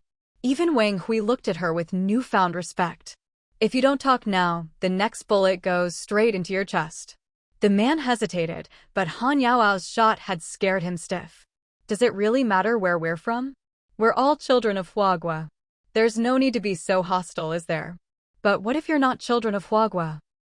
The people in the small boat froze, not understanding how Han Yaoao had seen through them. They were about to argue when Han Yaoao's voice cut through, cold and sharp. "The only reason I haven't killed you all already is out of mercy. Don't give me that 'we're all compatriots' nonsense. You don't smell like Huagua people at all." Neither Qinjun nor Wang Hui could tell what had given them away. They didn't know what details Han Yaoao had noticed to make her so sure these people weren't even from Huagua. But Han Yaoao was right, they weren't from Huagua. It wasn't clear which country they were from, but it definitely wasn't Huagua. "What proof do you have that we're not from Huagua? Don't use your cold-bloodedness as an excuse. You just don't want to help us." Even Wang Hui and Qinjun were a little confused and came over. "How can you be sure they're not from Huagua?" just the way they talk and act. Back in school, I had classmates from Sakura country and Kimchi country. The way those people speak and their little habits are just like these guys. You're judging just based on that? I wasn't sure, so I tried to trick them. Who knew they'd give themselves away so easily? Wang Hui and Qinjun looked at her with admiration. Impressive. Han Yaoao couldn't be bothered to argue further. Are you leaving or not? This time, she aimed her gun at one man's chest, making it clear that if they kept following, the next bullet would go where she'd promised. The group immediately raised their hands to their ears in surrender. We'll leave, okay? Sure enough, they slowly stopped their boat and didn't follow any further. As the small boat drifted away, Han Yaoao turned to the two men. Brother Wang Hui, you'd better go back and look after your sister. She's the most important right now. Qinjun, you stay here and keep watch. I don't think those people will give up so easily. To be honest, Wang Hui would have been the best one to stay, since he was sharp-eyed and sharp-eared, able to see and hear more than Qinjun.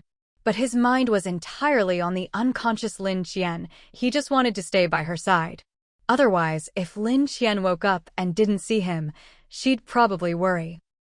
Now that Han Yaoao had finished arranging everything for everyone, she still couldn't quite relax. Worried that something might go wrong, she simply climbed up to the lookout to keep an eye on things herself. Even though these people might not have been much trouble before, in times like this, you can never be too careful. Han Yaoao watched for a while, and only when she was sure the small boat was drifting farther and farther away did she finally climb down from the lookout tower. Judging by the sky, it was almost dusk. She went to check on Lin Qian first and found that she still showed no signs of waking up. She also noticed that Wang Hui's lunch was still sitting untouched to the side. Brother Wang Hui, you haven't eaten your lunch yet. That's not good. Only then did Wang Hui remember that he'd gotten caught up with things and completely forgotten about his meal. He hurriedly brought it over. I'll eat it now. Han Yaoao wanted to stop him, but it was too late. Still, since the weather was hot, eating cold food wasn't a big deal. Besides, dinner wasn't ready yet anyway. Just then, Lin Qian's hand twitched. Wang Hui, ever observant, noticed immediately. Yaoao, come take a look. Do you think your sister is about to wake up? Seeing how excited he was, Han Yaoao hurried over too. Is my sister waking up? I just saw her eyelids move, but I'm not sure. Come over and see for yourself. Han Yaoao stared intently at Lin Qian's eyes, and sure enough, she saw her eyelids flutter again. Overjoyed, she shouted, "Sister." Over the course of the day, Lin Qian's mental energy had recovered quite a bit, especially with Xiaoqing continuously transferring energy to her. It was just that she'd lost so much all of a sudden earlier, so she needed more time to bounce back. Besides, she hadn't been resting well these days. The first part of her downtime was due to unconsciousness, and the second part was just sleep. Lin Qian had fallen asleep. Now, with Han Yaoao suddenly shouting in her ear, she was so startled she almost fainted again. But she'd slept enough. She opened her eyes and looked at Han Yaoao. Are you trying to kill me? Yelling that loud, you nearly sent me off for good. Han Yaoao just grinned, not at all bothered by Lin Qian's words. It's just so good to see you awake, sis. You have no idea how worried we were. Seeing that Lin Qian was awake, Han Yaoao wanted to chat more, but then remembered her sister hadn't eaten in over a day. Sis, do you want something to eat? Lina made some porridge for you. I can bring you a bowl. Lin Qian hadn't moved all day and didn't want to keep lying down. No need, I'll get up and stretch a bit. Han Yaoao really cared about Lin Qian and wanted her to rest more, but seeing her like this, she couldn't say anything. She just looked at Wang Hui, silently asking for help. Wang Hui immediately caught on. It's fine. If your sister says she wants to move around, it means she's okay. She knows her own body. Exactly, after sleeping most of the day, her bones would get stiff if she lay down any longer. I don't want porridge. Did anyone make dinner yet? If not, I'll whip something up for everyone. Han Yaoao glanced at Wang Hui again. Lin Qian couldn't help but laugh. Why do you keep looking at him? I know my own limits. Go on, if you're free, come help me out. Go to the storeroom and bring some rice, flour, and meat to the kitchen. Tonight, I'll make dumplings for everyone. She'd actually dreamed of Grandpa Zhang and Grandma Zhang just now. Ever since they passed away, Lin Qian had never seen them in her dreams. But this time, the three of them had a happy meal together, her favorite, dumplings. When she woke up, she was really craving them. She'd learned how to make dumplings from Grandma Zhang before, and now she suddenly wanted to make some herself. "You're making dumplings, sis?" Han Yaoao was a bit incredulous. "What, you don't trust me?" No, it's just unexpected. I'll go get the ingredients right now." With that, Han Yaoao dashed off. When it came to food, she was always the fastest.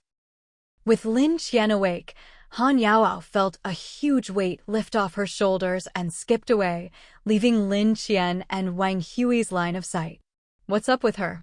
Though Han Yaoao always seemed lively, after seeing Lin Qian wake up, her eyes had turned a little red. Wang Hui explained to Lin Qian what had happened while she was unconscious. Lin Qian wasn't surprised by Han Yaoao's reaction. After all, she'd once been raised as the Han family heir alongside Han Susu. No matter how lively she was, with all that training and family influence, how bad could she be? As soon as Han Yaoao went outside, she started shouting, "My sister's awake! My sister's awake!" Xiao He and Hope had been assigned to patrol with Chenjun, but the moment they heard Lin Qian was awake, they dropped everything and rushed to her side.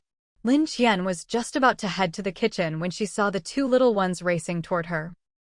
But when they got close, they stopped a meter away, not daring to come any closer. It wasn't that they didn't want to, but they were worried Lin Qian hadn't fully recovered. After being together so long, Lin Qian could read their thoughts with just a glance. "Come here, you two." She reached out a hand to each of them, and only then did they rush into her arms. Hope was more emotional and had a deep bond with Lin Qian. Tears were already streaming down its face. All right, I'm fine. I just needed a nap." She wasn't lying, but if she had to explain everything to Wang Hui and the others, it would get a bit awkward. Hope and Xiao He were simple creatures. Since Lin Qian said she was fine, they believed her and finally relaxed. Lin Qian patted them both. "I heard all about it while I was sleeping. You two were so well behaved, even helping with patrols. Later, you can eat as much as you want." At the mention of food, the two little ones perked right up. Hope reacted first, barking, "Woof woof woof. I want meat." Xiao He looked at Lin Qian and piped up in its unique babyish voice, "Sis, I want meat too. Lots of meat." "No problem." Lin Qian doted on the two little ones. But as she hugged Hope, she noticed it seemed bigger than before. She turned to Wang Hui. "Have you noticed that Hope seems to have grown a lot?" Wang Hui had been meaning to mention it. "Yeah, not only has it grown, but it's a lot stronger too." Hope now looked less like a dog and more like a tiger. Lin Qian remembered the inner cores she'd collected before and had wanted to let Hope try one, but there had never been a good time or place. After all, when Xiao He ate a bunch of inner cores before, it triggered a lightning tribulation. If the same thing happened to Hope, that would be a real problem. However, Lin Qian's spatial storage was still filled with a pile of inner cores. She remembered how the blue veins she'd put in before could be purified by the space, and wondered if those inner cores might also be purified. But since Xiao He had eaten some without any major issues, perhaps even if the inner cores were toxic, it wasn't too bad. She wondered if people could eat them too? Once this idea popped up, she couldn't suppress it no matter how hard she tried. But looking around now, everything was water. If eating the inner cores attracted lightning, in a place like this surrounded by water, a lot of people could get hurt. At this thought, she dismissed the idea for now. Just as she was still pondering, she heard Han Yaoao's voice. "Sis, I've put all the ingredients in the kitchen. Should I start doing anything?" "No need, I'll come over now." Eating was still the most important thing. "I'll go too." Now that Lin Qian was awake, Wang Hui naturally had no reason to stay here. But Lin Qian noticed the dark circles under his eyes. "You didn't sleep last night?" Wang Hui's gaze flickered, and Lin Qian immediately guessed the truth. "I'm really fine. When I said I took a nap earlier, I wasn't lying. I think that box was just too big and heavy, and it drained my mental energy all at once. But later, Xiaoqing transferred some mental energy to me, and I felt much better. I was just so tired afterwards that I slept some more. It's nothing serious. Even so, Wang Hui was still worried. You didn't rest all night. You should get some sleep. Who knows what might happen later? You'll be better able to handle emergencies if you're well rested. With no other choice, Wang Hui agreed. Lin Qian took Han Yao out to the kitchen and started kneading dough and preparing dumpling filling, following the method Grandma Zhang had taught her. Han Yao watched Lin Qian's movements from the side, feeling a bit odd. Sis, how do you manage to look both skilled and awkward at the same time when you do this? Lin Qian glanced at her, a bit annoyed. And how do you manage to talk so much without doing any work? Chastened, Han Yao quickly lowered her head and started chopping the filling, not daring to say another word. As she worked, Lin Qian didn't forget to teach Han Yao. Next time we want dumplings, you'll make them. Huh? Han Yao was stunned. So Lin Qian had her helping out just so she could make her cook in the future? But she didn't dare say this out loud. After all, she was the youngest and lowest in the family hierarchy. Now that Lin Qian was awake, Han Yao could finally relax. As long as she didn't have to organize things herself, she had no objections to whatever Lin Qian asked her to do. What do you mean, huh? Don't want to. I do. I'll learn properly, and if I don't know how, I'll ask you. Seeing Lin Qian so lively now, Han Yao felt that, even if she made more unreasonable demands, she'd happily agree. Sis, you don't know how scary it was when you suddenly fainted earlier, with blood coming out of your nose and mouth. Lin Qian was surprised to learn she'd bled. I was bleeding from my nose and mouth? She hadn't felt much at all. Her body seemed fine, and after a good sleep, she felt more energetic than ever. But hearing she'd bled from her nose and mouth set off alarm bells in her mind. She'd experienced mental exhaustion before, but back then, she hadn't fainted. Xiaoqing had transferred her some mental energy, and she'd felt fine. No bleeding at all. Now, things seemed a bit off. Still, she'd slept a whole day and was starving. Plus, after dreaming of Grandpa and Grandma Zhang, she was really craving dumplings. The two of them quickly finished making the dumplings, and Lin Qian put the extras in the freezer so they could be cooked later. Looking at the dumplings Han Yao had wrapped, Lin Qian suddenly realized the Han family really had a knack for cooking. She herself had only learned once from Grandma Zhang and could already do a decent job. Han Yao had only watched Lin Qian once and could already make dumplings that looked just right. Maybe some things really did come down to blood and genes. Lin Qian had to admit, in some ways, Han Yao was quite similar to her. But Han Yao had grown up in a different environment, which had shaped her different personality. If Lin Qian hadn't been through so much, she might have been a naive little girl too. Looking at Han Yao now, she sometimes thought of her younger self. Once the dumplings were cooked, Lin Qian went out to check the surroundings, then called everyone over to eat together. Hope and Xiaohei also got a few dumplings, but neither of them liked the dough wrappers. They still preferred pure meat. At first, Qin Jun didn't want to join them, wanting to stay on guard. But after Lin Qian checked the area, she said, "It's fine, let's eat first. I just checked, and nothing will happen in such a short time." Sure enough, nothing happened while they were eating dumplings. But just after they finished, Lin Qian heard a strange sound. Wang Hui, Hope, and Xiaohei all heard it too. They all paused, and the other three looked at them. "What's wrong?" Lin Qian said, "You guys clean up first. Wang Hui and I will go out and take a look." The others didn't know what was going on, but seeing Lin Qian's serious face, they got nervous and started getting their weapons ready.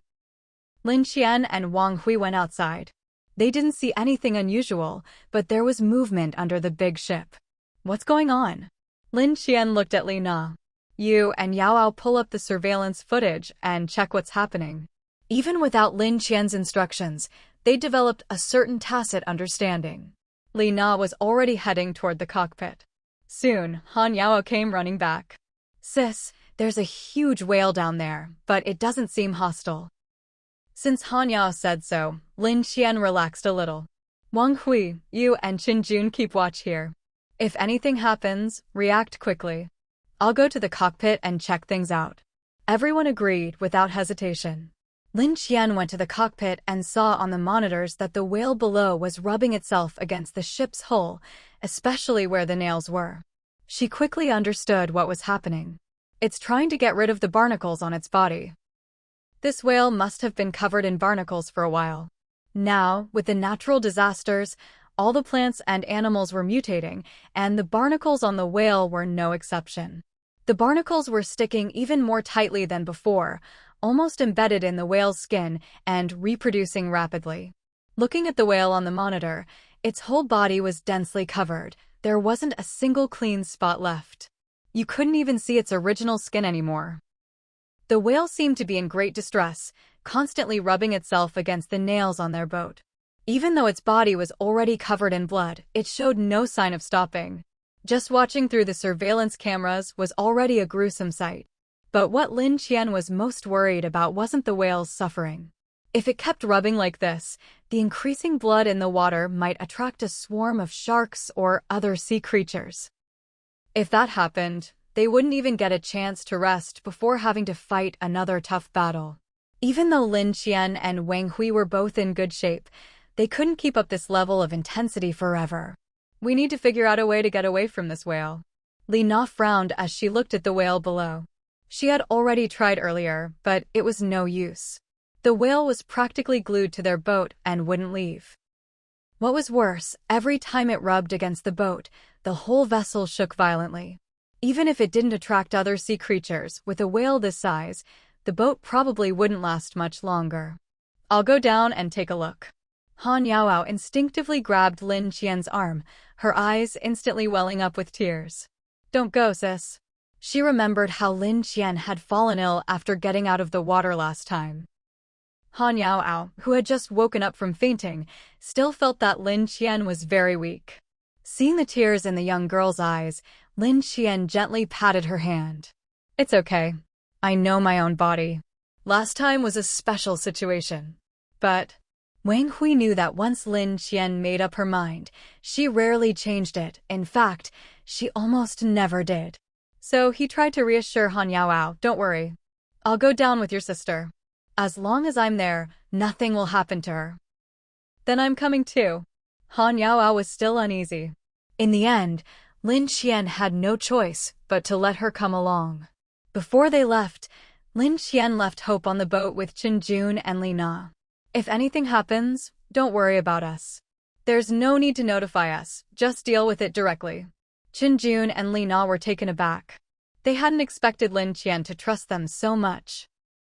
In fact, given the situation, if they wanted to, they could just sail the boat away and report to Han Fengshan that Lin Qian and the others had perished. Then all the merit points from this mission would be theirs. Of course, they had no such intentions. Still, Lin Qian's trust moved them deeply. All right. Actually, it wasn't so much that Lin Qian trusted them. Trust wasn't really the issue here. No matter how close someone was, Lin Qian would never leave two people she barely knew alone on the boat while she went underwater herself. That's why she left Hope behind. Even with Wang Hui, Lin Qian couldn't bring herself to trust him with her back completely at this moment. After the group went underwater, they slowly approached the whale. The whale was so strong that the turbulence from its movements almost swept them away. Han Yaoao was nearly thrown against the nails on the hull, but at the critical moment, Lin Qian grabbed her. Xiaohei, you go first. After transforming into its larger form, Xiaohei, the snake, slithered right up to the whale. The whale was frustrated, unable to get rid of the barnacles on its body. The nails only made things worse, intensifying its pain. Just as it was about to rub even harder, it suddenly saw a snake even bigger than itself appear before its eyes. The whale froze. Now, Wang Hui, use your Tang sword to scrape off the barnacles. Lin Qian drew her whip. Although using a whip underwater was much less effective due to the resistance, it was still more than enough to remove the barnacles from the whale's body. At first, the whale was about to lash out when they touched it, but when it realized they were actually helping remove the barnacles, and doing it much more easily than it could by ramming the boat, it calmed down. Once it quieted, Lin Qian tried to guide it away from their boat, then said to Han Yaoao, "See, it's really nothing. But now I need your help with something. Go back to the boat and tell Na and the others to sail as far away as possible. The water is full of blood now, and we don't know when it might attract other creatures." Seeing that they were really just helping the whale, Han Yaoao relaxed. "Okay, I'll go tell them now." She turned and left, determined to carry out Lin Qian's instructions so they wouldn't have to worry about anything else. Once Han Yaoao was heading back to the boat, Lin Qian felt a little more at ease. The barnacles were embedded deep in the whale's flesh, and every time they removed one, it brought out more blood. Though it wasn't much each time, there were just too many barnacles. Combined with the blood from the whale's earlier collisions with the boat, the whole area of water was now tinged pink with a strong scent of blood. The mutant sea creatures in these waters were like bloodhounds, no, even more sensitive than dogs. At the slightest whiff of blood, they would swarm over, especially in such a conspicuous environment. Not long after Han Yaoao left, Lin Qian sensed movement nearby. She glanced at Wang Hui. "Did you hear that?" "I did. Can we get out of here first?" "Xiaohei." Lin Qian had Xiaohei lead the whale away from the boat and out of the pink-tinged waters. Once they were a bit farther away, they continued cleaning the barnacles from the whale. But each time they did, more blood seeped out, so they had to keep moving to avoid attracting other sea creatures. As for those creatures, when they first arrived in the bloody waters, the scent was everywhere, but they couldn't find the source. They started fighting among themselves. Some of the smarter ones realized there was nothing for them there. Unable to compete with the others, they simply left the area. That's when they noticed faint traces of blood coming from elsewhere and followed the scent. But every time they thought they'd found the source, the smell would shift to another spot. In this way, they trailed after Lin Qian and the others, but never managed to catch up. Lin Qian, Wang Hui, and Xiaohei, the 2 humans and 1 snake, were exhausted from cleaning the barnacles off the whale. While doing so, they also had to keep track of their route. Otherwise, if they got too far, they might not be able to find their way back to the boat. Even though they were much stronger than ordinary people, after all this, they were completely worn out. In the end, Lin Qian and Wang Hui simply collapsed onto Xiaohei's back. "Xiaohei, take us back, please." Fortunately, Lin Qian had been diligently feeding Xiaohei lately, making sure it was full at every meal. Otherwise, Xiaohei probably wouldn't have been able to hold on much longer. Looking back on this journey, Lin Qian felt that, except for yesterday when she'd had to rest the whole day due to her health, she hadn't really had a proper break in a long time. Ever since arriving here, there were all sorts of things to deal with every day, and she was feeling truly exhausted inside. Xiaohei carried Lin Qian and Wang Hui without a single complaint. In fact, thinking about the delicious food waiting for it back home, Xiaohei was even more excited. With Lin Qian and Wang Hui both riding on its back, Xiaohei was extra careful, not even a splash of water landed on them. The ride was as steady as being on land. Seeing how well-behaved Xiaohei was, Lin Qian patted its horn and said, "When we get back, I'll give you something tasty. I'll make sure you eat your fill." "Really?" Xiaohei got so excited that it opened its mouth and let out a childish squeak, only to gulp down 2 mouthfuls of water and start coughing uncontrollably.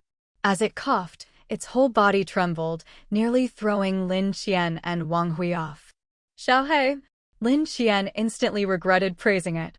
She knew Xiaohei still had the temperament of a child. She should have expected this. But she couldn't really blame Xiaohei too much. She just sighed and said, "Just swim properly, okay? If you really throw us off, you'll be punished tonight, no food for you." Xiaohei was instantly scared, clamped its mouth shut, and didn't dare say another word, obediently carrying Lin Qian and Wang Hui toward the big ship. They'd changed locations several times along the way, but thanks to Xiaohei's good sense of direction, they didn't get lost and soon made it back to the ship. Earlier, after Han Yaoao had returned, she'd told Lin Na to move the ship farther away. She'd been worried Lin Qian and the others wouldn't be able to find their way back, so she'd kept watch through binoculars, tracking their movements and route. That way, if they got lost, she'd know where to look for them. Now, seeing Xiaohei bringing everyone back, she finally put down the binoculars and let out a huge sigh of relief. Big sis, did you get all the barnacles off the whale? Han Yaoao asked. We did, but it nearly killed us, Lin Qian replied, grabbing Xiaohei's horn and jumping down. Wang Hui followed suit, almost yanking Xiaohei's horn off in the process. I'm going to take a shower first. That well reeked of rot, I was about to pass out from the smell. With that, Lin Qian didn't bother with anyone else and headed straight for the bathroom. Wang Hui wasn't much better off than Lin Qian. Seeing her go to wash up, he said, I'll go clean up too. If Lin Qian minded her own smell that much, he could only imagine what she'd do to him if he still stank. She'd probably toss him straight into the water. I'll make you guys something to eat, Han Yao said, now that Lin Qian was back and she could finally focus on something else. By the time Lin Qian and Wang Hui finished cleaning up, Xiaohei was already munching away happily. Han Yaoao had already brought out the food she'd prepared, but Lin Qian wasn't in a hurry to eat. Instead, she went to find Li Na. So, how long until we reach the next material drop-off point? About a day, Li Na replied. Lin Qian looked at the ship, which was loaded with 3 containers. If we collect 3 containers worth of materials at the next stop, we can head back after that. Yeah, the water level right now is just enough for us to carry half our max load. If the next stop's materials are the same weight, we can take up to 3 more containers, Li Na said, pulling up the water level chart for Lin Qian to see. All right. I just checked. There's nothing unusual in the area. You go eat. I'll keep watch here. After cleaning herself up, Lin Qian, who had been starving before, now found she had no appetite at all. She decided to just sit there for a while. She'd wanted to rest, but after sleeping so much the day before, she just felt tired without any real drowsiness. It was strange. When Wang Hui and the others saw Li Na come out of the cockpit without Lin Qian, Wang Hui asked, "Where's Xiao Qian?" Miss Lin said she's not hungry and wants to stay in the cockpit. She told me to come eat first, Li Na replied. Wang Hui lost his appetite too. I'll go check on her. You guys eat first. Brother Wang Hui, Han Yao called after him, take some food with you. You've all been busy for so long you can't not be hungry. Even if she doesn't want to eat now, maybe she'll want to later. She'd cooked especially because she was worried Lin Qian would be hungry. Now that Lin Qian wasn't eating, she couldn't help but worry. Never mind, I'll take it to her myself. Looking at Wang Hui's clueless expression, she decided it was more reliable to do it herself. Han Yaoao quickly piled what she thought were the tastiest dishes onto a plate for Lin Qian, not caring about the others. The others just watched her, but didn't say anything. After all, she was only taking the best food, not all of it. Seeing them staring, she said, "What are you looking at? Eat up. Who knows what might happen later." Her thinking was a lot like Lin Qian's. She wanted everyone to eat while they could, in case something happened and they needed their strength. But Han Yao only brought food for Lin Qian, not Wang Hui. Left with no choice, Wang Hui sat down and started eating. He was starving after all the work. Han Yao didn't bother with anyone else. Go ahead and eat, don't wait for me. I'll take this to Big Sis first. With that, she walked off with Lin Qian's food without looking back. Everyone watched her leave, then Wang Hui finally spoke up, let's eat. Like Yao said, if something happens later, it's better to be full. Otherwise, if there's an emergency, we'll be starving. Thinking about it, Wang Hui realized he'd felt hungry all day. The dumplings they'd made earlier were long gone. While Lin Qian was keeping watch in the cockpit, she remembered the big blue octopus she'd stashed in her space, the one she'd planned to extract blue vein material from. Even when she'd been unconscious, the octopus hadn't been able to escape the space's water pool, let alone now. She split her focus. Part of her mental energy probing the octopus, part watching the cockpit and the navigation route. Just then, she felt a sudden heat in her nose. She reached up and realized she was having another nosebleed. At that moment, Han Yao walked in with her food and saw it, dropping the plate in shock. She rushed over. Big sis, what's wrong? Lin Qian honestly didn't feel like there was anything wrong with her body, but the blood just wouldn't stop. It kept flowing out of her nose. She sniffed and said, "It's nothing. Clean up here, will you? I'm probably just overheated. I'll go take care of it. You keep watch for me." After Lin Qian finished speaking, she left the cockpit. Han Yaoa watched Lin Qian's departing figure, feeling extremely worried. Right now, she had no mind to focus on piloting at all. But she always listened to Lin Qian. No matter how anxious she was, as long as Lin Qian asked her to do something, she would get the important things done first. All she hoped for now was that Li Na would finish eating quickly and come take over, so she could go check on what was going on with Lin Qian. To be honest, Lin Qian herself was a bit panicked. She didn't know what was wrong with her. Before, she hadn't realized she was bleeding. Now that it was right in front of her eyes, it was impossible not to feel anxious. Instead of going straight back to her room, she headed to the dining area. "Wang Hui, are you done eating?" Wang Hui saw Lin Qian come over so quickly and thought she wanted to eat there. "Not yet. You haven't eaten either, right? Come eat something with me." "I'm not eating." "Come with me." She didn't care whether Wang Hui had finished eating or not. She just grabbed him and pulled him along. Wang Hui, not knowing what was going on, hurriedly swallowed the food in his mouth. "What's wrong?" Lin Qian didn't answer, just pulled him along. "Come with me, we'll talk later." Seeing everyone, including the dogs and snakes, looking over, Lin Qian added, "It's nothing. Everyone take your time eating. I just remembered something I need to discuss with Wang Hui." Luckily, Wang Hui had been eating quickly, or else he'd still be hungry now. He had never seen Lin Qian so anxious to find him before, and he started to worry, not knowing what had happened. Lin Qian dragged him to her room, locked the door tightly, and then took out the tissue she'd just used to wipe her nose. "I just had another nosebleed. I don't know why, but I don't feel any discomfort at all." Wang Hui was startled to see that a third of the tissue was stained red. "Seriously? Sit down, quick." He hurried over to help Lin Qian sit down. "Are you dizzy or have any other symptoms?" "No symptoms at all. I called you here because I want you to draw a couple of tubes of blood for me.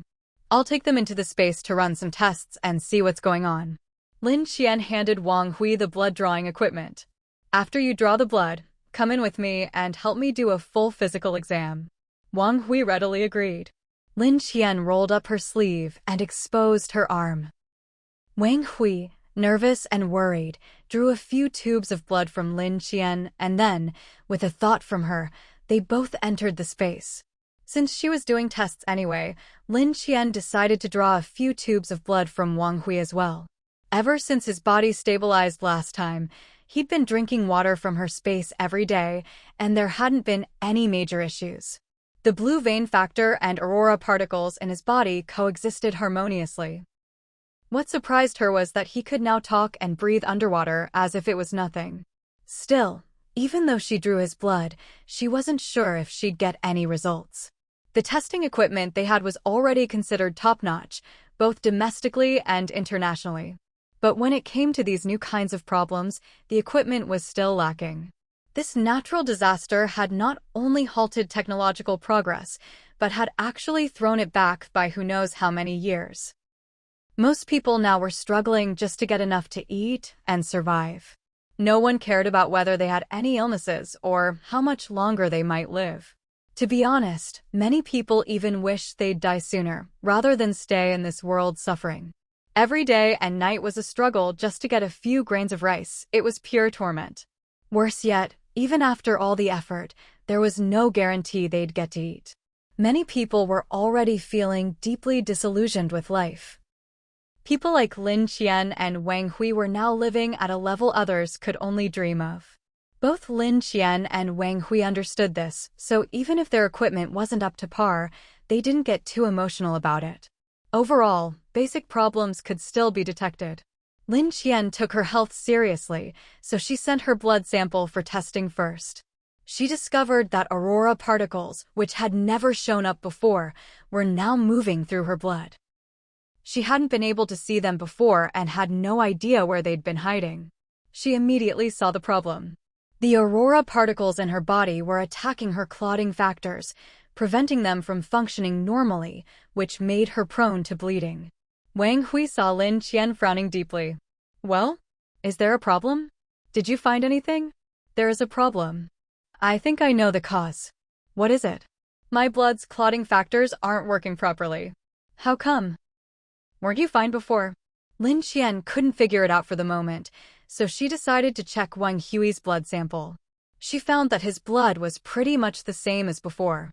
But then she tried using a dropper to put a drop of Wang Hui's blood into water, and to her surprise, his blood actively separated itself from the water. Wang Hui, come take a look at this. Wang Hui leaned over and was stunned. What's going on? I can't say for sure. The tests didn't show anything unusual in your blood, but since you can breathe underwater, I wondered if your blood might be different. So I tried dropping it in water, and sure enough. What's the principle behind this? Wang Hui was baffled. Let's not worry about the principle for now. This is a good thing for us, and it doesn't seem to affect your health at all. Wang Hui was relieved, but then he remembered Lin Qian's clotting issue. So what about you? If you can't fix your clotting factors, are you just going to keep bleeding like this? How much blood do you have to lose? Let's eat first. I'm a bit hungry. Lin Qian took out 2 servings of lobster rice, handed one to Wang Hui, and kept one for herself. You probably didn't eat enough just now either. Let's eat first, nothing should get in the way of a meal. She said this as if she hadn't just refused to eat earlier. Of course, Wang Hui was just happy to see her eating and didn't care what she'd said before. As Lin Qian ate, she thought aloud, what do you think caused the aurora particles to reappear in my body? Didn't you say you hadn't found any in your body before? Yeah, but... Suddenly, inspiration struck Lin Qian. Could it be because... Because of what? Lin Qian didn't answer. She quickly finished her food, wiped her mouth, and hurried out to where the blue octopus was being kept. She pointed at the octopus and said to Wang Hui, maybe it's because of this. Wang Hui followed her finger and looked in the direction she was pointing, only to see that the blue octopus was still struggling nonstop. It had already been 3 days since it was brought into this space. He couldn't help but be impressed.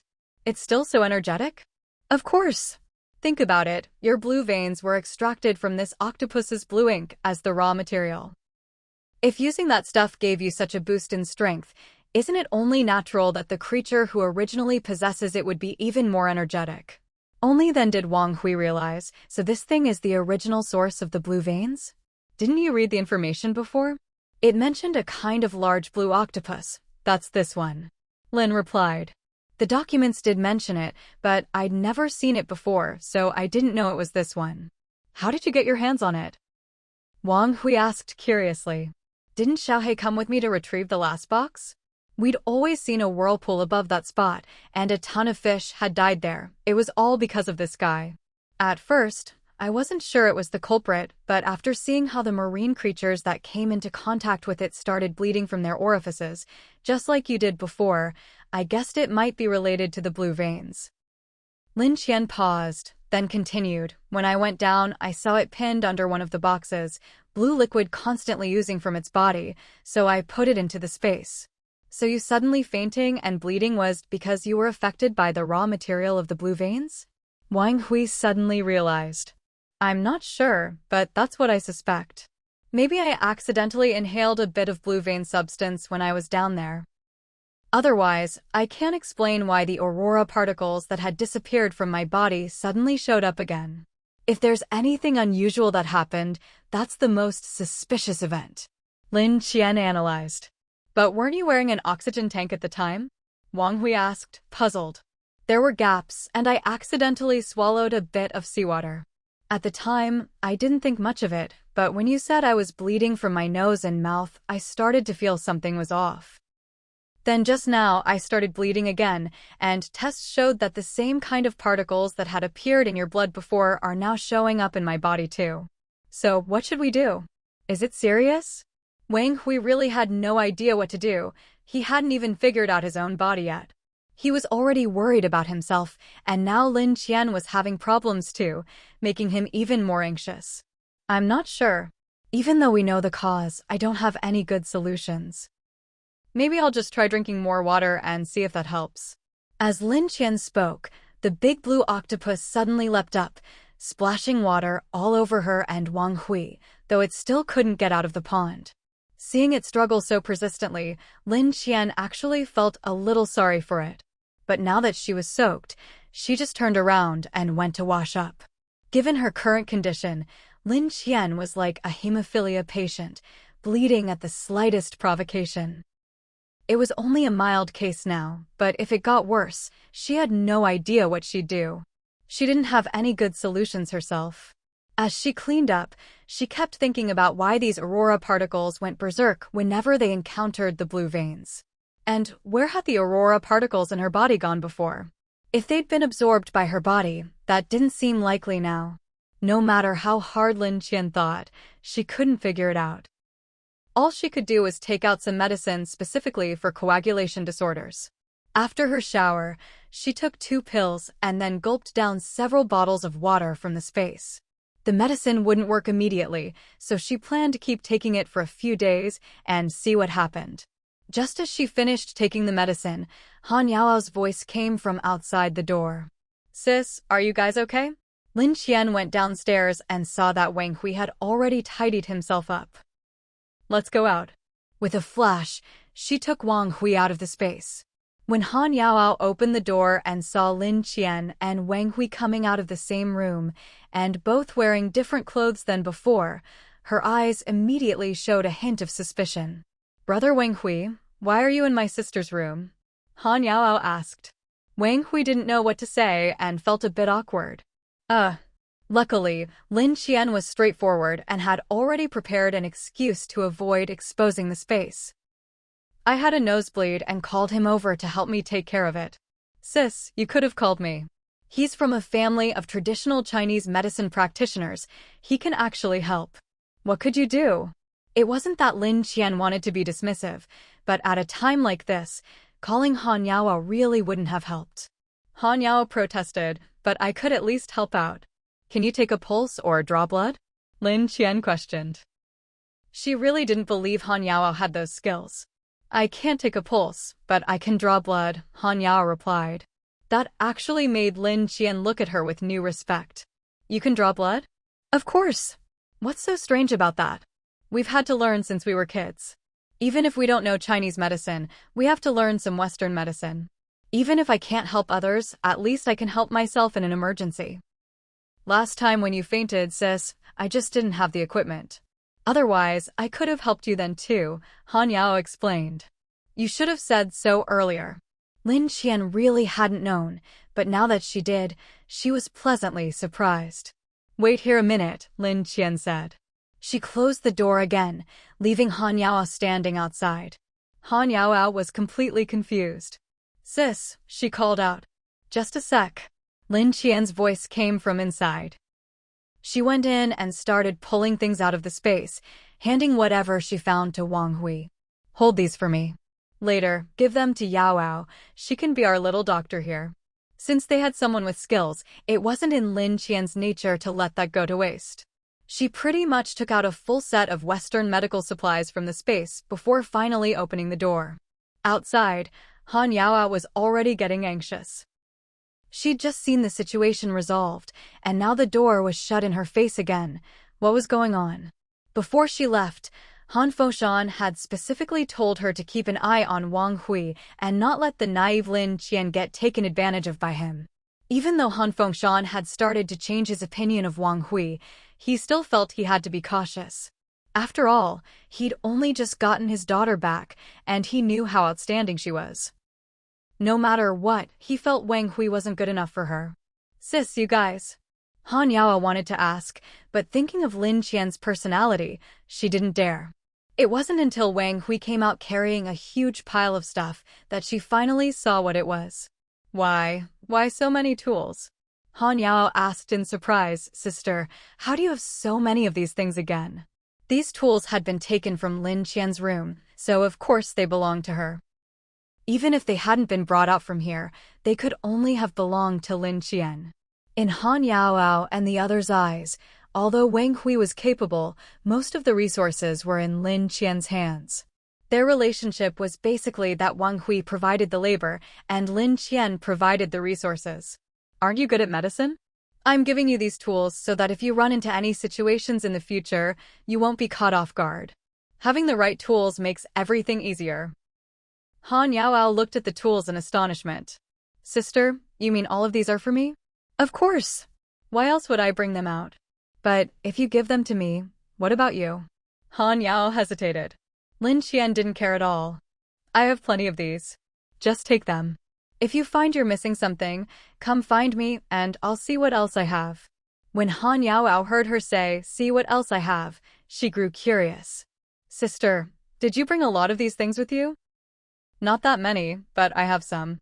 Lin Qian didn't really know how to explain that she actually had a lot, but since Han Yaoao had helped her pack when they left, it would be suspicious if she suddenly produced too many things out of nowhere.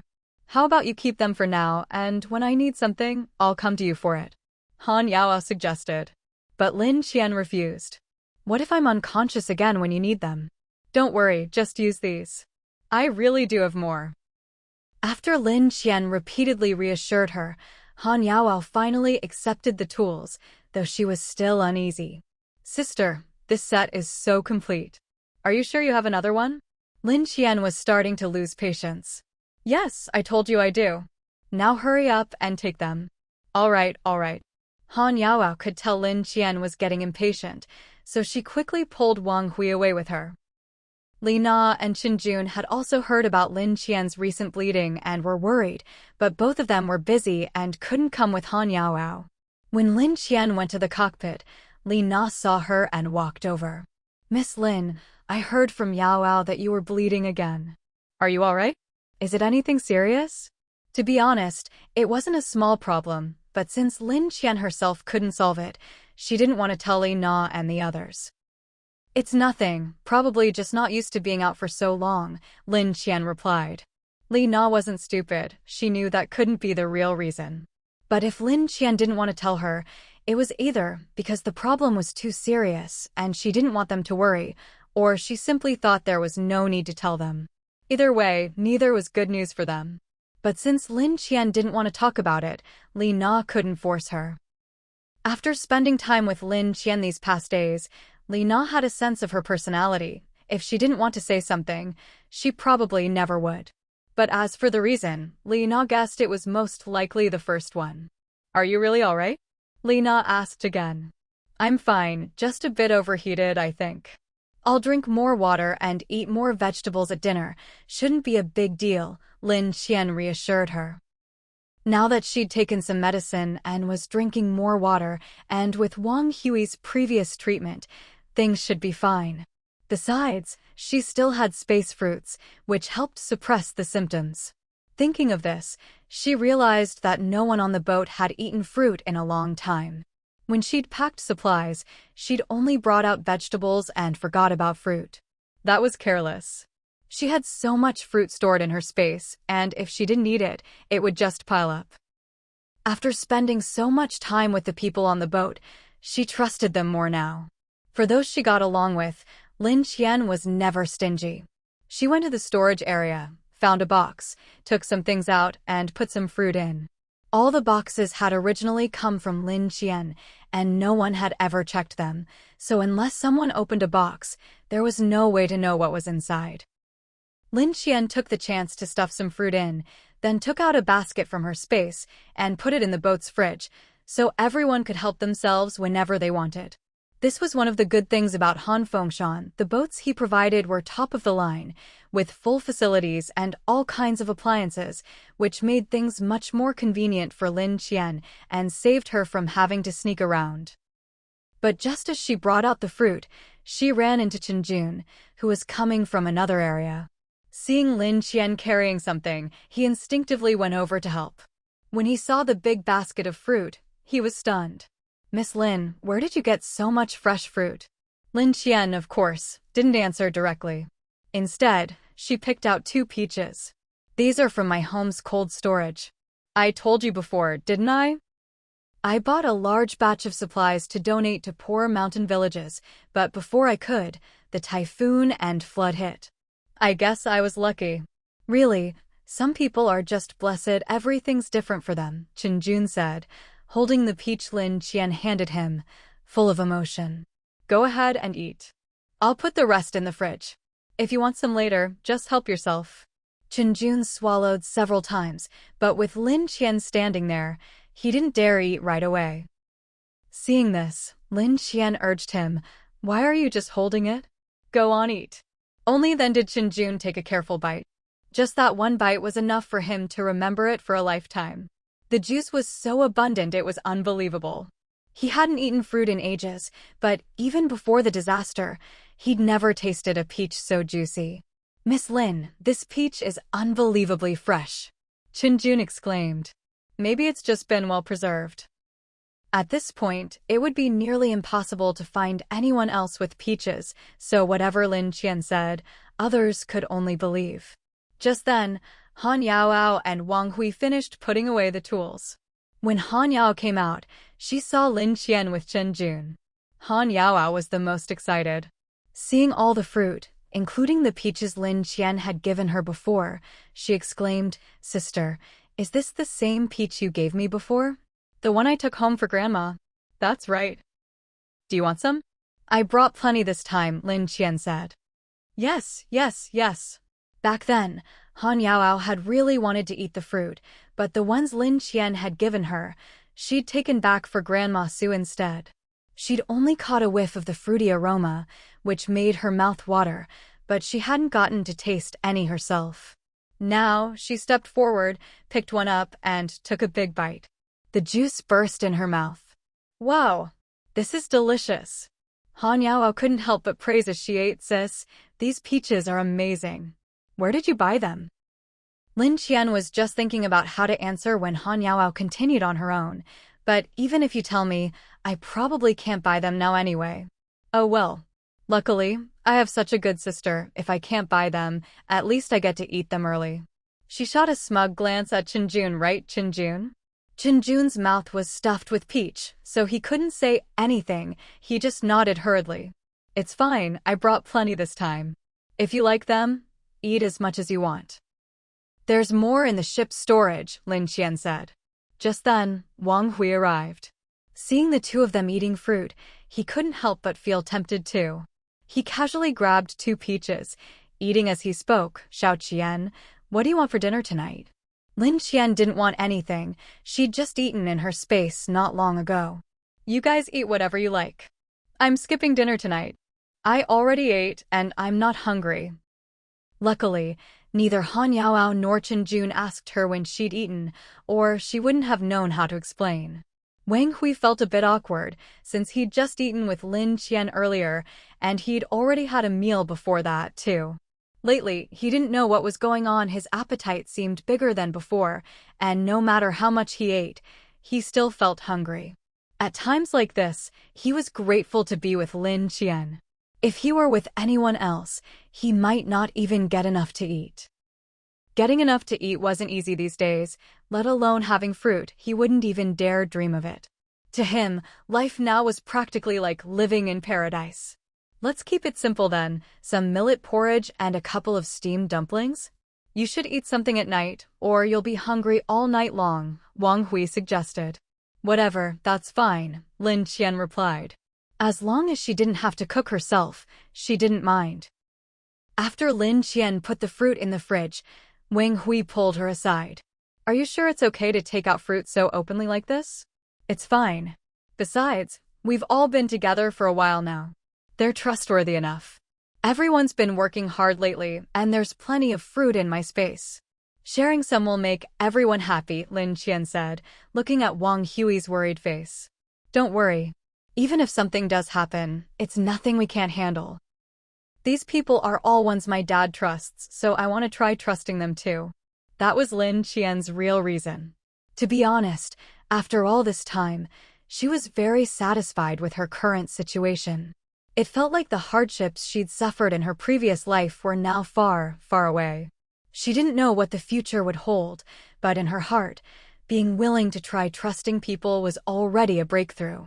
Of course, being willing to try was one thing. She'd never again give herself completely for family or anyone else like she once had. Even if she chose to trust, she'd always keep her guard up. As far as she was concerned, she was the only one who truly mattered. She wasn't willing to give her whole self for others anymore.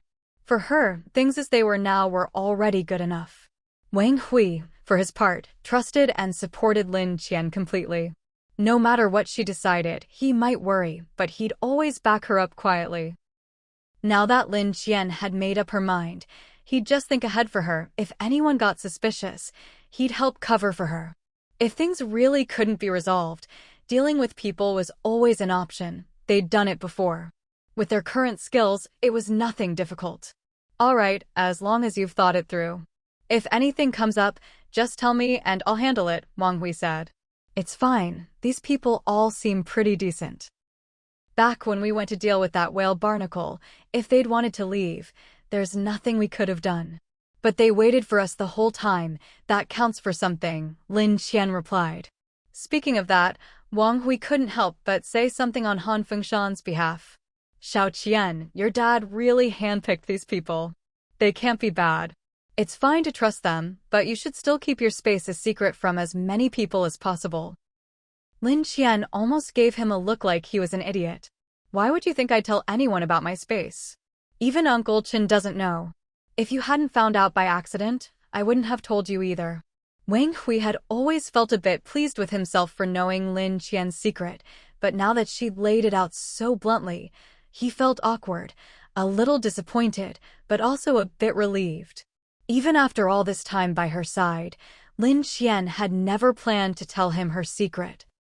So it seemed there really wasn't anything else going on. Chen Jun and Li Na were both good people, and as for Han Yaoao, she clearly adored Lin Qian as a big sister, so there shouldn't be any problems there either. Thinking this, he relaxed a little. All right, I'll go make dinner. As long as you know what you're doing. As he left, Wang Hui called Han Yaoao to come help. Come on, let's cook. Chen Jun finished his peach, grabbed another to bring to Li Na, then went out to patrol the surrounding waters. Things looked fine for now, but you never knew what might happen. If something came up, it'd be too late to react, so Chen Jun was always diligent about this. Han Yaoao, still munching on her peach, didn't want to move. She wanted to stay with Lin Qian. Wang Hui pulled her away. Let your sister rest, okay? She needs it right now. Be good. Wang Hui had a bit of patience for this little sister, but sometimes he couldn't help feeling like Han Yaoao was a little hostile toward him. Thinking of this, he couldn't help but ask, Yaoao, have I done something lately to upset you? If I have, just tell me, don't keep it bottled up. If I did something wrong, I'll apologize. Don't hold it against me. To be honest, Han Yaoao actually liked Wang Hui at least. He was devoted to Lin Qian. Not just now, even before the apocalypse, he was an outstanding guy. But since Han Fengshan had asked her to keep an eye on things, she had no choice but to watch him closely. Otherwise, she'd be quite happy to have Wang Hui as a brother-in-law. Sigh. Han Yaoao let out a sigh. You're actually pretty good, it's just that. Most of the time, when people keep saying everything's great, if they don't follow it up with a but, you know, then things really are great. But right now, Han Yaoao added those few words, and it was obvious something was up. Wang Hui immediately said, Look, if I've done anything wrong or offended you, I apologize. But could you please stop giving me that look every now and then like you're not happy with my face or my nose? The main thing is, you're Xiao Qian's sister. If you make it too obvious that you don't like me, I'm worried it'll put Xiao Qian in a tough spot. Han Yaoao didn't even know what to say. She couldn't just admit that she was only being so wary because Wang Hui was getting too close to her sister Lin Qian, could she? She sighed and finally just said, It's nothing. Wang Hui got anxious right away. Come on, if something's up, just say it. We're going to be living together for a long time, you know. No, seriously, you're great. It's my problem, okay? She definitely couldn't rat out Han Fengshan. Wang Hui gave Han Yaoao a suspicious look. What problem do you have? He really thought Han Yaoao was the one with an issue. Han Yaoao could only sigh again, helpless. Forget it, I can't explain it to you. Let's just cook. Looks like she'd been too obvious. She'd have to dial it back in the future. Really, it was all Han Fengshan's fault. If not for him, she wouldn't be so easily misunderstood. If there's something, just say it. We can talk it out together, Wang Hui insisted. After all, Lin Qian had already shown she trusted them. If they didn't resolve any underlying issues, who knew what bigger problems might crop up later? Han Yaoao hadn't expected Wang Hui to be so stubborn. Alright, I'll be straight with you. You know my uncle doesn't really like you hanging around my sister, right? Only then did Wang Hui realize what she was talking about. Oh, that. But didn't he seem to change his mind when we left? I even saw him smile at me. He smiled at you, so that means he likes you? Han Yaoao called him out, not giving him any face. Well, not exactly, but his attitude seemed better. But it's not like he'd actually stop me from spending time with Xiaoqian, right? I haven't done anything, I'm just acting as a bodyguard. Wang Hui was well aware of his place in Lin Qian's heart. As for making any breakthroughs, that probably wasn't happening anytime soon. Han Yaoao was stunned. That's how you see yourself? If that was the case, what was she even keeping an eye on him for? What a waste of time. Isn't it? Wang Hui said. He definitely liked Lin Qian, but seeing as she didn't seem to feel the same way, he didn't want to scare her off. He thought it was fine just to get along like this. After all, it didn't seem like Lin Qian was living out some kind of romance plot anyway. Han Yaoao got anxious. How can you be like this? She'd been shipping these two from the start. They were a perfect match, both inside and out, the best couple she'd ever shipped. She'd only agreed to Han Fengshan's request to keep an eye on Wang Hui and create obstacles between them because of family pressure. She couldn't say no. But now, hearing Wang Hui define himself like this, she wasn't having it. Han Yaoao just couldn't understand. How can you think like that? You're the most compatible person I've ever seen for my sister. Wang Hui shook his head. These things only work if both people feel the same way. You think my sister doesn't like you? You think she does? Han Yaoao thought about it carefully and realized there really weren't any signs. She pouted. Fine, but at least try a little, okay? Don't let my favorite ship sink. Even though she was supposed to be creating obstacles, most of the time she was just shipping them. As long as nothing major happened while they were on the boat, it was fine. Like that time they were alone together today.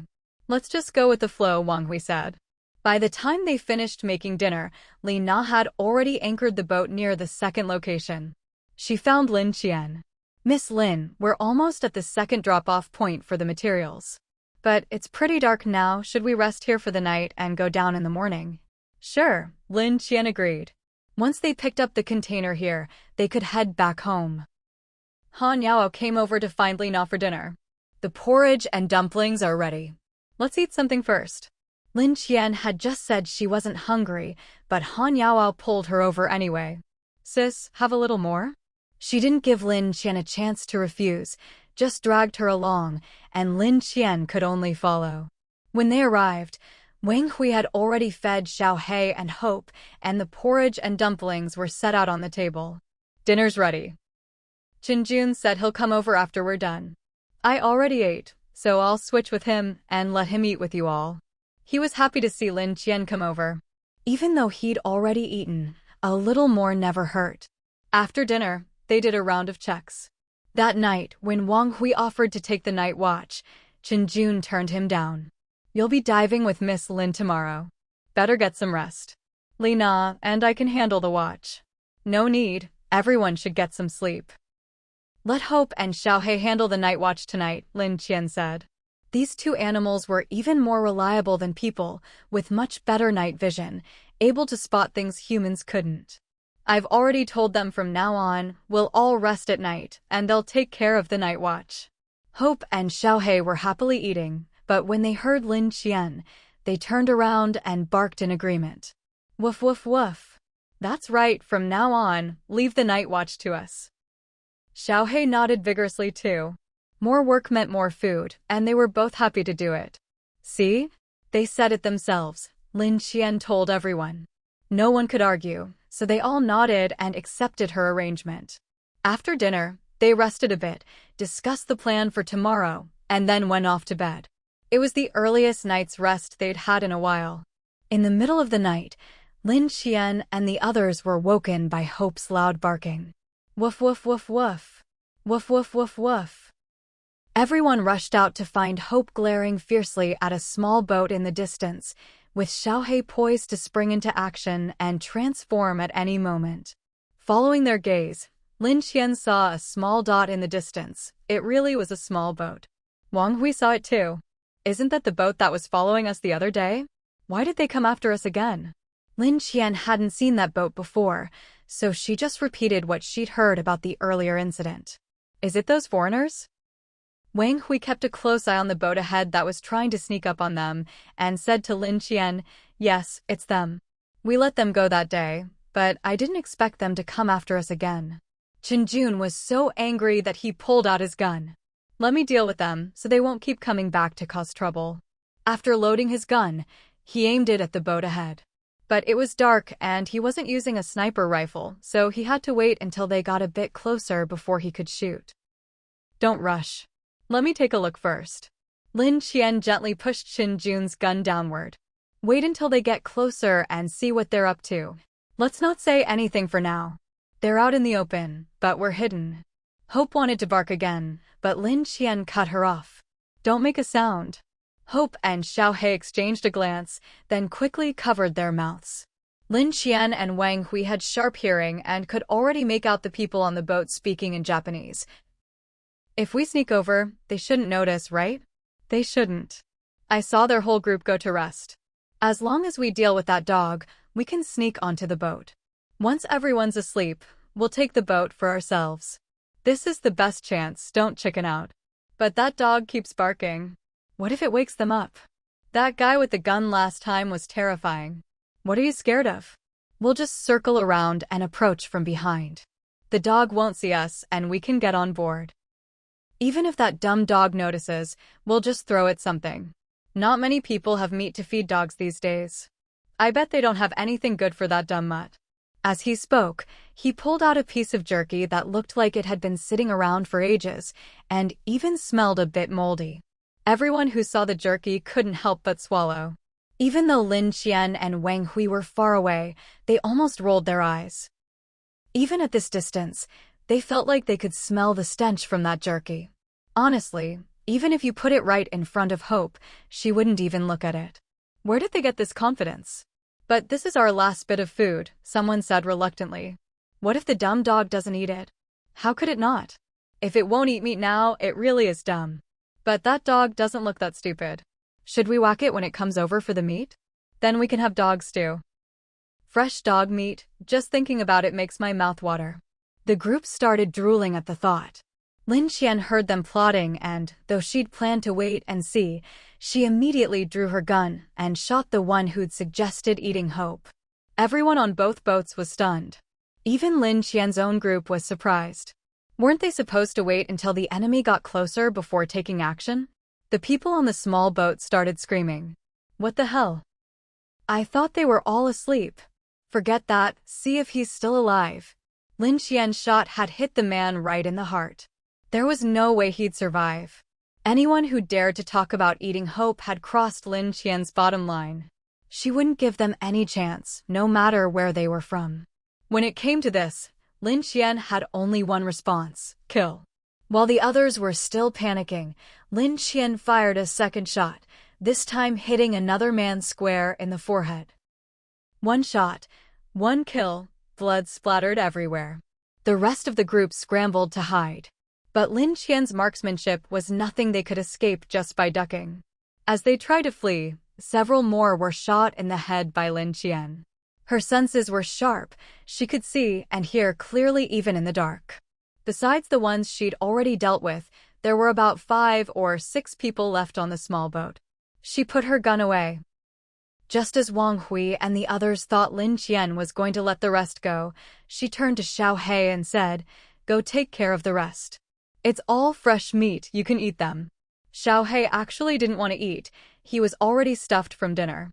But seeing Lin Qian's expression, no, her lack of expression, which was even scarier, he decided to obey and not risk making her angry. Like an arrow, Xiaohei shot off toward the small boat and arrived in no time. Lin Qian could hear the people on the boat barely breathing, covering their mouths and noses, terrified that this maniac would locate them by sound and kill them. But they still underestimated Lin Qian. While they were still feeling lucky, Xiao He had already arrived. Remembering Lin Qian's darkened face, Xiao He didn't hesitate. He grew larger and started biting, one bite per person. Before they could even react, Xiao He had killed them all. Remembering Lin Qian said he could eat them, he opened his mouth and burped. He was really too full. Lin Qian had been feeding him too well lately.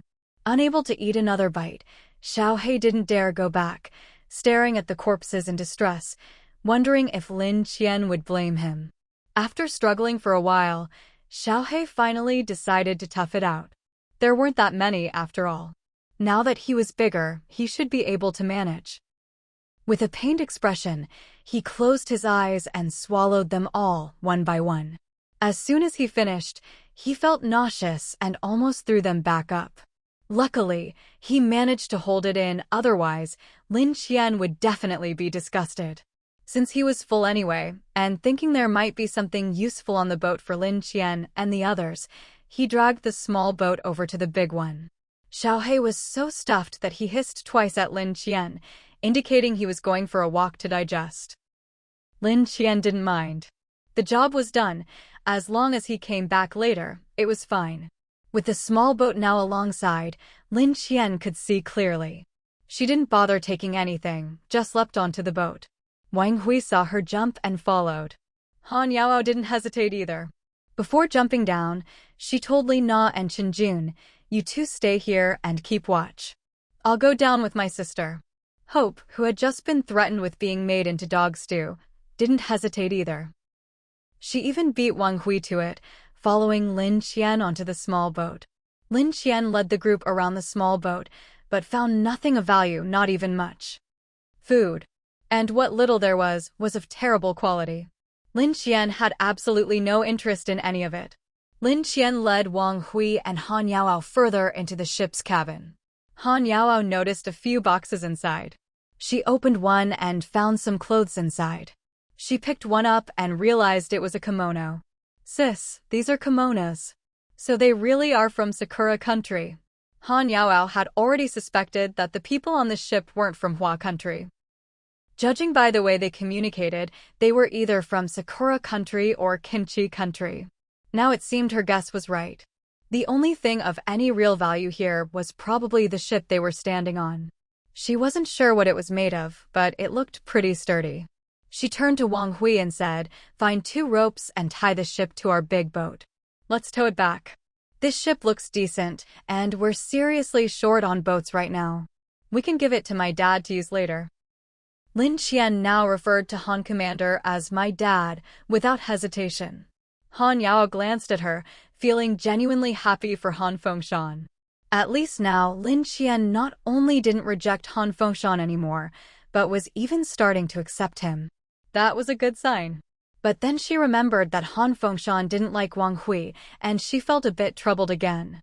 If Lin Qian's attitude toward Han Fengshan changed, Wang Hui would have to work even harder to gain the family's approval. Han Yao's thoughts drifted to Grandma Su. If Grandma Su was willing to accept Wang Hui, his chances would be much better. But then she thought, if Lin Qian never comes around and doesn't like Wang Hui, it wouldn't matter who else liked him. She let out a deep sigh. "What are you sighing about?" Lin Qian looked over, puzzled by her sigh. Of course Han Yaoao wouldn't tell the truth. "Just feeling a bit emotional, seeing the situation we're in now." "Emotional about what?" "We've got plenty of real work to do." Lin Qian was a practical person and couldn't stand people getting sentimental for no reason. "Got it." Han Yaoao looked at Lin Qian, wanting to sigh again, but managed to hold it in. By the time they finished everything, dawn was breaking, and it wouldn't be long before the sun was fully up. When Lin Qian and Wang Hui returned to their big ship, they checked the map and saw that the second materials site was in this area. But to find the exact spot, they'd have to go underwater and search. Up until now, it had always been Lin Qian, Wang Hui, or Xiao He and the others who went to retrieve things. Chenjun had barely had a chance to do anything. Now, when it came to searching for the site, Chenjun volunteered. Let me do it. Once I find the spot, I'll ask Xiaohei for help. Xiaohei had already finished adjusting and was now comfortably coiled around Lin Qian's wrist. Hearing Chenjun call on it, Xiaohei lifted its head and hissed twice in agreement. It wanted to go down with Chenjun. If possible, it could just haul the stuff up directly. It was eager to get some exercise, having eaten way too much today and needing to burn off some energy. Hiss hiss. Xiaohei looked at Lin Qian and said it wanted to go now. Right now? Lin Qian asked. Xiaohei slid off her wrist and nodded at her. All right, it's better if you go with him anyway. Safer than him going alone. Lin Qian agreed. With her permission, Xiaohei shot off faster than Chenjun, diving straight into the water.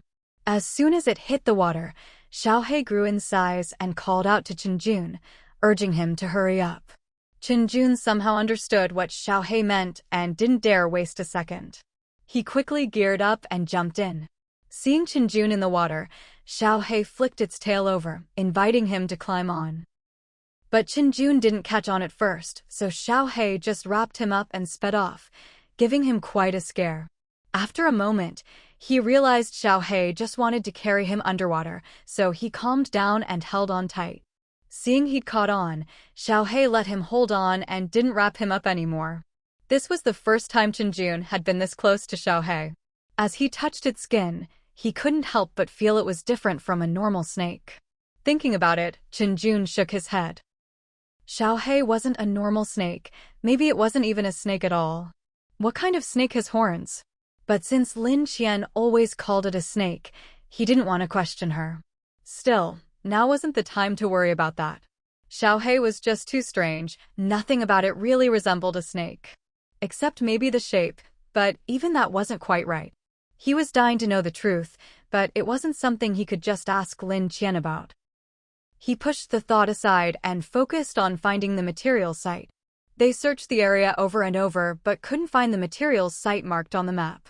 Just as Chenjun's oxygen was running low and he was about to surface for a refill, Xiaohei suddenly swam off in another direction.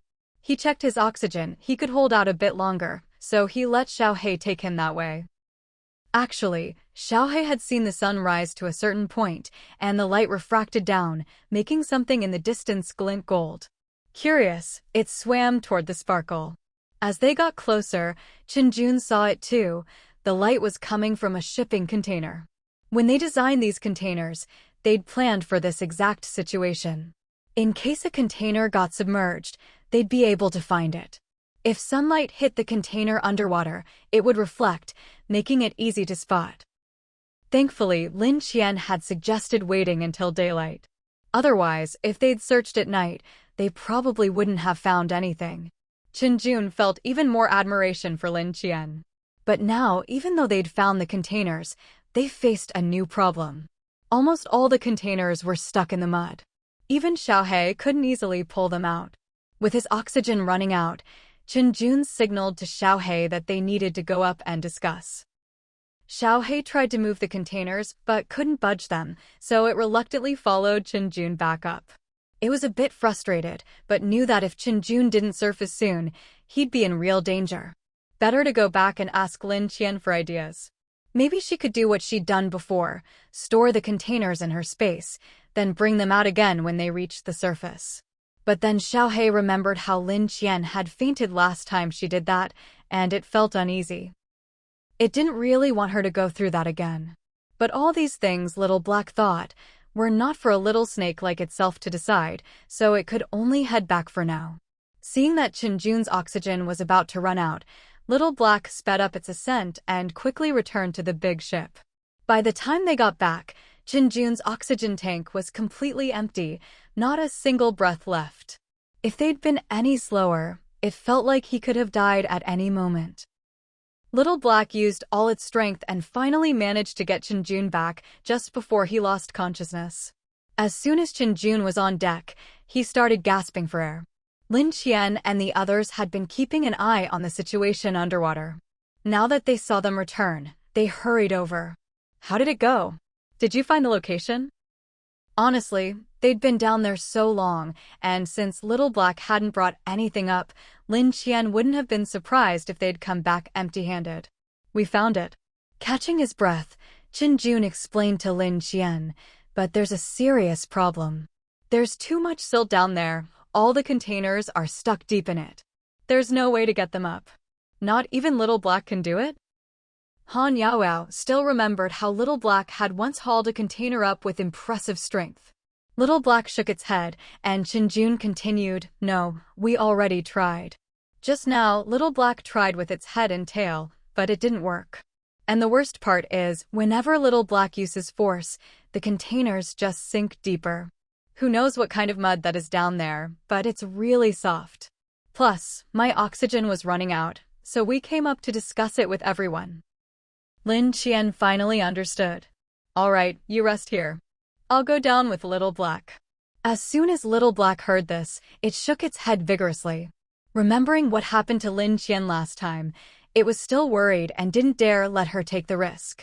After spending so much time with Little Black, Lin Qian could tell what it was thinking, even if it didn't speak. "It's okay, Little Black. Last time it was my own health problem, not because of the containers. I've already rested, I'll be fine."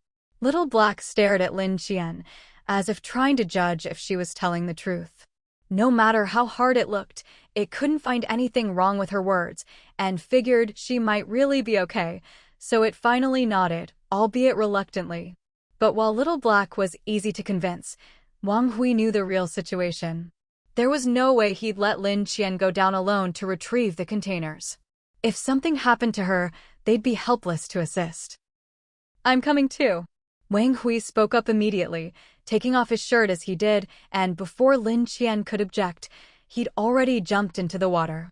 Lin Qian sighed. There was nothing she could do. Just as she was getting ready to gear up and go, Han Yaoao jumped in as well. "Sis, I want to go with you too." This time, Lin Qian really couldn't agree. "No, you need to stay here and keep watch. You wouldn't be much help down there, and I'd have to split my attention to look after you. You'd just make things harder." This was the first time in Han Yaoao's life anyone had called her a burden. Even at home, when she did nothing, no one ever said she was in the way, especially since she was usually very helpful when it counted. But now, hearing Lin Qian say this, Han Yaoao wasn't the type to be unreasonable. She thought it over and realized she probably really wouldn't be much help. "Sis, just be careful, okay?" Her greatest strength was being able to quickly assess a situation and adjust accordingly. Since Lin Qian didn't want her to come, no matter how many reasons she had or how worried she was, it wouldn't help. Before they set out, everyone had agreed Lin Qian would have the final say. Seeing how quickly Han Yao adjusted, Lin Qian was very pleased. This was exactly why, when Han Yao had asked to come along, she'd agreed so readily. "Stay on the boat with Jun and Li Na. If anything happens, at least not everyone will be stuck down there. You three can figure something out up here if needed." Lin Qian's reasoning was solid. Han Yaoao, though she'd already convinced herself not to go, felt even more trust in Lin Qian after hearing this. "Okay." A sense of mission welled up in Han Yaoao. Lin Qian sat on Little Black's head, letting it carry her as they swam toward the containers. At first, Wang Hui wanted to ride too, but he found that not only could he breathe underwater, he was incredibly agile. He could even swim faster than Little Black. So he decided not to ride. Seeing how fast Wang Hui was, Lin Qian was stunned. She wanted to say something, but since she was underwater, she could only give him a thumbs up. Wang Hui, a little smug, sped up even more until he realized he didn't know the way. He turned and saw Little Black rolling its eyes at him, so he pretended not to notice and quietly fell in behind, following Little Black's lead. With Little Black guiding them, they quickly reached the containers. The sunlight was just right, and for some reason, the containers shimmered underwater, sparkling. Lin Qian went over and gently touched the top of a container, finding that the shimmering stuff couldn't be wiped off. She had no idea what it was coated with. But the main thing now was to get the containers up. The problem was, several containers were linked together. Lin Qian's biggest worry was that pulling one up might affect the others. If two containers fell together, she'd be in trouble. Just as she was at a loss, two of the containers flashed again. Lin Qian found it odd, so she went over to take a closer look and discovered that the containers could actually be hooked together. The flashing spots were the connecting points. Delighted, she hooked them together and tested how secure they were. With her own strength, there was no way to separate the two once they were linked. Clearly, they were extremely sturdy. Now that she was sure the containers wouldn't come apart and fall, Lin Qian felt relieved. Wang Hui, you back up a bit. Little Black, you too. I'm going to put these containers into my space. Once they're in, Little Black, grab me and get us out of here fast. Otherwise, the silt under the containers could swallow Lin Qian in seconds. If that happened, her only option would be to hide in her space. Both Little Black and Wang Hui realized how serious this was. Wang Hui was most worried. But what if you run out of mental energy again? Speaking of this issue, Lin Qian was indeed worried, but at this point, worrying wouldn't help. During her last period of unconsciousness, Shaoqing had transferred a portion of its spiritual power to her. Although Shaoqing was still conscious now, its mental state was far from ideal. It had been staying curled up in Lin Qian's palm, never venturing out, constantly storing up energy so it could act as a conduit for Lin Qian's spiritual power at any moment. At this moment, as everyone was talking, Shaoqing heard them too. It finally poked its head out and gave a little wave in front of everyone. The others didn't understand what it meant, but Lin Qian, who was connected to it, knew that it wanted to transfer spiritual power to her now, to prevent her from running out of energy later. Ever since Shaoqing had absorbed those aurora particles last time, its spiritual power seemed to have increased. Even if it transferred a lot to Lin Qian, it wouldn't fall into a long period of unconsciousness and silence like before. After thinking for a moment, Lin Qian agreed to Shaoqing's suggestion. Now that she was awake, she could clearly feel Shaoqing transferring spiritual power to her. It felt even richer and more intense than before. Lin Qian wasn't sure if it was because Shaoqing had absorbed the aurora particles, but the spiritual power being transferred now seemed much stronger. Before long, Lin Qian felt herself reaching a critical point. In her mind, she told Shaoqing, "That's enough." Only then did Shaoqing stop. Shaoqing didn't fall unconscious, just looked a little more drained than before. Lin Qian could feel not only her mind brimming with energy, but her body was also full of strength, as if she had endless power that needed to be released. She made a gesture to Wang Hui. Seeing Lin Qian's state after receiving spiritual power from Shaoqing, her face flushed and vibrant, as if she was fully charged. Wang Hui realized that if she didn't let Lin Qian vent her energy soon, she might just explode. Wang Hui nodded repeatedly and quickly stepped back, afraid that if she was even a second too slow, Lin Qian wouldn't be able to hold back. Xiaohe had the same idea as Wang Hui. Even before Lin Qian could signal it, it had already swum to the agreed-upon spot, wrapping its tail around Lin Qian, ready to whisk her away as soon as she stored the shipping containers in her space, so they wouldn't be swallowed up by the sudden whirlpool. Once everything was ready, Lin Qian took a deep breath of oxygen and slowly approached the containers, gently placing her hand on them. In that instant, she willed them into her space, and the 3 shipping containers vanished from everyone's sight. Even though Lin Qian had absorbed a lot of spiritual power from Shaoqing, at that moment she still felt a sudden boom in her head, leaving her dizzy and disoriented. It was as if all her strength had been drained. Her body swayed, and if Xiaohe hadn't wrapped around her in advance, she probably would have lost control and fallen straight down. With the containers suddenly gone, a large pit appeared where they had been, and water from all directions surged in, threatening to swallow everything. Xiaohe and Wang Hui reacted quickly. Xiaohe, with Lin Qian wrapped in its tail, shot away like an arrow. Wang Hui, like a cannonball, glanced at Lin Qian to make sure she was just weak and hadn't fainted, then dashed off even faster than Xiaohe, disappearing in a flash. Even though they moved quickly, they could still feel the suction of water rushing in from all sides as they retreated. Luckily, they had prepared in advance, Otherwise, they might have all been sucked into the whirlpool. Back on the ship, Han Yaoao and the others felt the vessel shake violently the moment Lin Qian pulled the containers away, almost knocking them off their feet. Hope started barking loudly at the whirlpool ahead, warning them. Lina reacted immediately, rushing to the cockpit and steering the ship away from the whirlpool with all her might. Qinjun quickly grabbed the binoculars, watching the whirlpool and the increasingly turbulent waters, making everyone's hearts race with anxiety. Han Yaoao gripped the side of the ship tightly, eyes fixed on the whirlpool, anxiously waiting for Lin Qian and the others to return. Although Lina responded quickly, the ship was still caught in the powerful suction.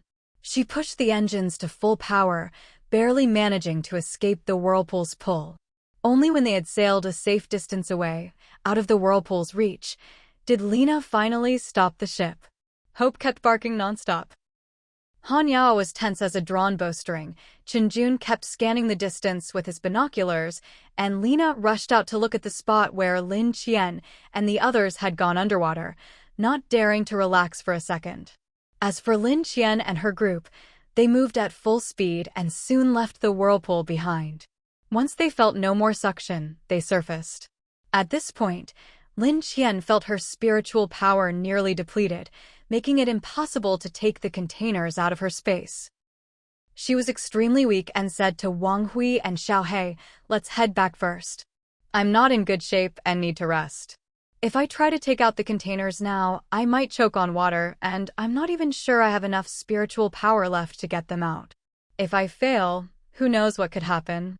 If they get stuck halfway, even if it's unlikely, it's not impossible, and the consequences would be unimaginable.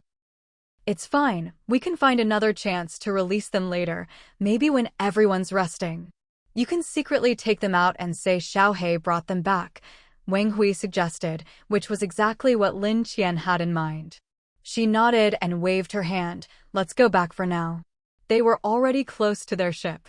Qinjun, with his binoculars, spotted them immediately. "They're back." Wang Hui and Xiao He were both fast. Even without binoculars, Lina and Han Yaoao soon saw them. "Big sis," Han Yaoao called out to Lin Qian. "Woof."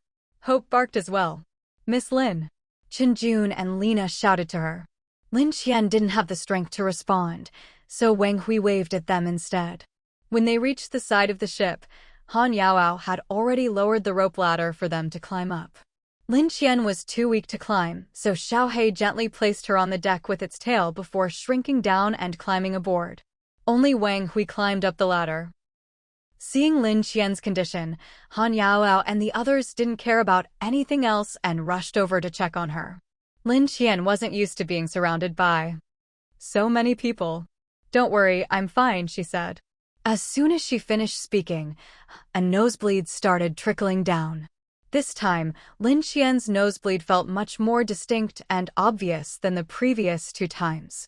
It was a bit like suddenly having a big glob of snot run out when you have a cold. But she hadn't fainted yet, so she just casually wiped her nose. Han Yao saw this and quickly pulled some tissues out of her pocket, asking nervously, "Sis, are you okay? Why do you get a nosebleed every time you go underwater? Is it the water pressure?" Of course, Lin Qian wasn't about to tell her the real reason. She just brushed it off. "It's probably not that. Maybe I'm just overheated." No one present really believed her, but since Lin Qian said so, they could only let it go for now. Still, worry wasn't something they could suppress, especially Han Yaoao. "Sis, maybe next time you should let us go down instead?" Naturally, Lin Qian wasn't about to give up this opportunity. "It's fine. We've already taken care of everything down there this time. When the time comes, Xiao He can just go fetch them back." With that, Lin Qian tried to change the subject. "We've been underwater for so long, I'm getting hungry. Who's going to cook?" As soon as Han Yao heard Lin Qian was hungry, she wanted to go, but Lin Qian's nose was still bleeding, dripping down even after she wiped it. Han Yao was really worried. Lin Qian herself was getting annoyed. She wanted to take some medicine, but she was still in her wetsuit, and there was no way to just pull out some pills in front of everyone. I want to go change my clothes first." Only then did everyone realize Lin Qian was still wearing her wetsuit and carrying an oxygen tank. Han Yaoao hurriedly helped her back to her room. With Han Yaoao's help, Lin Qian quickly changed out of her gear. After changing, Lin Qian went to her backpack, pulled out the medicine she'd prepared earlier, and swallowed it directly.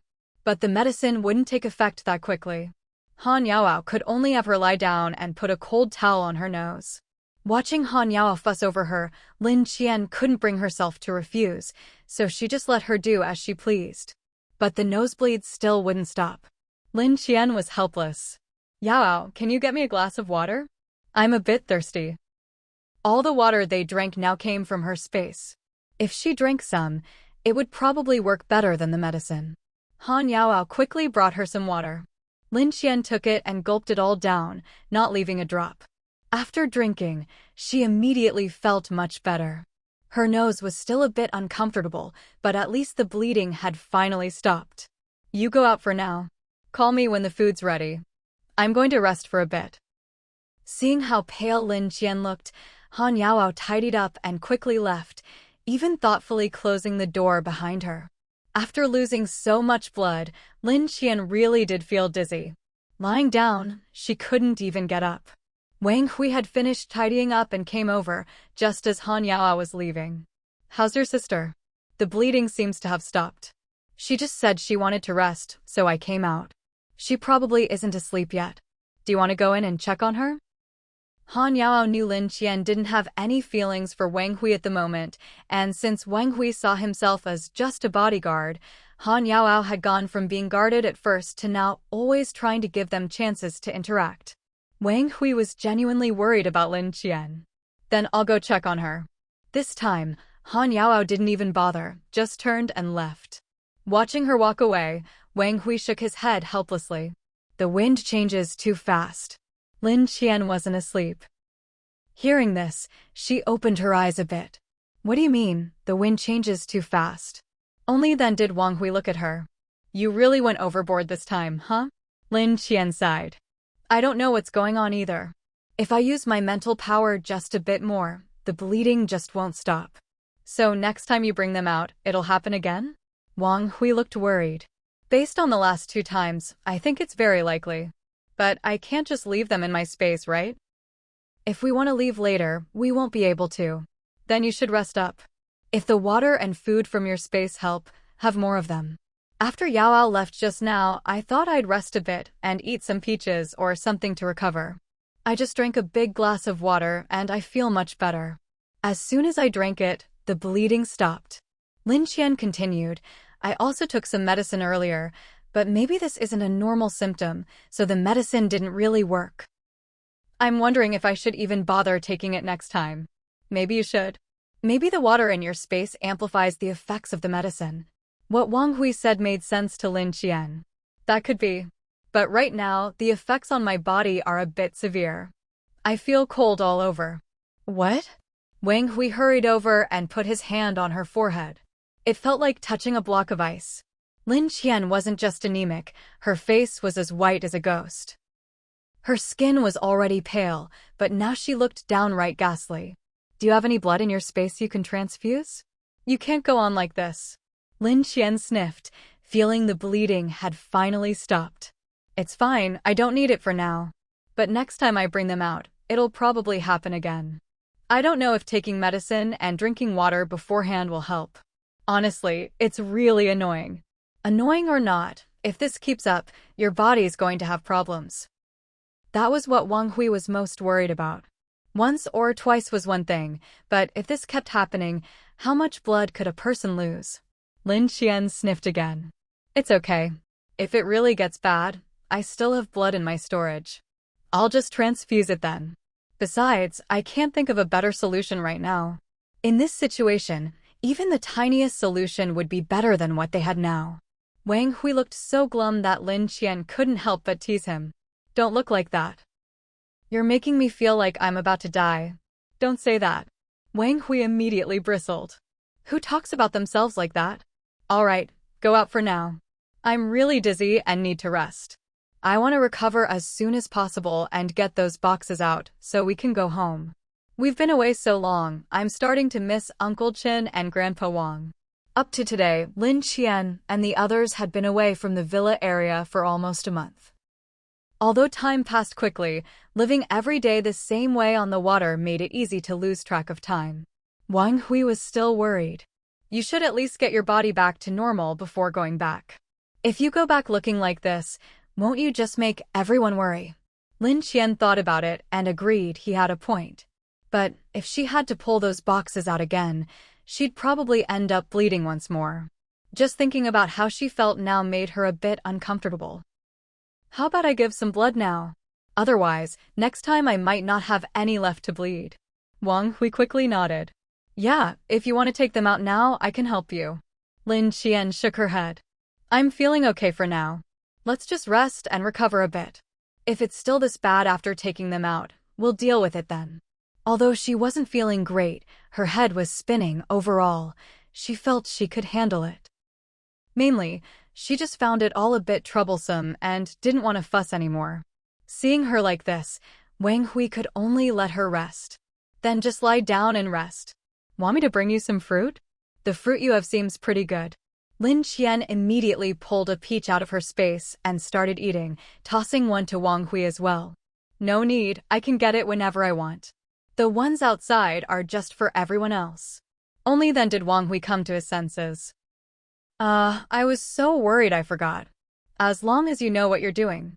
After finishing the peach, Lin Qian felt her body had recovered a bit, and her head wasn't as dizzy as before. I'll lie down for a while. You can go out. Just call me when it's time to eat. Wang Hui saw that although she looked a bit better, she still didn't seem very energetic. All right, have a good rest. I'll head out. After coming back from the sea, Lin Qian went straight to rest and hadn't had a chance to tell the others what had happened. Little Black, being a snake who couldn't talk, couldn't explain, so Wang Hui had to handle it. Having spent a lot of time with Lin Qian, Wang Hui more or less understood her thinking. After a moment's thought, he started explaining to everyone. Actually, when we went down today, the containers were stuck in the mud. But we found out that these boxes could be linked together. After we linked them, we had Little Black pull the hook and drag the boxes out of the mud. Han Yaoao immediately asked, then why not just pull them all the way back? Luckily, Wang Hui had anticipated this question. Mainly, after we pulled them out, a whirlpool formed. Everyone had to use all their strength to swim away, and after escaping, we were all exhausted. So we left them there for now. Once Little Black recovers, we'll have it bring them back. Han Yao's first concern was Lin Qian. What about Sis? She doesn't have to go back in the water, right? Just thinking about how Lin Qian got a nosebleed every time she went underwater made her nervous. Your sister doesn't need to go back in. Wang Hui gave a definite answer, though he thought to himself that Lin Qian still couldn't escape the fate of losing blood. Let's get dinner started. Xiao Qian must be hungry after losing so much blood, she needs to replenish. I'll make a blood-nourishing soup, Han Yaoao said enthusiastically. I'll cook, Li Na, you keep an eye on the cockpit, and Chenjun, you and Hope watch the surroundings, just in case. Han Yaoao got to work right away, quickly gathering ingredients and busying herself in the kitchen. Seeing this, Wang Hui felt reassured and started making some lighter dishes so Lin Qian would be comfortable eating. But by the time they finished, Lin Qian had already fallen asleep. Han Yaoao knocked on her door several times but got no response, making her anxious. She hurried to find Wang Hui. Brother Wang Hui, I don't know if something's wrong with Sis. I knocked for a long time and she didn't answer. Wang Hui started to worry too. Let's go check. When they got to the door, since they'd closed it themselves earlier, it wasn't locked. They gently pushed it open and went in. They saw Lin Qian lying on the bed, breathing evenly, fast asleep. The two of them finally breathed a sigh of relief. What do you think? Should we wake her up? Seeing how deeply she was sleeping for once, Wang Hui shook his head and led Han Yaoao out. Let's just keep her food warm. If she can sleep, let her sleep more. It'll help her recover. He knew Lin Qian was a light sleeper. Normally, even the slightest noise would wake her, but this time, even with both of them coming in, she hadn't stirred. She must really have lost a lot of blood. But since she was just sleeping, it wasn't a big problem. When Wang Hui and Han Yao came out, Li Na and Qin Jun asked about Lin Qian, and after confirming there was nothing serious, everyone started eating. But with Lin Qian absent, no one had much of an appetite. Everything tasted bland. Finally, when Lin Qian woke up, it was already evening. Han Yao had been keeping her soup warm the whole time. As soon as she saw Lin Qian awake, she rushed over with it. "Sis, have some soup first, then eat. Everything's still hot."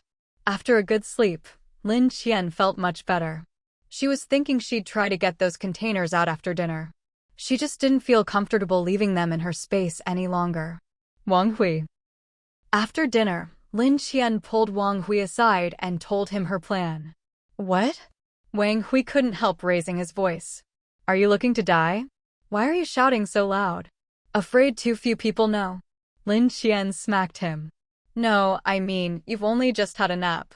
Are you sure your body can handle it? Your body can't handle it. I know my own limits. Once everyone's asleep tonight, I'll have Hope and Little Black keep watch and we'll quietly take them out." Wang Hui still disagreed. "But what if something goes wrong with your body again?" Han Yao wasn't close by, but she was watching them from a distance. Wang Hui signaled Lin Qian to look over. "Your sister will be the first to come after me. She won't know if you don't tell her. Look at her, though, watching us like she's afraid I'll run off with you." Lin Qian glanced over and saw Han Yao staring at them. She sighed. "It's fine. I'll just say I'm going to sleep. Once I'm asleep, she can't keep an eye on me." "But what if you faint from blood loss? Then just carry me back to my room. I'll recover after some sleep." Lin Qian thought for a moment. "If it really gets bad, I'll take out a blood bag and you can give me a transfusion. That should work, right? You've thought of everything and made all the arrangements. What could possibly go wrong?" Even if Wang Hui had objections, Lin Qian probably wouldn't listen anyway. There was nothing he could do about it. Between the two of them, it had always been Lin Qian who called the shots, even if it didn't always make sense.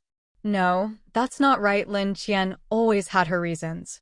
Since that was the case, Lin Qian found an excuse to go back and rest. After all, even though she'd recovered a bit, her complexion was still rather pale.